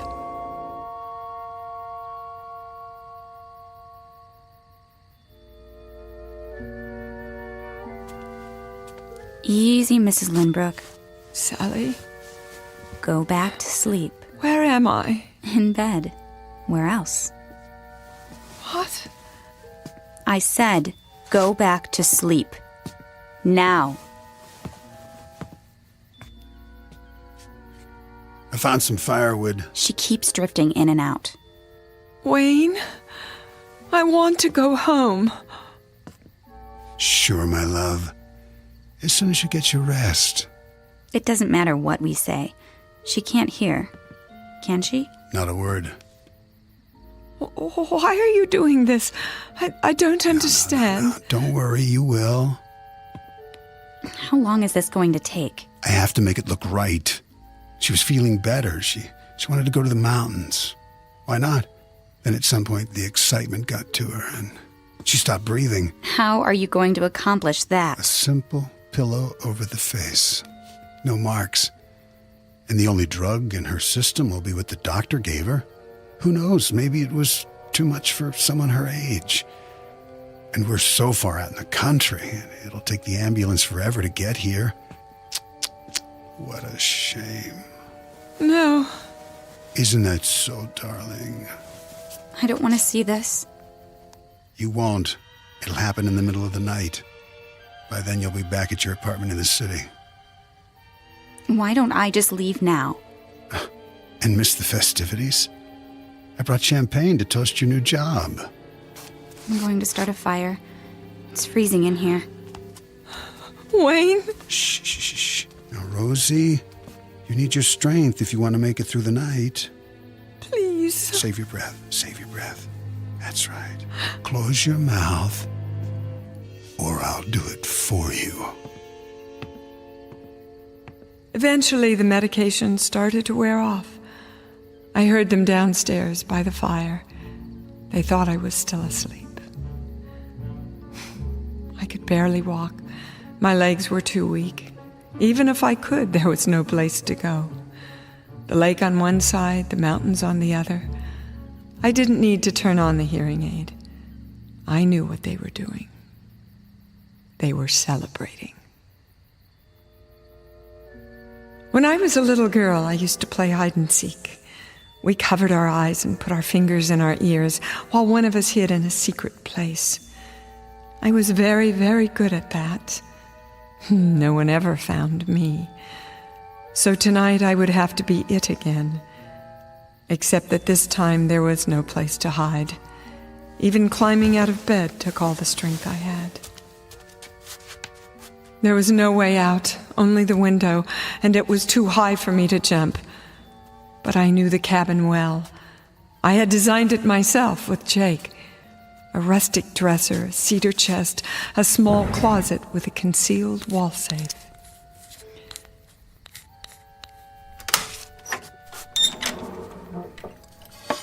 The only thing left was to listen, more closely than I'd ever listened in my life, so I'd know when he came for me.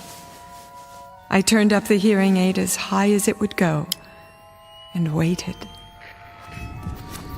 I willed myself to stay awake, curled up in bed like a child, afraid of the boogeyman. But I was not a child anymore. You let me fall asleep. Where are you going? It's time. Now. Yes, now.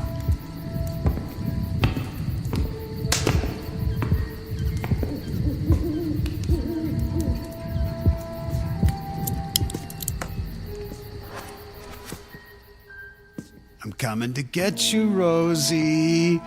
Where are you? Gotcha. Stop right there. You're supposed to be asleep. I said, don't come any closer. I only came to kiss you goodnight. Not another step. What have you got there? A .38 caliber Smith & Wesson. What does it look like? Careful now. You might hurt yourself. Stand back. Where did you get it? My first husband kept it in the safe. Ah, you didn't know about that, did you? Rose. I remembered the combination. Put the gun down. One of the things he left me. Come on. The tools I needed to survive. Come on. Give it to me. I'm warning you! What did you do that for? Stay down! You don't get it. Don't make me shoot again. It was nothing personal. Just business. Business? You pathetic man. I am the business. My name is Rose Lynbrook.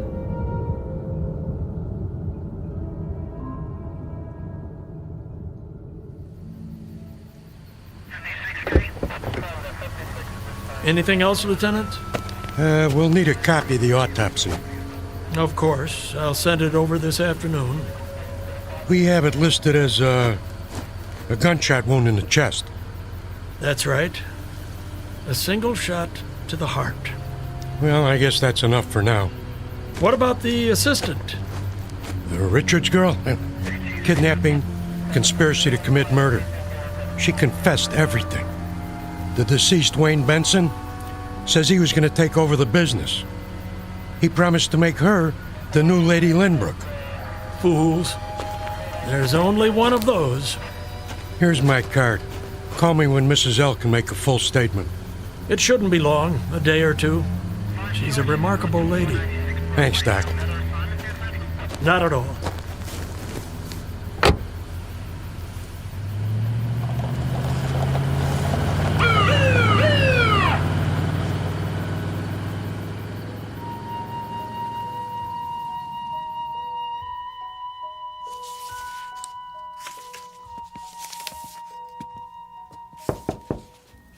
Yes, nurse. Will you need me for anything else this morning? I guess not.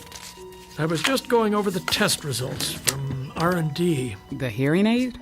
What did they say? Looks like she was right. About what? It wasn't calibrated correctly. The gain was boosted way too high. So, I guess that explains it. I'm not sure I follow. She could have heard voices at a distance. From another room, say. If they didn't burst her eardrums first. No damage done, fortunately. The H-100 might actually have saved her life. Did she ever...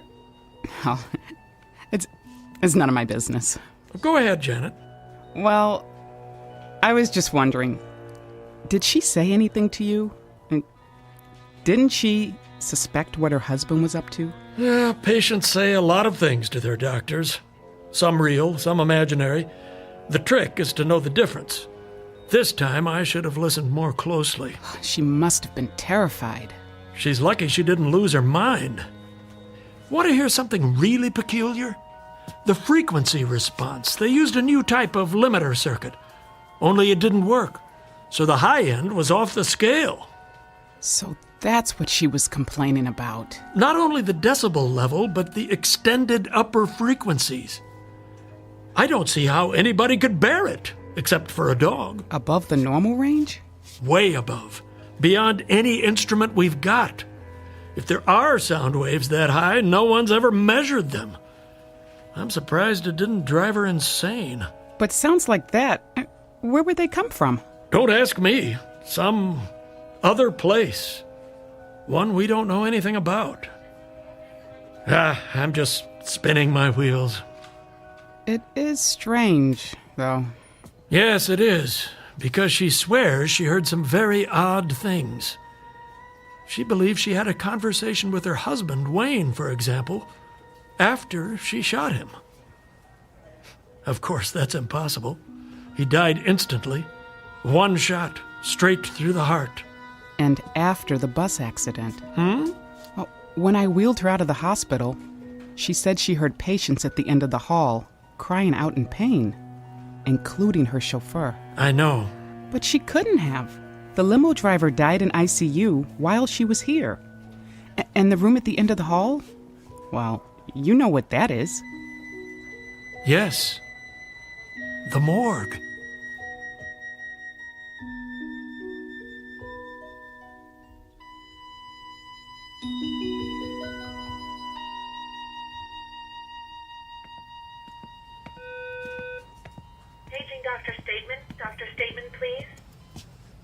Hey there, Janet. Hi, Mimi. Going to lunch? I'll meet you in the cafeteria, right after I drop this off. Okay, great.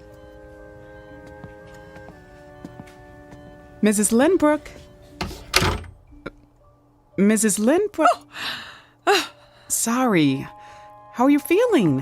What? I brought your hearing aid back, just as you asked. It should work perfectly now. They've recalibrated it. Here, let me fit it in your ear. I can do it myself. If you like. Ready for some lunch? Did you hear me? I said, are you ready for some lunch? Oh, stop fussing.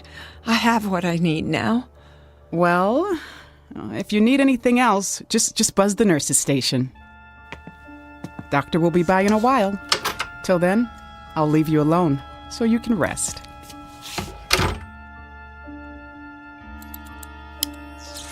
Oh, but I'm not alone now. They are with me, the voices of the dead. So many new ones, coming and going in this place. I have to listen very, very closely. And one day, perhaps, just perhaps, I'll hear all of their secrets, all the things they have to share with me. Jake, are you here? Speak to me, my love. If you're with me, speak now. I'll be able to hear. Where are you? Jake? Jake!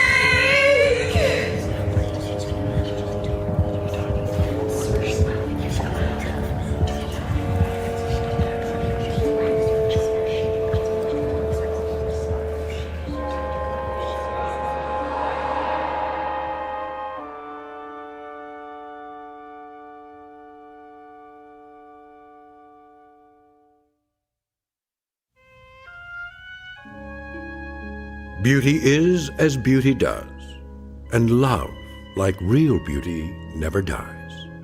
Here or in the Twilight Zone.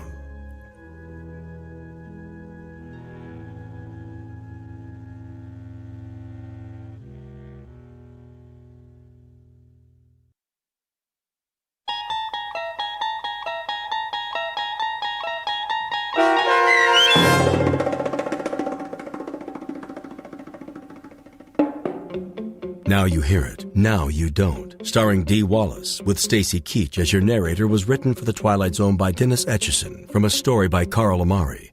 Heard in the cast were Norm Woodell, Rob Riley, Jim McCants, Jennifer Joy, Sia Moody, Mimi Ayers, Joby Cerny, and Alex Sopner. The producers of The Twilight Zone wish to thank CBS Enterprises and the Rod Serling Estate for making this series possible. This copyrighted radio series is produced by Carl Amari and directed by Joby Cerny for Falcon Picture Group.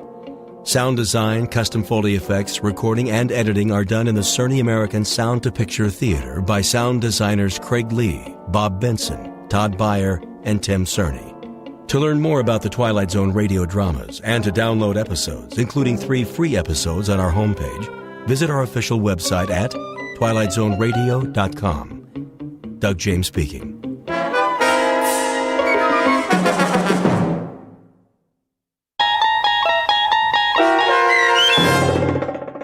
To Serve Man, starring Blair Underwood with Stacy Keach as your narrator, was adapted for radio by Dennis Etchison and written for The Twilight Zone by Rod Serling, based on a short story by Damon Knight.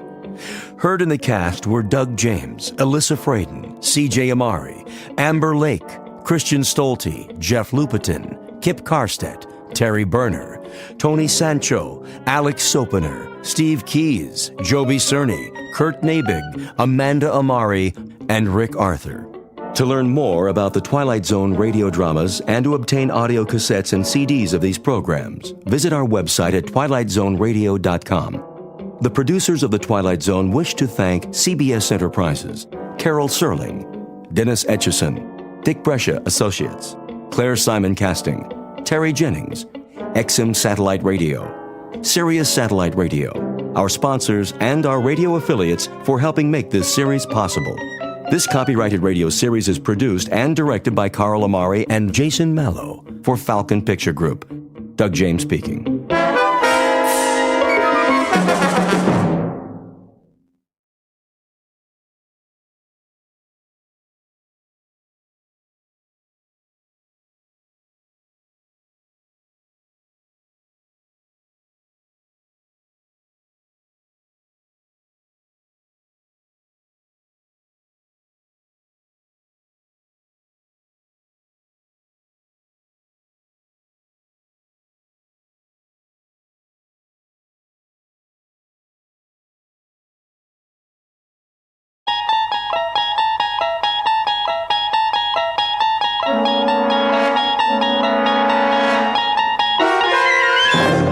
You're traveling through another dimension.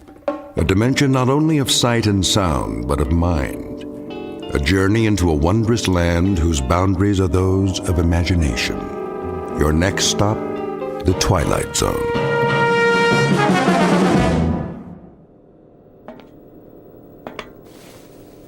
Mr. Chambers. Mr. Chambers. Now what? It is a mealtime. Repeat, mealtime. How exciting. Kindly state your preference, please. You really think I care? We have a full menu on board, suitable for human consumption. It has been designed to meet your dietary needs. I don't have an appetite. That does not compute, Mr. Chambers. I said I am not hungry, all right, ship? Very well. I'll let you know when.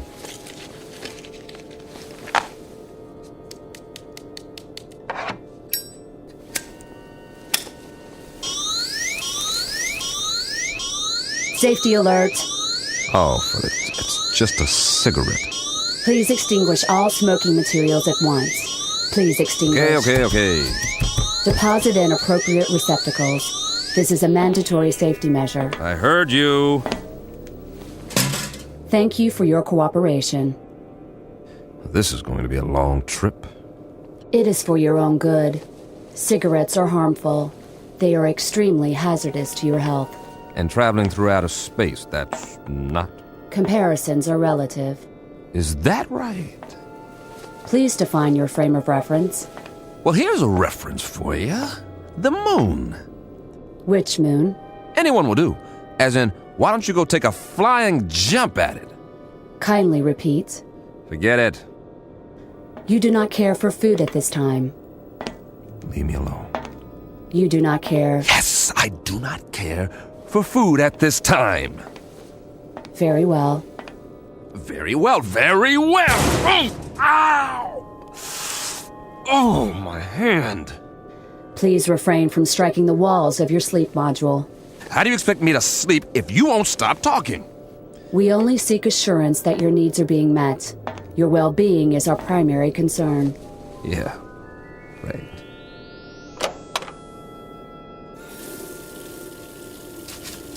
Please conserve water. A man's got a right to wash his face if he feels like it. Mr. Chambers, your trip requires the careful use of life-sustaining resources. Please conserve the water supply. I'll forget it. I'm going to lie down now. Try and catch some shut-eye. Nothing else to do. As you wish. Wait. Are you there, ship? Yes. What time is it? Your question is meaningless. Why? There is no time in space. Look, I only want to know. This is to say, there is no chronology that can be calibrated without a reference point. What time is it on Earth? Can you tell me that without an exercise in Euclidean geometry? Just tell me what the time is back home. What is the location of back home? New York City. In New York City, it would be 12 noon. 12 noon. Imagine that. I do not understand your request. Please rephrase. Leave me alone now. You wish solitude. Yes, I wish solitude. Very well.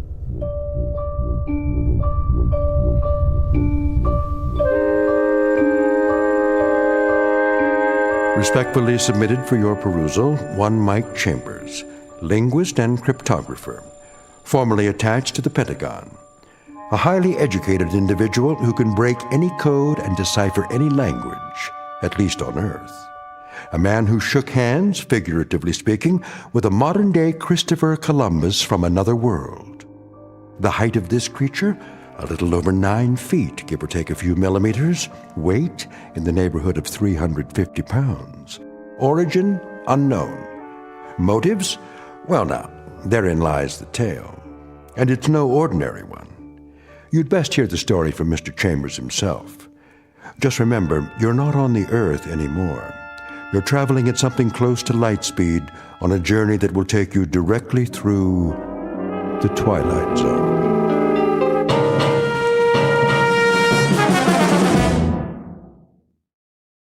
And now, The Twilight Zone and our story, To Serve Man, starring Blair Underwood, with Stacy Keach as your narrator.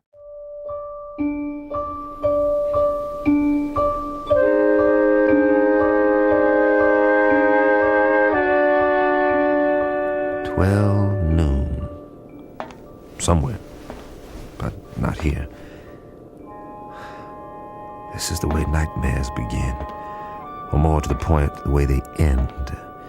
Very simple, direct, and unadorned, incredible. And yet, even while they're happening, we learn to live with them. We digest and assimilate new information as best we can, beginning with the smallest bits, the ones that are easy to process. So, if it's 12 o'clock noon back home, the only home you've ever known, that's what occupies your mind. You don't think about sidereal time or when it will be 12 o'clock the next day or the day after that. We live in the moment, but that's precisely what we should have been thinking of. All of us. Tomorrow and the day after tomorrow. We were preoccupied with the hands on a clock while we could have checked off the days on a calendar, one by one, and appreciated all that we had while there was still time.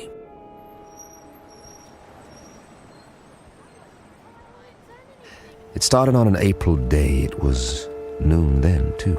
And people walked and drove and bought and sold and fretted and laughed as they have always done. The world went on much as it had, with a tentative tiptoeing along the precipice of crisis. There was the economy to worry about, and wars, and the Middle East, and all the other myriad problems, major and minor, that had been with us for years, but they had somehow begun to lose their edge. I suppose because we had grown so accustomed to them. And that's when it happened. Mommy, what's that? Why, I don't know. Something flying over in the sky. It must be an airplane. But it's so bright. I know what it is. It's a flying saucer. Oh, it can't be. Look, it is. That's when we first heard they had come. And that's when we should have prepared ourselves, but we didn't. Instead, we milled around like farm animals, worried only about our creature comforts, while the Secretary General of the United Nations made the first official announcement. I watched that broadcast, the same as you did, live from the lobby of the UN in New York City. It came from the lobby, not the General Assembly. That rather large auditorium was empty, not due to a long lunch hour or an ambassadorial walkout or even the end of the world. The representatives of all nations were at that moment watching their television sets and listening to their radios, much as were their peoples around the world. For, as it turned out, this would be a rather momentous afternoon. Ladies and gentlemen of the press, is this thing on? If you could move back, please, the Secretary General will answer all your questions. Move in. I'm trying. Get the shot. Where's the other mic? Take evening news remote. Take one. Get it now. This is live. Mr. Secretary, if we can have a shot of you. Look at the cameras, please. Please, ladies and gentlemen, may I have your attention? Quiet, please. No questions just yet. I have a prepared statement. I say I have a prepared statement. Would you give me your attention, please? I'll read it now, if I may. Ladies and gentlemen, I should like to recapitulate the events of the past 11 days. On the 14th of March, shortwave broadcasts were received in the principal capitals of the world. It was established that these transmissions did not originate on Earth. Rather, their origin was extraterrestrial. The first messages were merely announcements that there would soon be multiple landings at various points around the globe. We were assured that these landings would be peaceful and that there was no cause for alarm. Nevertheless, United Nations forces were put on alert. As you know, these broadcasts continued to grow in strength for several days. Is it true that they've landed? Please, no questions yet. At 11 this morning, Eastern Standard Time, the first landing took place in an area outside Newark, New Jersey. We have subsequent reports of additional landings in Russia, Norway, the southern coast of France, Rio de Janeiro, and several other locations. It is the position of the United Nations that it would be premature to assume hostile intent. Our recommendation is that the world's countries remain calm and make no show of force. All governments are being apprised of these events as they develop. The current situation at present is therefore... What do they look like? Yeah, what do they look like? Are they human? Or are they little green men? What do they want here anyway? As of this moment, we do not know who they are or the purpose of their arrival. We know only that several of their craft have touched down and that... Hold on, Mr. Secretary. Who's that? Looks like the guys from the Pentagon. What are they here for? Must be something big. Sir. Tell them that we have to do this. Are you sure? Quite sure. We've cleared it with the White House. All right. It seems that one of the craft has just landed a few blocks away. One of the representatives of the visitors is apparently on his way to this building. Now? Call the wire service. Give me a direct feed, now. It appears that he has requested an audience with the General Assembly. That's correct. In a few moments, we'll reassemble in the... Good Lord.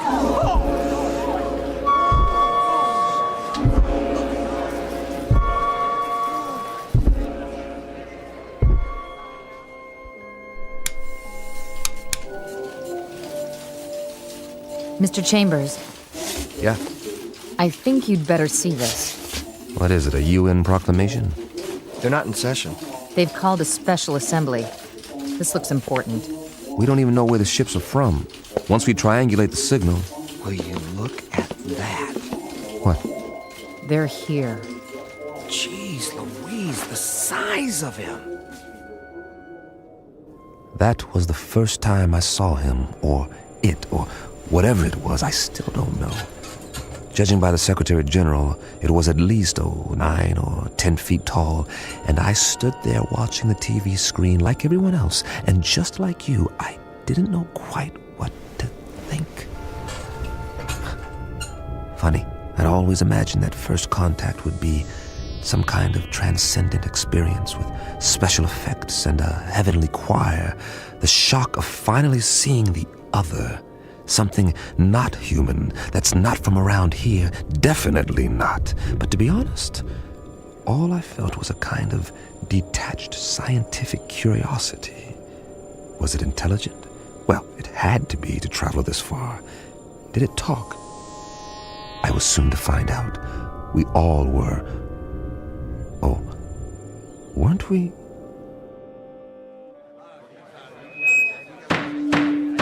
Come to order, please. May I have your attention? Not all of our member nations are here yet, but our visitor has requested an opportunity to address the assembly. So, for the moment, I would ask you all to be patient. Please, order. Order, remain calm. The floor is yours, Mr. Or rather... Ladies and gentlemen of Earth, we greet you in peace and friendship. We come from a planet beyond your solar system and well beyond your galaxy. A planet far more developed than yours. Why are you here? To establish... Hey, what's that book? Get a picture of it. What's the title? I can't see. He's not even moving his lips. He doesn't have lips, does he? To establish embassies here, and in the near future to set up reciprocal visits between Earth people and Canimets. Canimets, what's that? Must be what they're called. Write that down. Canimets. How do you spell it?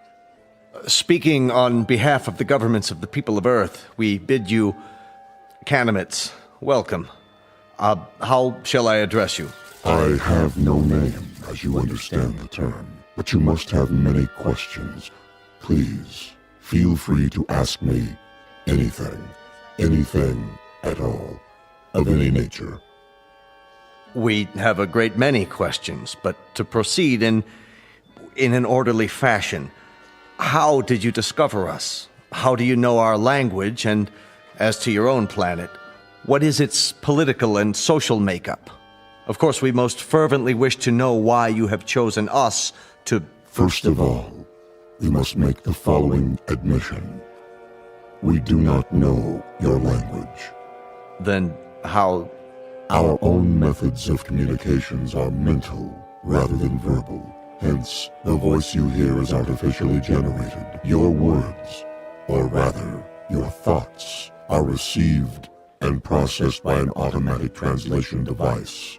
My responses are in turn electronically altered to simulate vocal sounds in a language known to you. You cannot speak, then? Not in the literal sense. Astonishing. We understand you perfectly. As to your other queries, our planet is not visible to you. It lies far beyond what you call the known universe, but it is highly advanced technologically. Its political and social makeup are complex. I cannot describe it without first educating you in the basics of our society. That may be a lengthy process. Are you willing to be interrogated here at the United Nations in a special plenary session? All of our nation's representatives could attend. I'm sure they have many questions. I would be delighted. I believe that is the proper response. We thank you for your courtesy. Until then...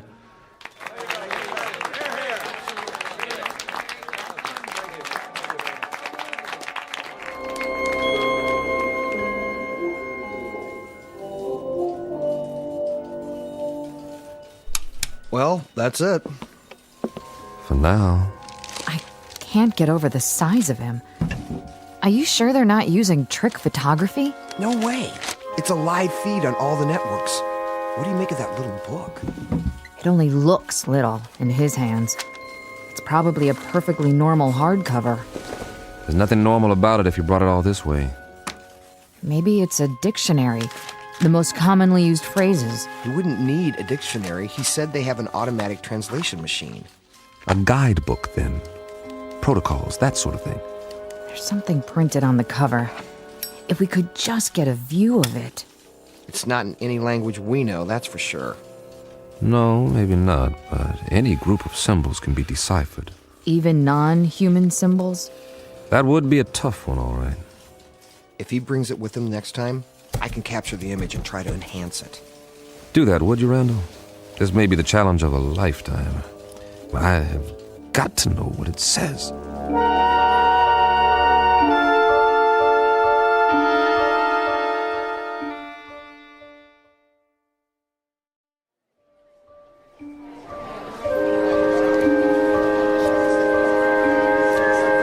Come to order, please. Order. This meeting is now in session. Members of the General Assembly, our visitors, the Canimets, have graciously acceded to our request that their representative appear before us to answer further questions. The meeting is now called to order. We will proceed with the first inquiry.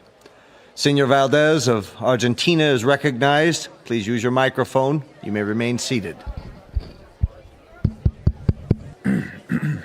Why, may I ask? Why exactly have you chosen our planet for this visit? It has come to our attention that Earth is plagued by many catastrophes, both natural and unnatural, all of which could be easily prevented. We are here to help you. Recognizing Dr. Denis Levesque, the representative from France. Your question, please. Monsieur Canemet, my government wishes me to ask you, what is the nature of your help? What form will it take? Indeed, if we should choose not to avail ourselves of this assistance you mentioned, your response would be? We will not force anything on you. You may accept only that which you choose. For example, on the morrow, tomorrow, that is, we will demonstrate an alternative power source, molecular in nature, which can supply a form of electricity to entire continents for the cost of a few dollars, or rubles, or pesos, or any other currency. You will find it extremely economical. Mr. Grigori. Mr. Grigori, the Russian delegate, you have the floor. We would like to ask the Canemet directly, man to man, what are its true motives? Are we to assume that your purpose is totally altruistic? That you have an abiding interest in helping others? Are we further to assume that there is nothing beyond this boundless humanity of which you speak? There is nothing ulterior in our motives. You will discover this for yourselves soon enough, by testing the various devices we make available to you. What devices? I think the representative has answered your question. For example, we can show you a simple way to add nitrate to the soil and end famine on Earth. We can demonstrate the principles of a practical force field to cloak each nation with an invisible wall, impenetrable by bombs, missiles, or any other weapons. This will bring international peace for all time, if that is what you want. Of course it is what we want. Of course it is what we want. In return, we ask that you trust us. Only that you trust us.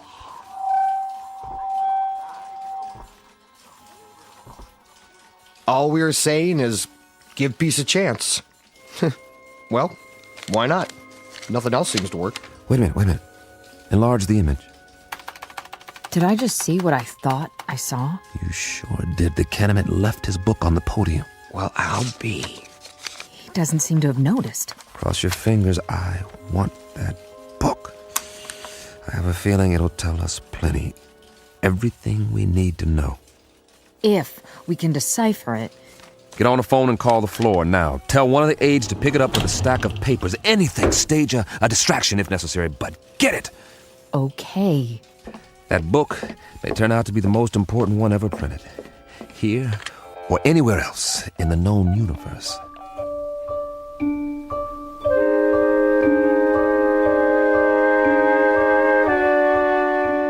Now, cross-reference this code table with the first. Well, Chambers? I've almost got it, Colonel. What have you got? For starters, a migraine headache and a bad case of eye strain. We're wasting our time. He can't lick it. Not in 8 hours, I can't, Colonel. It took almost a year to crack the Japanese code in World War II, and they had an army of experts working on it. This is the language of people from outer space, probably 500 times as intelligent as we are and 1,000 times more complex. You need help? All donations gratefully accepted. But, Colonel, I showed this book to everyone on my staff, and I've had 12 people working on it since late last night. And? You must have some idea.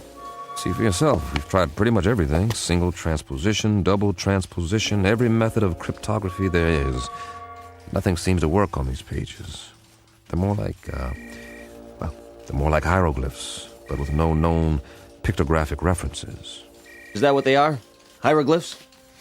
They have certain things in common with ancient Egyptian writing, but much more complicated.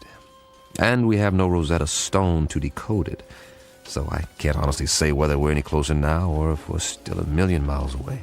So you can't decipher it? We can keep trying, that's all. Standard, reverse, direct, systematically mixed, keyword mixed, random mixed, reciprocal conjugate, every sequence we can come up with. But I can tell you something right now, Colonel, both of you. This is a tough nut. A real tough nut. If it weren't so important. It must be. That Canamit, or whatever he calls himself, made reference to it every third line in his speech. The White House agrees. If we could understand this book, we might be able to decipher the Canamits themselves. I'm beginning to wonder if they need deciphering. What? Well, they've done all right by us so far. You mean they're demonstrations? As parlor tricks? They don't seem like parlor tricks. That nitrate device they used in Argentina this morning. Now the soil has more vitamins in it than a health food store.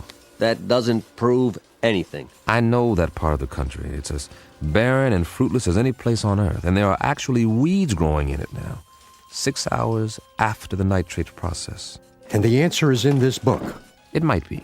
And we might lick it or we might not, but I've got a strange feeling that...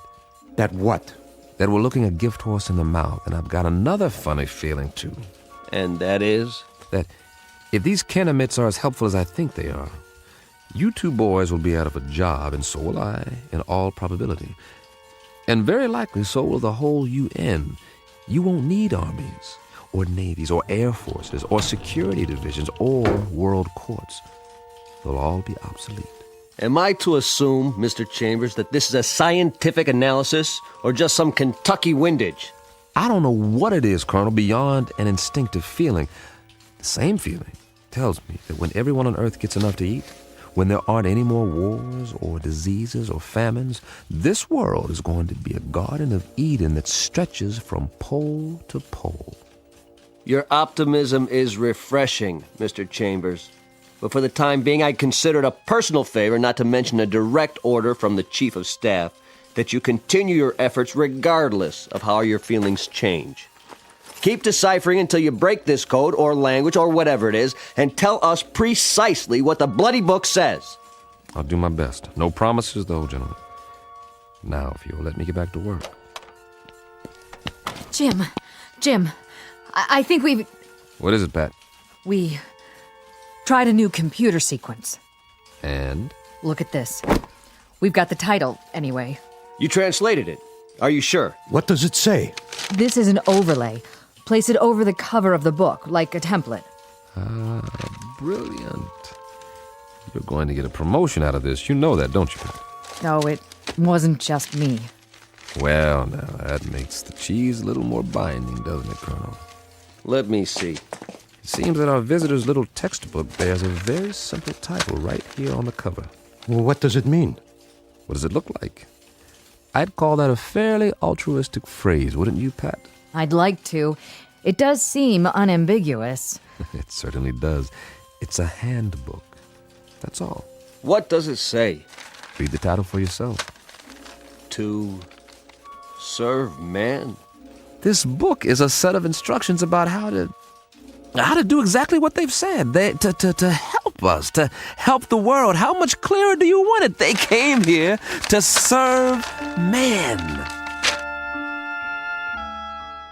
That was the title of the book, no doubt about it.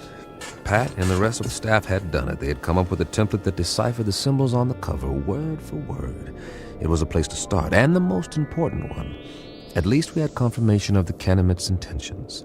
Everything they had said was quite literally true. They were here for our sake. Of course, not all governments would be as easily persuaded, so at a closed session of the Security Council, our visitor was put to the test. The Pentagon provided credentials so I could attend, and I jumped at the chance. This was one meeting I couldn't afford to miss. If it went according to plan, the world would find out once and for all what, if anything, the Canamits wanted for themselves. And whether the price, if there was one, was something the Earth could afford to pay. Though I, for one, didn't expect any surprises. Would you? Never in million years.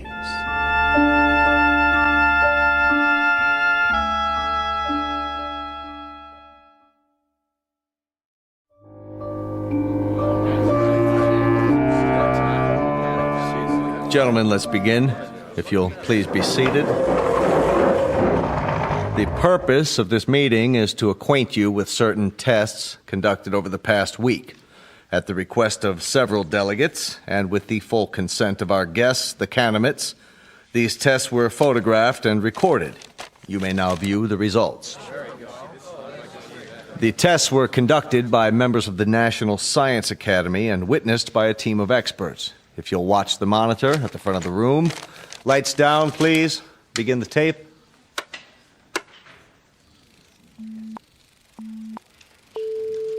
This machine is a polygraph, the standard instrument for measuring the proof or falsity of a statement. Since the physiology of the Canamits is unknown to us, our first objective is to determine whether they react to these measurements as human beings do. We will now proceed with a dry run to establish a baseline reading. Are you ready? I am ready. I trust our small chair is not too uncomfortable? Not at all. The sensor attached to the torso registers the pulse rate.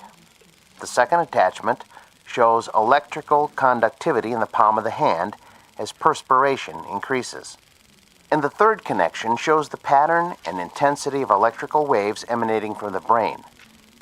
With human subjects, these readings vary markedly, depending upon whether the subject is speaking the truth. I understand. Then let us begin.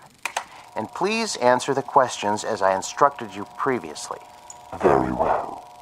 Regarding the relative size of Canamits and human beings, tell me if you would, which is taller, a human or a Canamit? Humans. I shall now repeat the question. Which is taller than the other, a human or a Canamit? A Canamit. Very good. Next question. How did you come to this planet? We walked. Once more, how did you come to this planet? In a spaceship. Excellent. My colleagues and I are satisfied that the mechanism is effective. Now, I shall ask our distinguished guest to reply to the question put forth by several UN delegates, namely, what is the motive for the Canamits in offering so many gifts to the people of Earth? On my planet, there is a saying, there are more riddles in a stone than in the philosopher's head. The motives of intelligent beings, though they may at times appear obscure, are simple compared to the complex workings of the natural universe. Therefore, I hope that the people of Earth will understand and believe when I tell you that our mission upon this planet is simply this, to bring to you the peace and plenty which we ourselves enjoy, and which we have brought to other races throughout the galaxies. When your world has no more hunger, no more war, no more needless suffering, that will be our reward. Thank you. Most profoundly. There you have it, gentlemen. Lights, please. I should like to pose a question. Yes, Grigori. Who is responsible for that circus? I assure you, Grigori, the tests were quite genuine. A circus, a second-rate farce. If they were genuine, Mr. Secretary, why has debate been stifled? There'll be time for discussion tomorrow, the next day, and throughout the week. No one is stifling debate. I would remind the delegate from Russia that everything the Canamit has promised is not only worked, but worked beyond our expectations. The force field that was tested yesterday morning, nothing could get through. And suddenly we find ourselves in a brave new age, when none of us need fear a hydrogen bomb or a missile. We are on the threshold of peace, Monsieur Gregory. Peace as we have never known it. Niet. I say niet.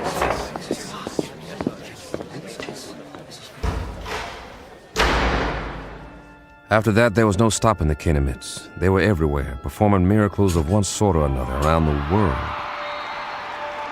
Famine became a thing of the past as the fertility of arable land increased 100%. The force field proved impervious to any known weapons. Then came a cure for cancer, heart disease, what have you, and all from a simple injection. It's hard to say whether the Canaanites enjoyed their role as saviors. Their eyes were so wide apart and set so deep in those big, bland faces that you couldn't read much of an expression. With only a tiny circular hole for a mouth, one that never moved, it was impossible to know what they were thinking because they never spoke. They weren't stern faces, only controlled, placid, almost like kindly masks. And they all looked exactly alike. They sounded the same, two calm, mechanical voices that came out of the translation devices under their robes. And then, one day, we were all out of a job, just as I had predicted. The computers and fail-safe machines in the Pentagon sat idle, covered in plastic sheeting, because no one was needed to run them anymore. As for code breakers, I might as well have stayed home. But something kept me there, as if I was waiting for the other shoe to drop.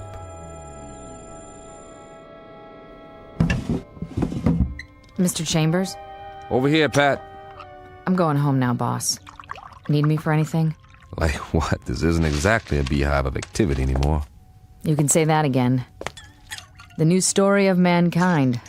Nobody needs to decipher anything because, well, there aren't any more codes. Because there aren't any more secret messages. I know.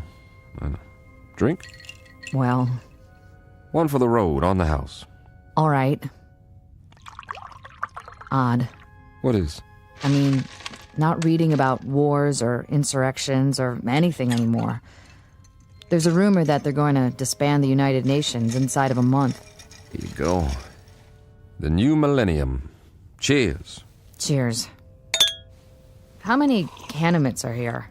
Anybody ever figure it out? A few thousand, I guess. They've got embassies in every country now, and for everyone that comes, 1,000 of us take off on one of their ships. The reciprocal visits they promised. Now that's the odd thing, the ease with which human beings adapt. It's fantastic. One day an astronaut orbits the Earth in a little rinky-dink tin can, and they think it's the biggest moment in the history of mankind. A few years later, they're standing in line waiting to get on a ship that'll take them 1 zillion miles into space, and they act like they're going on a picnic in the country. That's human beings for you. Nothing phases them. Are you going? The exchange program? I'm on one of their waiting lists. What about you, Patty? Oh, I'm on the list, too. The trouble is, their quota fills up 24 hours after they announce a new departure. But while I'm waiting, I may as well continue studying their language. Good idea. Words reflect the values of the people who use them. If we can understand the vocabulary... I've got a fair command of it now. It's not that hard, really. And there are hints. Huh. Of what? The shades of meaning, the nuances. Some of the idioms are quite similar to English. That's how we unlock the title of the book. I'll get through the rest of it one of these days. More power to you. I gave up a month ago. But if I can help you in any way... Sure, boss. Did I say something? If you can help me. That was the phrase, wasn't it? And I meant it. The only thing you can help me with is... Is what? Help me get rid of this knot in my stomach. What are you talking about? One of those nightmares when something's wrong, but you don't know what it is yet. A little bit of the old sixth sense. That tells you what? Just that maybe we should have looked this gift horse in the mouth, after all. For all we know, it could turn out to be a Trojan horse. Oh, I don't think we've got anything to worry about. I'm going where no man has gone before. How can I resist? Relax. I'll tell you all about it when I get back.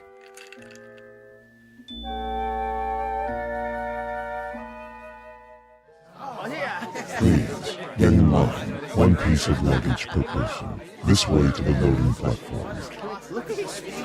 I'm so excited. I can hardly wait. What do you think it's going to be like? They say they got an average temperature of 76 degrees on their planet, and the sun never goes down.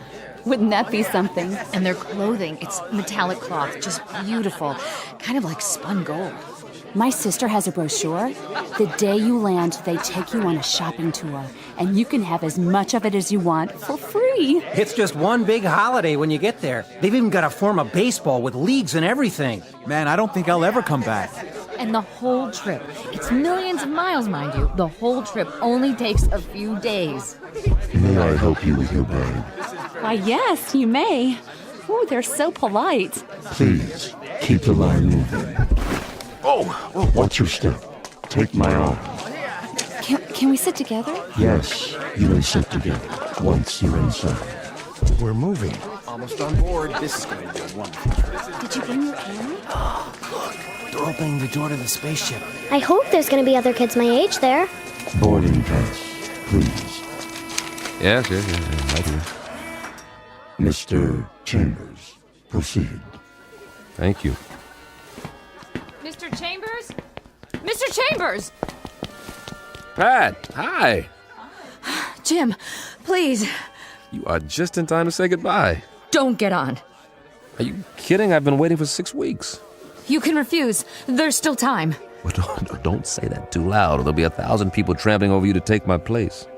Get on board, please. Not yet. I'm begging you.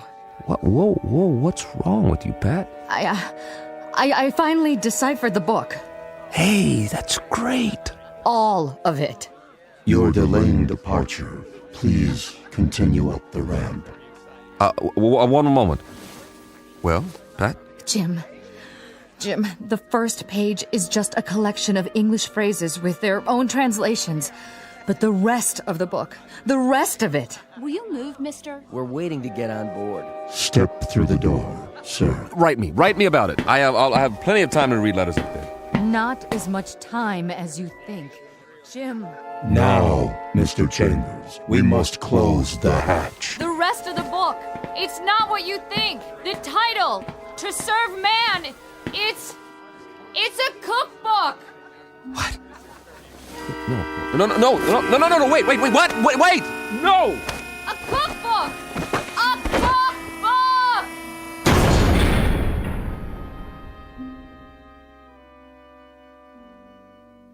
A very specific difference in points of view. To the wee ones, the little race of tourists known as humans, it's a marvelous adventure, a voyage to outer space, a chance to get away on the greatest vacation ever. But to the extra-large, granite-faced individuals known as Canamites, it's nothing more than a cattle car, a very comfortable supply ship, bringing food from the other end of the universe to a place where appetites must be enormous. As I say, it's all in the point of view, a lesson in language and semantics from the Twilight Zone.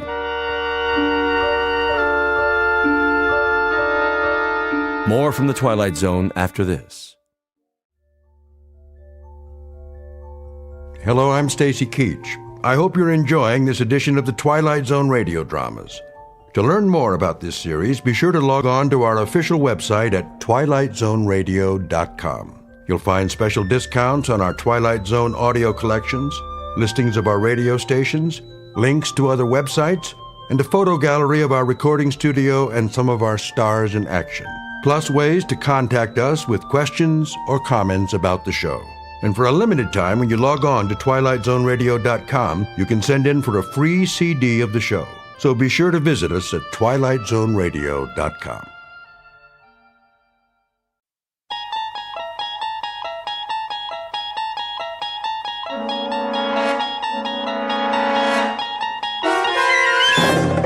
You're traveling through another dimension.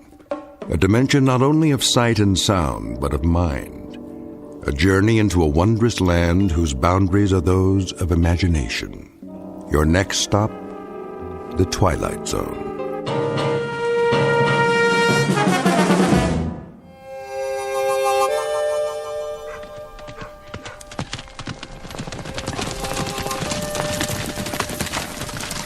He ain't here yet. He will be.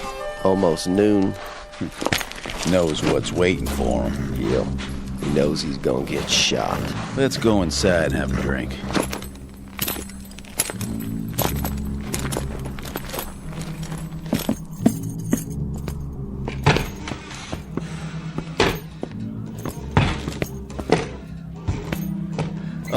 Hi there, fellas.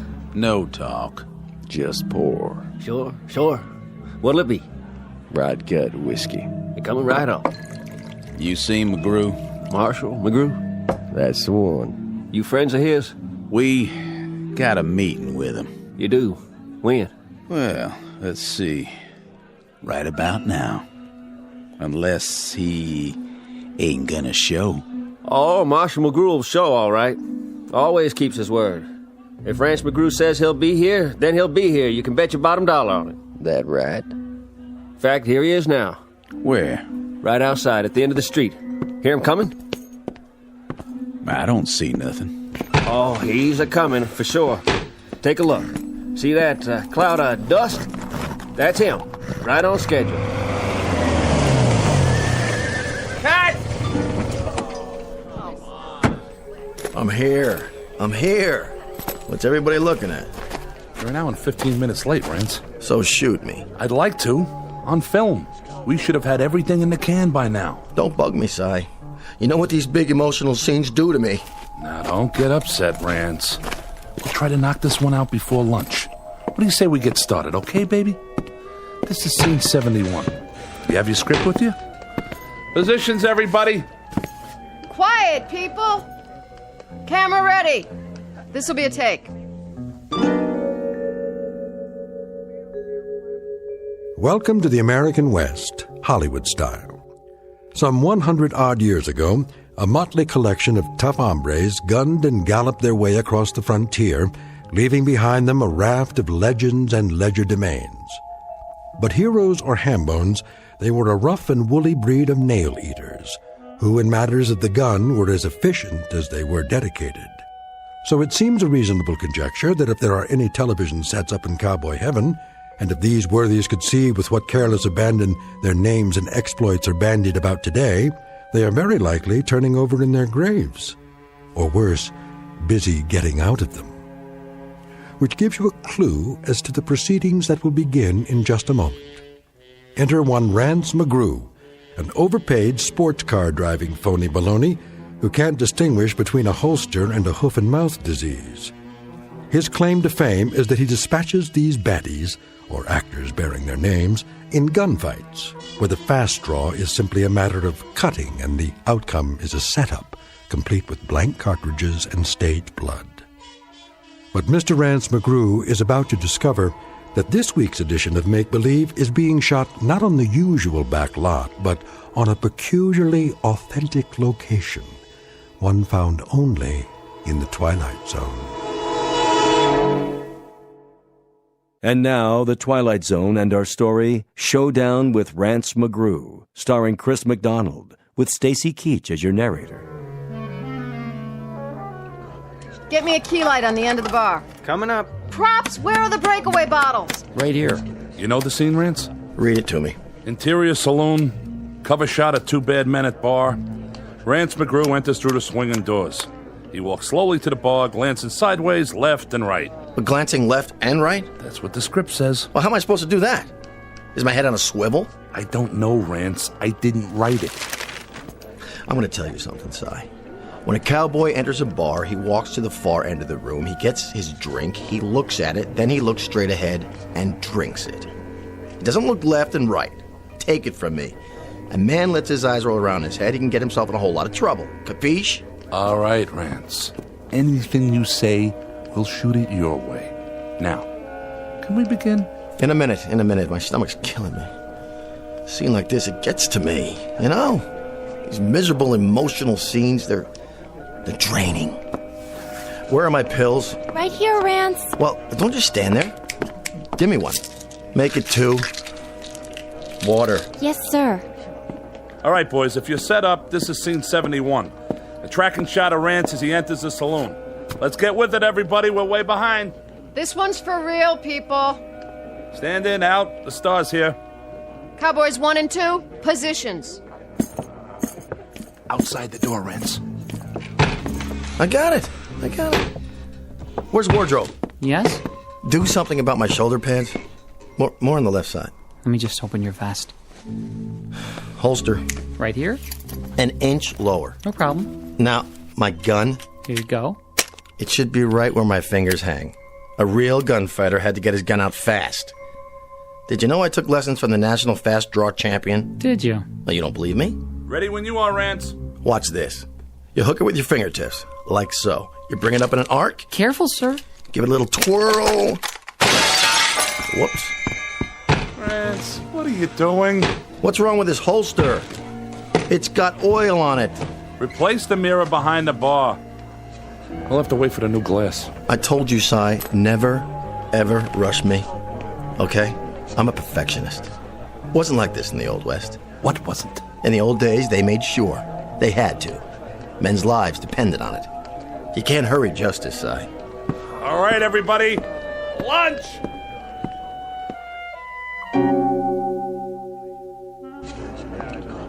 Ready? Ready. Rolling. Rolling. Roll sound. Roll sound. And action. Cue Rance. Hello there, Marshal. Barkeep. What'll it be? Rot gut whiskey. Yes, sir. Give me the bottle. Sure, Marshal. Whatever you say. Cut! Don't look at me. It wasn't my fault. Look at here. Hey, buddy boy. Yeah? You try to gag it up one more time, you'll wind up plucking chickens at the farmer's market. It was an accident, Rance. Was it? He put English on it. He deliberately made it curve before it got to me. English on a bottle? The guy needs a catcher's mitt. What'd you say? Nothing, Rance. He didn't say a thing. How much longer? These boots are killing me. Here's a new bottle. Let's try it again. From the bottle. Positions, please. Positions. Scene 71, again. And rolling. Sure, Marshal. Whatever you say. Hold on. That there's a new bottle. You want I should open it for you? I can do it. Oh, dang. Here's a glass for you. Don't need one. You see that? He don't even use a glass. He's some tough hombre. I guess you boys know that... I guess you boys know I'm the marshal here. We heard tell. Sure did. Then I guess you know that I know that Jesse James is due here any minute now, aiming to call on me. I know that too. Likewise. Well, what do you know? I figured he was too yellow. But it sounds like Jesse's here. Marshal, please. No killing inside. Easy, barkeep. Ain't gonna kill him none. I'm just gonna maim him a little bit. Pick off his pinky, maybe, with a clean shot. Jesse won't take kindly to that. He sure won't. Well. Marshal Mcgrew, ain't it? Yep. We'll take a nice, deep breath, Marshal. Why's that, Jesse? 'Cause it'll be your last. Oh! You shot it clean out of my hand! I didn't. That was a sound effect. I can't get my blasted gun out of the miserable holster. Cut. Take it easy, Rance. I thought somebody oiled this holster. I wiped it down. It's too dry. We'll do an insert later. See? I can't even get it. Oh, look out. Whoops. Bring another mirror. This is absurd, isn't it? I mean, really. First the gun, then the bottle, then the gun a second time. You just can't appreciate the delicious absurdity of it. I drive all the way in from the beach just to shoot a few lousy scenes in my new car, my own car, mind you, and look what happens. I studied with Sandy Meisner, okay? I played Pinter, Albee, Beckett, and now, can't you people do anything right? I ask you, is that too much? Would you like to sit down, Rance? Why do I bother? Week after week, why? I give, and I give, and I give. For what? Let's go to the fight scene. Jesse and Rance. First, Jesse knocks him through a table. Cue the player piano tape. Stunt double. Somebody get the tables. How do you feel now? What do you mean, how do I feel? Sorry, Andy. It's not your fault. But these oaths out there, they They wouldn't know a real line from a cereal commercial. Hand me my throat spray. The antibiotic one or the one for the allergies? I don't care, just give it to me. Cut! Print it! I think they're ready for your close-up, Rance. All right, Angie. Don't you think I know that? I'm the only professional around here. Did you double for me in that scene? Yes, sir. Looking good. Thanks. I tried to do it just like you would. I like the bruises. Nice makeup. It's not makeup. Okay, boys, this is the death scene. Rance in the bar, Jesse lying over there. Rance thinks he's unconscious. Jesse picks up a gun off the floor and fires at Rance's back. Well, at his back? That's correct. Hey, I don't want to give you a hard time, Si, but... Well, you got a problem with that? But that's not the way Jesse James used to operate. Well, he does in this script, okay? What I mean is, everything I've read about the guy, I mean, he fought pretty fair and square. Why can't I just yell something, before I pull the trigger? Whoa, that's thinking. Warn the fastest gun in the West that he's about to get shot at. Look, buddy boy, you happen to be up against Rance Mcgrew. And when you're up against the best, you're going to play it dirty or you're going to play it dead. Now quit arguing and let's get to it. Ready at the bar, Rance. Your marks by the brass rail. Here's the bottle. Hold it. I told you ginger ale. This is cola. It's supposed to look like whiskey, though, Mr. McGrew. Si, will you either fire this clown or straighten him out? One or the other? Mr. McGrew wants ginger ale. Yes, sir, Mr. McGrew. Jesse, lie down on the X. I don't care what he says. Jesse James wouldn't shoot anybody in the back. Yeah, but Rance McGrew would. Rance McGrew would also fire his own grandmother. So do me a favor. Play it his way, or we'll never get this episode finished. You're the boss, but I can just see the real Jesse James turning over in his grave right now. I don't mean just once. I mean about 400 revolutions per minute. All right, let's get with it. Scene 93, take one. Quiet, everyone. Camera, roll sound, and action. Here's your bottle, Marshal. You stupid clod. That's whiskey. That's real whiskey. It sure is. The best we got. Something wrong, Marshal? Well, this sure is. Wait a minute. Where's the camera? And the lights? Where are the lights? You there. Answer me. You talking to me? I think he's talking to you. Well, now, speak up, Marshal. I didn't hear you. You say something or not? You know exactly what I said. Don't play dumb. Will somebody please tell me what happened to the microphone and the wall? Where did this other wall come from? Where's the back of the set? Marshal, Jess is gunning for you. He's coming right now. Hey, Cement Head, he was already here in scene 73, okay? Boy, wait, my agent hears about this one. Let me out of here. This is degenerated into some third-rate, low-budget B picture. Can't say I didn't warn you. Wait. Who's this supposed to be? They call me Jesse. Jesse James. No, you're not. You're a different actor. What are you, a last-minute replacement? And where'd you get those clothes? Good lordy property. This man stinks to... I'm the real Jesse James. Not that side of pork that's been play-acting me. What do you think you're doing? Take your hands off... Sit down and put a cork in it. I'll ask the questions around here. Bartender. Yes, Mr. James. Bring me a bottle of rye.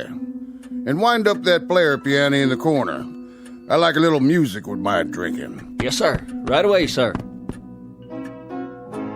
Turn the volume down. Cut! Shouldn't we cut? Cut already! Will somebody please tell me what is going on?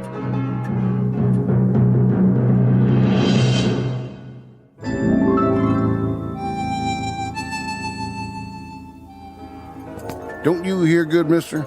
No habla inglés. Sure you don't. Well, habla this. Sí. I'd be looking for the marshal. No es aquí? No. No, señor. Fellow named McGrew. Rance Mcgrew. So? You know him? Sí. He here? Come see, come ça. Come what? Sai? Sai? See. Who's Sai? The director. Get me out of here!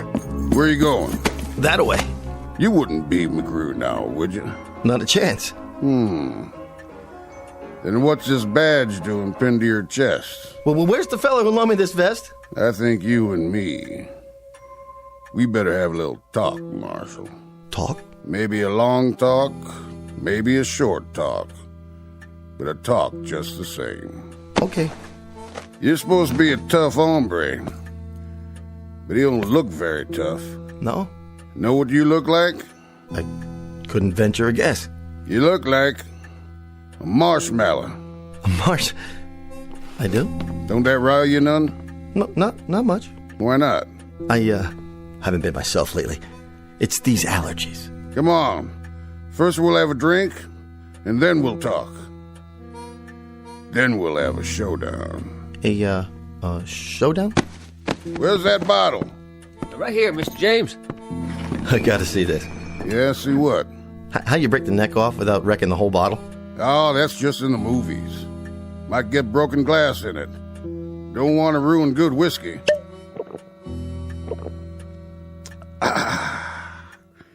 Here, your turn. No, thank you. No? Just a ginger ale, please.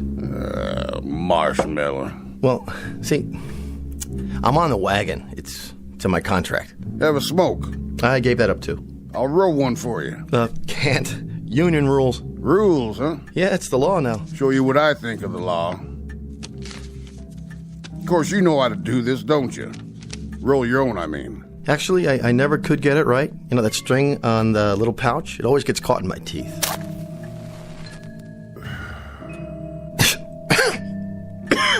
Would you mind not blowing smoke in my face? That rile you, does it? Not really. It's just that it's not good for my voice. Nothing riles you.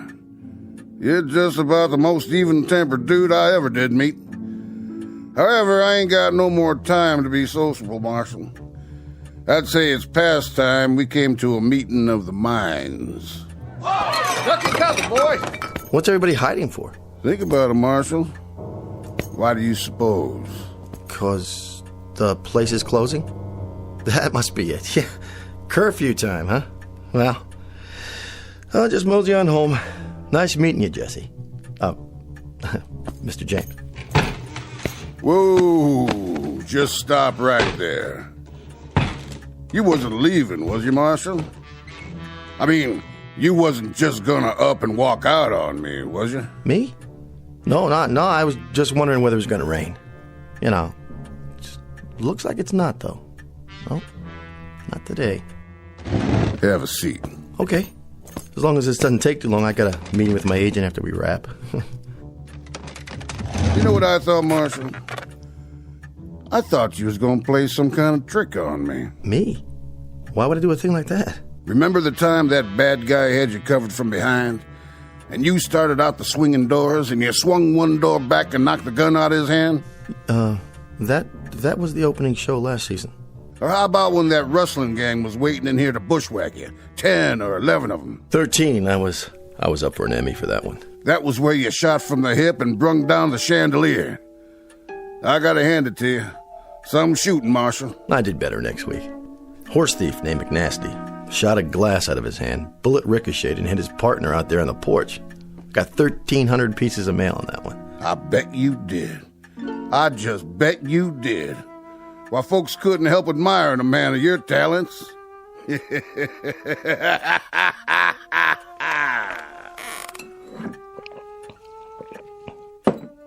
of it is, Marshal.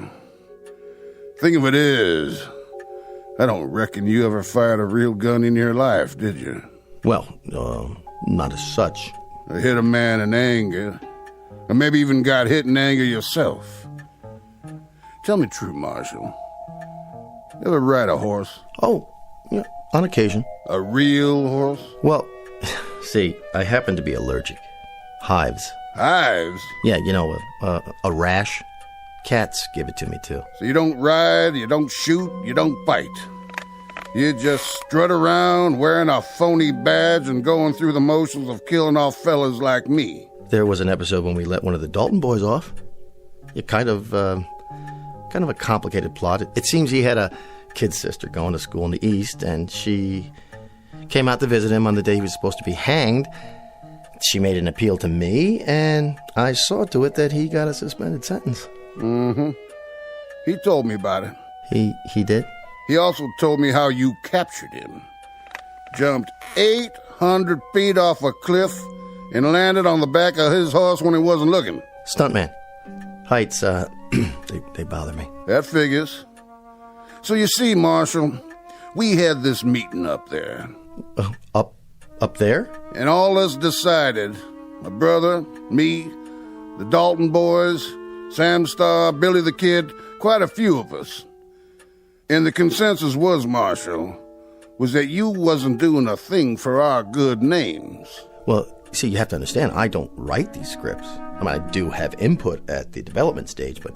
We had a little election up there, and they chose me to come down and maybe take a little shine off your pants. How's that? Don't you get it? We see you week after week shooting down this fella, shooting down that fella, capturing a bushwhacker, bringing in a rustler, but all the time winning. Man, you just don't never lose. You're the winningest fella ever come down the pike, and that's for sure. So me and my friends, well, we figured how's about time that maybe you should lose once. Well, that's not such a bad idea. I could take it up with the producer at our next meeting. I don't think there's time for that. I think that maybe if you're gonna lose, you're gonna have to lose right now. Now? But I'll tell you what I'm gonna do, Marshal. I'm gonna play it square with you. A whole lot squarer than you ever played it with us. Face to face, and no, what do you call them? Stuntman. Could you be a little more, precise about the terms? Right out there, on the main street. You and me. Oh, I think there's been a misunderstanding. See, I'm not really Marshall McGrew. That's my name, yes, but it's a part I play. Right outside. Me coming down one side of the street, you coming down the other. Just the two of us. But I've done that before. Did you happen to see Gunfight at Red Rock? Yeah. Then you know. It was lousy. 2 thumbs down. Way down. After you, Marshal.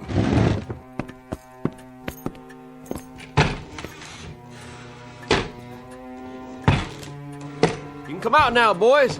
Looks like they ain't gonna shoot up the place after all. Drinks on the house.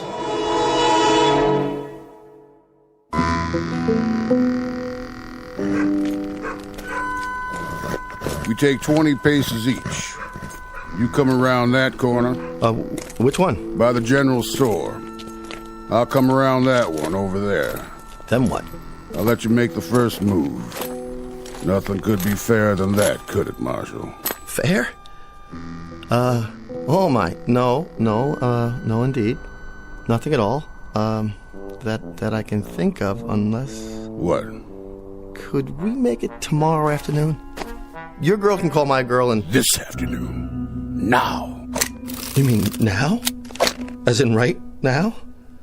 Or in the general sense, as opposed to the past, let's say, or the future, or... Too much, John. Let's go. Stuntman? Oh, Stuntman. 14, 15, 16... Better check all my bullets. But they're blanks. All blanks. What am I supposed to do? Ready, Marshal? I'm coming for you. All right, here goes nothing. Talk about method acting. Go ahead, Marshal. Make your move. This is ridiculous.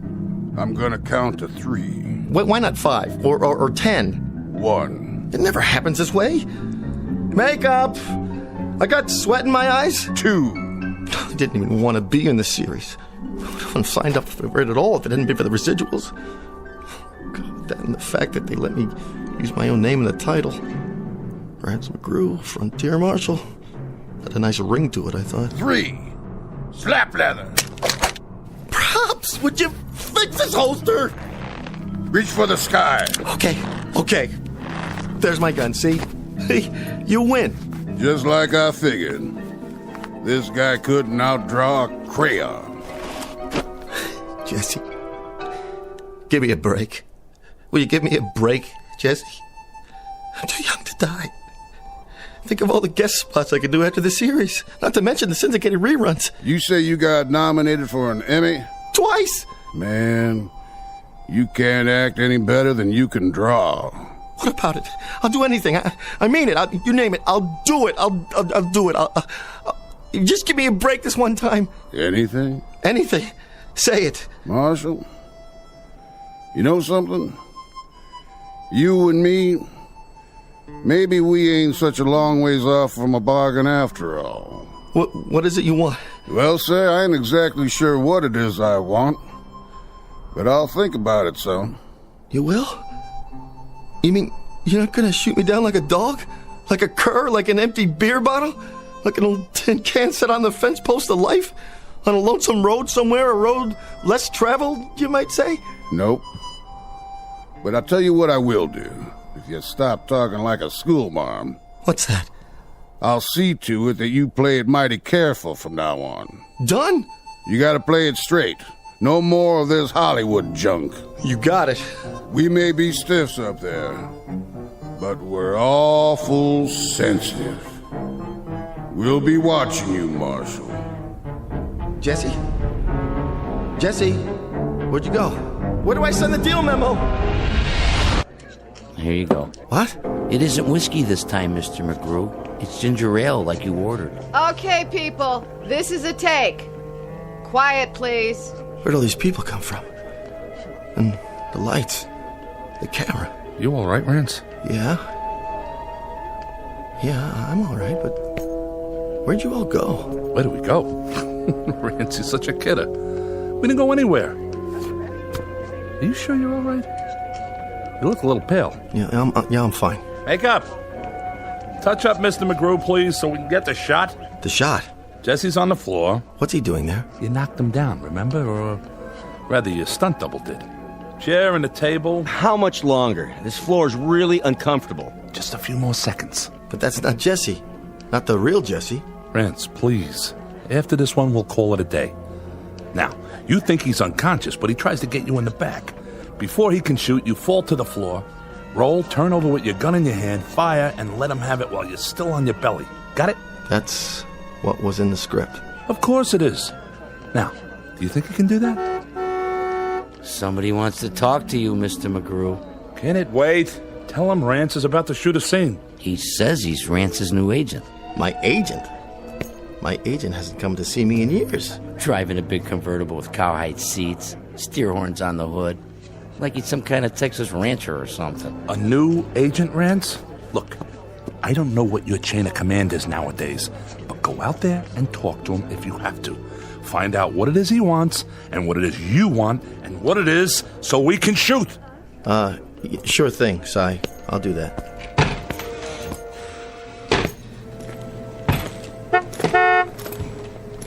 Howdy, Marshal. Jesse.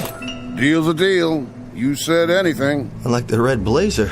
Houndstooth, isn't it? That what they call it? You don't know about the yellow slacks, though, and the beret. I think you've been watching too many old movies. Be that as it may. Have a cigar. I don't smoke. That's right, I remember. No offense. Well, now, to get to the point, anything is the following. Let's keep it simple. I'm just gonna stick around from show to show and make sure you don't hurt no more feelings. Such as? Take this here scene. Change it so's the other Jesse don't fire at your back. That would be real cowardly. Say he's lost a lot of blood and he's weak as a tea. But somewhere or t'other he gets up on his feet. Then he knocks you through the window and makes his getaway. Got it? Knocks me through the window? Rance Mcgrew? Understood. Yes, sir. Understood.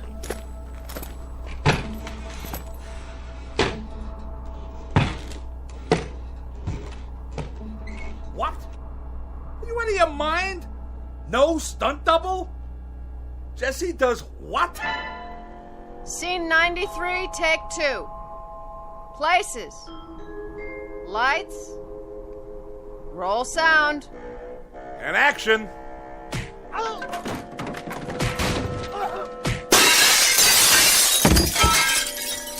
Cut. That was a good one. Yeah. Glad you liked it. Now I was reading next week's episode, Marshal. The one where you knock a gun out of Billy the Kid's hand from a fourth-story window a block away, using the base of a lamp. Well, the network wants to keep the gunplay down. Too much violence. No good? Piece of crap. The way I see it, Billy hears you, whirls around, shoots from the hip, and knocks the lamp out of your hand. How's that sound? Fine. Fine. Now, looking ahead 2 weeks, I think we ought to give Sam Starr a break. He's a nice fella. Awful good to his mother.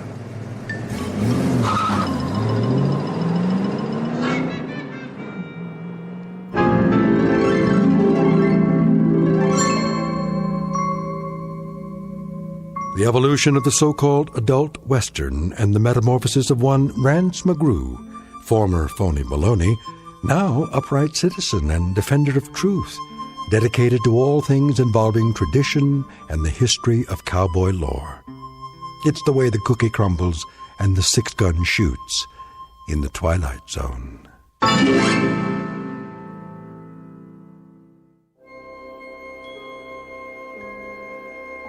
Hi, this is Carl Amari, producer of the Twilight Zone radio dramas. I'd like to take a moment to tell you about our official website at twilightzoneradio.com, where you'll get the latest news and information on these Twilight Zone radio dramas. Plus, at twilightzoneradio.com, you can digitally download 3 free episodes or any of our episodes for only $1.95 each. In this age of ever-changing technology, we've decided to make these episodes instantly available to you by making the Twilight Zone radio dramas a digital download-only series. This means that this series will no longer be offered on CD. The CD collections at our website are now being offered while supplies last at buy one, get one free. So be sure to get your favorites before they're sold out. Be sure to visit us often, and I'll see you in the zone.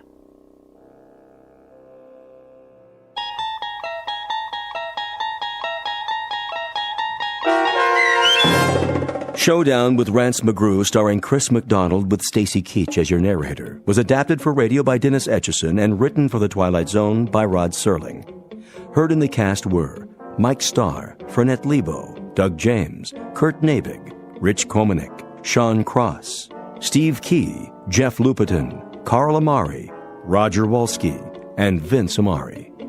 To learn more about the Twilight Zone radio dramas and to obtain audio cassettes and CDs of these programs, visit our website at twilightzoneradio.com. The producers of The Twilight Zone wish to thank CBS Enterprises, Carol Serling, Dennis Etchison, Dick Brescia Associates, Claire Simon Casting, Terry Jennings, XM Satellite Radio, Sirius Satellite Radio, our sponsors, and our radio affiliates for helping make this series possible.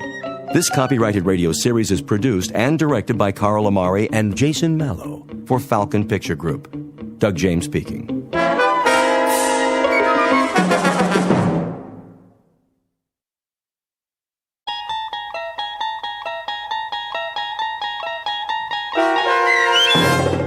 What You Need, starring Bruno Kirby and Bruce Kirby with Stacy Keach as your narrator, was adapted for radio by Dennis Etchison and written for The Twilight Zone by Rod Serling from a short story by Louis Paget. Heard in the cast were Christian Stolte, Jeff Lupetin, Fernette Lebo, Kurt Nabig, Linda Ryder, Max Kirsch, David Darlow, Carl Amari, Meg Falcon, Doug James, Roger Wolski, and Vince Amari. To learn more about the Twilight Zone radio dramas and to obtain audio cassettes and CDs of these programs, visit our website at twilightzoneradio.com. The producers of The Twilight Zone wish to thank CBS Enterprises, Carol Serling, Dennis Etchison, Dick Brescia Associates, Claire Simon Casting, Terry Jennings, XM Satellite Radio, Sirius Satellite Radio, our sponsors, and our radio affiliates for helping make this series possible. This copyrighted radio series is produced and directed by Carl Amari and Jason Mallow for Falcon Picture Group. Doug James speaking.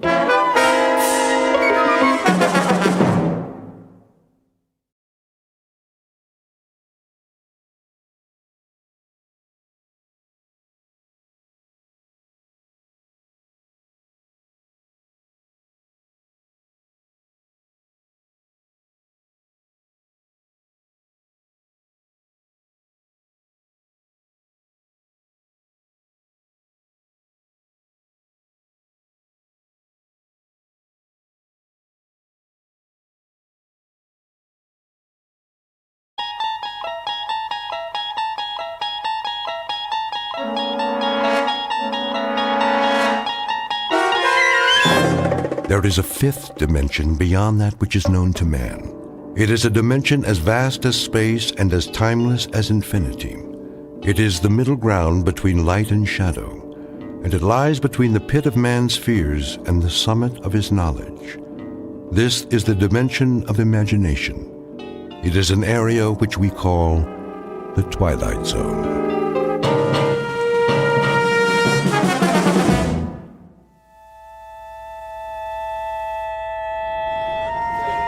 Matches, pencils, buttons, shoelaces, anything you need, anything at all. Anything I need, huh, Pop? That's right. No chance. Why do you say that? Because nobody has what I need. You never know. Take a look in the tray. Forget it, old man. Are you sure? Sure, I'm sure. Every night you're out here selling this cheap junk. But I haven't seen nothing yet that fills the bill. Maybe you haven't looked close enough. Oh, I've looked, all right. Needles and thread, thimbles, eyeglasses. Where'd you get all this stuff? From a flea market? Here and there. It's a hobby of mine. You never know what people will need. What people will need. You're crazy, Pop, you know that? You're out of your ever-loving tree. Am I? You can bet on it. Standing here like this, nobody ever stops, right? Oh, once in a while they do. Sure. Why would they? All you got's junk. Why don't you trade it in for a tin cup? Stick a sign around your neck that says, "Poor me, nothing to eat and no place to go." That wouldn't be correct. I have a room of my own. Yeah, right. A cardboard box in an alley. Actually, it's a rooming house. Been there quite a few years. I pay rent like everybody else. With what? Nickels and dimes? What do they give you for crap like this? People give what they like. A little or a lot. Sometimes, nothing at all. Then you're loonier than I thought. Face it, you're a bum.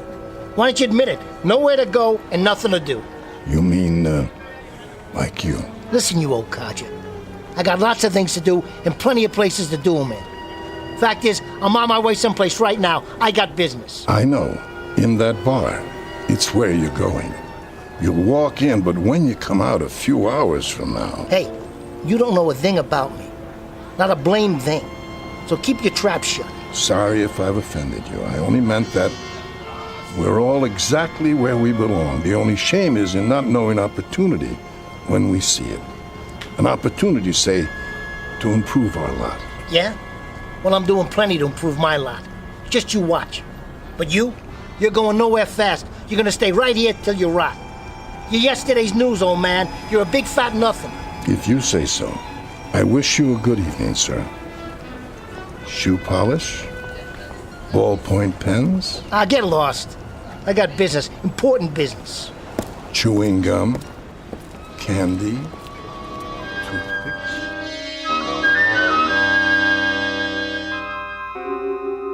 You've just met Mr. Fred Renard, age 36, who carries on his shoulder a chip the size of the national debt. It consists of an antagonism directed against the world, those who people it, and everything with which he comes in contact. The taste of his food, the temperature of his coffee, the fact that he has lost 11 jobs in the past year and 3 girlfriends in the past month. A general displeasure that is as much a part of the man as his eyes, nose, and ears. This is a sour man, a friendless man, a lonely, grasping, nervous man, a man who has lived 36 pointless, meaningless, undistinguished, failure-laden years on this earth, and who at this moment is looking for an escape. Any escape. Any route out of the norm. Any path away from the sameness of his living. Anything, anybody to get him out of his rut. And though he does not know it yet, the little old man on the street corner may turn out to be just what Mr. Renard has been waiting for, at an unlikely intersection in the Twilight Zone. And now, The Twilight Zone and our story, What You Need, starring Bruno Kirby and Bruce Kirby, with Stacy Keach as your narrator. Ready yet? For what? For me to pour you another one. I'm fine. You've been fine for an hour. I'm not finished yet. Then how come your glass is empty? You got a time limit? Look, we sell booze here, mister. We don't rent space. Is that a fact? That's a fact, buddy. Tell you what, then. Yeah? Why don't you just go take a flying jump at the moon?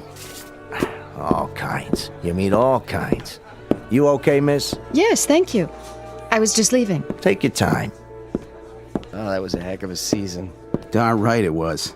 We could have gone all the way. You pretty near did. Boston had nothing in the outfield. New York. Forget about it. We had it all sewed up. How you doing, Lefty? Oh, I'm fine, Sal. Yep, all sewed up. Then they brought in that slugger from Cincinnati. Bring the man another beer. Oh, you don't have to do that. I know I don't, but it ain't every day I get to talk to Lefty Garrity. That was a while ago. Listen, the man wants to buy you a drink. You let him. Make it 2. 2 drafts coming up. Thank you kindly, fella. Don't mention it. Hey, Pop. Good evening, gentlemen and lady. Does anyone need anything? Anything at all? Not tonight, Pop. You, sir? I told you. Get lost. Ah, so you did.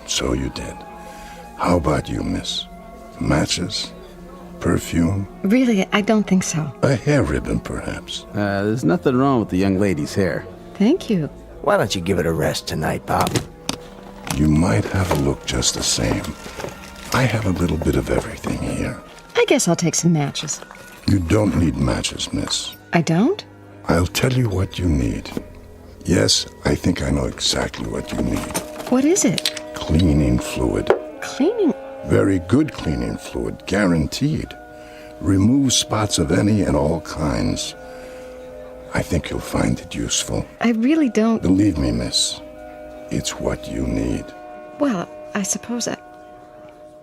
How much is it? No charge. Here you are. Here you go, 2 drafts. Thanks, Sal. You looking at me, Pop? He's okay. I know he is. I've seen him in here before. What have you got there? Oh, many things. Odds and ends. Things you need. Things I need? What do you think I need, Pop? That's always the question, isn't it? A cigarette lighter? Afraid not. I don't smoke. A pair of socks, perhaps? That wouldn't help me. What I need, well, you wouldn't have that. Tell him, Lefty. The old coot comes in here every night bugging everybody. Tell him what you need. Go on. And what might that be? A new left arm. A new arm, did you say? Lefty was quite a ball player in his time. Pitched for the Cubs. Then his arm went sour. Didn't it, Lefty? Didn't it go sour on you? Sure did. So that was what happened. I should know. I dropped a bundle on him at a Sunday doubleheader a couple of years ago. What do you do now? What does he do? Well, for starters, he comes in here 7 nights a week looking for his career. I keep telling him it ain't at the bottom of a bottle. Sometimes there are alternatives. Other things a man can do. Instead of pitching? Instead of baseball? Come on, let's get back to the socks and shoelaces, Pop. All right, give me one of each. That's more like it. I think this is what you really need. A piece of paper? Go ahead, take it. It's like a bus ticket. That's right. That's what it is. A bus ticket. A ticket to Scranton, Pennsylvania. Scranton, Pennsylvania. What's in Scranton, old man? I'm afraid I couldn't say. Coal mines. That's what they got in Scranton, Pennsylvania. They got nice, lovely coal mines. You can't pitch with that arm, Lefty. Maybe you can dig with it. Wonder who that is. Sal's place. Somebody's old lady, probably. Or a bookie calling to collect. If it's for me, I ain't been in. Got it? What? Yeah, he's here. Hey, I thought I told you. Lefty. Huh? You're wanted on the phone. Me? That's what the man said. Wants to talk to Mr. Garrity. You're kidding.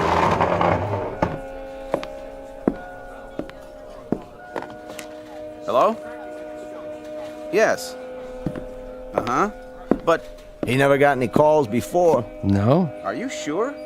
Maybe it's his wife. Nope. He's not married. When? Hey, listen, if this is a gag... Right. I understand. Uh-huh. Okay, I'll be there. And, thanks.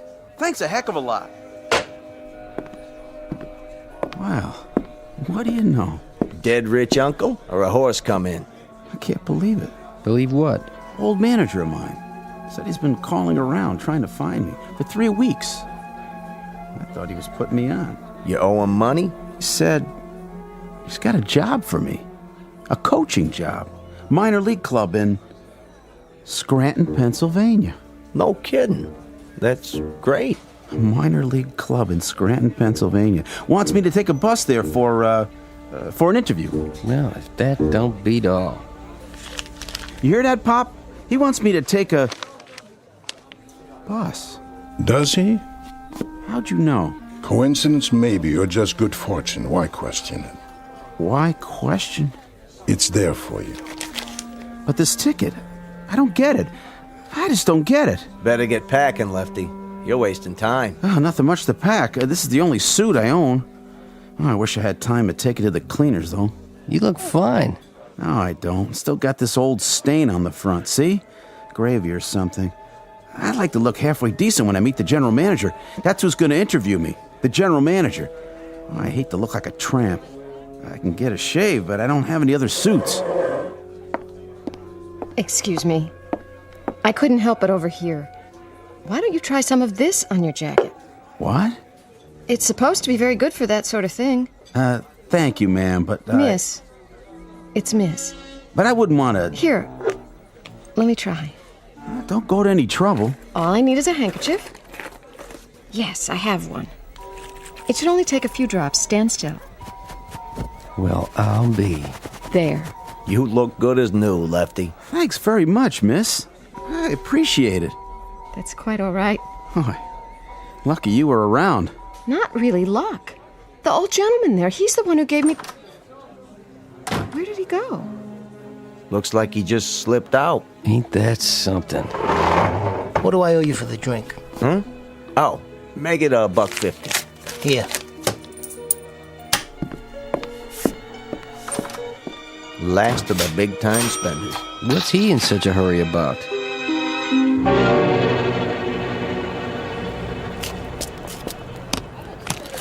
Candy, breath mints, pencils. I saw what happened in there. Something for you after all? A flower for your lapel. Is this what I need? That's up to you, sir. Or a nice necktie. I have several different designs. What do I need, old man? You tell me. One needs different things at different times. What do I need now? What do I need tonight? It's late. You stay right here. What do I need? Try this. What? Is this a gag? Because if it is... Oh, it's no gag. Then what in the... It's what you need.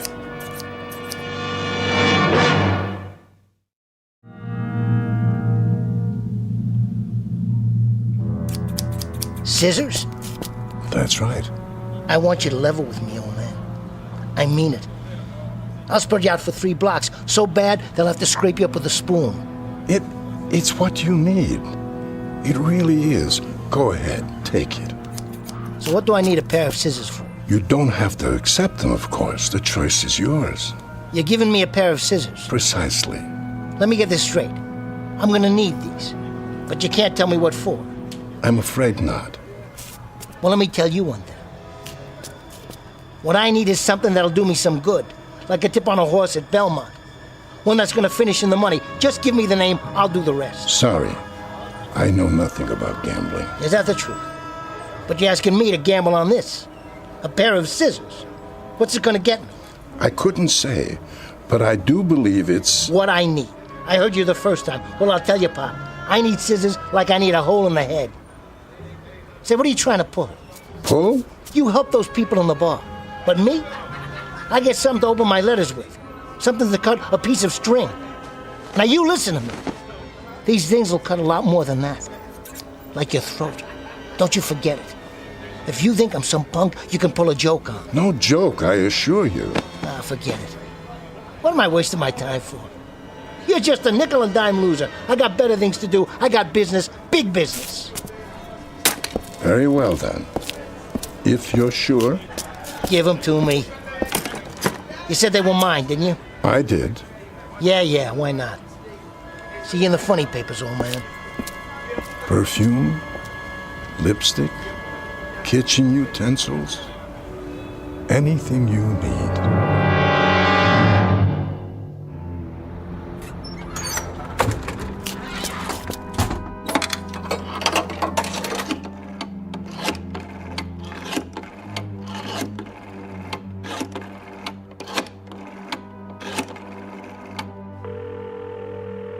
talk to me. Carmine? Who's this? It's Freddie.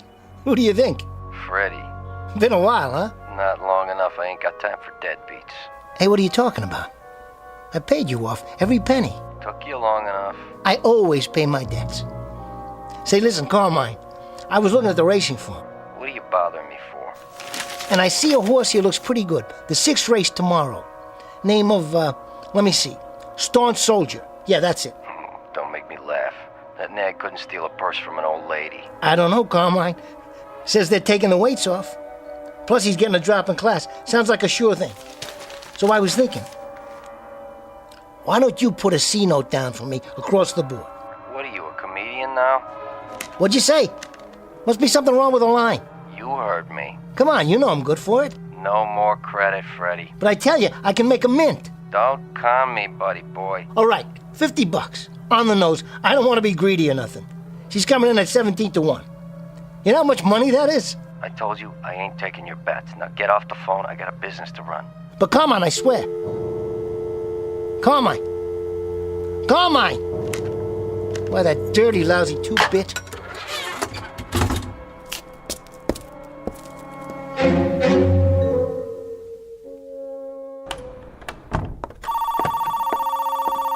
Hotel Carlton. Yeah, by the week. Payment in advance. In cash.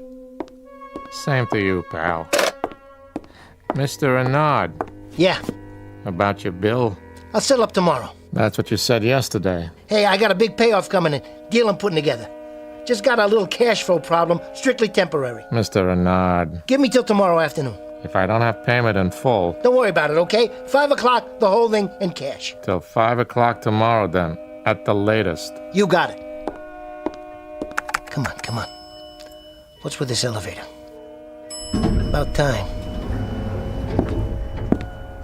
4th floor, you broken down old piece of...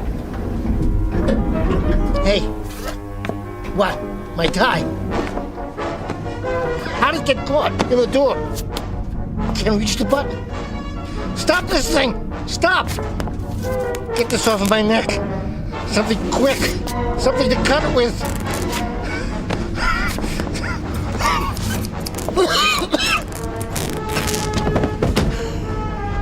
There. I don't believe this. I could have choked to death if I didn't have these.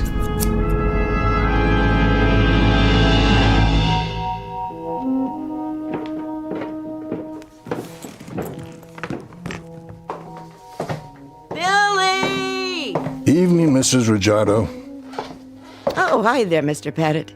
You see that boy of mine? No, I haven't. I'll tan his hide when he gets home. Staying out all hours. I wouldn't worry. He's probably out playing. Friends are important, you know, at his age.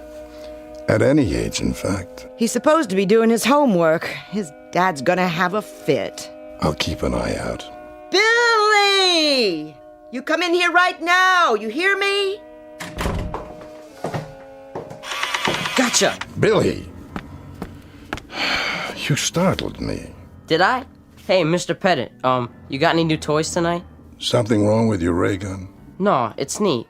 Only, well, I think I need a two-way wrist radio too, just in case. In case of what? Well, like, if there was a bad man, you know, I could call the cops. I don't see any bad men around here, do you, Billy? No, but what if there was?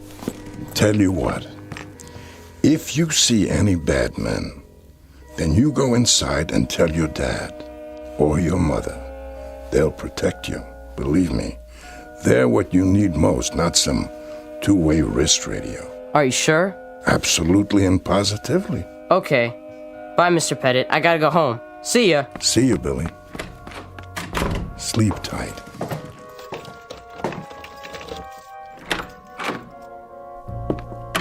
Now, where's that light switch? You! Is this what I need? A spool of thread? Who let you in? You gotta get a new lock on your door. I could open this one with a toothpick. How did you know where I live? No problem. I'm real good at figuring things out. You told me you had a room in a hotel. All I had to do was ask around. I'd appreciate it if you'd leave now. You missed this. Here, Pop. Nice button. Is this what I need? Please, just go. Sure thing. Only you and I are going to have a little talk first. It's late. I'm an old man. Nice pair of scissors you gave me. I'm glad you like it. Now, if you don't mind... Saved my skin. You should have been there. Why? I was on an elevator seat, and my necktie got caught in the door. Ain't that the craziest thing? Couldn't reach the controls, so I had to use the scissors to cut it off before it choked me. How did you know? I don't know anything. I think you do. I asked you a question. How? What difference does it make? It might make a lot of difference. What have you got? A fortune-telling machine in here? Some crystal ball? No, nothing like that. But you can look ahead, can't you? See the future. Sometimes. Then you're an A1 dummy. You got $1 million talent, and you dribble it away for nickels and dimes. You're a loser. Shh, please lower your voice. Now you listen to me, old man. Your losing days are over. From now on, you got yourself a partner. I don't need a partner. I don't need anything. I'm content, Mr. Renard. I may have a certain gift, but I use it sparingly. Yeah, on bus tickets and cleaning fluid. You got cheap taste. But your new partner, he's not satisfied so easy. And what would satisfy him? Are you kidding? What satisfies him comes from expensive shops. It drives long and low on 4 wheels, and it fits nice and soft around the shoulders and drapes easy and looks uptown. Luxury, Pop. Luxury. Go ahead. Concentrate. What's in store for tomorrow? Let's go, old man. What do I need? Very well. Here. What's this? A pen. A lousy, old-time fountain pen? I've been sitting here reading the paper, trying to pick a winner, and what do you give me? A leaky fountain pen that drips all over the sports page. Sorry about the accident. Hold on. Accident, huh? Is that what it was? An accident that a drop of ink falls right on a horse's name? If you say so, Mr. Renard. Take a look. This is wild. This is really wild. Sorcerer's Apprentice. That's the horse. Sorcerer's Apprentice runs in the sweepstakes tomorrow. Does it? Hey, Pops. Hey, you're all right. A leaky fountain pen. That's just what I needed. See you later. Yes, I suppose I will. In fact, I'm almost certain of it.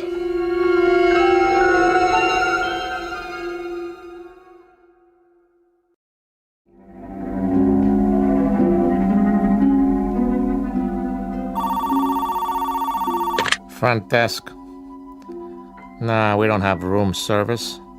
They got ice at the liquor store. Get it yourself. Likewise, buddy. Well, Mr. Renard. Hiya, Tony. Been waiting for me? I hope you got that back rent, because if you don't... I said 5 o'clock, didn't I? I need the whole thing, plus this week in advance, otherwise... Here you go. 20, 40, 60. Hey, your ship came in, huh? I told you, I'm a man of my word. Sure thing, Mr. Renard. Anything I can do for you, let me know. You get the evening paper yet? Right here, just came in. Let me see the sports section. Tomorrow's races. Here we go. I was wondering, Yeah. How about a tip? A tip? I mean, for the paper and all. You want something from the liquor store? I can get it for you. You want a tip? Here's one. Yeah? Don't play with matches. Why don't you take the elevator, Mr. Renard? Still works last time I looked. No, thanks.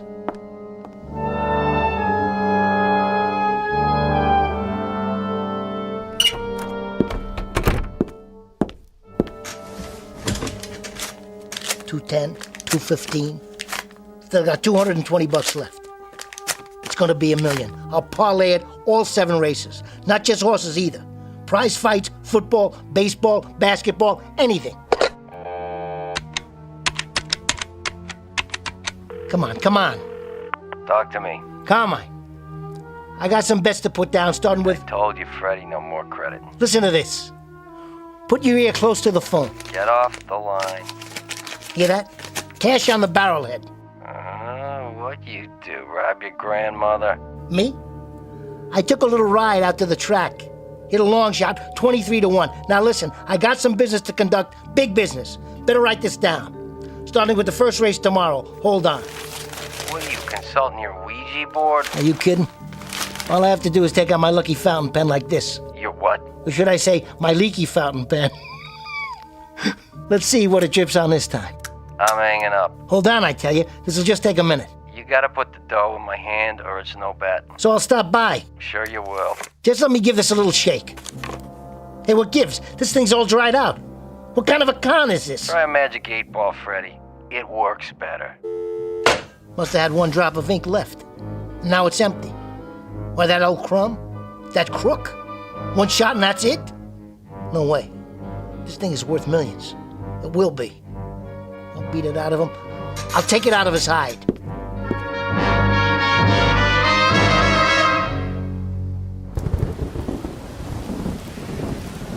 Buttons, needle and thread, shoehorns, anything you need. There you are, you old coot. Mr. Renard. That's right. Whatever your name is. Pettit. That's me. Well, Mr. Pettit, you sure came up short this time. Oh, how's that? The pen you gave me. Yes, I remember. It don't work anymore. Is that right? No ink comes out. What a shame. So I can't pick any more winners. You've already won a great deal, Mr. Renard, for a man in your circumstance. How do you know? You must have. And the things we need, we only need once. What's that supposed to mean? Just for a single occasion, that's all. An egg, the hand of a clock, the book of matches, a rubber band, a harmonica, a piano key, whatever it may be. But just once. That's all they're ever needed. Long enough to present an opportunity. What's next then? Next? Come on, come on. You know what I'm talking about. Nothing's next. I'd rather not give you anything more. That's so. I'm afraid it is. I want to tell you something about me, old man. I was born under a lousy zodiac. I've had nothing but the bad end of the stick since I was 4 years old. I feel sorry for you, I really do. You don't have to go to that kind of trouble. Just keep it coming. Keep supplying me with what I need. I don't care if it's scissors to save my neck or a fountain pen that gives me the inside word. Whatever it is, I don't want it to stop. That's a pity. Because it must stop. What are you doing? Closing up for the night. But why? Why does it have to stop? Because the things you need most, I can't supply. Like what? Serenity, peace of mind, humor, the ability to laugh at oneself. Those are all the things you need. And unfortunately, it's beyond my power to give them to you. Try one more time. Take a look in my eyes. Come on, old man, look deep. Look deep and tell me what I need tomorrow. You can see ahead. I already know that. Now, what do you see? Please. Go on. I said look. Please, you don't have to. What's in the cardboard box there? Go ahead. Open it. Nice pair of shoes. All shined up, too. Take them. Is this what you've got for me? Yes, they're for you. Nice. They're tight, though. Sorry. Too tight. And they're leather soled. I hate new leather soles. They're slippery. But they're what I need, aren't they? I put them on and I walk someplace. Is that it? I walk someplace where I'll get what I need. Perhaps. Hey, old man. So what's with it? What happens? I'm waiting. That's another thing you need, Mr. Renard. Patience. Yeah? Well, I'm tired of being patient. I sincerely suggest that... You giving me the business, old man? That's what you're doing? You giving me the business? I'll come right back across the street and take you apart bone by bone. Listen. Let's hear it. Where are these shoes supposed to take me? Are they what I need? I never said they were, Mr. Renard. But I'll tell you a little secret. They happen to be what I need. Why, you... Hey, watch where you're driving. Can't you see? Look out! No! No! Ah! Did you see that? Knocked it right out of his shoes. Somebody call an ambulance. Too late for that. I got the license plate. Mr. Renard, I looked in your eyes just as you asked. And what I saw was death. My death. You would have killed me. So what was needed, Mr. Renard, was one pair of slippery shoes. I'm sorry to say, that's all that was needed. Slippery shoes. Look at that old man. Is he all right? You okay? Oh, yes, I'm fine. Just fine. What happened? Hit and run, I guess. I heard the guy scream, and then the car just kept going. You see it, old-timer? Yes, most unfortunate. A hit and run. Can you beat that? Poor devil. Need anything tonight, sir? Shoelaces, perhaps? Matches? Anything at all? Are you kidding, fella?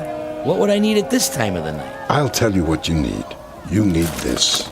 A comb? It's yours, sir. No charge. Don't be rude, Harold. Well, thanks, I guess. Put it away. You never know. What's his story? He's a peddler. I've seen him around. He's a loony is what he is. Middle of the night and he gives out combs. Says it's what I need. Okay, folks, stand back. Better call for an ambulance. Looks like it's a little late for that. Evening, officers. What have we got here? Who are you? Rollins, Times Herald. You mind if I get some pictures? Go ahead. Just don't touch anything. All right, folks, back up on the curb. Come on. Anybody see what happened? I did. I saw the whole thing. It was a hit and run. All right, get their statements. Right. You were both witnesses? Sure were. We'll need your names. And a picture if you don't mind. Sure. For goodness sake, Harold, try to look presentable. Our picture's going to be in the paper. Yeah, I guess I better comb my hair. Well, use the one that man gave you. Hey, where'd he go anyway? Hold still for a minute. Say cheese.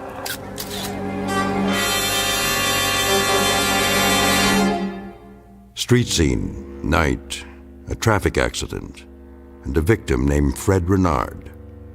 A gentleman with a sour face and a disposition to match, to whom contentment came at long last, after no small measure of struggle.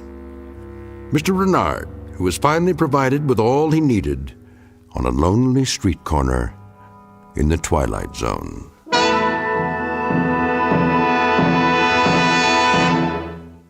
More from the Twilight Zone after this. Hello, I'm Stacy Keach. I hope you're enjoying this edition of the Twilight Zone radio dramas. To learn more about this series, be sure to log on to our official website at twilightzoneradio.com. You'll find special discounts on our Twilight Zone audio collections, listings of our radio stations, links to other websites, and a photo gallery of our recording studio and some of our stars in action. Plus ways to contact us with questions or comments about the show. And for a limited time, when you log on to twilightzoneradio.com, you can send in for a free CD of the show. So be sure to visit us at twilightzoneradio.com.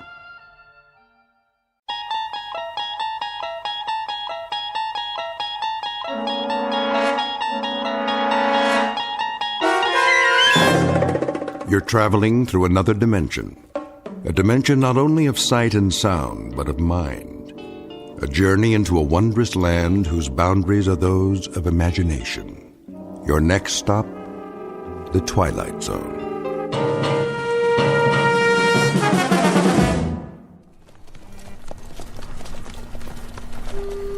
Have them water the horses first. Some of them need shoeing. Well, there's a blacksmith shop. But no blacksmith, or anybody else for that matter. Looks like they all just cut and run. It's Johnny Reb for you. Leave nothing behind. I got a feeling, though. Don't you, Major? What feeling? Like eyes. Eyes where? That's just it, sir. I don't know. But I sure got the feeling. On the back of my neck. Like we're being watched. Maybe this town ain't so empty after all. No place to hide. A few stores, church. If there's a sniper up there, he'd be a fool to take on this many. Well, it's like you say, sir. Johnny Reb's got more guts than brains. Take 2 men and look around. Miller! Sir? Check out the general store. Davis, you take the livery stable. Ain't nothing there, Captain. I can see it from here. You make certain, son.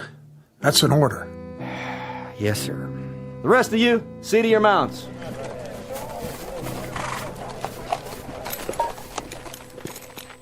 Well, I'll be. Will you look at that? What is it? Captain, I think you better see this. Hold your fire! What do you see? Miller? Miller? Davis? What happened to them? I don't know, Major. They went around that storefront at the end. What the...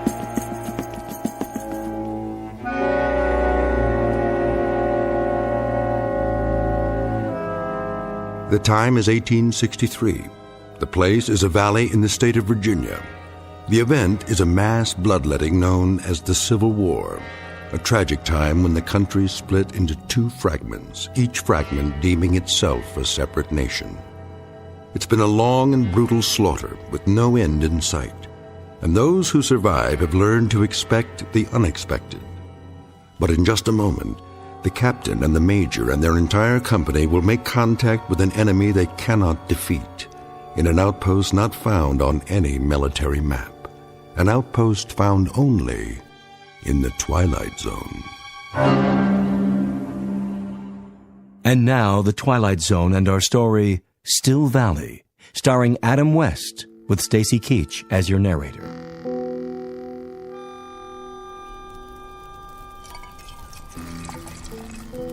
You want more coffee, Private? That what it is? Chicory, maybe a little sawdust, but it's hot. Obliged. I've tasted worse. I just don't remember where. What is it? Quiet. You hear something down there? Thought I did. Yanks? Maybe. Whatever it was, I don't hear it anymore. I didn't hear nothing. You never hear nothing, Dogger. Just sit in your duff and wait it out. Where's your carbine, soldier? Huh? Oh, it's over there. A lot of good it'll do you laying on the ground. What do you mean? What if the Yanks showed up? What'd you do? If the Yanks was here? You reckon you know how to work this thing? Yeah, I know how, all right. And if you pull the trigger, you reckon it'll fire? I reckon. Then show me. Hey, what's the idea? The idea is you aren't a right arm to me or a left arm. You're just some extra baggage that breathes through his mouth and splits half my rations. You mad about something? Fed up is more like it, Dogger. When do you figure to shape up? By the end of the war? I do my part. Yeah, like an army mule. Why don't you just go down there and give up? The Yanks will treat you real good, while General Bobby Lee's off fighting the war for you. I didn't used to be like this. Yeah? When did you up and change? I was at the 2nd Manassas. I think that's where it come to me sudden like. What did? It's like this, Paradine. I had my 2 brothers there. One of them was 15 years old, that's all. 15! I was right alongside him, going up a hill. A mini-ball came out of nowhere, hit him dead center. Took him 3 hours to die. He was just a kid, just a little screaming kid. That was my brother Phil. My older brother Kearney. He was dead the next morning. Wanted to be a preacher. Always talking about the gospel, words of Luke, words of John, words of the prophets. He ran out of words, and God run out on him. But you don't have a nerve in your body, I guess. Oh, I got 'em. Just as many as you from head to boots.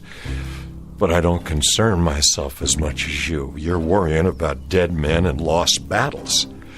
That's just too much area to fret in. Then what do you worry about?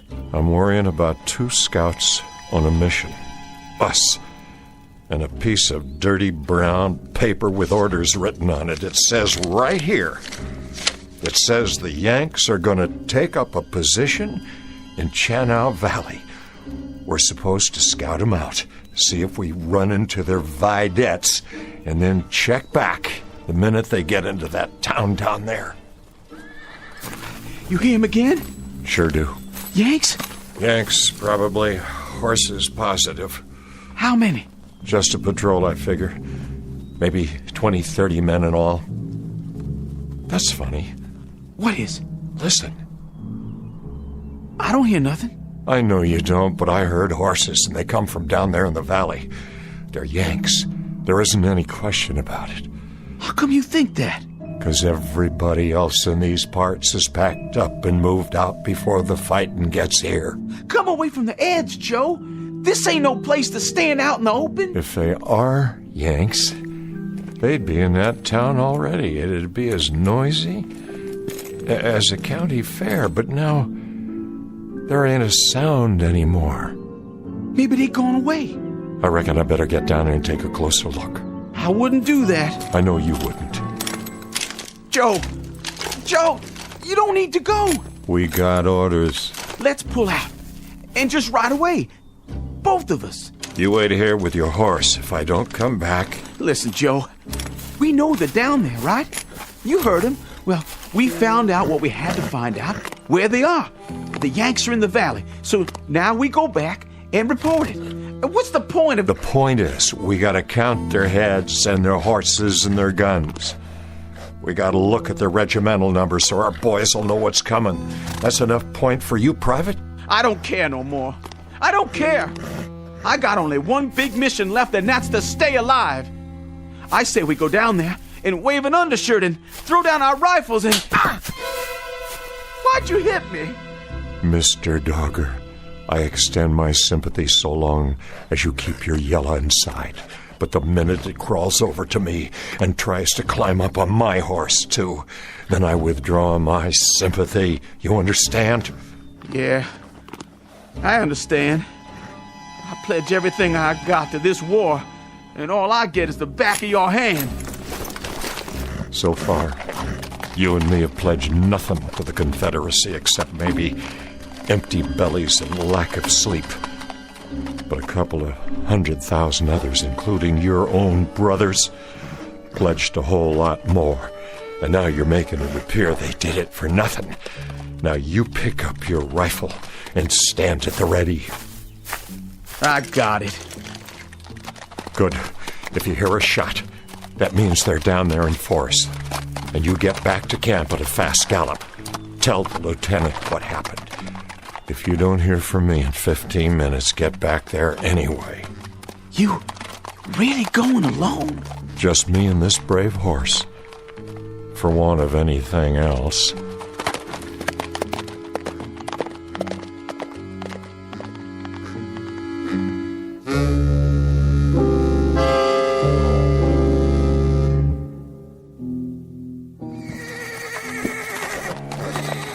Easy, horse, easy.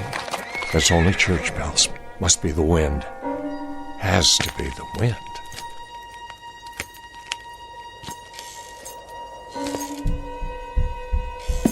Who's there? Come on out with your hands up. If you're in there, why don't you show yourself? You a yellow yank, that it? I got you. Drop your... Where'd you go?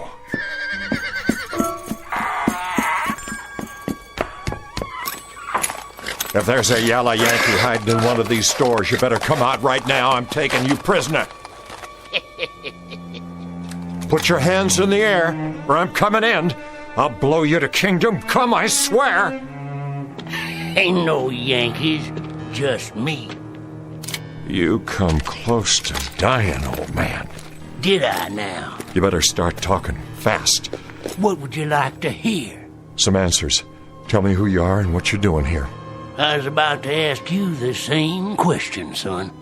When I first seen you come up the street, I thought you was a Yank. You don't know how close you come to dying. What were you going to use, Grandpa? You're not carrying a gun. Don't need a gun. Been doing just fine without one. What you got a hold of there? What's it look like? You've seen a book before, haven't you?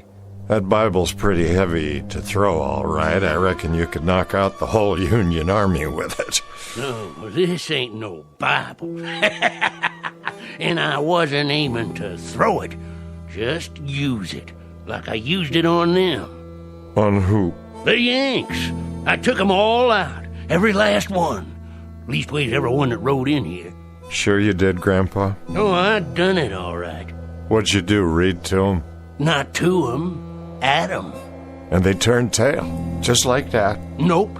It was the town folk packed up and left. Then what happened to the Yankees? They're still here. I suppose you got 'em all hogtied, hmm? Come on, I'll show you. Over behind the blacksmiths. I don't need to play your games. Just tell me where to water my horse. What about grub? Ain't you hungry? Of course I am, but this town's been picked clean by bluecoats. You're wrong about that, too, son. There's plenty of food. Sure there is. You think I'm lying? Feast your eyes on this. Well, that's a Union Army supply wagon. What'd I tell you? Still full of crates, most of them not even opened yet. Guns, ammo, clothes, rations. Take your pick, Johnny Reb. I don't believe it. This here is real salt pork. First meat I've had in 2 weeks. Eat your fill. Wait a minute. You saying the Yanks rode out and left all this behind? That doesn't make sense. Like I told you, Johnny, they didn't ride out. They're still here. Where are they, old man? Talk or by God, I'll... Turn around. What? Meet the Major. What is that? A statue? Well, now, you ever see a statue sitting on a real horse? But they're not moving. No, sir, they're sure not. And neither's the rest of them. The rest? Of the company. Are they dead? Sure. Standing up, big as life, all 19 or 20 of them. Then they're sleeping. Sleeping on their feet. That one over there, he was cleaning his rifle. And that one, well, he took his boot off, and he's still standing on one foot. And this one, he was just drinking out his canteen, and he done fell asleep with his eyes wide open. Plague, then. Something in the water. The water's fine, nice and sweet. Some kind of sickness, but that could take hours. And it wouldn't get them all at the same time. I told you. I put him to sleep. There must be some natural explanation. Natural? Now don't that take all. What happened to them Yanks ain't natural. This is what done it. This here book and what's in it.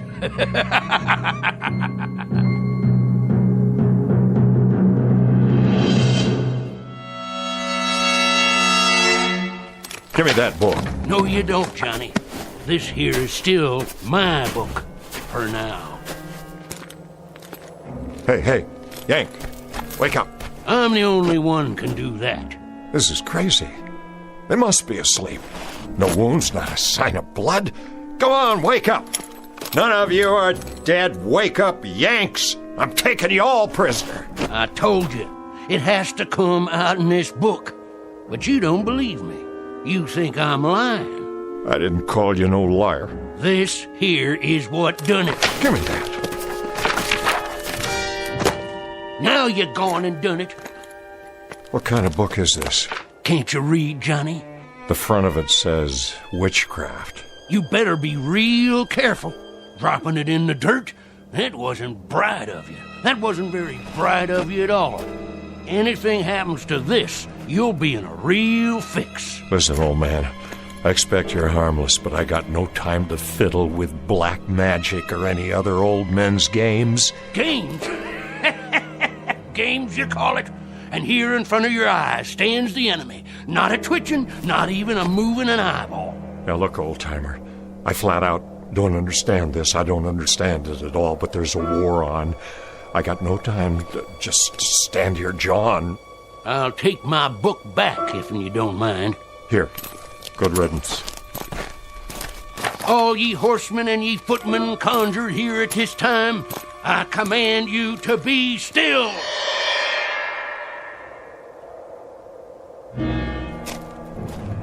Oh, Johnny, you didn't believe me. What about it now? I reckon you'll have to believe me, being as you can't move a muscle, being as you can't speak a word. Didn't want to do that to you, 'cause you're one of us. But you wouldn't listen. Well, now you will. Look at this one right here, for instance. Standing up straight as a ramrod. He's a major by his stripes. And he's carrying his marching orders. Says this here's just an advance party. Soon as the rest come by, I'll do the same to them, too. You listening, Johnny? I know you can still hear me, 'cause I only used half the power.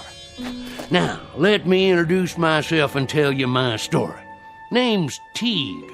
I'm a witch man, and my pappy was a witch man afore me.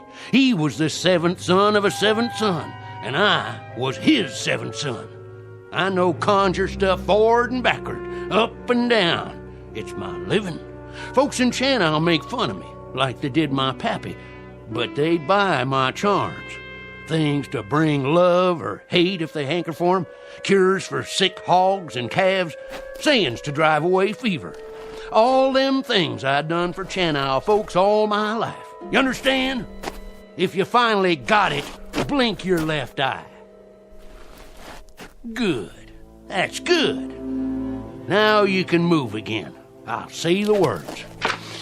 Ye lone horsemen conjured here in this spot, ye and ye alone may pass on.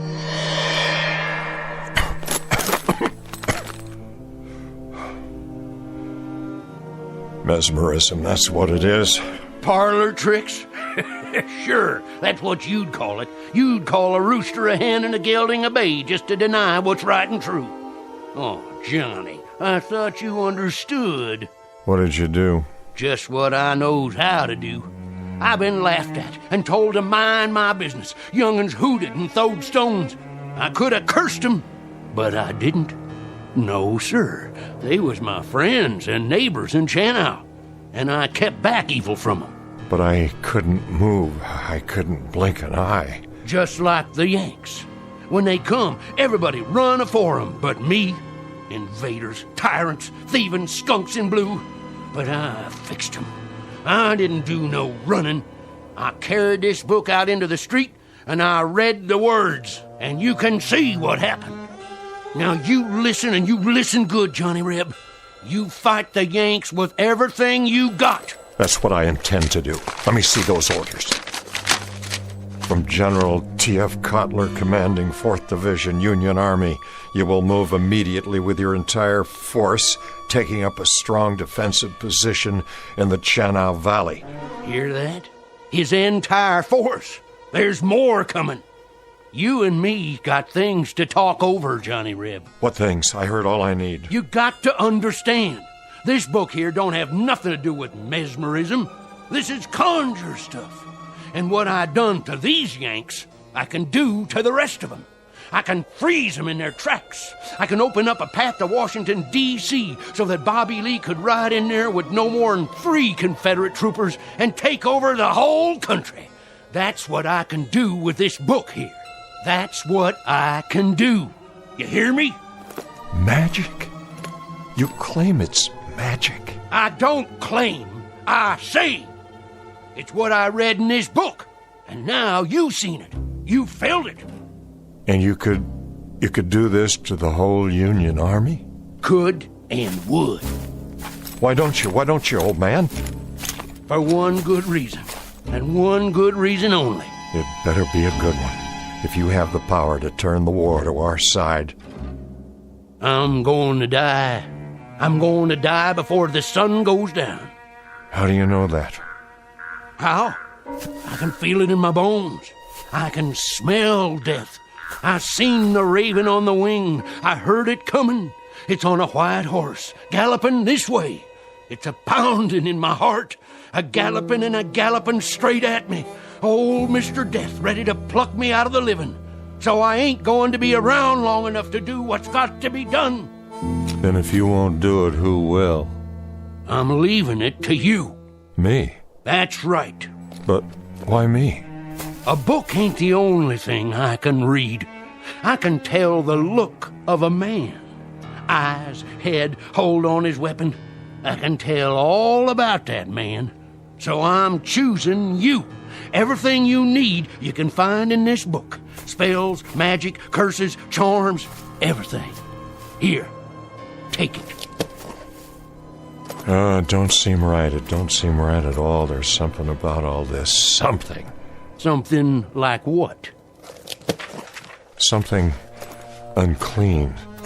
Look at these pictures, animals, symbols, things I've never seen before. It's like being in league with... Say it, Johnny Reb. You got it right. Now say it like it needs to be said. With the devil. That's it. That's who you're in league with now, Johnny. That's who we'll have fighting on the side of the South. The devil himself. The devil! The devil!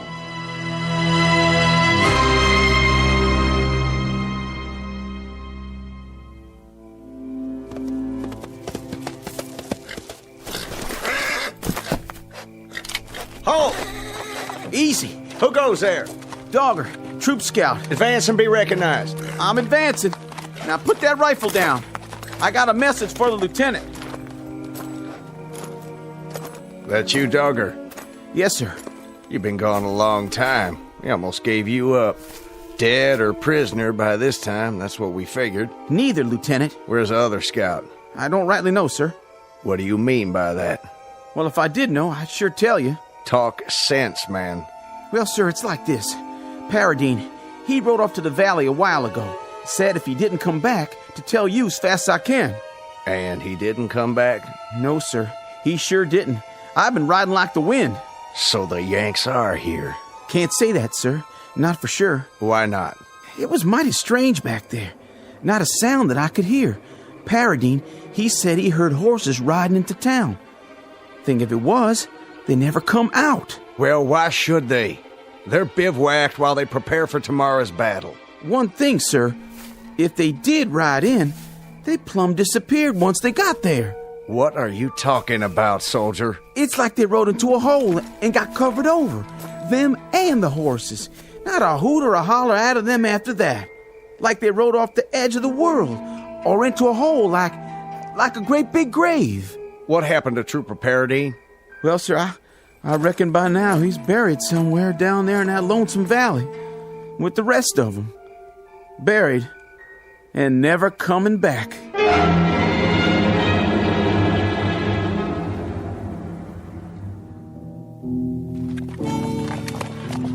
Good girl. Drink your fill while I do the same. Johnny, where'd you go?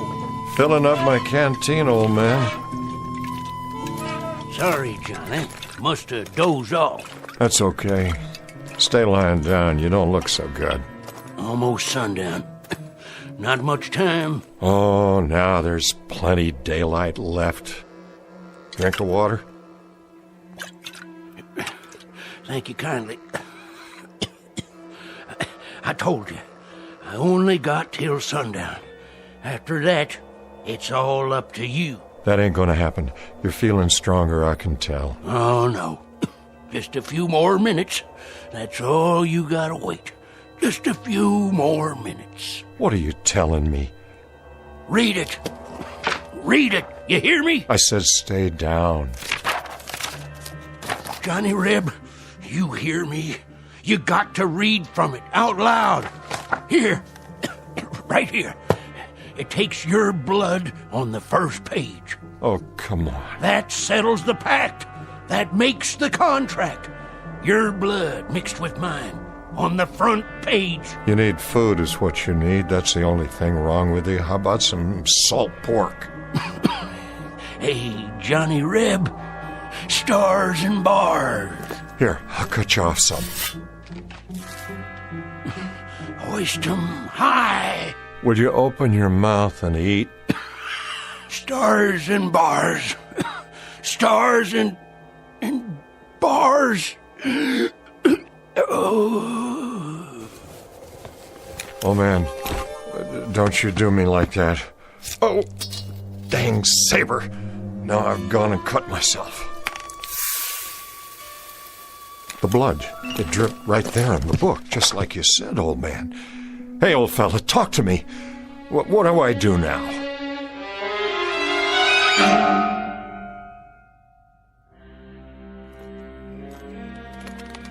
Who goes there? Paradine. Let him through. That's the other scout. Lieutenant, he's here.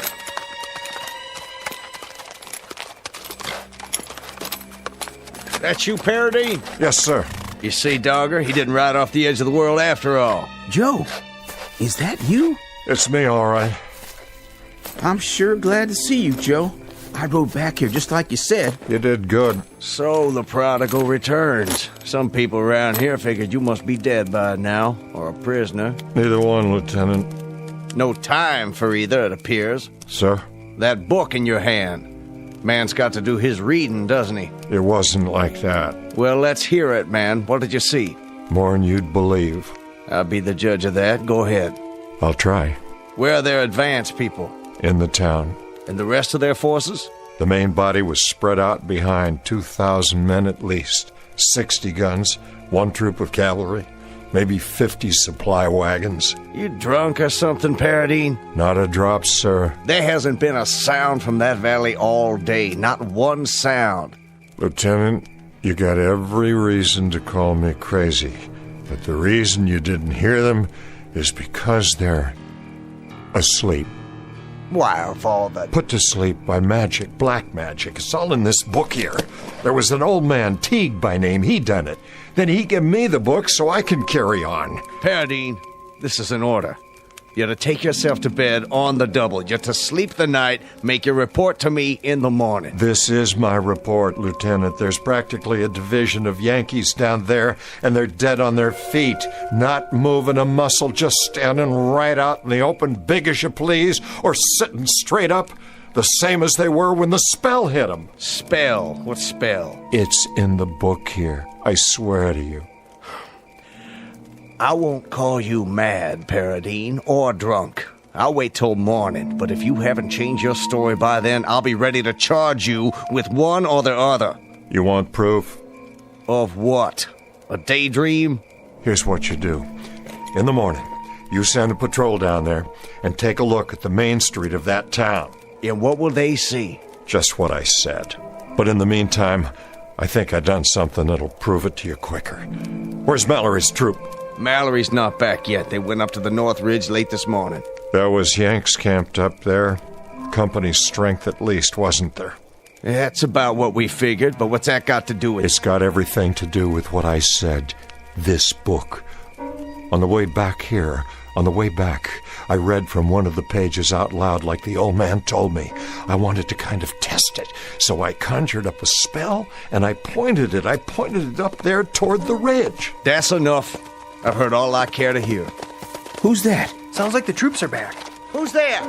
Mallory, where's the lieutenant? Now you'll know I've been telling the truth. Sir, reporting in.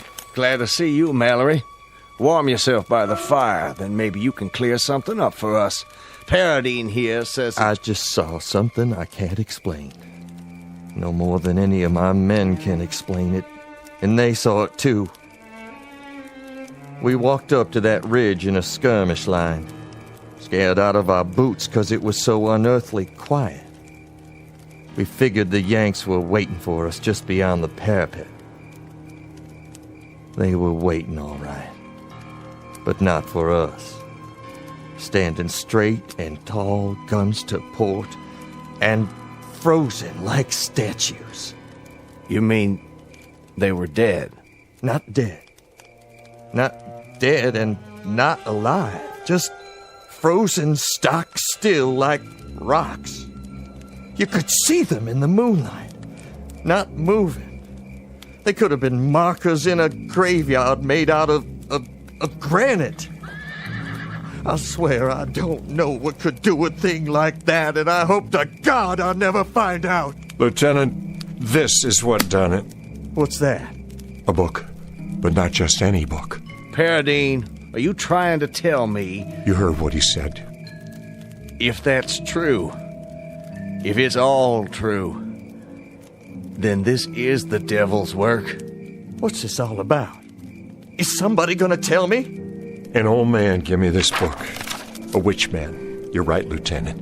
It is the devil's work. I know that too.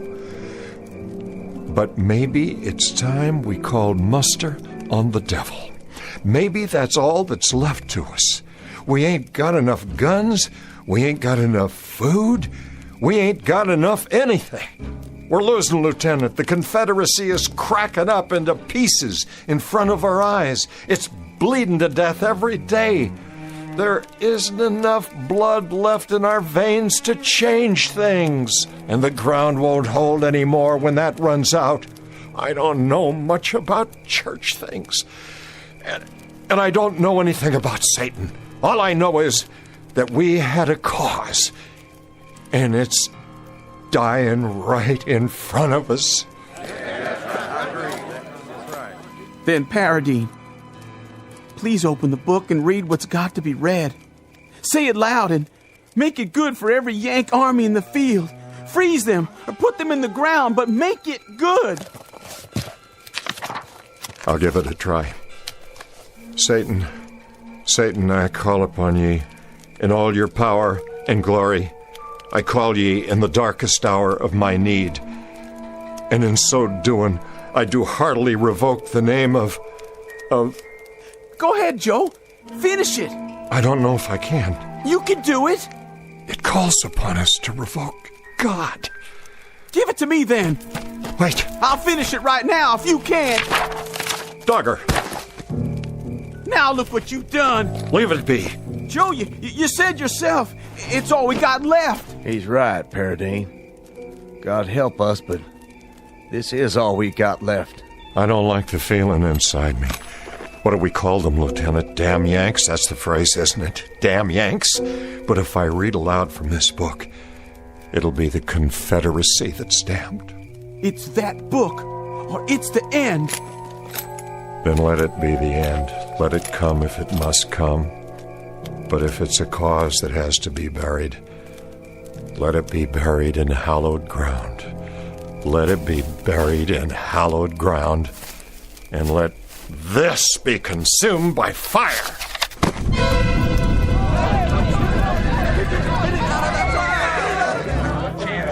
Let it burn, boys. Maybe he's right.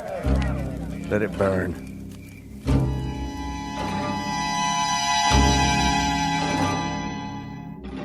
Joe, you awake? Yeah. I was thinking. You probably did right, Joe.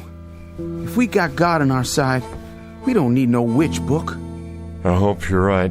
It'll be all over soon, and then we can go home to what's left and forget all about it. Start over, 'cause it'll be over and done. Likely so. The question is, how long? They say there's a battle gonna start tomorrow. Yeah? Yeah, a big one. That's what the talk's been. Where? Someplace in Pennsylvania. Could be I burned the book too soon. Whereabouts in Pennsylvania? Oh, I don't know. I don't recall. Where, Dogger? Where's this battle in Pennsylvania? I don't know, a little town. Never heard of it before. A place called Gettysburg. Gettysburg. Well, I guess this is one we'll have to fight without the devil's help.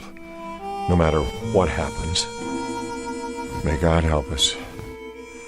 God help us all.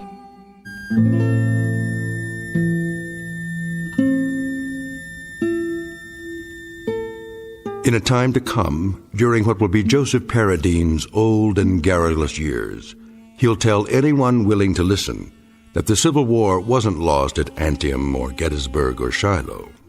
Rather, he'll insist the Confederacy's fate was sealed in a little valley hamlet called Shannou. And people will laugh or pity him when he insists that the South lost the war because they refused a certain strategic alliance. But the truth is that such unholy alliances are often the norm rather than the exception in the Twilight Zone.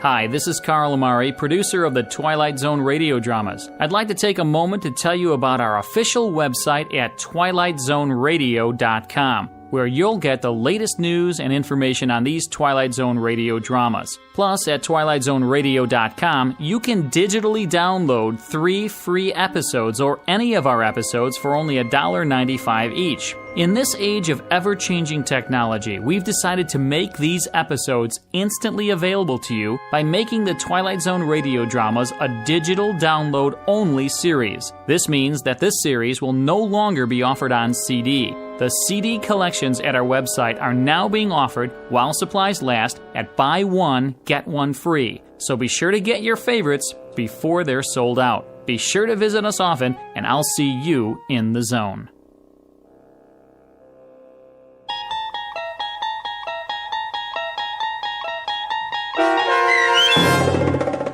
Still Valley, starring Adam West, with Stacy Keach as your narrator, was written for The Twilight Zone by Rod Serling from a story by Manly Wade Wellman and adapted for radio by Dennis Etchison.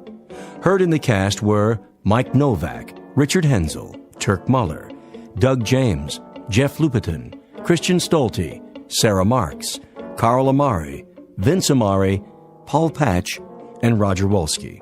To learn more about the Twilight Zone radio dramas and to obtain audio cassettes and CDs of these programs, visit our website at twilightzoneradio.com. This copyrighted radio series is produced and directed by Carl Amari and Roger Wolski for Falcon Picture Group. Doug James speaking.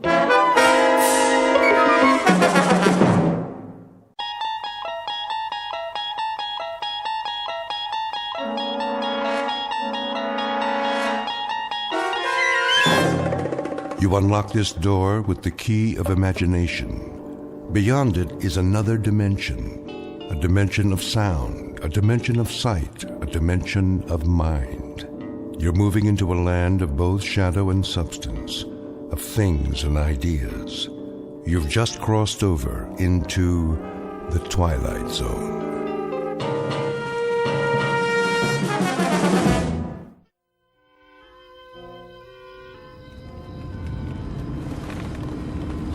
You slow down. Yes, sir. Anything you say, sir. Just get us home in one piece. Your wish is my command.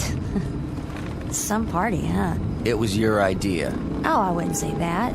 They're as much your friends as mine. A regular barrel of laughs. You have to admit, every time Walter does his Barbra Streisand impersonation... Pull over. It's not that much farther. I mean it, Millie, or I'll throw up all over the dashboard. Put your head between your knees, take a deep breath. Now! Okay, Bob, I'm pulling over. Stop.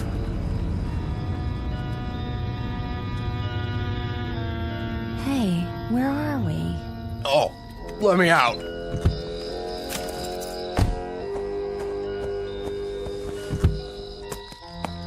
Bob, I thought you were my navigator. I must have missed the turnoff, after Riverdale. That's right. Blame me. I'm not blaming you.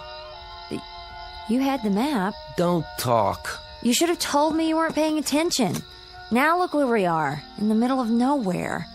Oh, my head hurts. Want me to put the top down? Some fresh air? I just want to go to sleep. All right, get in. Hurry up. Will you look at that? All those stars. I never knew there were so many. We don't see stars like that in Manhattan.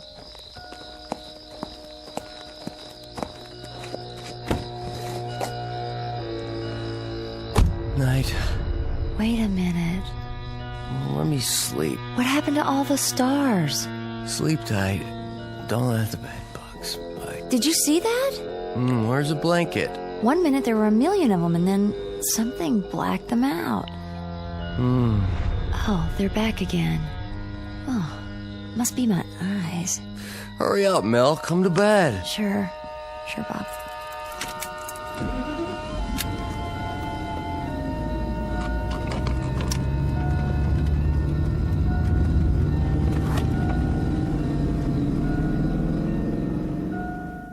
Bob and Millie Fraser, two average New Yorkers who attended a party in the country and stayed too long. They also drank too much and on the way home took an unexpected detour. But they aren't worried. In a few hours, it will be morning and they'll be home in their bed, safe and sound. Or so they'd like to think. Most of us wake up knowing exactly where we are. The rooster or the alarm clock brings back the familiar sights and sounds of home and the comfort of another day's routine. But our young friends are in for a surprise. Tomorrow is going to be a day like none other, as they spend it in the Twilight Zone.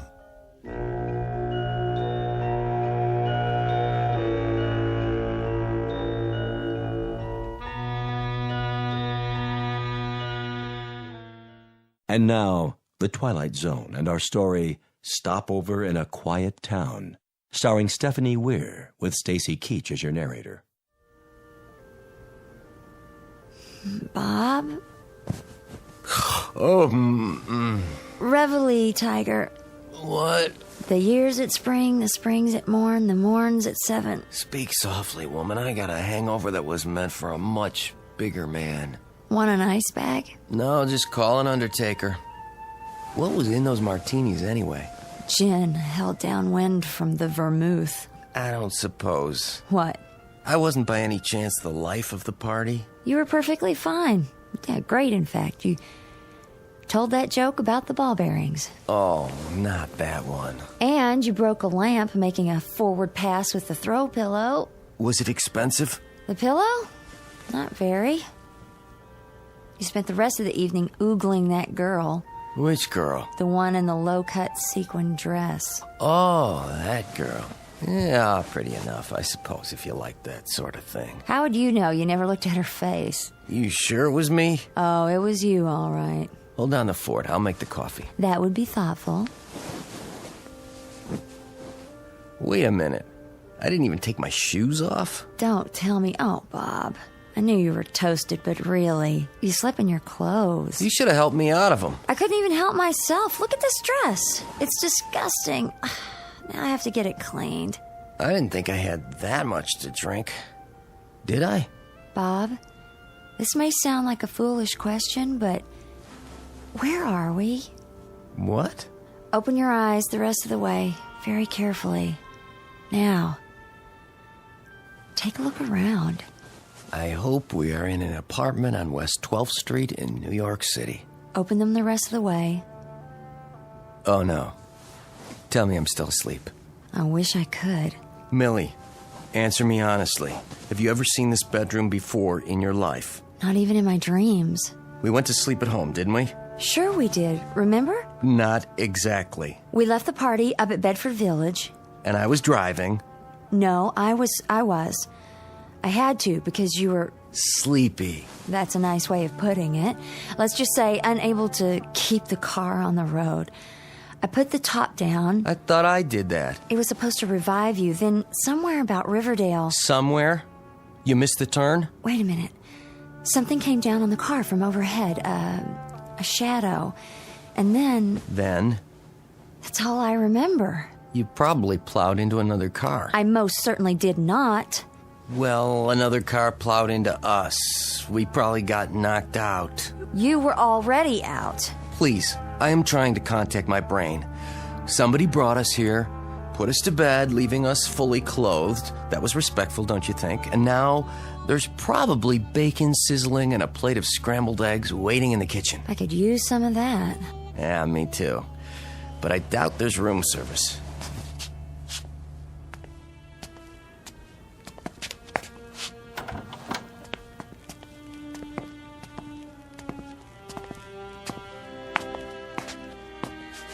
I don't smell any coffee. Hello? Anybody home? Good morning.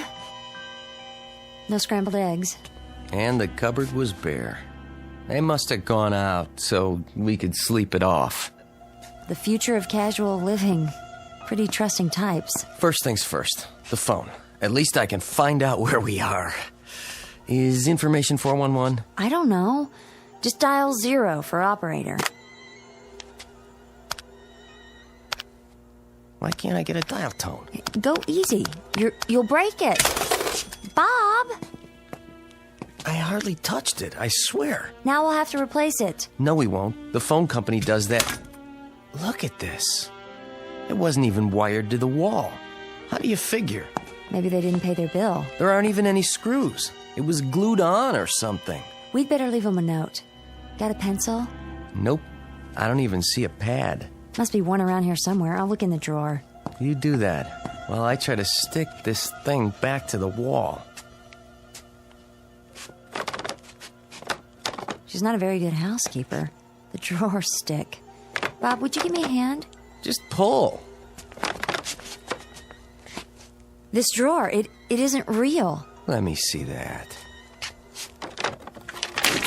Careful. Some kind of veneer. Just a facade glued on. They all are. The cupboards, too. What is this? A movie set? Could be a model home, the kind they build to show people. Who builds them? Real estate companies. People come in, they walk through, decide to buy, then they build them to order. Check the refrigerator. Just empty cartons. No milk, no eggs, and this bread isn't real. Nothing but cardboard inside. Well, that's what I call low carb.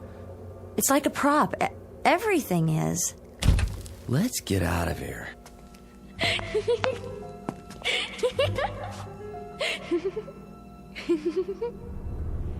Do you believe in ghosts? No, but let's go anyway.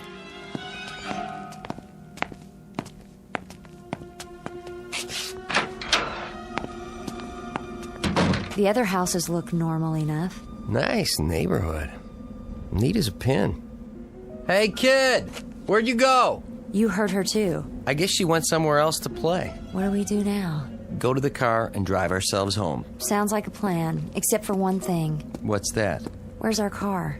You're right. It's not parked in front.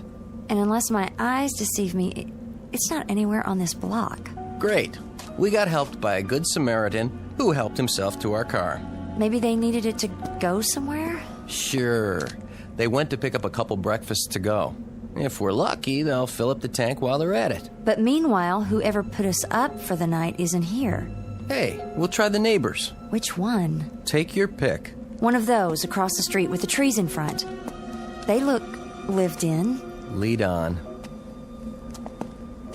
I wish I could remember how we got here. Yeah, you and me both. It's all blank. This isn't like me. I'm not given to blackouts myself, and I never heard of a case where two people blacked out simultaneously. Does this remind you at all of the Coney Island spook house? Too quiet. It is. No traffic, no people. Not even any birds singing. Now that is strange, wouldn't you say? Yeah, it is. No sign of life.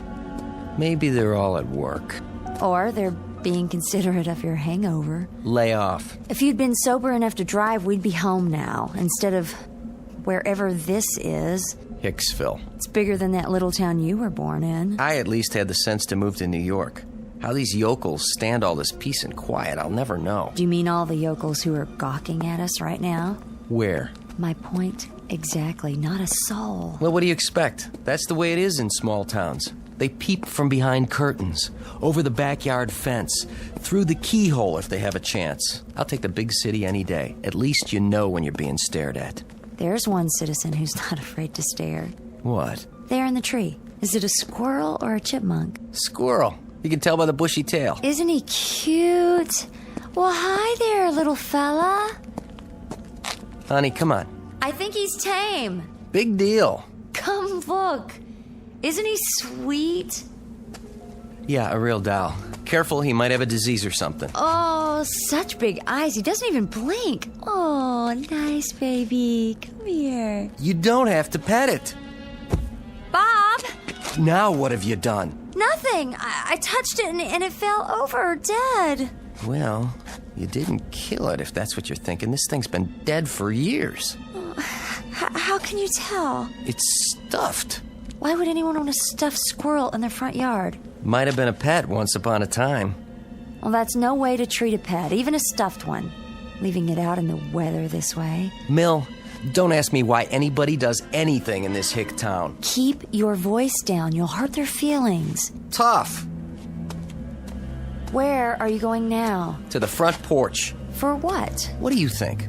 First, I'd like to find out where we are. Second, I'd like to use a real phone. And third, I'd like to beg, borrow, or steal an aspirin.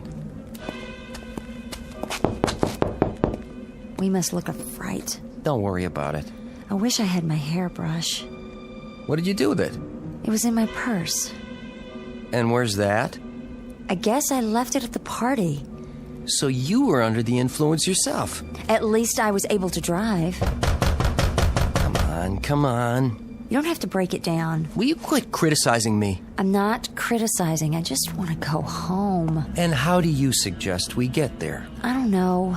But I don't like this place, and I don't remember how we got here, and no one will answer the door, and I'm frightened, Bob. Don't get all female and fluttery on me. Will somebody help us, please? I give up. There's no one home. And I'll bet there's no one in the next house, or the next, or the next. Help! Somebody, we're lost! Oh, can anyone hear us? Please help us!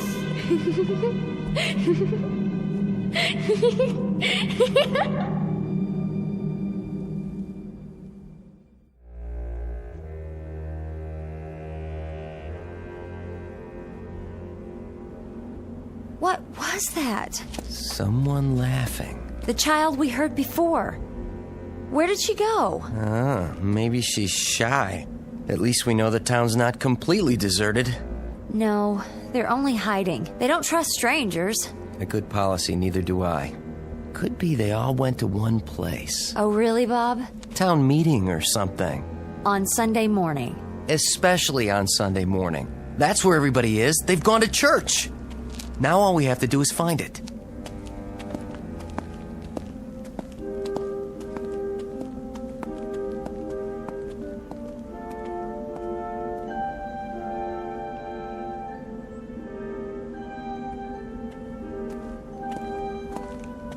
This is the place, all right. I've seen 100 churches just like it.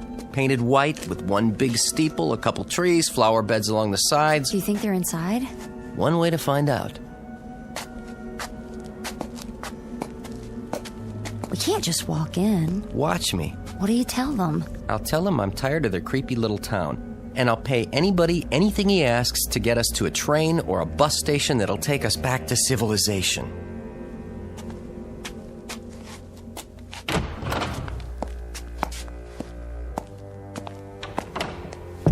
I don't see anybody. This is just the vestibule. They're all on the other side of those doors. Awful quiet. I thought they'd be singing hymns. Maybe they're praying. We'd better wait. Time waits for no man. Here's the church, and here is the steeple. Open the door and see all the... Well? Nobody. What now? I know. This'll bring them. Wait, what are you gonna do? Ring the church bell. It's the oldest distress signal in the books. Need some help? I've got it. Look outside. See if anybody's coming.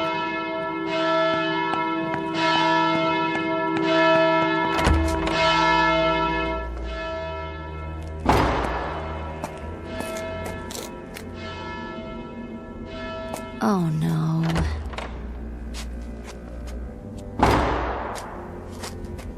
Where'd everybody go? See for yourself.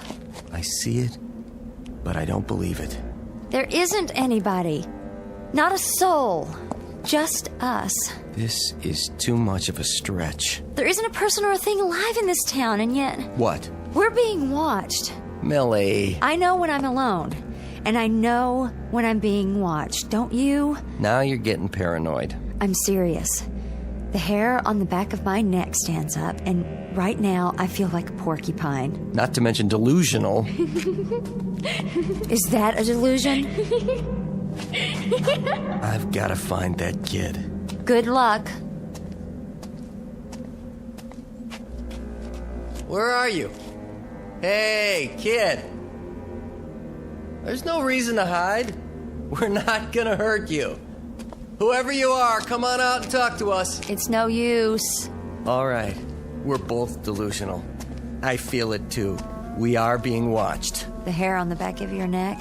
No, my spidey sense is tingling. The whole town must have a whopping case of xenophobia. Sounds dreadful. I hope it's not catching. Fear or distrust of strangers. I should have realized.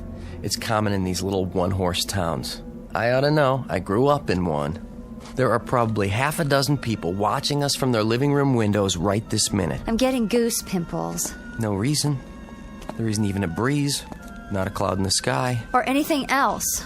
Like a car, a truck, a single solitary pedestrian. Give me your handkerchief. Why? Look at the flowers. Those are Shasta daisies. So? My allergy. Don't you remember when I took all those tests? I'm sure they're Shastas. I used to buy bunches of them and sneeze all the way home. You're not sneezing now. Bob, look at this.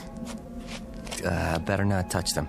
Just to be safe. That's not what they are. Told you. These flowers aren't real. They're plastic, all of them. Lots of people do that. Dress up their yards with artificial flowers. Less maintenance. I know, but this is different. Nothing in this town is real. The house we slept in, the child we can't find, a squirrel stuffed with sawdust. Show me one thing in this place that's real. That tree is real. Is it? See for yourself.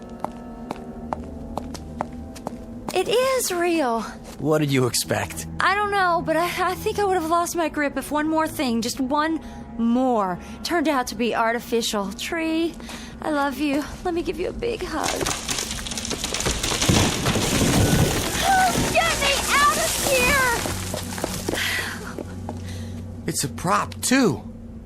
Somebody stood it up on the grass with a couple of boards nailed to the bottom. I'm leaving now! Honey, there's bound to be some explanation. I'd like to know what that could be. Just calm down. Here, have a cigarette. I thought you quit. I did. I carry a couple in case of emergencies. Well, this fits the definition. Oh, how old are these?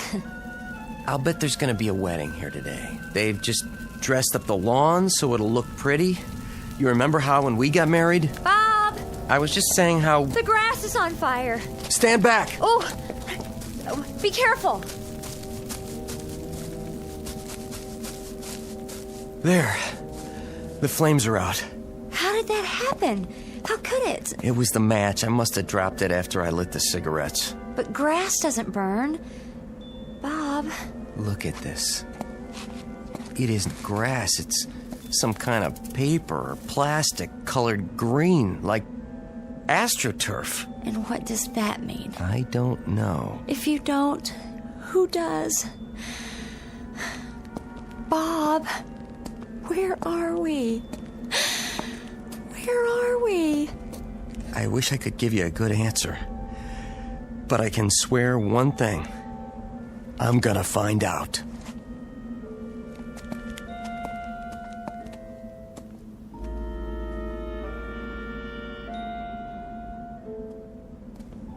This has to be the center of town. You think so? Main Street, USA, barbershop, a 5 and dime, a bank. Just like your childhood. Are you sure you're not dreaming this? Is anybody here? Can anybody hear me? My name's Bob Frazier. This is my wife. Will someone show us the way out of here? Don't try anymore. Just keep walking till we get away from this nightmare. Wait. We'll come to the edge of town sooner or later. Just keep moving in a straight line. Wait, I said. Do you hear that? I hear something. Sounds like a music box. Where? Over here. It's coming from the antique shop. Don't. Why not? You don't know what's inside. Whatever it is, it's more than what's outside. Please, Bob. Something had to start that music box. I don't care. I just want to get away from here. I have to know.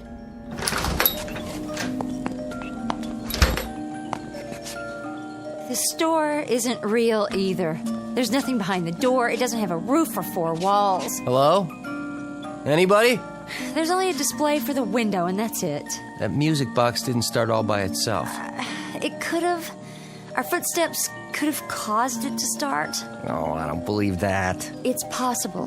The spring was tightly wound. We came along outside, and the vibration jarred it, and now it's running down again. But somebody had to wind it. There's nothing. Nothing but these stage props. I'm not staying. Say that again? What? Stage props. That's where we are. On a stage? No, an old movie lot. There are 2 or 3 of them up in the Bronx. It's the only explanation. We're probably 10 minutes from the heart of New York City. We're on the set of The Sopranos. Then I'll race you home. You're on.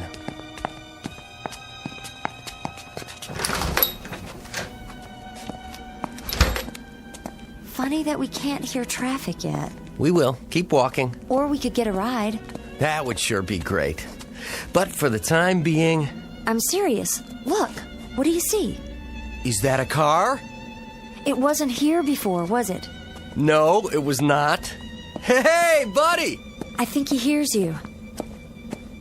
Oh, boy, am I glad to see you. We've been wandering around here all morning, and you're the first person... Bob, wait. Look at me. I'm talking to you. Bob. Can't you see us? Turn your head. What is the... He isn't real. He's some sort of... He's only a mannequin. Let go of it. Another trick. Some kind of joke. We have to keep going. Is somebody watching us? This has gone on long enough. We've had it. It's no use. Are you testing us? Are you watching us behind those windows? Are you taking notes to see how much of this we can stand before we turn into blabbering idiots? Well, that's it. Game over. I've had it. Come out and face me, whoever you are, so I can finish it right here in the middle of the street. We're human beings, do you hear? Human beings!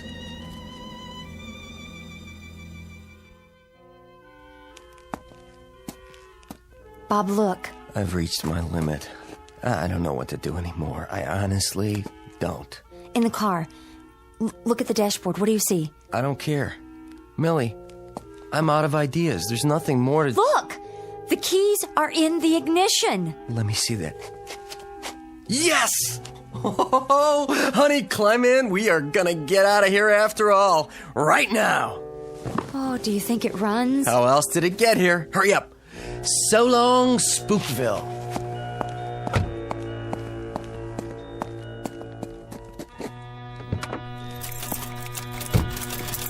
Come on. Turn over.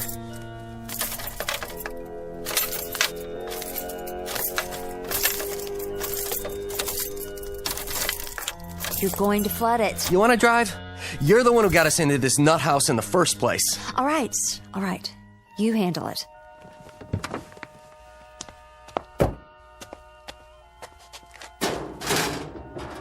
Oh, that's rich. That's really, really rich. No motor. There's nothing under the hood. No wires.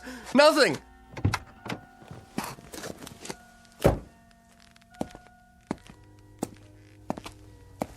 Did you hear what I said?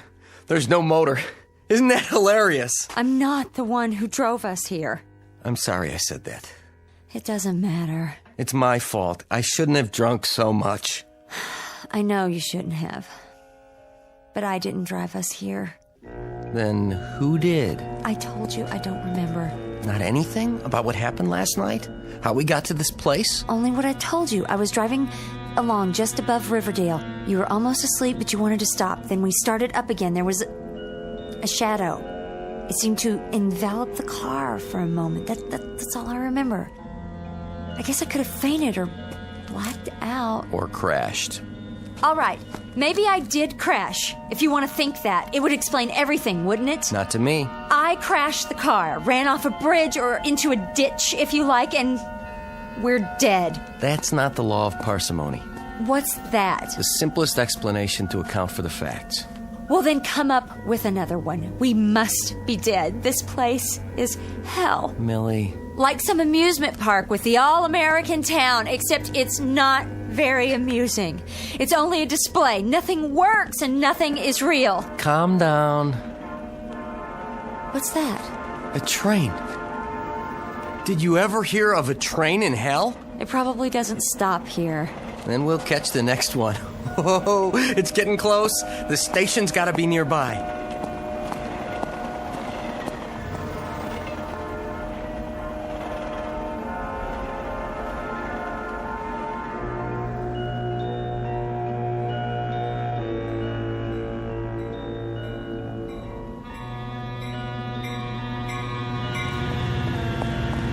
Here she comes. Is it real? Sure is. It's slowing down. Honey, we're going home. I can't believe it. Hello? Where have you been, you great big beautiful train? Oh, isn't it a beautiful train? The most beautiful train I ever saw.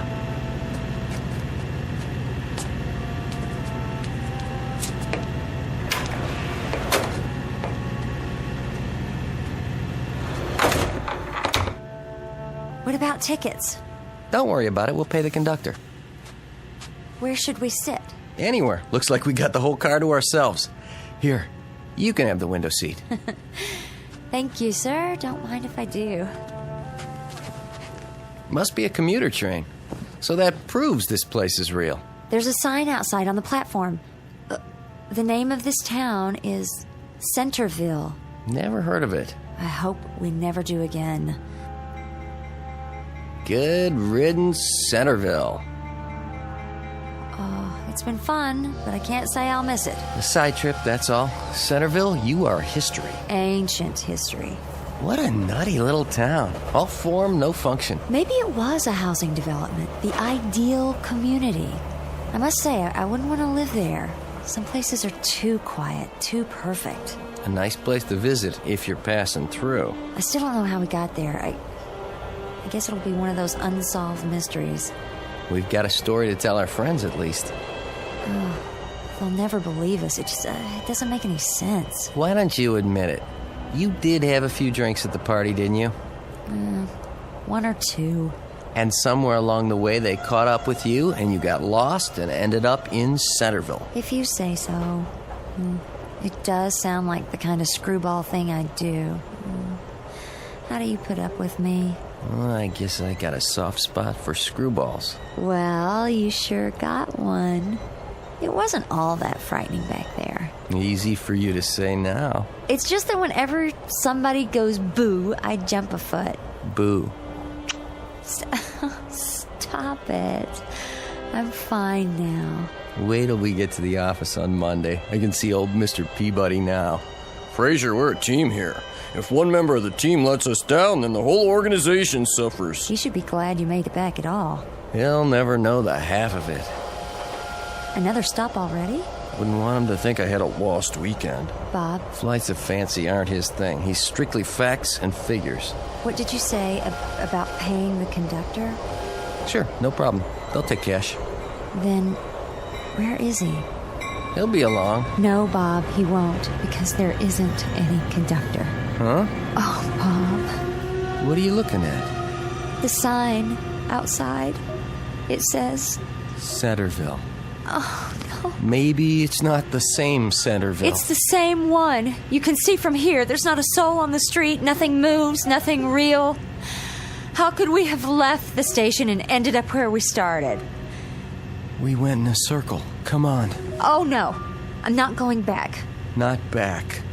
We're going to walk straight down Main Street, and this time we're going to keep on walking. Until what? Until we're out of hell.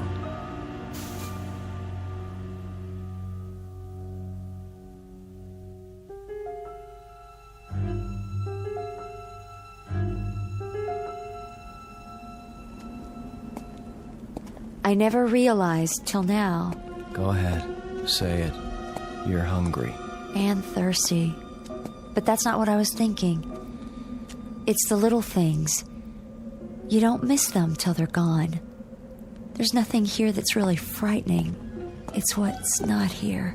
Like people, cars. Besides that, no dogs, no birds, not even an airplane in the sky, not a single cloud. At least the sun's still there. Yes, but for how much longer? Nothing we can do about that. We can run. Could you?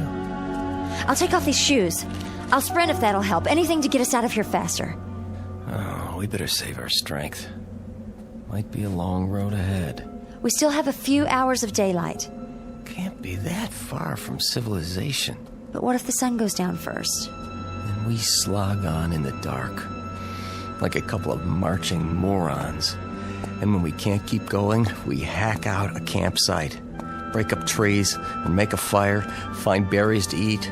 Pine cones, grass, nettles. Whatever it takes, they are not gonna scare us or starve us out. Bob, who are they? Something tells me we're about to find out.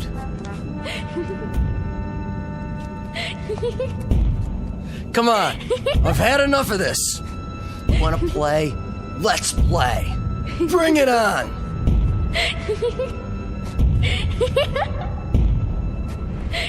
No! The sky's getting dark. Bob, we have to hide. Don't make a sound. Don't move. They'll see us. She'll see us. She? Yes! Her hand, Bob! It's huge! Oh, my... What are you... Hey! Put us down! Hold my hand, honey. What are you doing, dear? Playing. The model town again. You never get tired of that, do you? No. And your little pets. Be careful with them now. Daddy brought them all the way from Earth. Can't I play with them, Mommy? Oh, please? After lunch, dear. Put them away, then wash your hands. All right.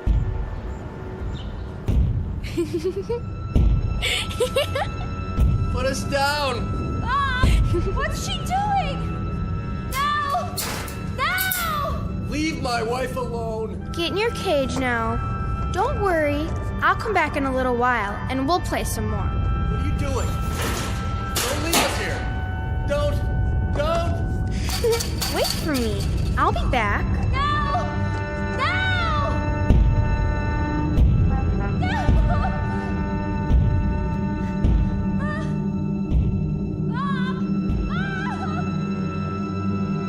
The moral of what you've just heard is clear.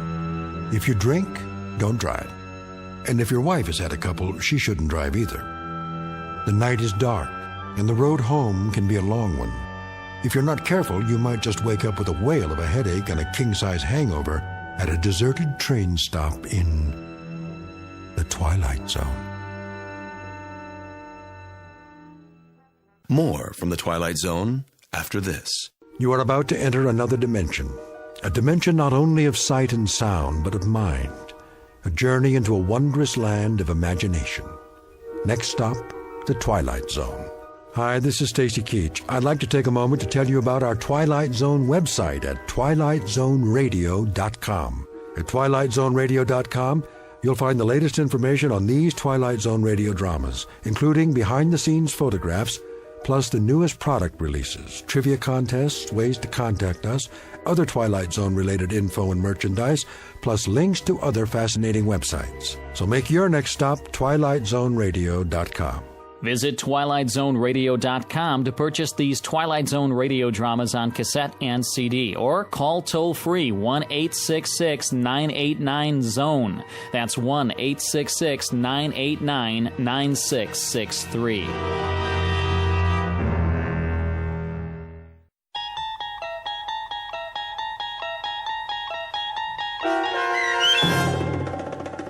Stopover in a Quiet Town, starring Stephanie Weir, with Stacy Keach as your narrator, was adapted for radio by Dennis Etchison and written for The Twilight Zone by Earl Hamner Jr.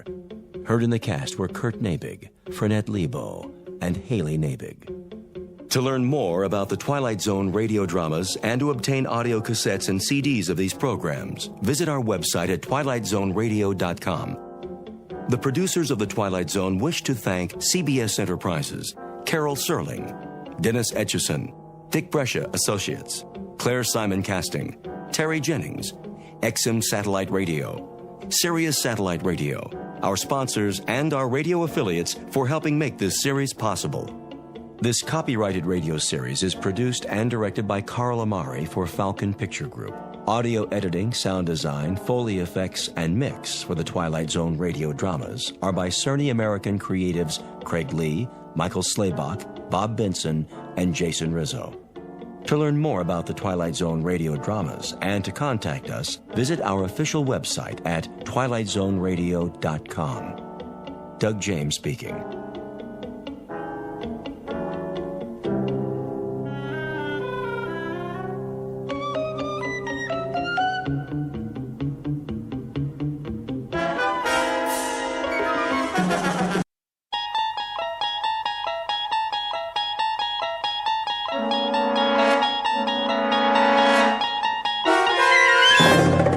You unlock this door with the key of imagination. Beyond it is another dimension, a dimension of sound, a dimension of sight, a dimension of mind. You're moving into a land of both shadow and substance, of things and ideas. You've just crossed over into the Twilight Zone.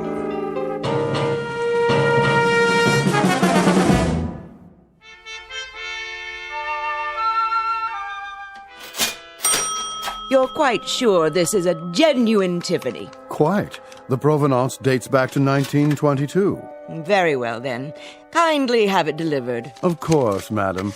Will that be cash or charge? Put it on my account. Very good. I can deliver it to your home by, let me see, Thursday at the latest. But I simply must have it tonight. I've invited the girls over for bridge. The girls. I see. Oh, Robert. Yeah?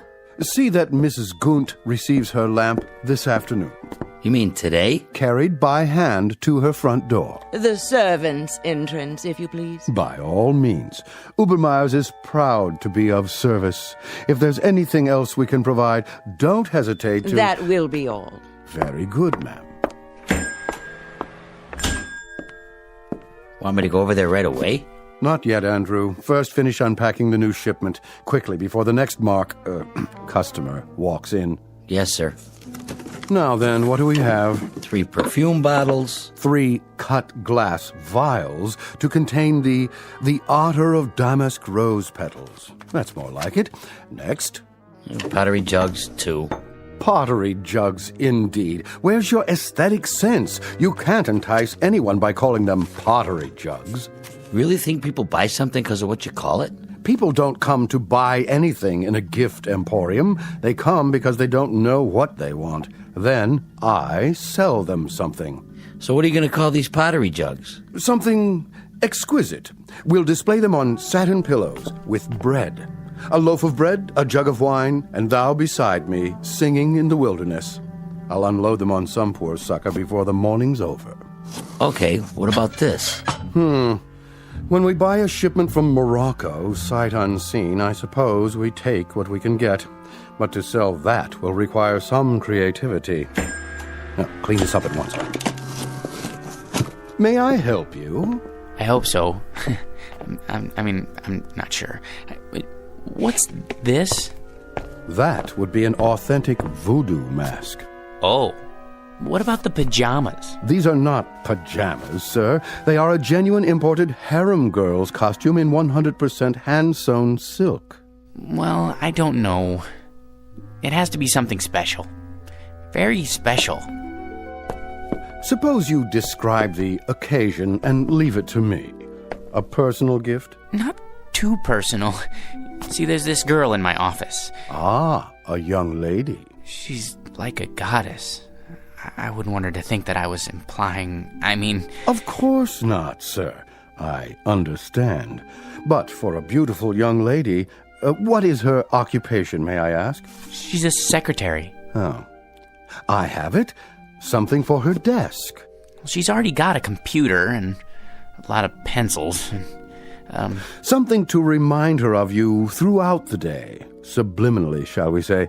Now, as to price, would $100 be too extravagant? 100? But of course she mustn't feel bought.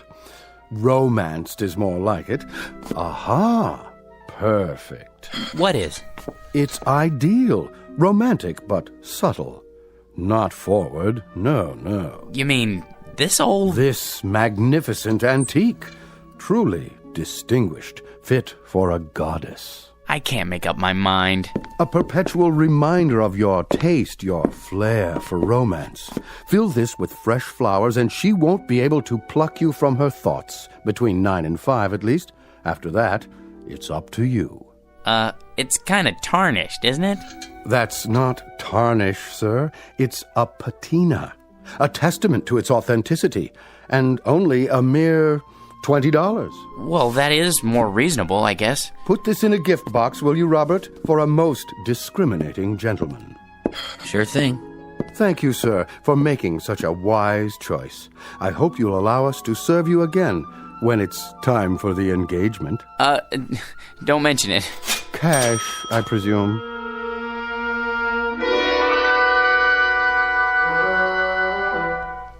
Meet Mr. George P. Hanley, a man life is always treated without deference, honor, or success. Waiters serve his soup cold. Elevator operators close doors in his face. And mothers never bother to wait up for the daughters he dates. For George is a creature of humble habits and tame dreams, a square peg in a square rut, and the living embodiment of what's commonly referred to as some poor sucker. He is, in short, an ordinary man, but at this moment the accidental possessor of a very special gift, one that measures men not against their accomplishments, but against their deepest desires. The kind of gift most of us might ask for, then learn to regret. If, like Mr. George P. Hanley, we were about to plunge headfirst into our own personal Twilight Zone. And now, The Twilight Zone and our story, I Dream of Genie, starring Hal Sparks, with Stacy Keach as your narrator.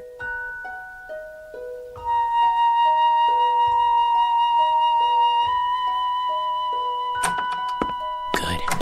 Everybody's still at lunch. I'll just leave this on Anne's desk. No card. She'll just figure out who it's from, right by her keyboard. No, a little to the side. Oh, maybe on her chair. No. Oops. Better put this away for now. Where? In my drawer.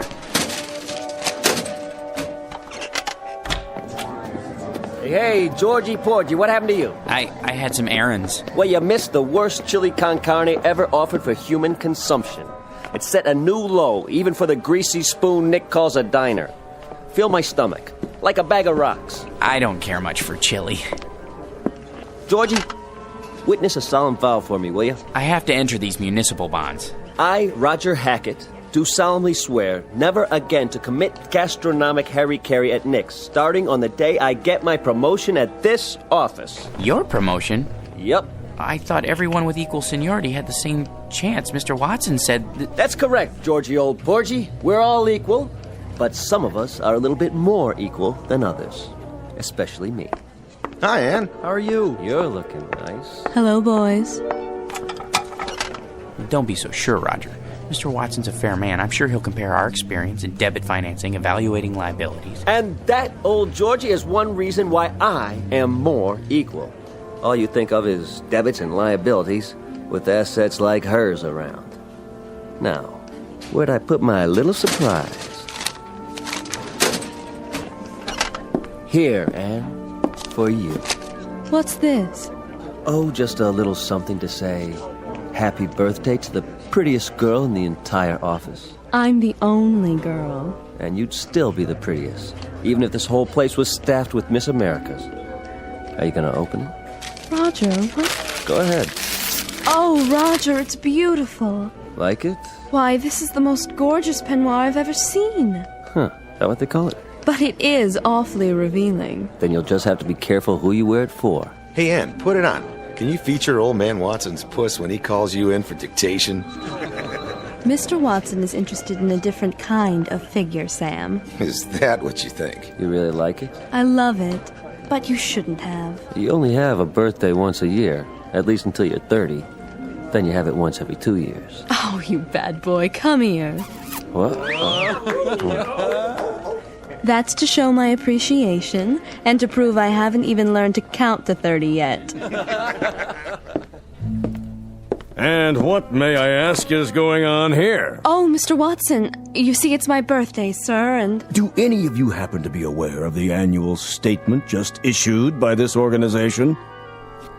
No one?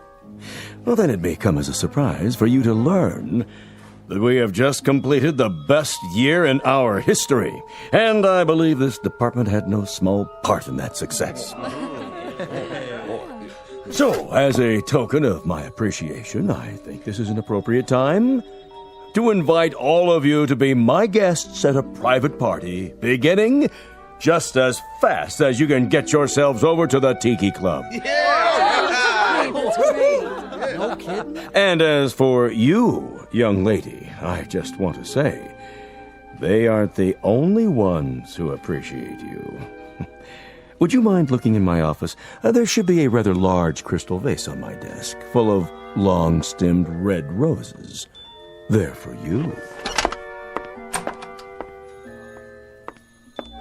Oh, they're lovely, Mr. Watson. You're a doll. See you all at the Tiki Club.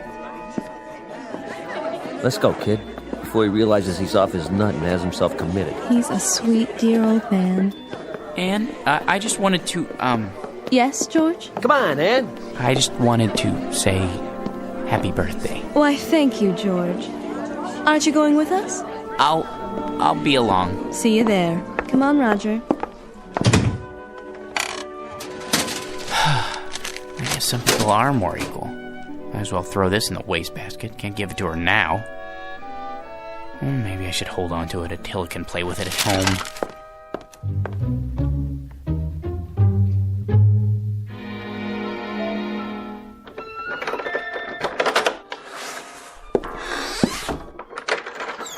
Hello, boy. Have a good day. Yeah, mine was lousy, too. You know what they all think I am, Attila? A #1 jerk. And they're right. What a job title, huh? George P. Hanley. Jerk. Take it easy. There's nothing to worry about in the package. Come on, I'll show you. See? It's only a box with a beaten-up old lamp in it. A magnificent antique. Yeah, right. Probably came from a junkyard. Well, if being a jerk is my calling in life, at least I'm good at it. Look, it's so tarnished it's almost black. That's telling him. Well, let's clean it up and see what it looks like. I just used my necktie. It needs to be dry cleaned anyways. What in the... Easy, Attila.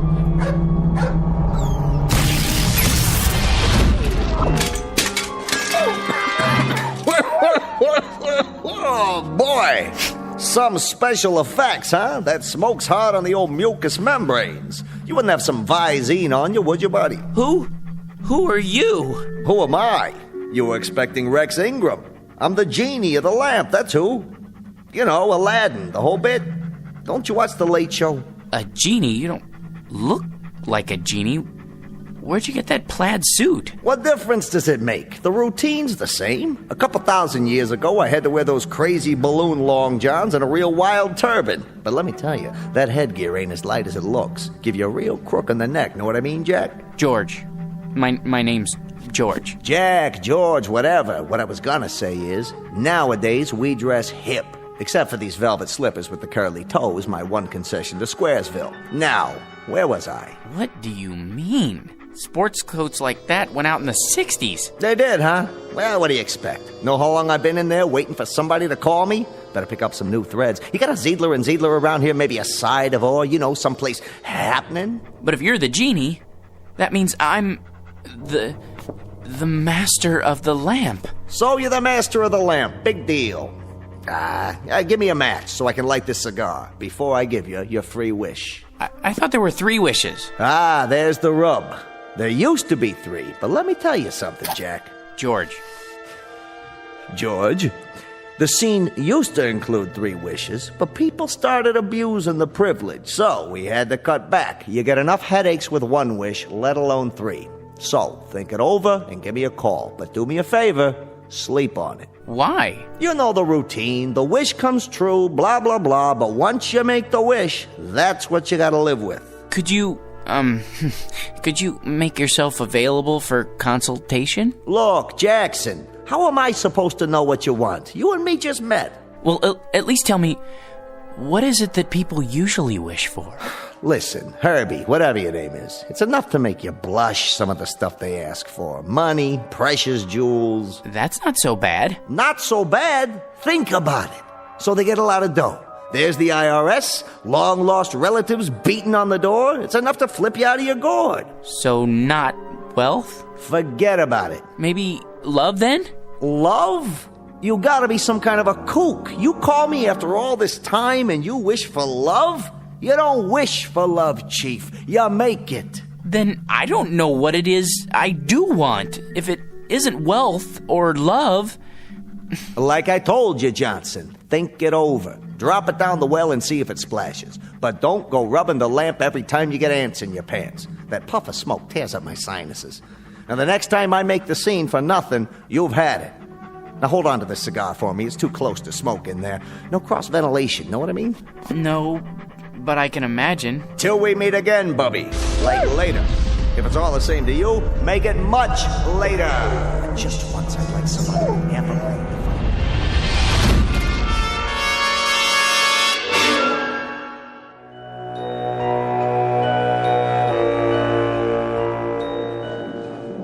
All right, everybody. Places, everybody. This is a run-through. Stand-ins, please. Positions. Lighting. Lights on. Camera. Ready with a camera. Excuse me. Hey, buddy. Don't you know this is a closed set? It is? Who let you in here? They said it would be all right. I'm George Hanley. Who? Her husband. Miss Alexander's, I mean. Oh, yeah. Haven't seen you around here in a while. It's been months, actually. Well, this is the big one, huh? I beg your pardon? The last shot of the picture. Once we get this one in the can, it's a wrap. It is? Say, can I ask you a question? What's that? What's it like being married to her? Well, I don't really know. That is, Man, I sure wish I was you. You do? You lucky stiff. Yeah, I mean, yes. I guess I am. Where is she, by the way? Anne? In makeup, where else?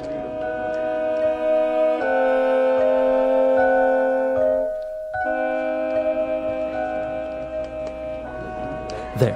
Here's the mirror, Miss Alexander. Well? I suppose it'll have to do. I blended the MAC lip gloss with the NARS shadow for an ultra-moist look.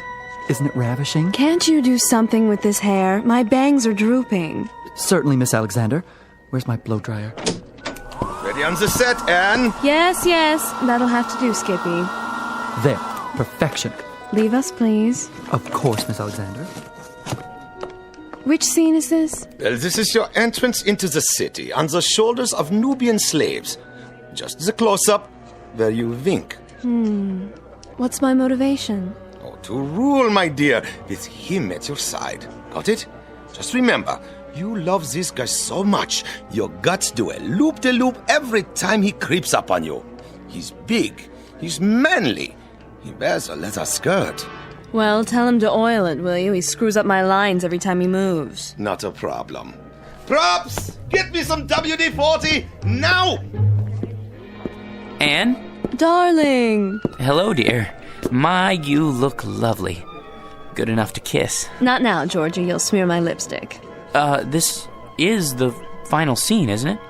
It's been such a long grind. It sure has. They said you could take a few weeks off, but that was 6 months ago. We can still take our honeymoon. That is, if you want to. Do I? Careful with the hair, Georgie. Sorry. They don't pay me to look ugly, sweetiekins. Besides, anticipation is the real joy. Isn't that what they say? They haven't been waiting for 6 months to take the most beautiful woman in the world on her honeymoon. Places, people. This one's for real. It won't be much longer, I promise. Just think. No more crawling into bed with a script so you can study your lines half the night. After today, no more getting up at 4:30 in the morning to go to the studio. And when we get home, you can take a nice hot bath. Maybe even let me wash your back. And then first thing tomorrow, we leave on our cruise. But darling, have you forgotten? Forgotten what? The wrap party, here on the set. There will be 1 million photographers. There's no point in going home. Not tonight. Not tonight, huh? Sure, Anne, I understand.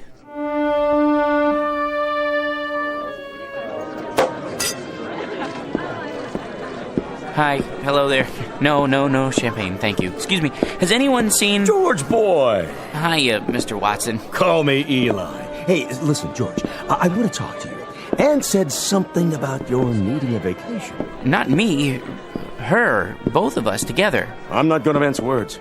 I want Anne to star in my next picture right away. It's a guaranteed smash. Not a chance. What's the matter? Money? Okay. I'll double her salary. It's not the money, Mr. Watson.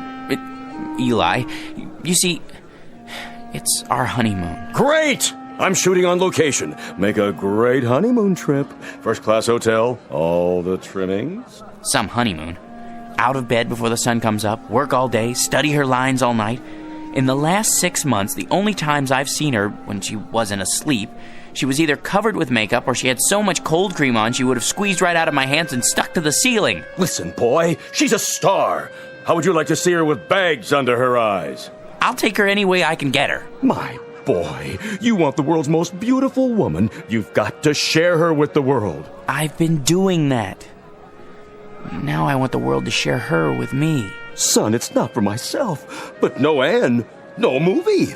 You know how many good people will hit the unemployment line? Actors, grips, prop men. They've got wives and sweethearts, too. They've got little ones. They've got mortgages and sports cars to pay for. Can't you get another star? Not like Anne. Millions of plain folks all over the world wait for her pictures. Little kids count their pennies. Mothers go without lunch. Brave men sacrifice the tiny luxury of a cigarette just so they can buy a ticket and escape the drab drudgery of an uncaring world. Just by watching Anne up there on the silver screen. Really? For them, George, the salt of the earth.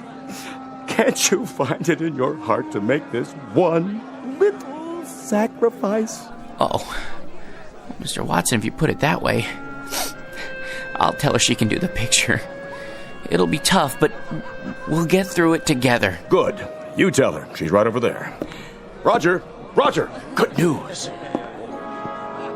Ladies and gentlemen, I'd like to make an announcement and a toast to the brightest star, the most exciting leading lady, the loveliest woman in the world who has just agreed to star with me in Eli Watson's new film, Beowulf, the greatest epic ever made.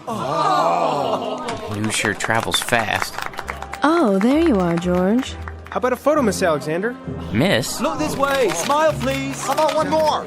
I'm her husband. Oh, the two of you this time. Put your arm around. How about a kiss? A kiss? Sure. Watch my hair, darling. Move right in, Roger. Put your arm around her. Excuse me, George. You don't mind, do you, old boy? I think I need a drink. Champagne?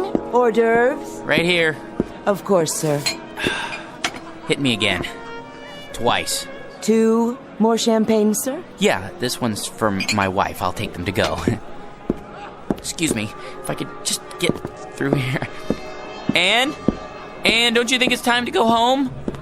Anne, where are you? She went that way. I don't think they want to be disturbed, though. What? Anne? Aren't you glad you stayed tonight? Don't be so egotistical. I had to be here. Sometimes I don't understand you. You're not supposed to. That's a woman's prerogative. I know, but why? What's his name? George? He's the perfect husband. That absurd little mouse? Why do you keep him around? A handy excuse when I need one, and when I don't, no problem. I'll spoil your makeup. Oh, who cares? Anne, your lipstick. George? Are you still here? Sorry, old boy. Just congratulating my co-star. I think we'd better be going. You go ahead. You should be home anyway to feed Attila. Attila? Yes, George, and he needs his walkies. Do be a dear. You want me to go home because of Attila? Be a good boy and run along. Roger will drive me home later. Won't you, Roger? With pleasure. But Attila's a dog. Aren't I more important to you than Attila? I mean, Attila?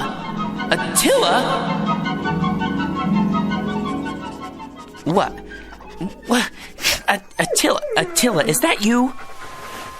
Oh, phew. What a dream. Oh, boy. Yeah. You know something, Attila? That's the trouble with a guy like me. Having something I want that much only means that it hurt that much more when I lose it. If I had a wife like that, well, I would lose her. Might as well face it. You still love me, don't you? Thanks, boy. Well, at least this makes the choice a little easier. Now I've only got to choose between the 2 other things I've always wanted. Money and power.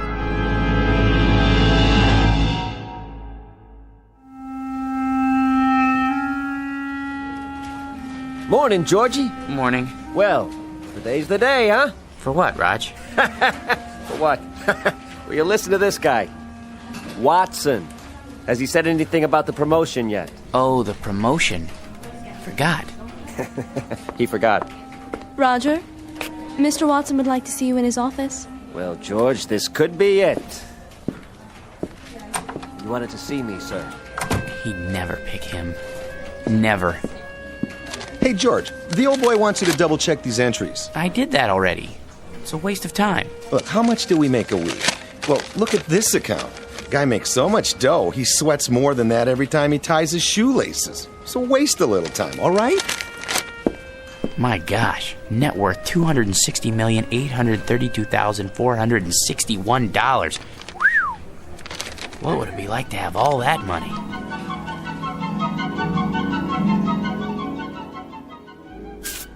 Here we are, sir. The George P. Hanley building. Thank you, Roger. Will you be wanting me for lunch, sir?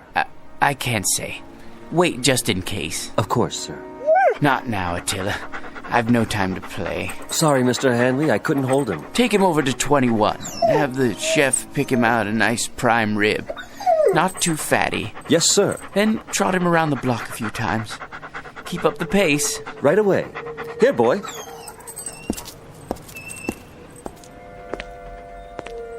Paper! Get your morning paper! How old are you, son? 9, sir. 9? I see you every morning. Aren't you missing school? Oh, no, sir. I wouldn't miss school. I get up at 5 for my papers, and then I go over to PS 31 for the afternoon session. Incredible. What about your parents? My mom is dead. My old man had a store, but it went broke. Sorry to hear that. I'll have a paper. Golly, I can't change a $100 bill. I didn't expect you to, son. Gee, thanks.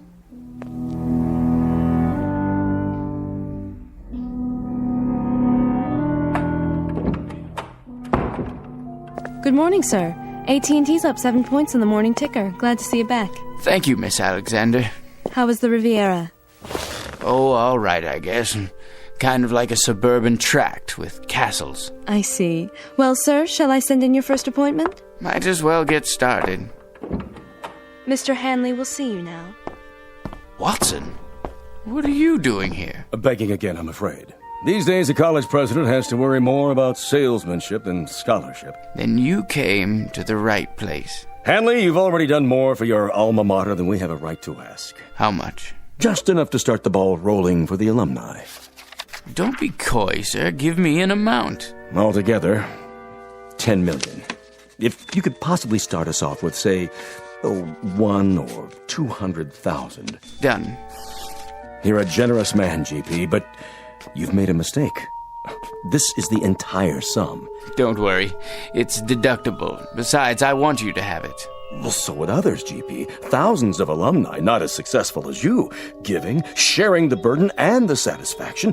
It's the cement which binds them to our institution. I only wanted to help. I can't accept this. Send me a check for, a few $100,000. Very kind of you. Don't mention it.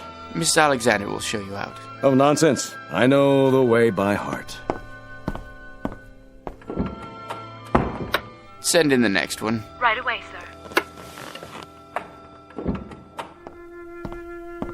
Hello, Masters. Well, Mr. Hanley, ready to add to the old empire? I suppose so. I brought along a few new catalogs. I thought I already owned one of everything ever made. Can't keep up with Yankee productivity. We have to buckle down and do some serious spending. Is that really necessary? If we don't, the government's liable to invent a new tax bracket just for you. Now, here we have an attractive little yacht. Already have one. A 94-foot job up at Newport. This one makes it look like an absolute dinghy. You know, Masters, there's no fun left in buying things anymore. Once I looked forward to a second-hand car like a kid waiting for Christmas. Now there's no anticipation, no hunger. Oh, perk up. I used to enjoy the little things. An ice cream cone, a ball game, going out for a walk in the park. Now people run up and ask if I'm going to subdivide it. No, I've had it. Sir, that's un-American. Think of all the men living on blue sky and a prayer who depend on you for their daily commissions. They have little ones, mouths to feed. Mr. Hanley, you can't stop buying. Please see yourself out, Masters. If you're absolutely positive, sir? Out! I don't know who let them in, Mr. Hanley.